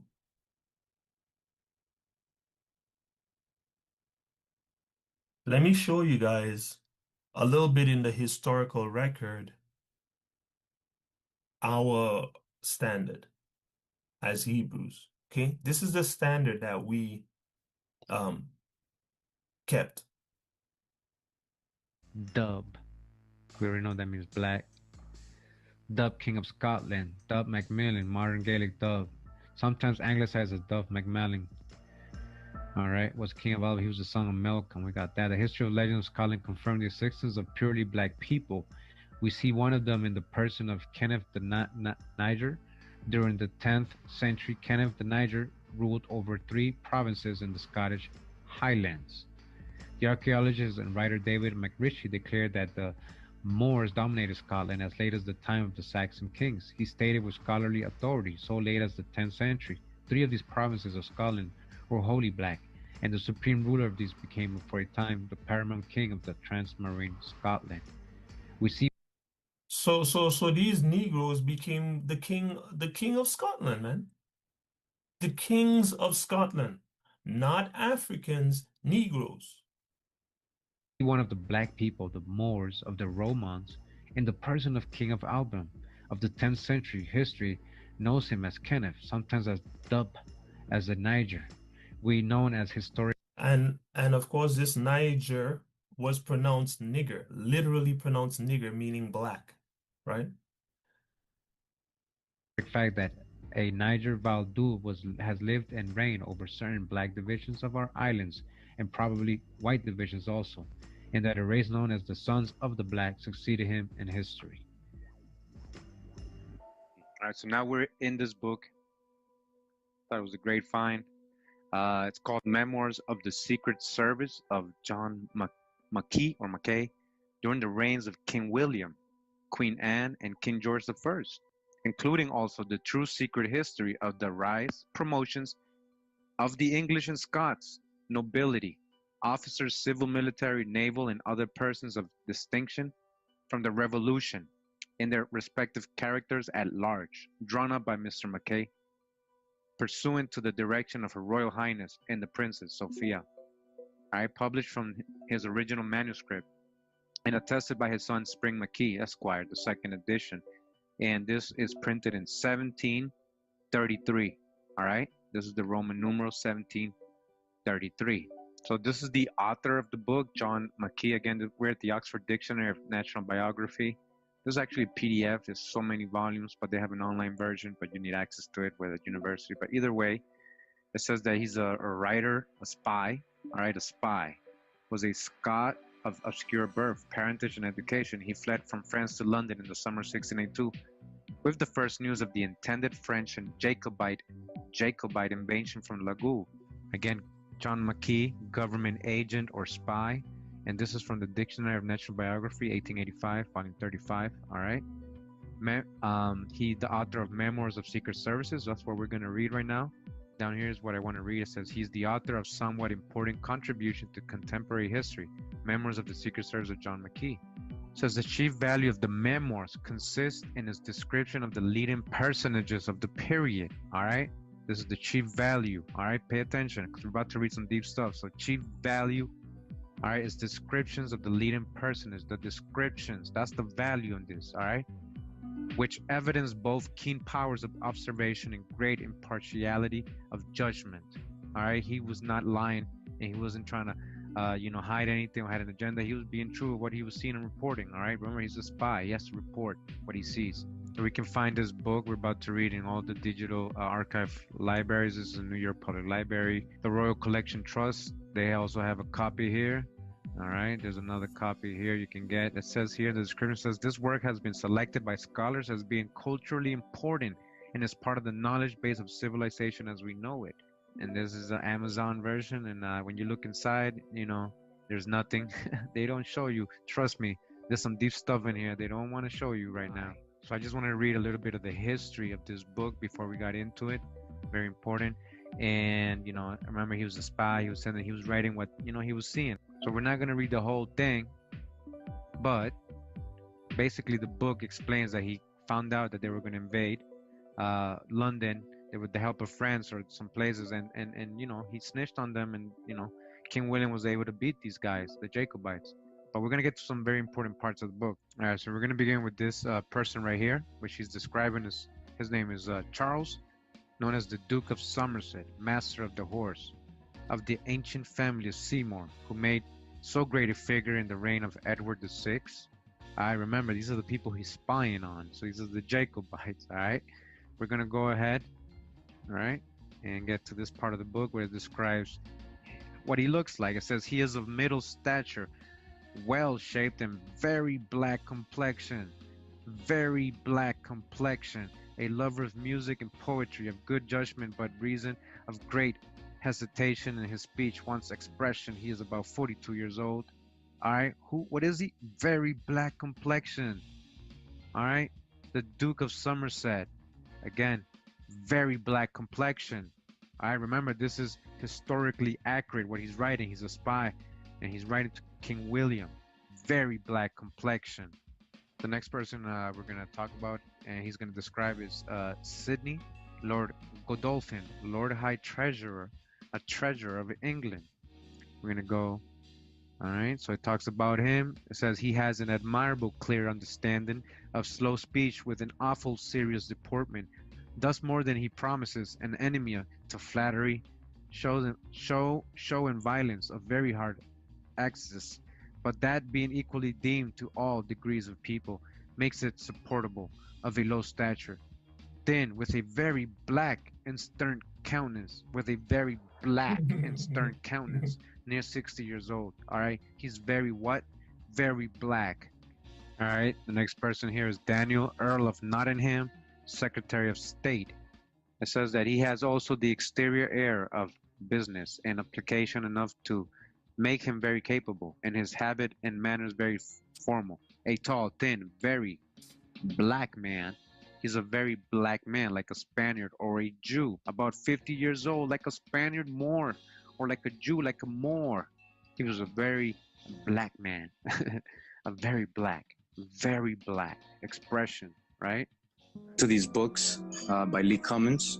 A lot of you've seen his books, you know, The Negro Question, and there's like about 6, 7, 8 parts. The world history that is being taught in the classrooms omit the existence of the Black Scots, Black Irish, Black Brits, Black Italians, Black French, or Black Europeans that were sold directly into. There they are. Philip III, Louis, Duke of Burgundy, Louis the 15th, Leopold I, Marie Antoinette, Madame Royale.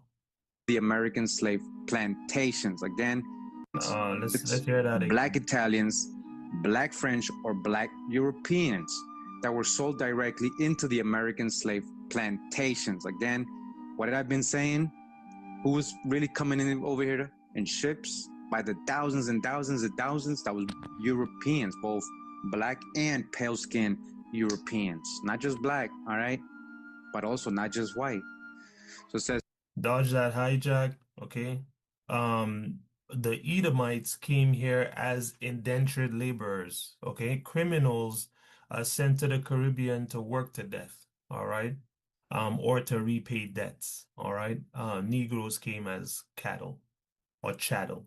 Here, the Scottish kings of England. All right, so here he has a picture of King James.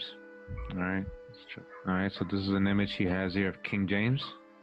All right, so he got a little curly hair and stuff. So they're showing here. So James, by the grace of God, King of England. All right. He says, I know that this image of a black King James can be a little confusing because of your Western education, but this is the truth that is known by the rich and the elite in the world. That was the reason I paraded all of the English historians and professors before I got into the bowels of this book. I had to get your mind ready to receive the truth. King James came from a long line of black Scottish Stuart kings, the Stuarts. 343 years of rulership in Scotland. The Stuarts not only ruled in Scotland, they ruled France, Spain, and Ireland and England, Britain, and Wales. King James was able to rule all of these lands because of all these people were of Iberian black descent. All right, so were all they from Iberian, or did some of them come from Atlantis? Okay, and there you can dodge his hijack where he talks about essentially America being the Middle East, which is just madness. Okay, so what do you call it? I brought this out to show that we were literally the royalty King of Alpha. of the land, man. Right? Let's see here. 1 second. Very important. And remember he was a spy. He was yeah, okay. I think that's all I want on that. Okay. So all this is saying, we set the standards for royalty, man. Remember that. Okay. Before Esau, how do I put this? Before Esau went to the caves, his father was a peculiar man, all right, and had peculiar ways, holy ways, righteous ways, royal ways, Okay. When Esau was under the boot of David, they saw royal ways. Okay. Yeah, there's no other way to put it that I can come up with right now. They saw royal ways. They saw what it meant to live as royalty, to think as royalty, to act, to speak as royalty, to be royal. Okay. They copied these things and built it into their kingdoms, man. Okay. Of course, with a total disorder, right? But we set the standard for royalty. When the Most High made Adam in the Garden of Eden, meaning when he put the first holy man on earth among these other people, he put Adam there to be a peculiar person, which is why the entire line, the peculiar line goes directly back to Adam, from Christ all the way back to Adam. This holy line has always been on earth to show people God's standard, right? So, is that what you're showing in your life? Does your life reflect the Most High standards? Do you walk, act, dress, speak, live, think according to the standards of the Most High? Or is the Babylonian mind still in there, right? Let's go to 1 Kings 10 and we'll read verse 4.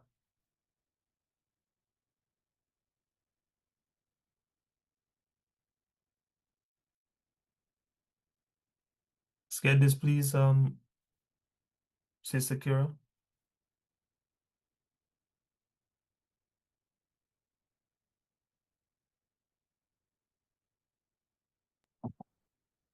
And when the queen of Sheba had seen all Solomon's wisdom, and the house that he had built, Read.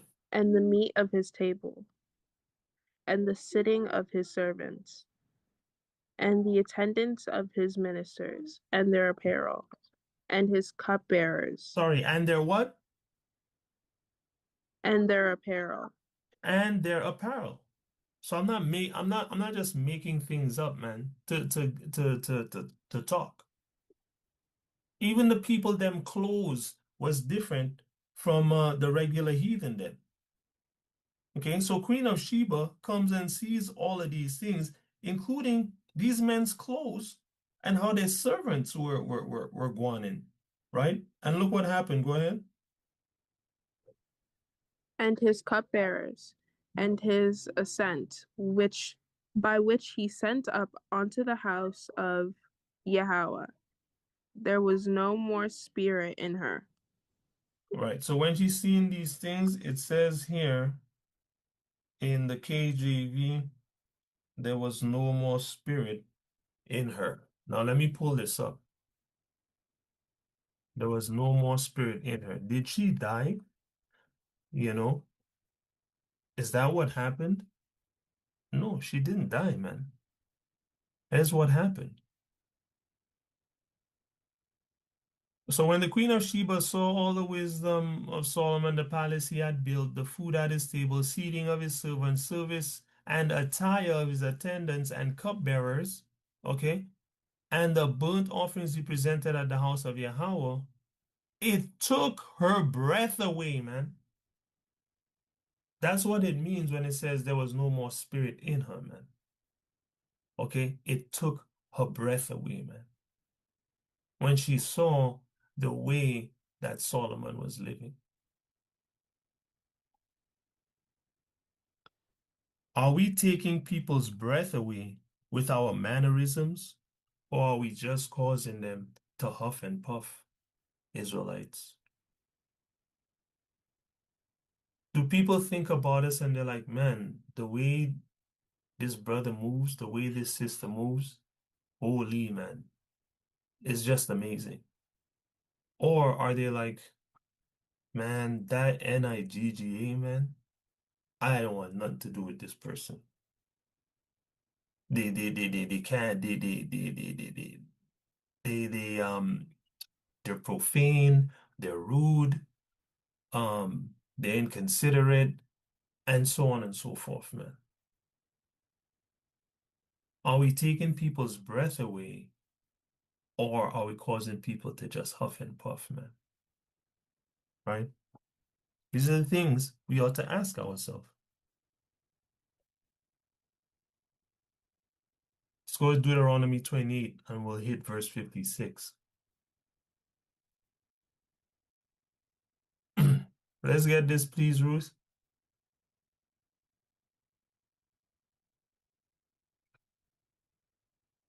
It's fine.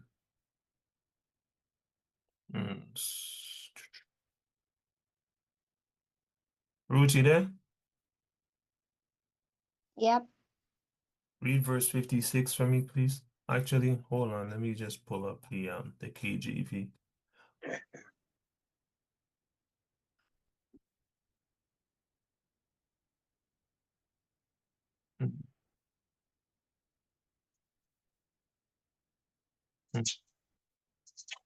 Okay, so this is part of the curses that the Negroes would be under, having not kept the law, statutes, and commandments of Yahawah, right?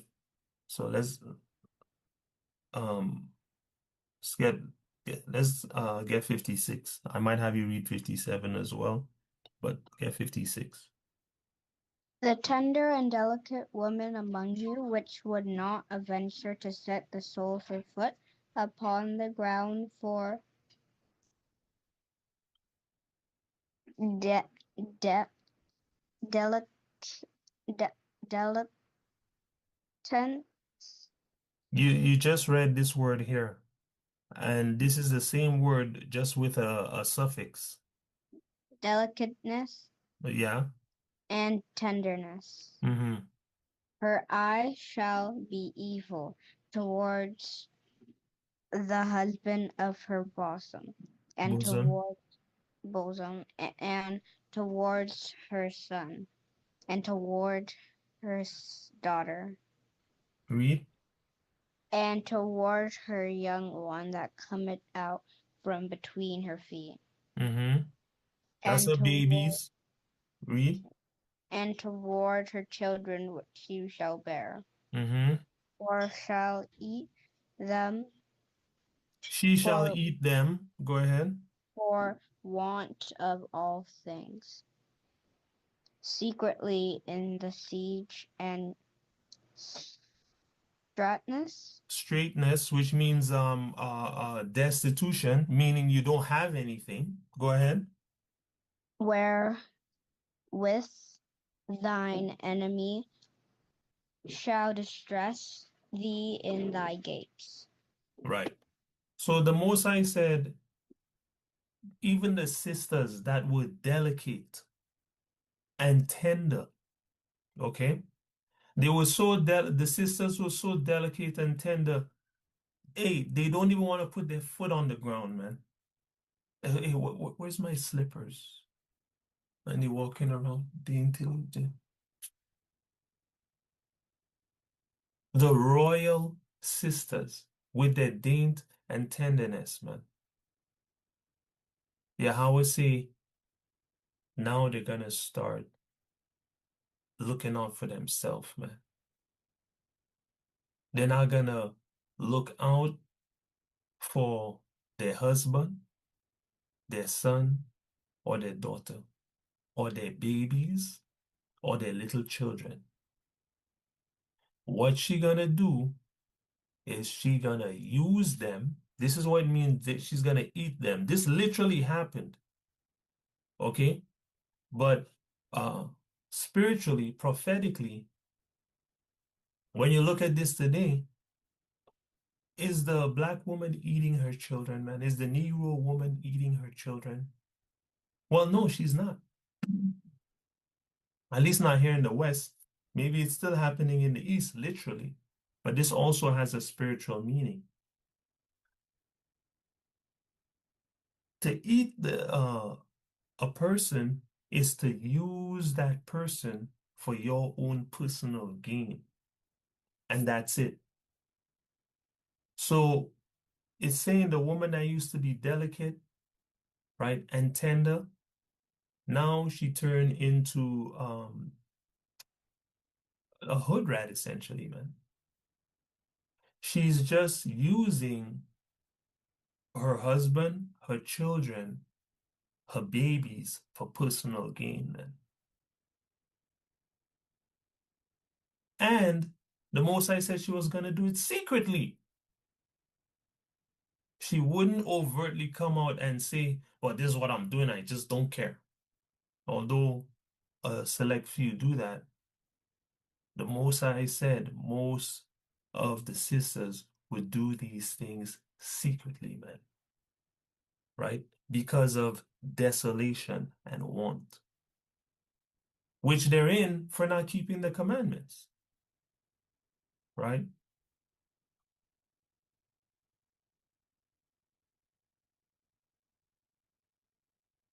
So you gotta examine your own mind and see if you've lost your delicateness, man.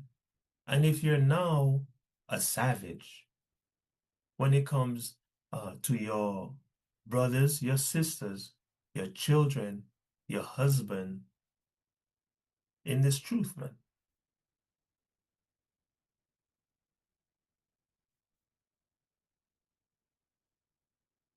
Let's go to 1 Peter chapter 3 and verse 6.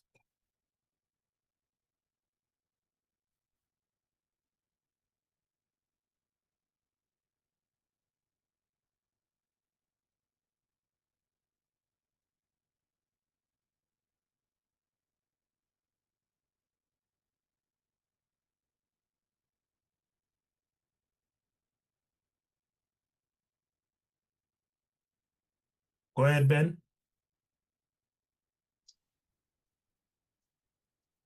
I'll go from 5.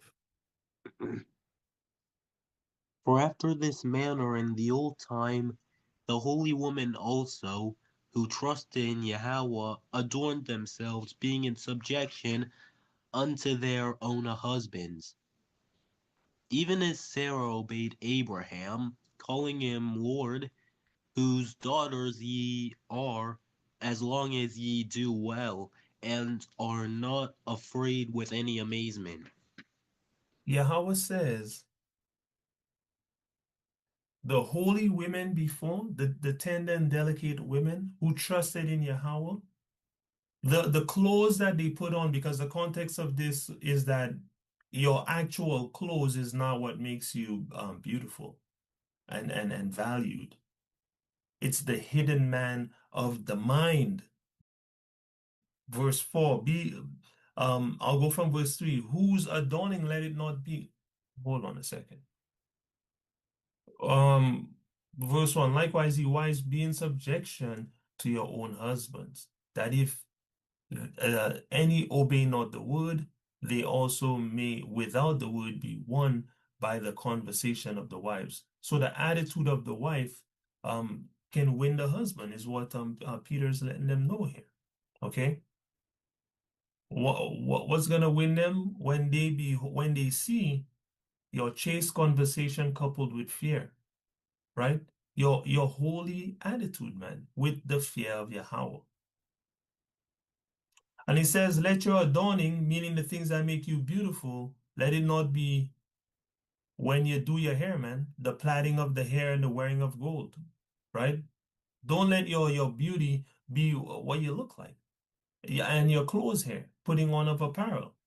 Your hairdo, your gold, and your clothes. Right?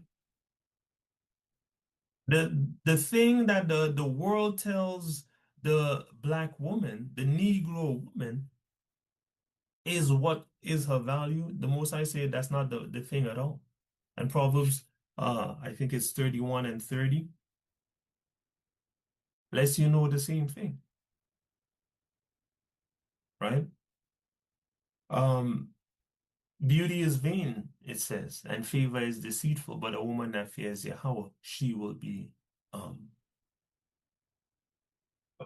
exalted, right? If I remember correctly, paraphrasing. He said, don't let it be your clothes, but let it be the hidden mindset. Your beauty is in your mindset, Israelite woman, so-called Negro woman, descendant of the transatlantic slave trade woman. Your beauty is in your mindset. He said, when you have the right mindset, it's not corruptible, man. What is this mindset? A meek, humble, and a quiet spirit, which is invaluable before the Most High, man. Echoing the book of Proverbs. And then he goes on and says, yeah, that's how the holy women in the past used to go on. In fact, they were subject unto their own husbands. You see, because in a royal house, there are subjects and there's the king. And even the queen is a subject of the king. The children are also subjects of the king.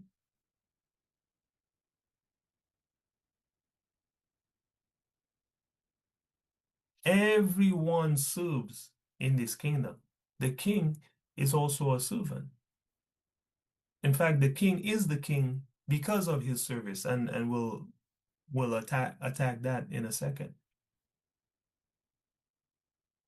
He said the holy women that trusted Yahawah. So this would be the sincere Israelite sisters.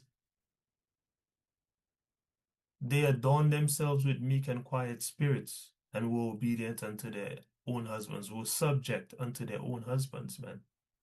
Right? I remember in another place the scripture say, be subject unto your husband in all things. Yeah, that includes your money too. Nobody wants to talk about that. I personally don't care about that. But Yahawah says all things. So that means all things, right? A marriage is not a light thing. Our sisters are out here laying down with Tom, Dick, and Harry without no marriage, or picking a husband just because maybe he have things or he's pretty or some stupid superficial reason, not realizing. And even in the truth, a sister might pick a brother because he looks good, but you don't realize you're bound to this man till he dies. You're actually, for lack of a better word, you're a subject of that man. That man actually owns you, and they don't realize this and go put themselves in all kind of situations that they don't want to be in.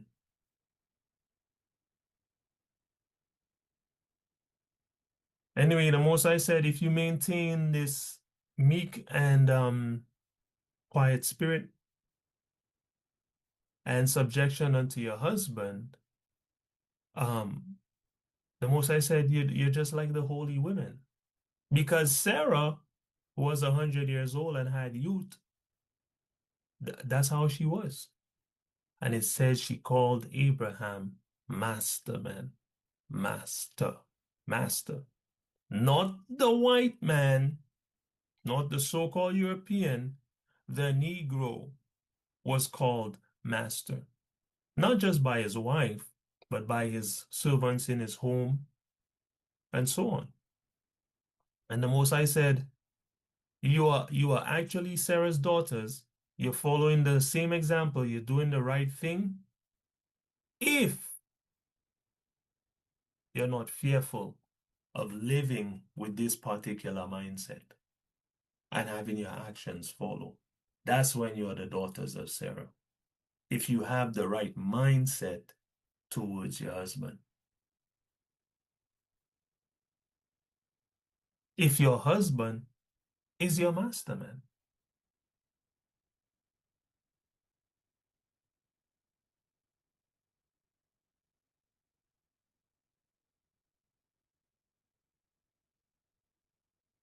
right? So when we look in the mirror and trying to determine if we have the right attitude, the sisters gotta ask, is your husband your Lord, man? Is he your master, your ruler, your influencer? All these words mean the same as Lord: master, ruler, influencer. Some sisters' influencer is just the YouTube man or the TikTok or the Instagram man. That's the influencer, man. Where whoever wrote a book, that's the influencer, man. When the influencer is supposed to be their damn husband. You know?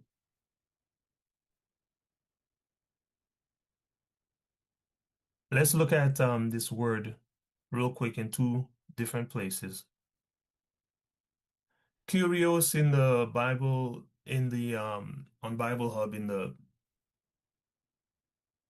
concordance, curios, which they use to replace Yahawah in the New Testament a lot. Utter madness. In any case, Lord, Master, owner, it says, man. That's why the man had to pay money. Because he bought the sister. You know? I just got to keep it real with you guys. Right?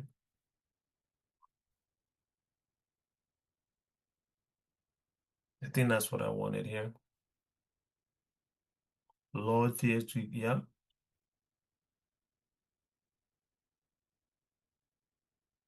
God, Lord, Master, Sir. God with a small g if you're dealing with man. Supreme in authority, man. Controller. I mean, you listen to, I know this soca song, it say, you don't have a man, girl, you have a manager.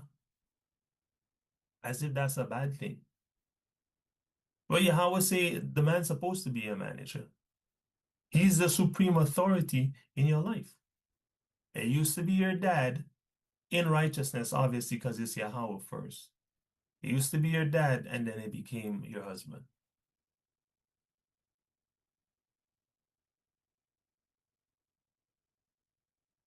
Properly, a person exercising absolute ownership rights, man. Lord, which is what Sarah called Abraham, man. Okay. I think that's all I want on that here. Says sir here as well. You know, interesting, right? Curios is translated as sir. Very, very interesting. He to whom a person or thing belongs, about which he has the power of deciding. So this is serious business, right? And we ought to treat it that way. Now here that now I think that's didn't want this here. Yeah, this is just a second witness, all right, from the Oxford Dictionary. Someone or something having power, authority, or influence, a master or a ruler, a leader, a chief, a superior, a governor, a prince, an emperor, king, sovereign, monarch, commander, captain, overlord, suzerain, baron, potentate, liege. That's why they used to say my liege, right? Okay. Here's the kind of lord we don't want. Someone acting in a superior or domineering manner towards someone else. Because you always say, love your wife, right?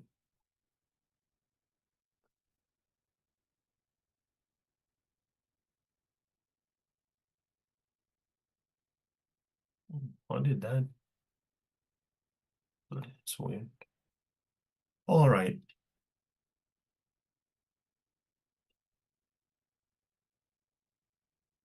So, if you're married, is your husband your Lord, your master, your ruler, your influencer, right? That's for the sisters. As you're rededicating your temple, think about these things if you're married. For the men, okay, let's get 1 Timothy 5. And let's get verse 8 here. Ben, let's get verse 8. Ben. Unavailable. Sister Kira, please.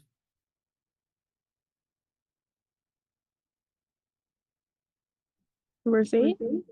Yeah. But if any provide not for his own, and specially for those of his own house, he hath denied the faith, and is worse than an infidel. Let not a widow be taken into the No, number. that's it. It's infidel.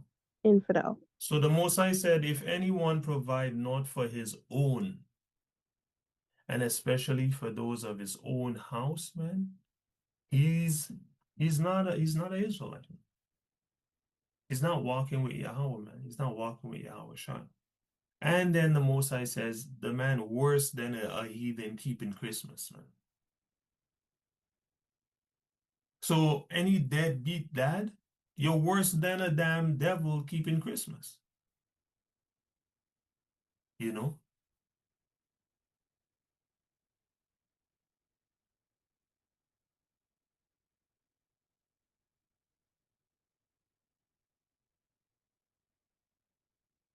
Remember, we just looked at this whole concept of a Lord. Where is it? Let's see another of the meanings of Lord. So for the men, are you the breadwinner of your home? That is also the meaning of a Lord. Let's go here. Check this out, family. Lord, master of a household, ruler, feudal lord, superior, husband, also God translating Latin dominus, okay? Greek Kyrios in the New Testament, Hebrew Yahawah, okay? Well, this would be modern Hebrew Yahweh. Old English, watch this. Halaford is a contraction of earlier halaf weird or weird. Literally, one who guards the loaves, man. So it's a shortening of a longer word that means the guarder of the loaves.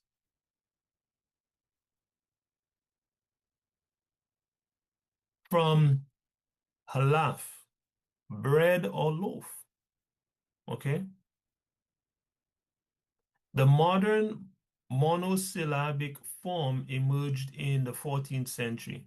Okay, so before the 14th century, it was halaf weird or halaf weird or halaf weird, whichever. I'm not sure how to pronounce it.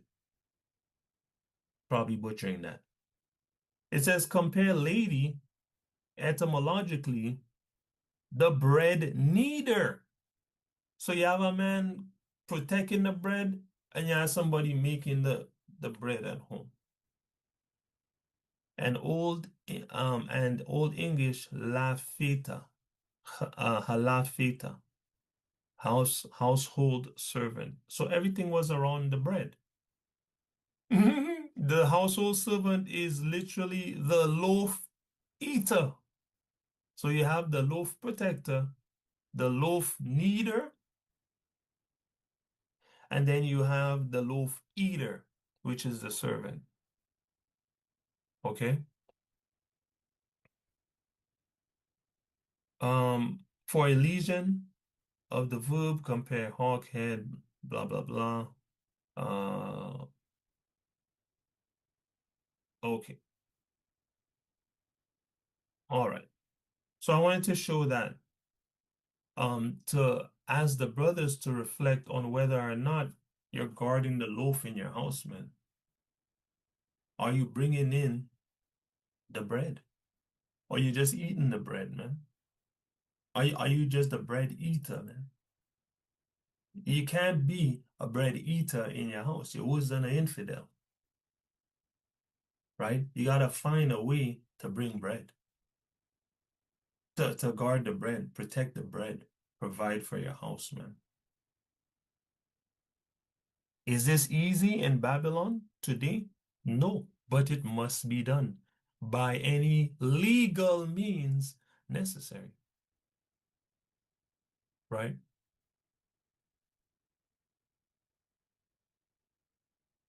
We're almost finished. So for the sisters, you're supposed to have a influencer, man, for the married sisters, and for the married brothers, you're supposed to influence and win the loaves. Okay, can't be a bum. It's not allowed, right?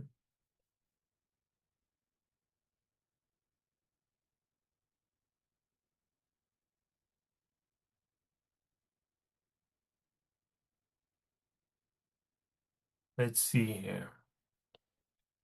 Let's get 1 Corinthians 13. So as you examine yourself to see where your mind is at, these are the things you got to check. See if you're playing your role on the team, man, right? For everyone, you got to see if you're maturing in this walk as well. You know, are you still a child spiritually, even though you followed Yahawah for many years? Or have you grown into an adult in this truth, right? Let's go to 1 Corinthians 13.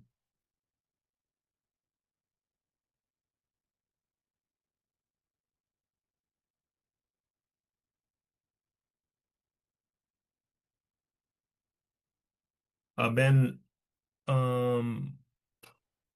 actually, Bruce, let me get 11.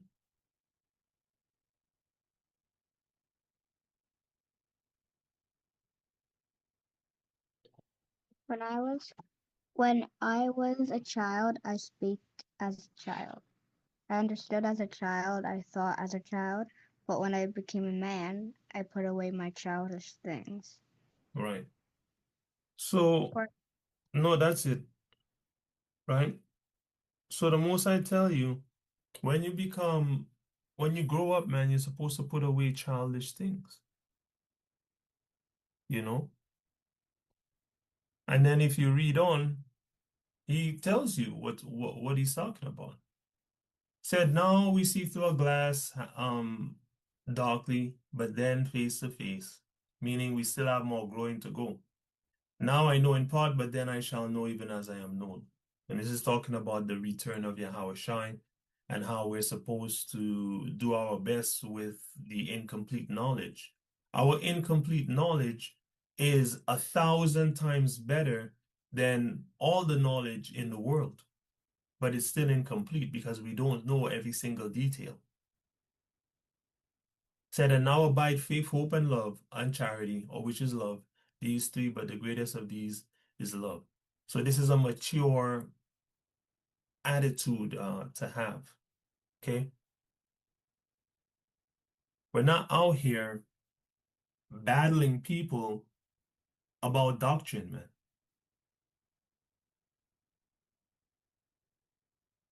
We're not doing it. We're going to speak on what's true. If they don't believe, we're going to keep it pushing, right? Because we're mature and we realize, hey, this is about love at the end of the day. And you can't love nobody unless you love Yahawah first. I believe that's 1 John 5 and 2 and 1 John 5 and 3, right? The point being, we matured spiritually, man. We're not dealing with the same foolishness we were dealing with when we just came into the truth. Let's go to Hebrews 5.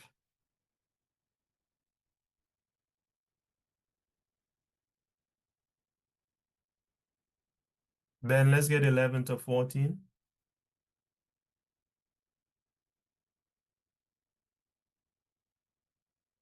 Of whom we have many things to say, and hard to be uttered, seeing ye are dull of hearing.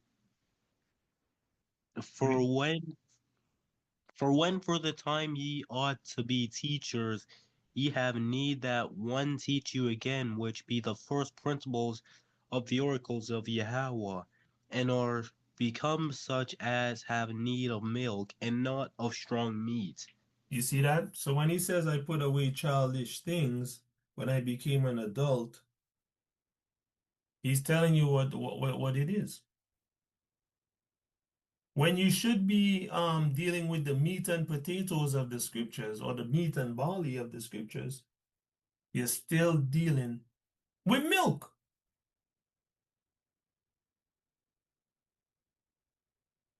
And this is not good. You know, read. For everyone that useth milk is unskillful in the word of righteousness, for he is a babe. But Say that again. strong Read that again. For everyone that useth milk is unskillful in the word of righteousness, for he is a babe. Pause. The most I say, don't be out here drinking milk in your 13th, 14th, 15th, 20th year, walking in the truth, man. Right? Because if you're drinking milk, you're still a babe, you're still a youth, right? And you were supposed to have graduated from youth a long time ago.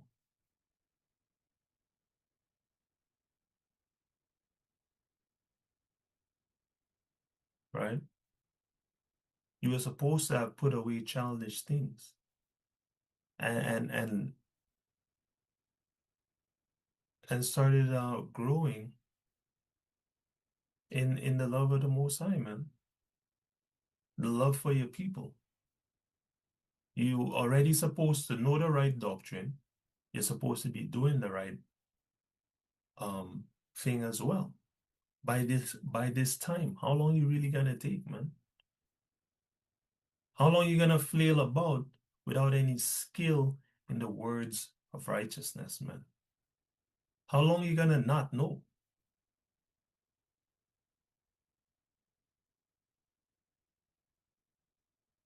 Right? Our brother here, I believe it's Paul, is saying, well, there's a time limit, man. Read on. But strong meat belongeth to them that are full age, even those who by reason of use have their senses exercised to discern both good and evil. So pause. You don't have to make anything up when it comes to the scriptures, man. The brother tell you straight, Yahawah tell you straight. Strong meat is for those that are full of age. What does that mean? The people who keep using the laws, statutes, and commandments and judgments over and over again. You keep doing it and doing it and doing it.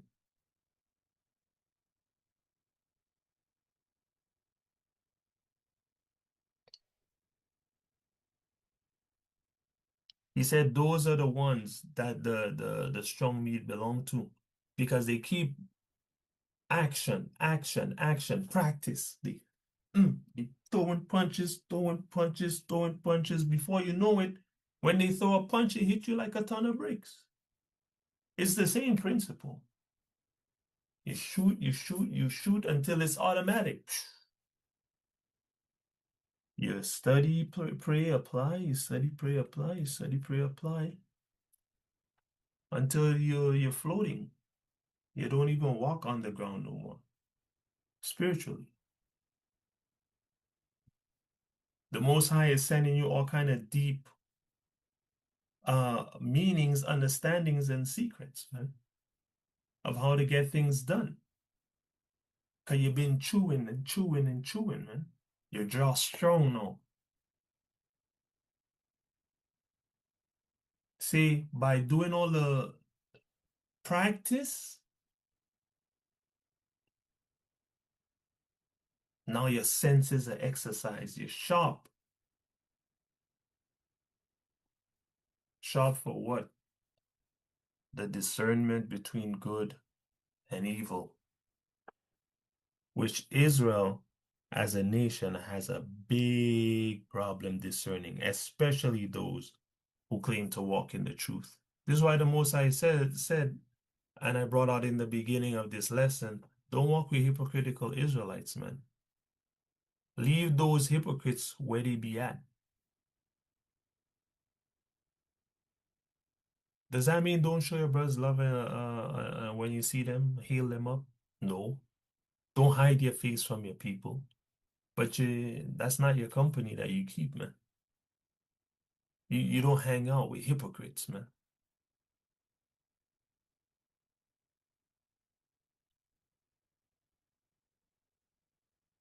So by practice, you become skilled at the word. You no longer deal with milk, but you can discern what is good from what is evil. You can do what 99.9% of Israelites just can't do.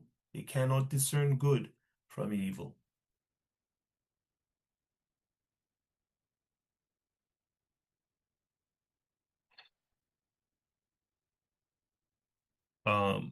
Couple more scripts.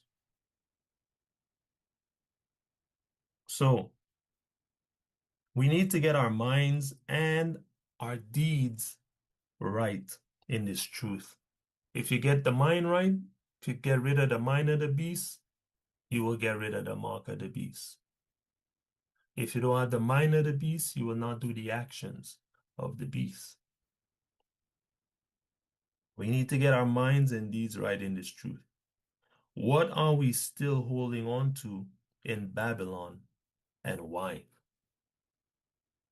What are we really still holding on to in Babylon, man? And why? Because there's nothing good here. Nothing. Not the food, not the water, not the people, not the work. Nothing's good in this place, man.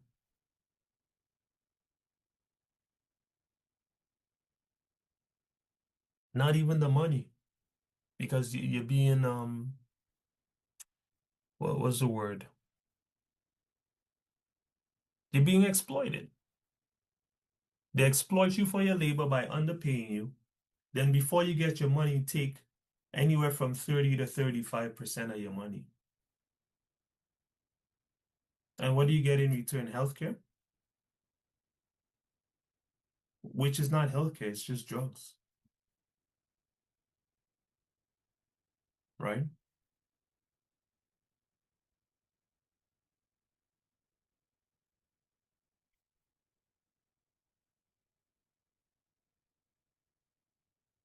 And you still have to wait God knows how long at the doctor office. What are you holding on to in Babylon and why? Let's get 28 to 32 here in Luke 17, please, Sister Kira.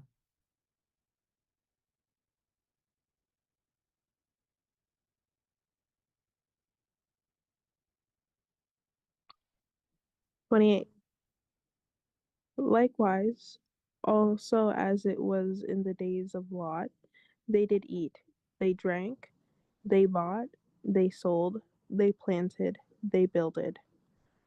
But the same day that Lot went out of Sodom, it rained fire and brimstone from heaven, and destroyed them all." Pause. Notice I keep telling you guys, get out of Babylon. This scripture literally says, the day Lot left Babylon. That was a real thing that happened. Lot left the place. In fact, angels were sent to tell Lot, get out of here because I'm gonna burn up this place. Leave. I keep telling y'all the same thing. Get out of Babylon. Get out of the midst of Babylon. Get out of these cold countries. At the very least, get out of the middle of the damn city.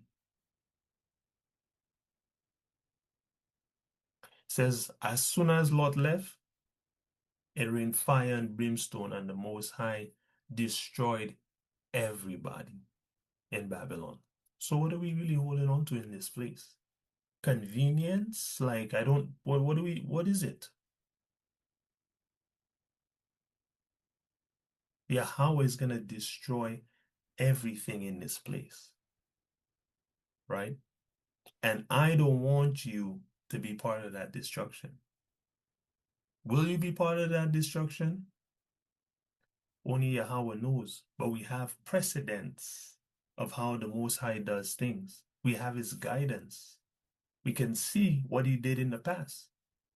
And he required that which is past. So if he did it before, he's going to do it again. We have the clues, but it still takes faith, right?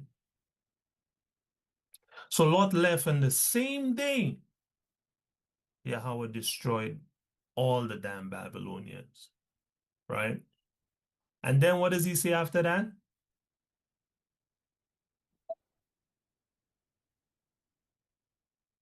30. Mm-hmm. Even thus shall it be in the day when the Son of Man is revealed. Pause. This could be the exact day, or this could be the age in which the Son of Man is revealed. The Most High say the same way Lot left and the day he left Babylon burned, the same way when the Son of Man is revealed, and the righteous are taken out of Babylon, the righteous leave Babylon, Babylon gonna burn same way, same day. Here's a little insight for you. When the righteous are out of this place, it's gonna burn. Right? I'm leaning more towards this actually speaking of the age, not the day. Because when I check precept upon precept, certain things gonna be happening which don't point to this being the day, but rather the age. Could be wrong. I don't know. I gotta study it more, but that's what I'm leaning towards. So that's what I'm led to believe via the precepts. So the same thing's gonna happen again. The righteous will leave and Babylon will be destroyed. Read.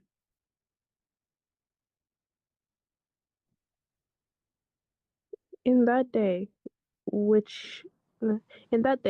he which shall be upon the house top, and his stuff in the house, let him not come down to take it away. And he that is in the field, let him likewise not return back. Go ahead. Remember Lot's wife. Whoever shall Wait, see. that's it. That's it. Right? 33 is good too. Just a reminder that if you're trying to save your life, your conveniences and this, that, and the other in Babylon, you're gonna lose your life, man. And if you're willing to lose the things you have, you're gonna save your life.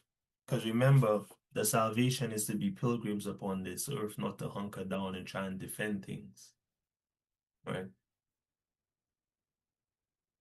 That age is coming where in Babylon there's going to be great destruction, desperation, people eating people. And you certainly don't want to be around when that's going on. Yahawah said, listen, via Yahawah Shai, if you're even on your housetop and it's time to go, don't even come down and get nothing. Just go. If you're in the field, don't even go back home. Just go. Right? When them nukes hit, go, man. when them bombs drop, get out. And then he tell you, remember Lot's wife. And then he say, whoever try to save their life will lose it, and whoever try to lose, whoever is comfortable losing their life, they shall preserve it. When Lot and them left, they left everything that they had built in Babylon, and the Most High burned it down. Lot's wife returned back. This is the precept to show you she didn't look back and turn into a pillar of salt. She went back and was destroyed. Salt is a metaphor for death. I have to find that precept for you guys. Right?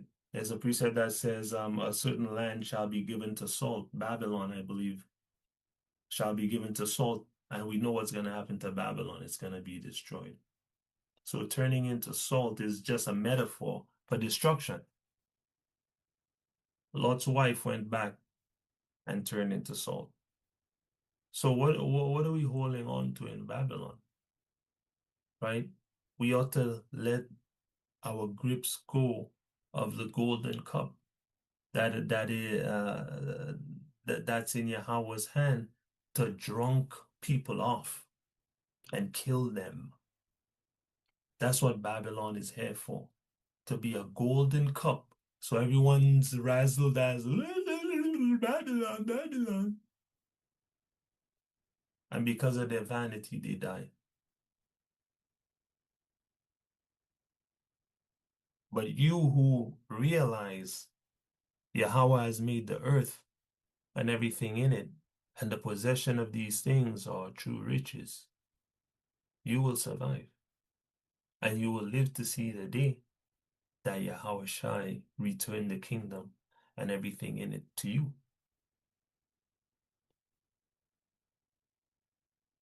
So, we need to get our minds right, man. All right? And if we examine ourselves with these particular principles that I mentioned, I'm gonna make sure the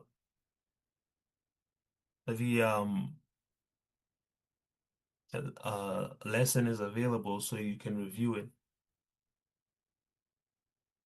If you go through these things and examine yourself,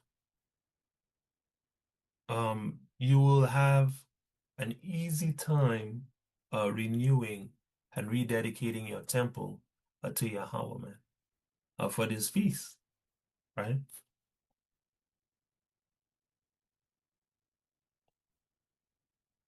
Let us have the mind to lose our lives, our Babylonian lives, for the sake of Yahawah, right? And by reclaiming our ancient heritage, you know? So where's your mind at? Another thing we need to ask ourselves is where our body is at. I got 2 scriptures here, and that'll be it for part 3.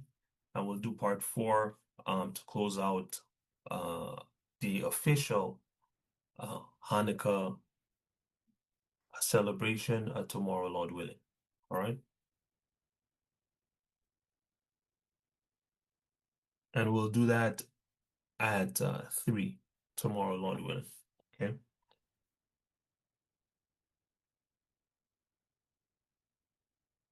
Yeah. Okay.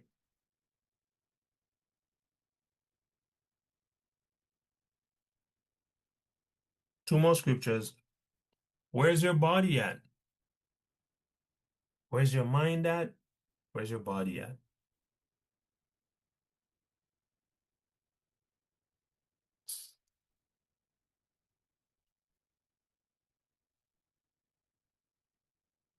Get Sirach 30 and verse 15.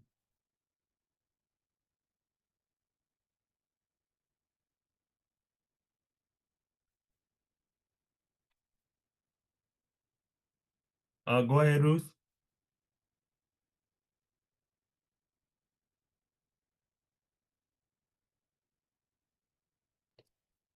So before Ruth starts reading, I just want to say, so ask yourself, have you neglected your sleep, your exercise, your nutrition, or your labors over the last couple of months? If so, you got to fix up, right? You got work to do, right?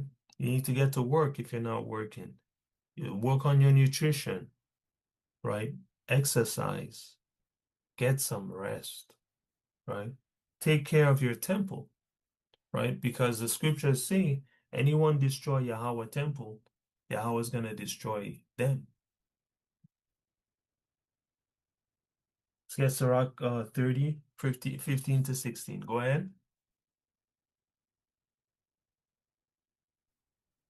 Which one? Verse 15 to verse 16. Health is a good estate and body are all above gold. A strong body above infinite wealth. There is no riches above a sound body, and no joy above the joy of the heart. Okay. So the most I tell you, listen, man, when your body is in a good state, you win. It's above all gold. But you see, Esau tell you, all you need is gold. So you go and you mash up your body for the gold, when it's really about your body, not the gold. Go get the gold so that you can put yourself in a position to be able to take care of your body. I mean, take care of your body, period. Get the gold while taking care of your body. Let me say this. And get the hell out of off of this hamster wheel so you can really take care of everything that you need to take care of. Your family, your body, your family, and your temple. The temple, the personal temple, and the congregation of Yahawah. Because as long as you're running on the hamster wheel, something's falling behind. Then he tells you there's no money above a sound body. And then wrapping up what we've been talking about, where your mind is at, he said there's no joy above the joy of the mind.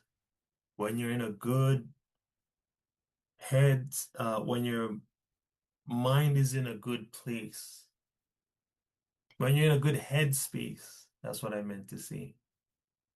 It's a beautiful thing. So do what you gotta do to get your body in a good place and to get your mind in a good headspace. Protect that, Yahweh said. Hey, listen, man. Many times you're gonna have to protect your mind and from people. You may have to protect your mind from the people in your house, man. So let's keep it real. Hebrews be stressing us out, man. Don't be defeated. Take a moment. Sometimes all you need is a walk outside. Sometimes all you need is some time alone. Right? Take charge of making sure you're in a good headspace. You know? Your body will benefit because stress kills and a lack of stress heals. Good sleep heals. Exercise heals. Verse 17 tells you death is better than a bitter life and continual sickness, man. So if you're in a bad headspace, it's better to die, the most I tell you. If you're always sick, it's better to die. So protect these two things, your health and your mental health. People want to talk about mental health. They just reach. Yahweh been tackle these things. This is millennia old. But this is the hypocrisy of Esau, man, and his evil kingdom. He mash you up and then pretend to be your doctor, man, and just give you drugs and make money off of you. Just want the gold. because whoever has the gold makes the rules. That's his philosophy. Last scripture. Sirach 18:19.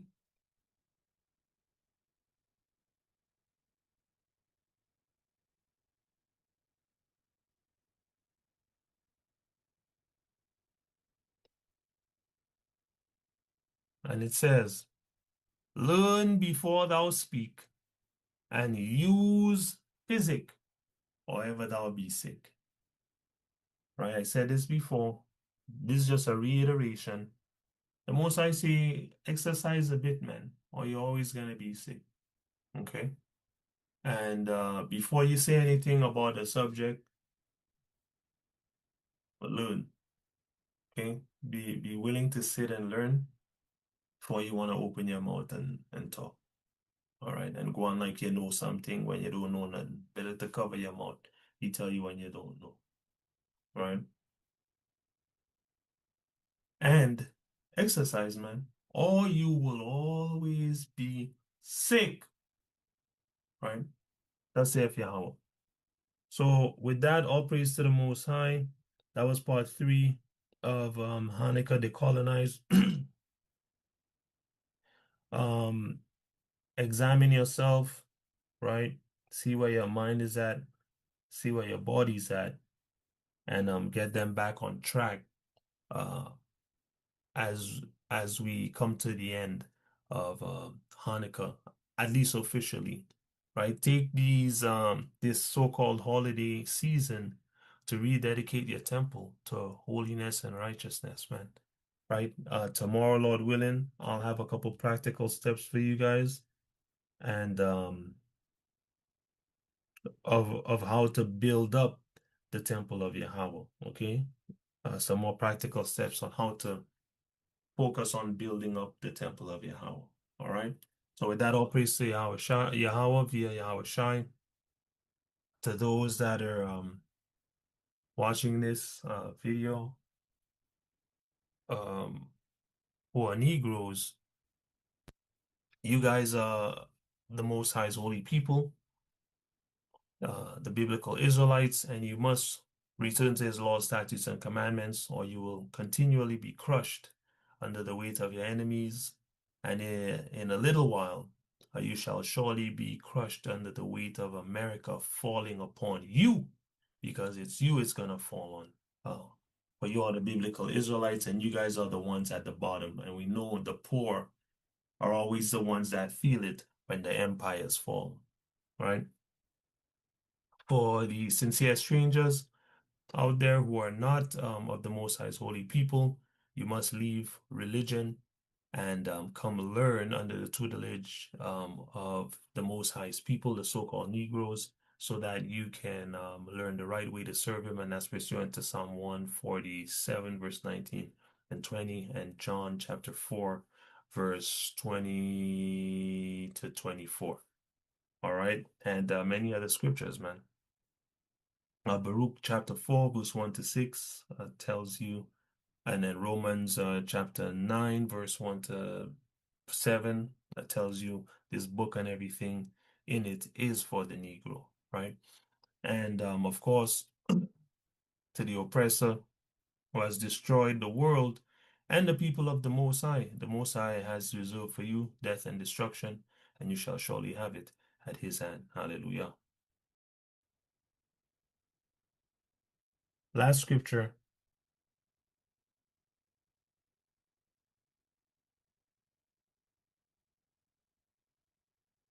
One second.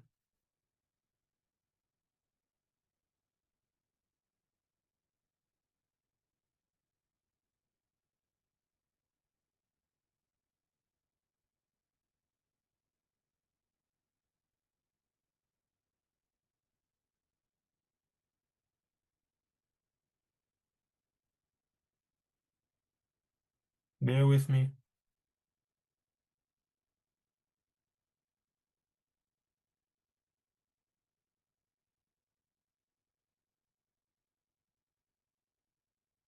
James 4, and I will read verse 13. to verse 17. Go ahead.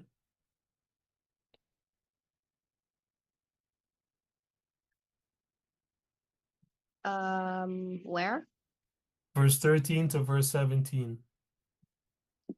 Go to now, ye that say, today or tomorrow, we will go into such a city and continue there a year, and buy and sell and get gain. Where whereas ye know what shall be on the morrow. For what is your life? It is even vapor, that appeareth for a little time, then vanish away. Read. For that ye ought to say, if Yahawah will, we shall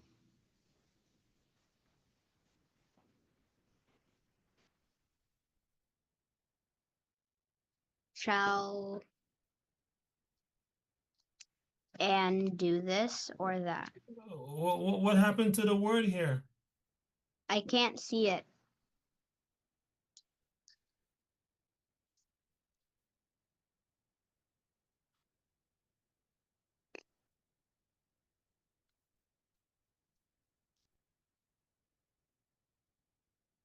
Go ahead. For that ye ought to say, if Yahawah will, we shall live and do this or that. Mm-hmm. But now ye rejoice in your boastings. Boasting. Boasting, all such rejoicing is evil. Therefore, to him that knoweth to do good and doeth it not, to him it is sin. Right. But again, the point here being, we ought to say, if Yahweh will, we shall live and do this or do that. All right. This is the point here. Ask Yahweh for help. Humble yourself before Yahweh and ask for spiritual reasons. And um, remember, it's if the Lord will, right? Remember that at the end of the day, it's if Yahweh will, then your plans shall come to fruition and you will be able to do what it is that you want to do, right? Does Yahweh want you to build your temple up? Of course he wants you to build your temple up. How? Only he knows. Only he knows how. But we know the intention, right? For the good of all those who love him, who fear him, who keep his commandments, right? So in conclusion of this Hanukkah decolonize, we remember that Hanukkah is actually Hanukkah, the holy feast of Yahawah that we Negroes should keep instead of the pagan Christmas. We remember that it celebrates our victory over our oppressors, the Greeks, whose ancestors are still oppressing us today through the global American empire. We remember that we should clean and rededicate our profits, our money, our minds, our bodies, and our souls to righteousness at this time as a spiritual sacrifice to Yahawah. And we remember that we can achieve all this simply by asking Yahawah for guidance, which he will give us through his counselors, through dreams, through signs, and through his Bible. All right? So all praise to Yahawah in the name of Yahweh Shai, his son. So be it.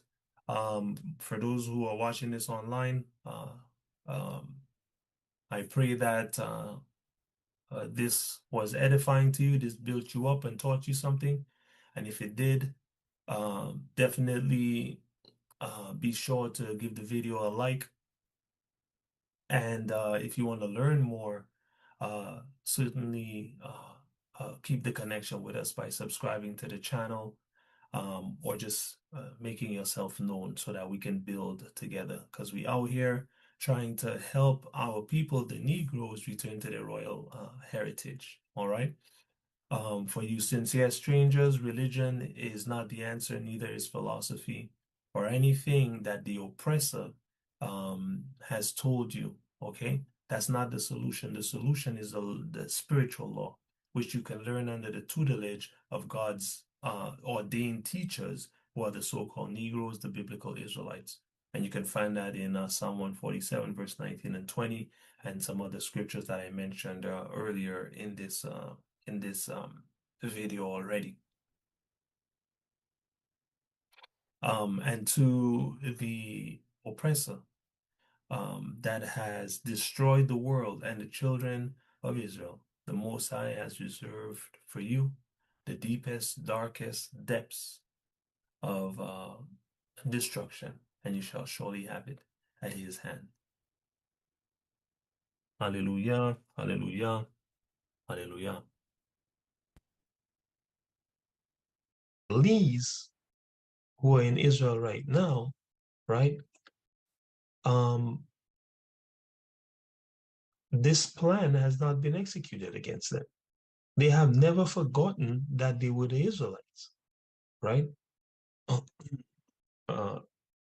Which goes against scripture, right? Jeremiah 17, right? If they've never forgotten that they are the people, that means they're not the people, because God said in the Bible that his real people would forget who they were, right?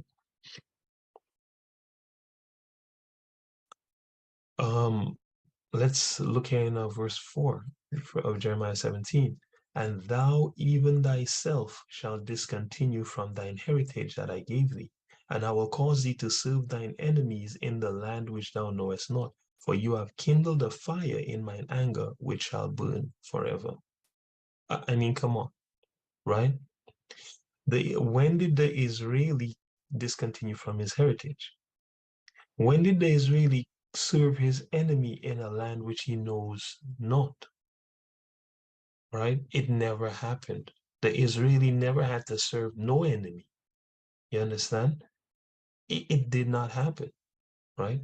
Let's go to Luke 21, 24. They shall fall by the edge of the sword and shall be led away captive into all nations, and Jerusalem shall be trodden down of the Gentiles until the times of the Gentiles be fulfilled. These are the words of Christ. Christ said, the Israelites shall fall by the edge of the sword, meaning by war, and shall be led away captive into all nations. When was the Israeli led captive into all nations? When did the Israeli go into all nations as a slave? It never happened. You understand? But the people who went into all nations as slaves, these are the Israelites, according to the words of Christ, which are the words of God, right? And it says, what? And Jerusalem shall be trodden down of the Gentiles. So who's in Jerusalem right now, according to the scriptures? Gentiles.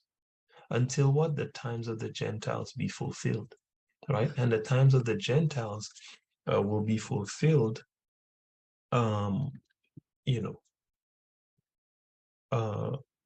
when the Most High destroys them by war, right? This is Isaiah chapter 34 from verse 1. Come near, ye nations, to hear, and hearken, ye people.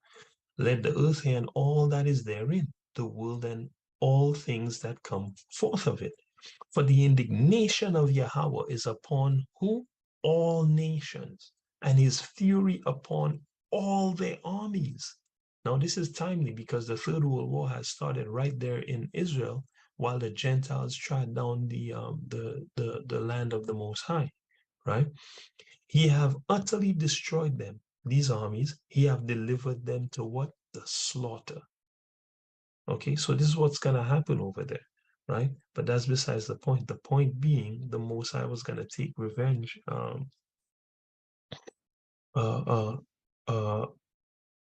on these nations. The time of the Gentiles would be fulfilled at a certain time. Right? Go down to verse 8. For it is the day of Yahawah's vengeance and the year of recompense for the controversy of Zion. Right? And the streams thereof shall be turned into pitch, and the dust thereof into brimstone, and the land thereof shall become burning pitch. Okay? That's the land of Israel. It shall not be quenched night or day. The smoke thereof shall go up forever. From generation to generation it shall lie waste. None shall pass through it forever and ever. Right? The point here being,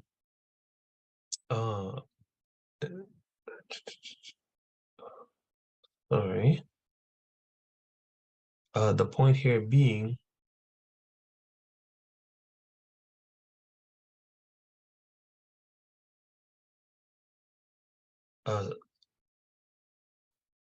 that the Most High is bringing, it's a better scripture, because this here is talking about the Most High has a sacrifice involved, which is the land of the so-called white man. Okay, so this part where it says, the land will be pitched forever and ever.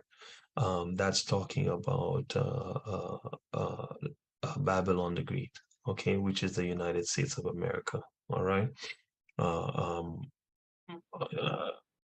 So the Most High says, hey, listen, he's going to pay them back for the controversy of Zion. What is the controversy of Zion?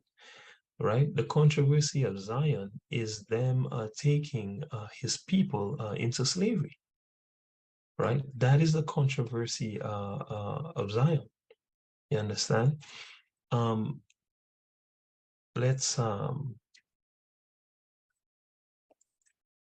Let's prove that. Right? Let's go to, where do I want to go? Let's go to Joel 3.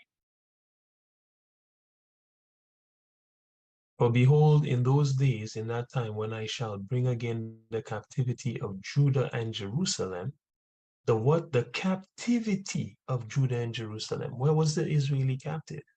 It didn't happen. I will also gather all nations and bring them into the valley of Jehoshaphat and plead with them there for my people and my heritage Israel. God's not begging, okay? That word plead means kill. I will kill them there, right? For my people and for my heritage Israel. See that? Whom they have scattered among the nations and parted my land. I'm sorry. During this time of war, are the real Israelites in the land? Because God said that he will plead with all the nations in the valley of Jehoshaphat for his people, Israel, that they scattered among the nations and they parted his land. So whoever is there is Gentiles, according to the book of Luke, and according to this scripture here, Joel 3 and verse 2. They have cast lots for my people. When did they cast lots for the Israelis? Given a boy for an harlot and sold a girl for wine that they might drink. When did this happen to the Israelis? It never happened to the Israelis, brothers and sisters. But there is a people on this planet that it happened to.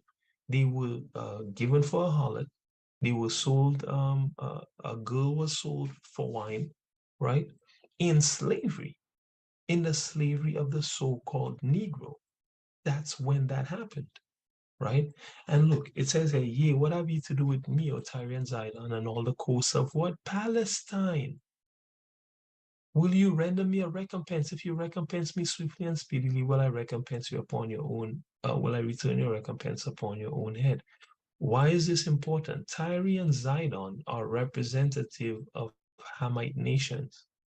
God is saying, hey, all you people in the coast of Palestine, Tyre and Zidon, specifically you Hamites in the coast of Palestine, because Palestine is a name given to Israel by the Romans, okay? Right? Palestine is a name given to Israel by the Romans, right? The inhabitants before that were Hamites, okay? Before we took the land from them.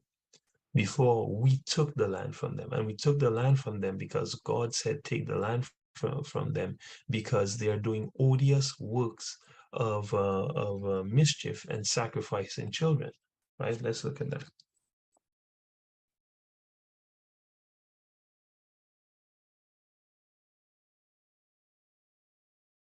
This is in Wisdom of Solomon, the 12th chapter, verse 4.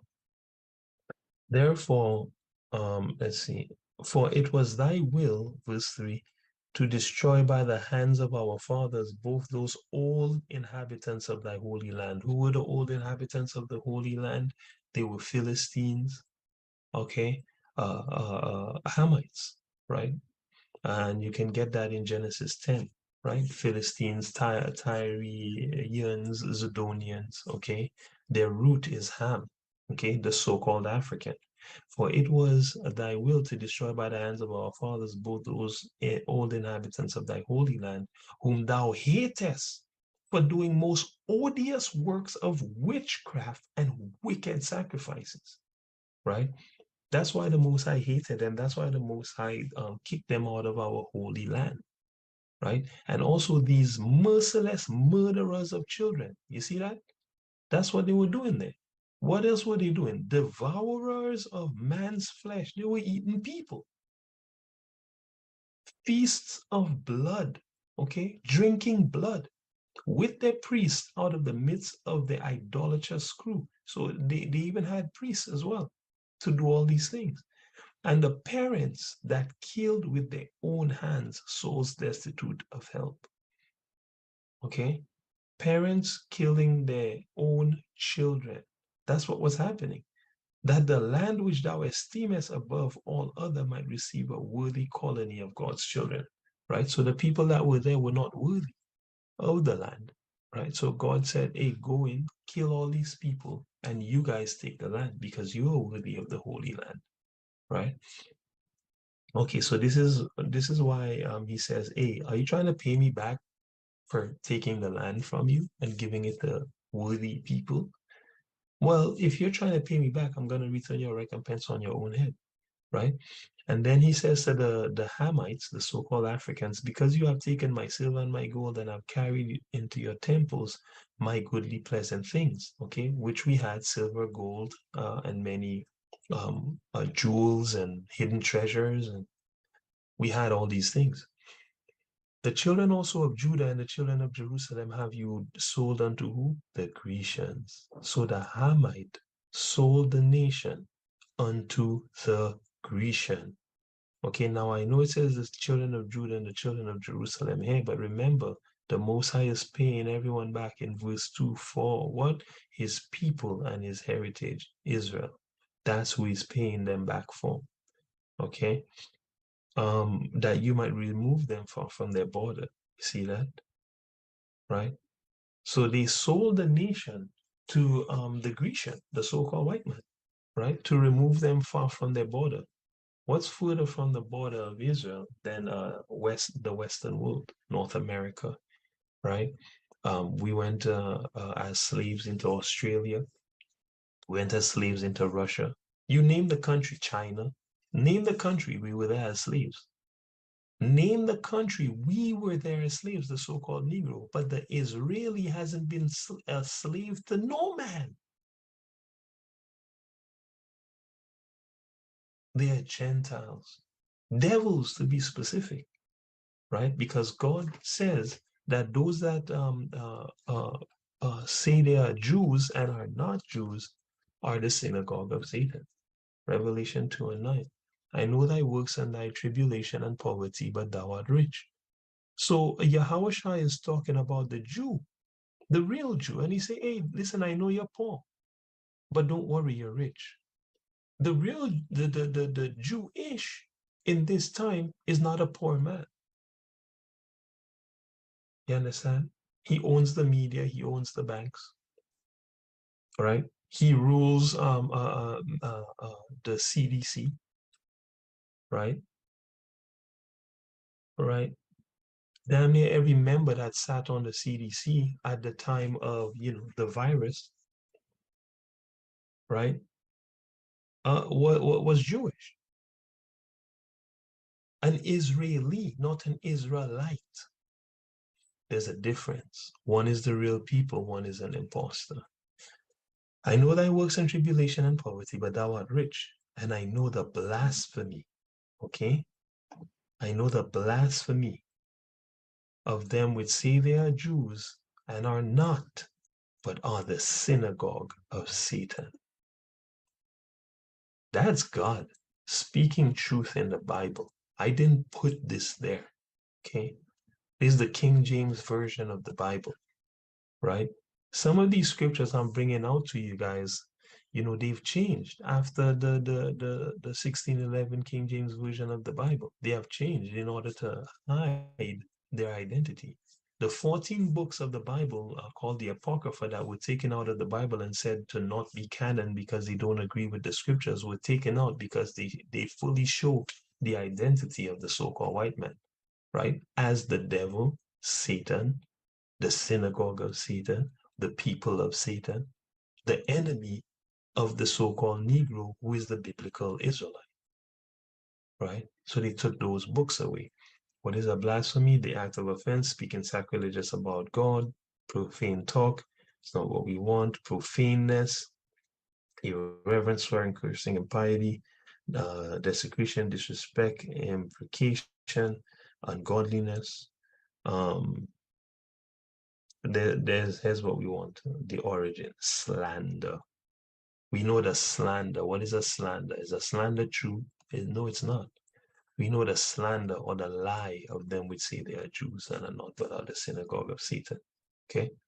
And when you go to the third chapter, in the 9th verse, it tells you the same thing. Behold, I will make them of the synagogue of Satan, which say they are Jews and are not, but do lie. Behold, I will make them to come and worship before thy feet and to know that I have loved thee. Okay? So the Most High is going to make all these people that are lying and saying that they are Jews but are not, he's going to make them come and bow before our feet and to know that he's loved us. Not everybody, us. Okay?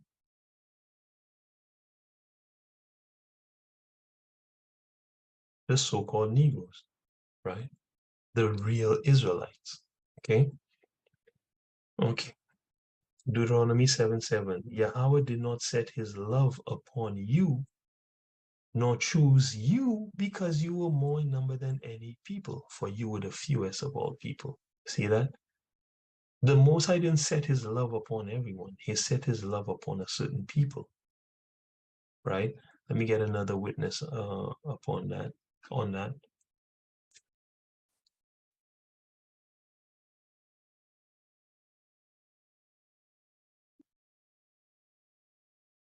This is 2nd Ezra 9, right?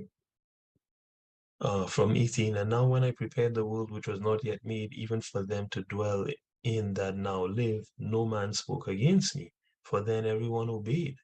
But now the manners of them which are created in this world that is made are corrupted by a perpetual seed, and by a law which is unsearchable, rid themselves. So they're killing themselves. So I considered the world, and behold, there was peril because of the devices that were come into it. And I saw and spared it greatly, and have kept me a grape of the cluster, and a plant of a great people. Let the multitude perish then, which was born in vain, and let my grape be kept, and my plant, for with great labor have I made it perfect. Okay, so the Most High has one grape of a cluster, you understand? One group of people, right? That he has chosen, right? This is 2nd Ezra's 13 from verse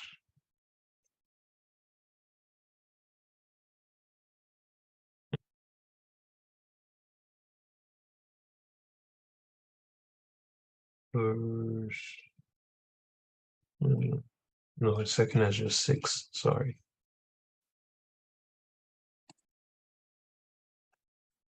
2nd Ezra 6, it says from verse 53, upon the 6th day thou gavest commandment unto the earth that before thee it should bring forth beasts, cattle, creeping things. And after these, Adam also, whom thou madest Lord of all thy creatures.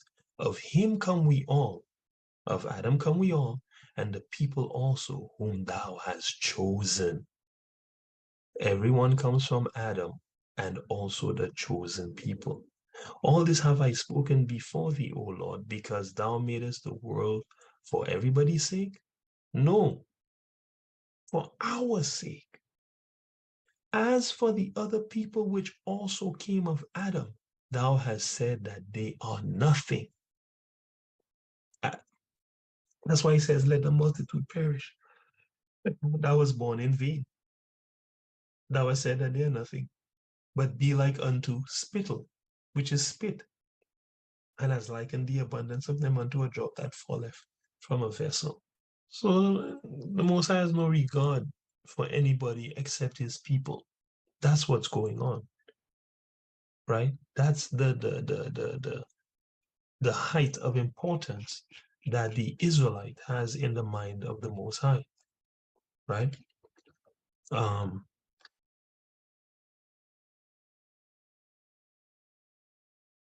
Right? Remember, he said he made the whole world for our sake.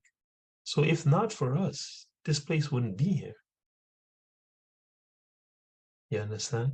The Most High made the whole world for our sake, right? Let's see here. I want to bring out this scripture.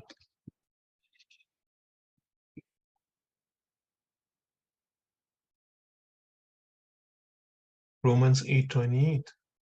And we know that all things work together for good to them that love the Most High, to them that are called according to his purpose. And that's his people.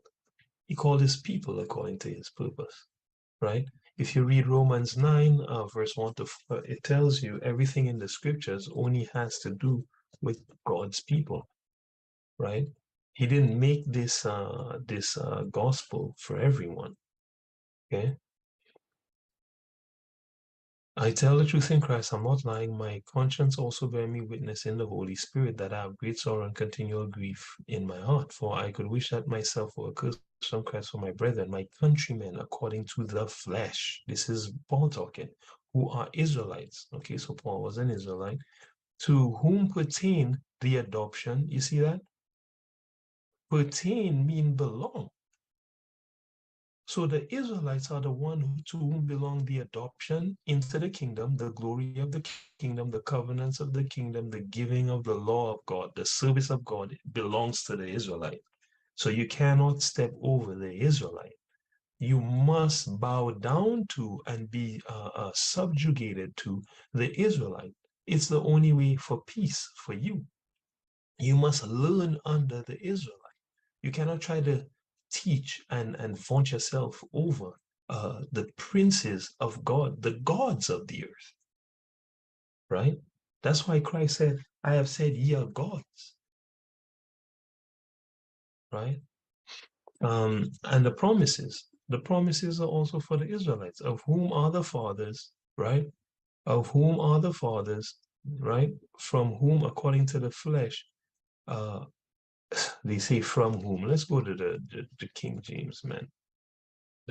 Not the New King James. Trying to stir up the pot and tell people a bag of stupidness, right? It says, whose are the fathers and of whom, as concerning the flesh, Christ came. So Christ came for everyone? No. Christ came for the Israelite, who is overall, God bless forever. Amen. Right? And let's get another thing in Matthew 15. Christ himself tell you he came for the Israelite. He answered and said, I am not sent but unto the lost sheep of the house of Israel. That's who Christ came for. Right? Let's go to Luke 1, right? And prove that further.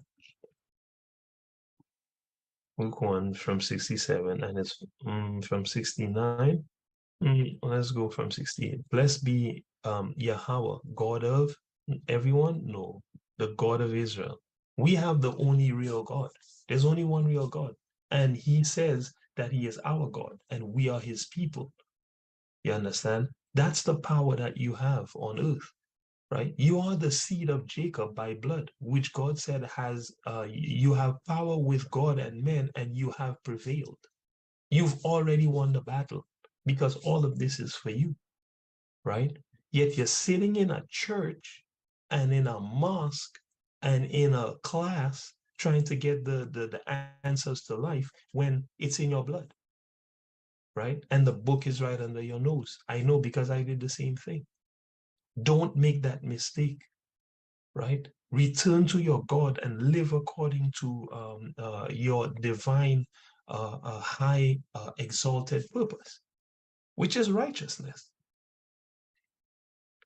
And I've raised up, and blessed be the Yahawah. So wherever you see the Lord in the Bible, they took out the name of God because the name of God has power. When you bless the people, you're supposed to put God's name on them, right?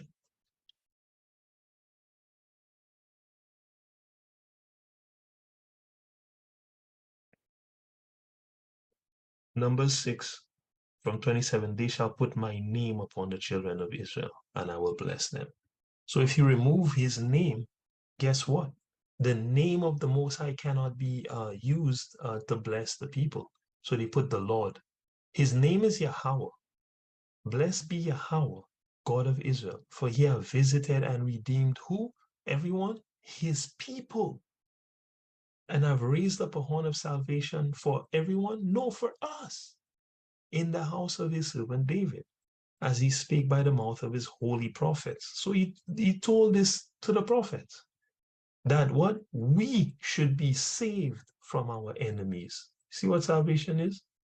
The Israelites being saved from our enemies and from the hand of all that hate us. And everyone hates us. So God is going to send our big brother, our prince, our priest, our high priest, Yahawah Shai, who the world erroneously calls Jesus. He's going to send him to save us from our enemies and the hand of all who hate us. And according to Psalm 83, they all hate us. To perform what? The mercies promised to our fathers, and to remember his holy covenant, which he made with everyone. This is in the New Testament. He made the holy covenant with the nation of Israel, the oath which he swore to our father Abraham, that he would grant unto us, that we, being delivered out of the hand of our enemies, might serve him without fear. See what this is all about? In holiness and righteousness before him all the days of our life. That's what this is all about, to be able to serve the Most High without fear all the days of our life, right? And put this world back in order, because right now, Satan rules the world and his people, right? So death and destruction reigns. When we rule the world, God's people, righteousness and life will reign forever and ever. So be it, right? Okay. So kind of went on a bit of a tangent there. Let us, right. So let's go to Deuteronomy, right, 28, and prove further that the so-called Negro is the biblical Israelite. This is the 28th chapter of Deuteronomy. Okay, in the beginning here, God talks about blessings he's going to put upon us if we keep his commandments, blessings in the field. Basically, everything we do will be blessed. And then he talks about curses that he's going to put upon us if we disobey his commandments. Okay, and we disobeyed his commandments. Okay, we rebelled against God over and over and over again. All right, believing in the philosophies of the other nations, following the other nations, marrying the other nations, mixing with the other nations, which God forbid, right? And so here's the situation we find ourselves in. He tells you all the curses that are going to come upon you, and it's a long list of curses, right? And he said, all these curses shall come upon you. So all these things have to happen to you for you to be an Israelite. If all these things did not happen to your people, you're not Israelites, right? Some of these things will happen to many people, but all of these things need to happen to your people for you to be an Israelite. Thus saith Yahawah. Let me go from verse 46. Moreover, all these curses shall come upon thee, and shall pursue thee and overtake thee till thou be destroyed. So all the curses he mentioned here, he say, hey, they're gonna come upon you, and pursue you. You won't be able to escape from them until you be destroyed. Right? Why? Because thou hearkenest not, meaning you didn't listen unto the voice of Yahawah thy God to keep his commandments and his statutes, which he commanded thee. Right? Because you don't want to listen, you're gonna get all these curses upon you, right? Let me read let me read a couple of the curses in the interest of time. Thou shalt eat the fruit of thy body, the flesh of thy sons and of thy daughters, which Yahawah thy God giveth thee in the siege and in the straitness wherewith thy enemy shall distress thee. This happened in the scriptures, okay? We literally had to eat our children, okay? That's how hungry we got at certain points in time. All right. Now watch this. The man that is tender among you and very delicate, his eye shall be evil toward his brother, and toward the wife of his bosom, and toward the remnant of his children, which he shall leave. This is very telling. Which nation on earth leave their children the most? Which nation on the earth has the least marriages? Okay. Which nation on the earth kill their own brothers and sisters the most? Right? When they used to be a good kid, right? But they grow up to be thugs and divas and demons. Which nation? It's the so-called black nation, right? The so-called Negro, the descendant of the slave. That is the destroyed people, right?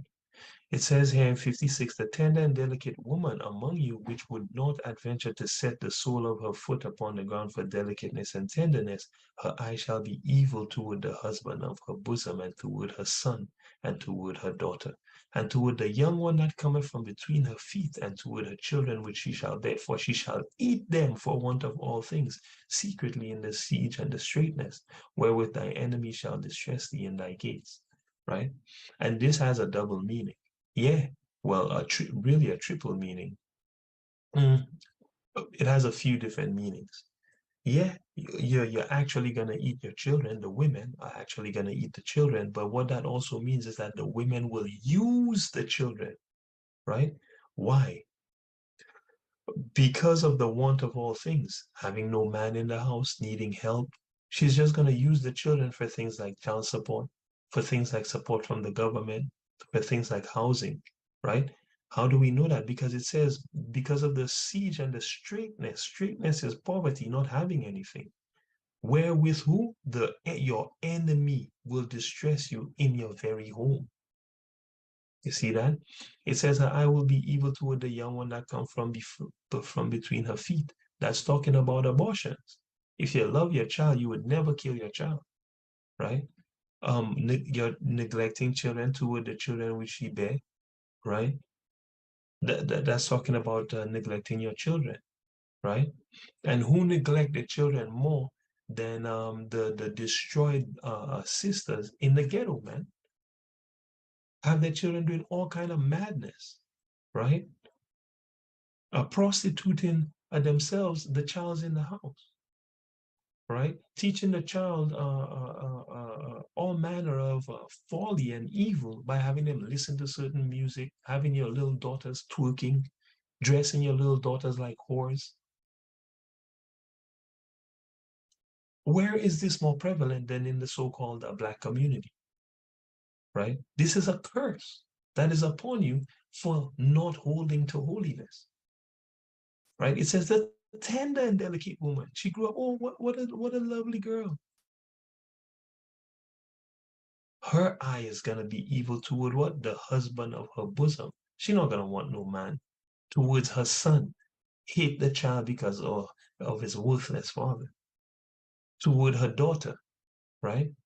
Hate her daughter because maybe her daughter is more beautiful than her, smarter than her, doing better than her. All these things we've seen rampant in our community, right? So these are just a few of the curses, right? Now, do the Israelis suffer with any of these things? It's not happening, brothers and sisters. So how could these be the people? Okay, let's go to 46. Here's the kicker, all right? Remember, the whole point of this is that the so-called Negro, the true identity of the so-called Negro, right? The slave descendant. Your true identity is that you are the children of Israel, God's chosen people. That's who you really are.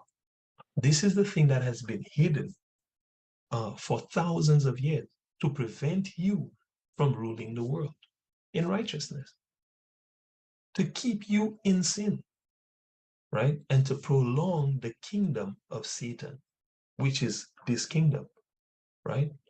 How do we know this is the kingdom of Satan? Remember, Satan told Christ that this kingdom is given to him, and he give it into the hand of anyone he feel like, but they must bow down and worship him. So this kingdom is owned by Satan, and whoever has the kingdom in their possession, guess what they did? They bowed down and worshiped Satan, the spiritual demon, to get it, because there's a spiritual demon, Satan, right? And there is a people of Satan, pursuant to Daniel 9 and verse 26, right? And Revelation chapter 12 from verse 1 to verse 10, right? There is a man of sin pursuant to, what is it, Second Thessalonians 2, verse 3? Yeah, Second Thessalonians 2, verse 3 and 4, right? Mm. Let no man deceive you by any means, that they shall not come except they come of falling away first, and the man of sin be revealed, the son of perdition. So there is a man of sin, right? And his number is 666, which stands for destruction, destruction, destruction. 6 trumpet, bowl, and vial. Destruction, right?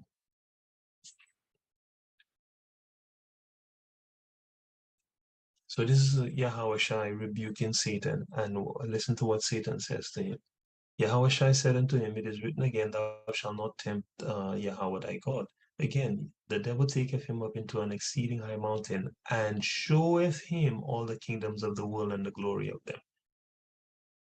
All the kingdoms of the world and the glory of them, that's the riches of them. And said unto him, all these things will I give thee, if thou wilt fall down and worship me. So Satan said to Christ, hey, I'll give you everything if you fall down and worship me. So how do you get everything? On this planet, you fall down and worship Satan. Then Yahweh said unto him, get thee hence, Satan, for it is written, thou shalt worship Yahweh thy God, and him only shalt thou serve. Now I want to find this, I think it's also in Mark. I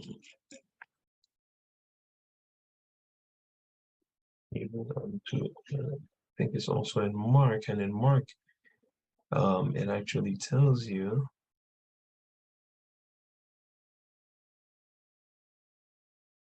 one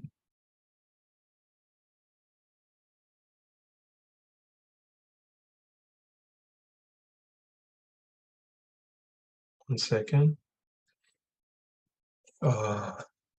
It's everything's given to Satan to, and he give it to whoever he wants.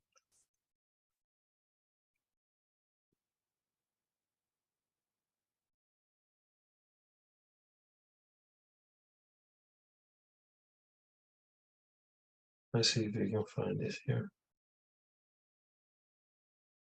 It's in the book of Luke. Okay. Luke, the 4th chapter and the 6th verse. I will give you authority over all these kingdoms and all their glory. Let's go to King James. And the devil said unto him, all this power will I give thee, and the glory of them, for that is delivered unto me. See that? God gave Satan all the power and authority in this kingdom, right? You see, for that is delivered unto me, and to whomsoever I will, I give it. How do we know it's God gave it to him? But the Christian church teach you a bag of nonsense about how Satan fights God and this, that, and the other. Yeah, right. Satan works for God. Okay? God does all good and evil on the planet. That's the truth. I form the light, says Yahawah, and create the darkness. I form the light and create the darkness. I bring prosperity and create calamity. I, Yahawah, do all these things. Okay? So it's the Most High that bring prosperity and calamity. In the King James, he says, I, Yahawah, I make peace and create evil. See that? Right? I, Yahawah, do all these things. So all good and bad happening in the world is controlled by God. That's why he can tell you the end from the beginning. That's why he can declare the end from the beginning. He wrote the script for the movie, and you can't change it. You have to just get in line. Understand? So here's the kicker, all right, to show that, to prove that we are the people out of the scriptures. And perhaps I'll have a minute to show you a few historical, what do you call it, proofs that we are these people. From verse 46, from verse 45, moreover, all these curses shall come upon thee and shall pursue thee and overtake thee, till thou be destroyed, because thou hearkenest not unto the voice of Yahawah thy God, to keep his commandments and his statutes which he commanded thee. And they, the curses, shall be upon thee for what? A sign and for a wonder, and upon thy seed forever. I'm sorry. Last time I checked, the biggest homosexual festival is in Israel, right? So are they supposed to be being cursed, right? Because they disobeyed God's law? They're not facing no curses, man. They're not facing no slavery, no destruction, right? And don't come talk to me about this recent war, because these guys were comfortably oppressing the Palestinians for over 75 years before the bubble burst and the Palestinians came against them, right? And massacred their people, right? They've been massacring the Palestinians for over 75 years. 33,000 children have died, man.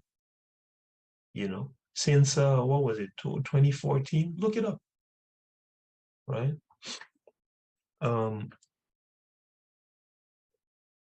The curses shall be upon thee for a sign and a wonder, killing your own children, right? Just living at the abortion clinic, right? Killing your own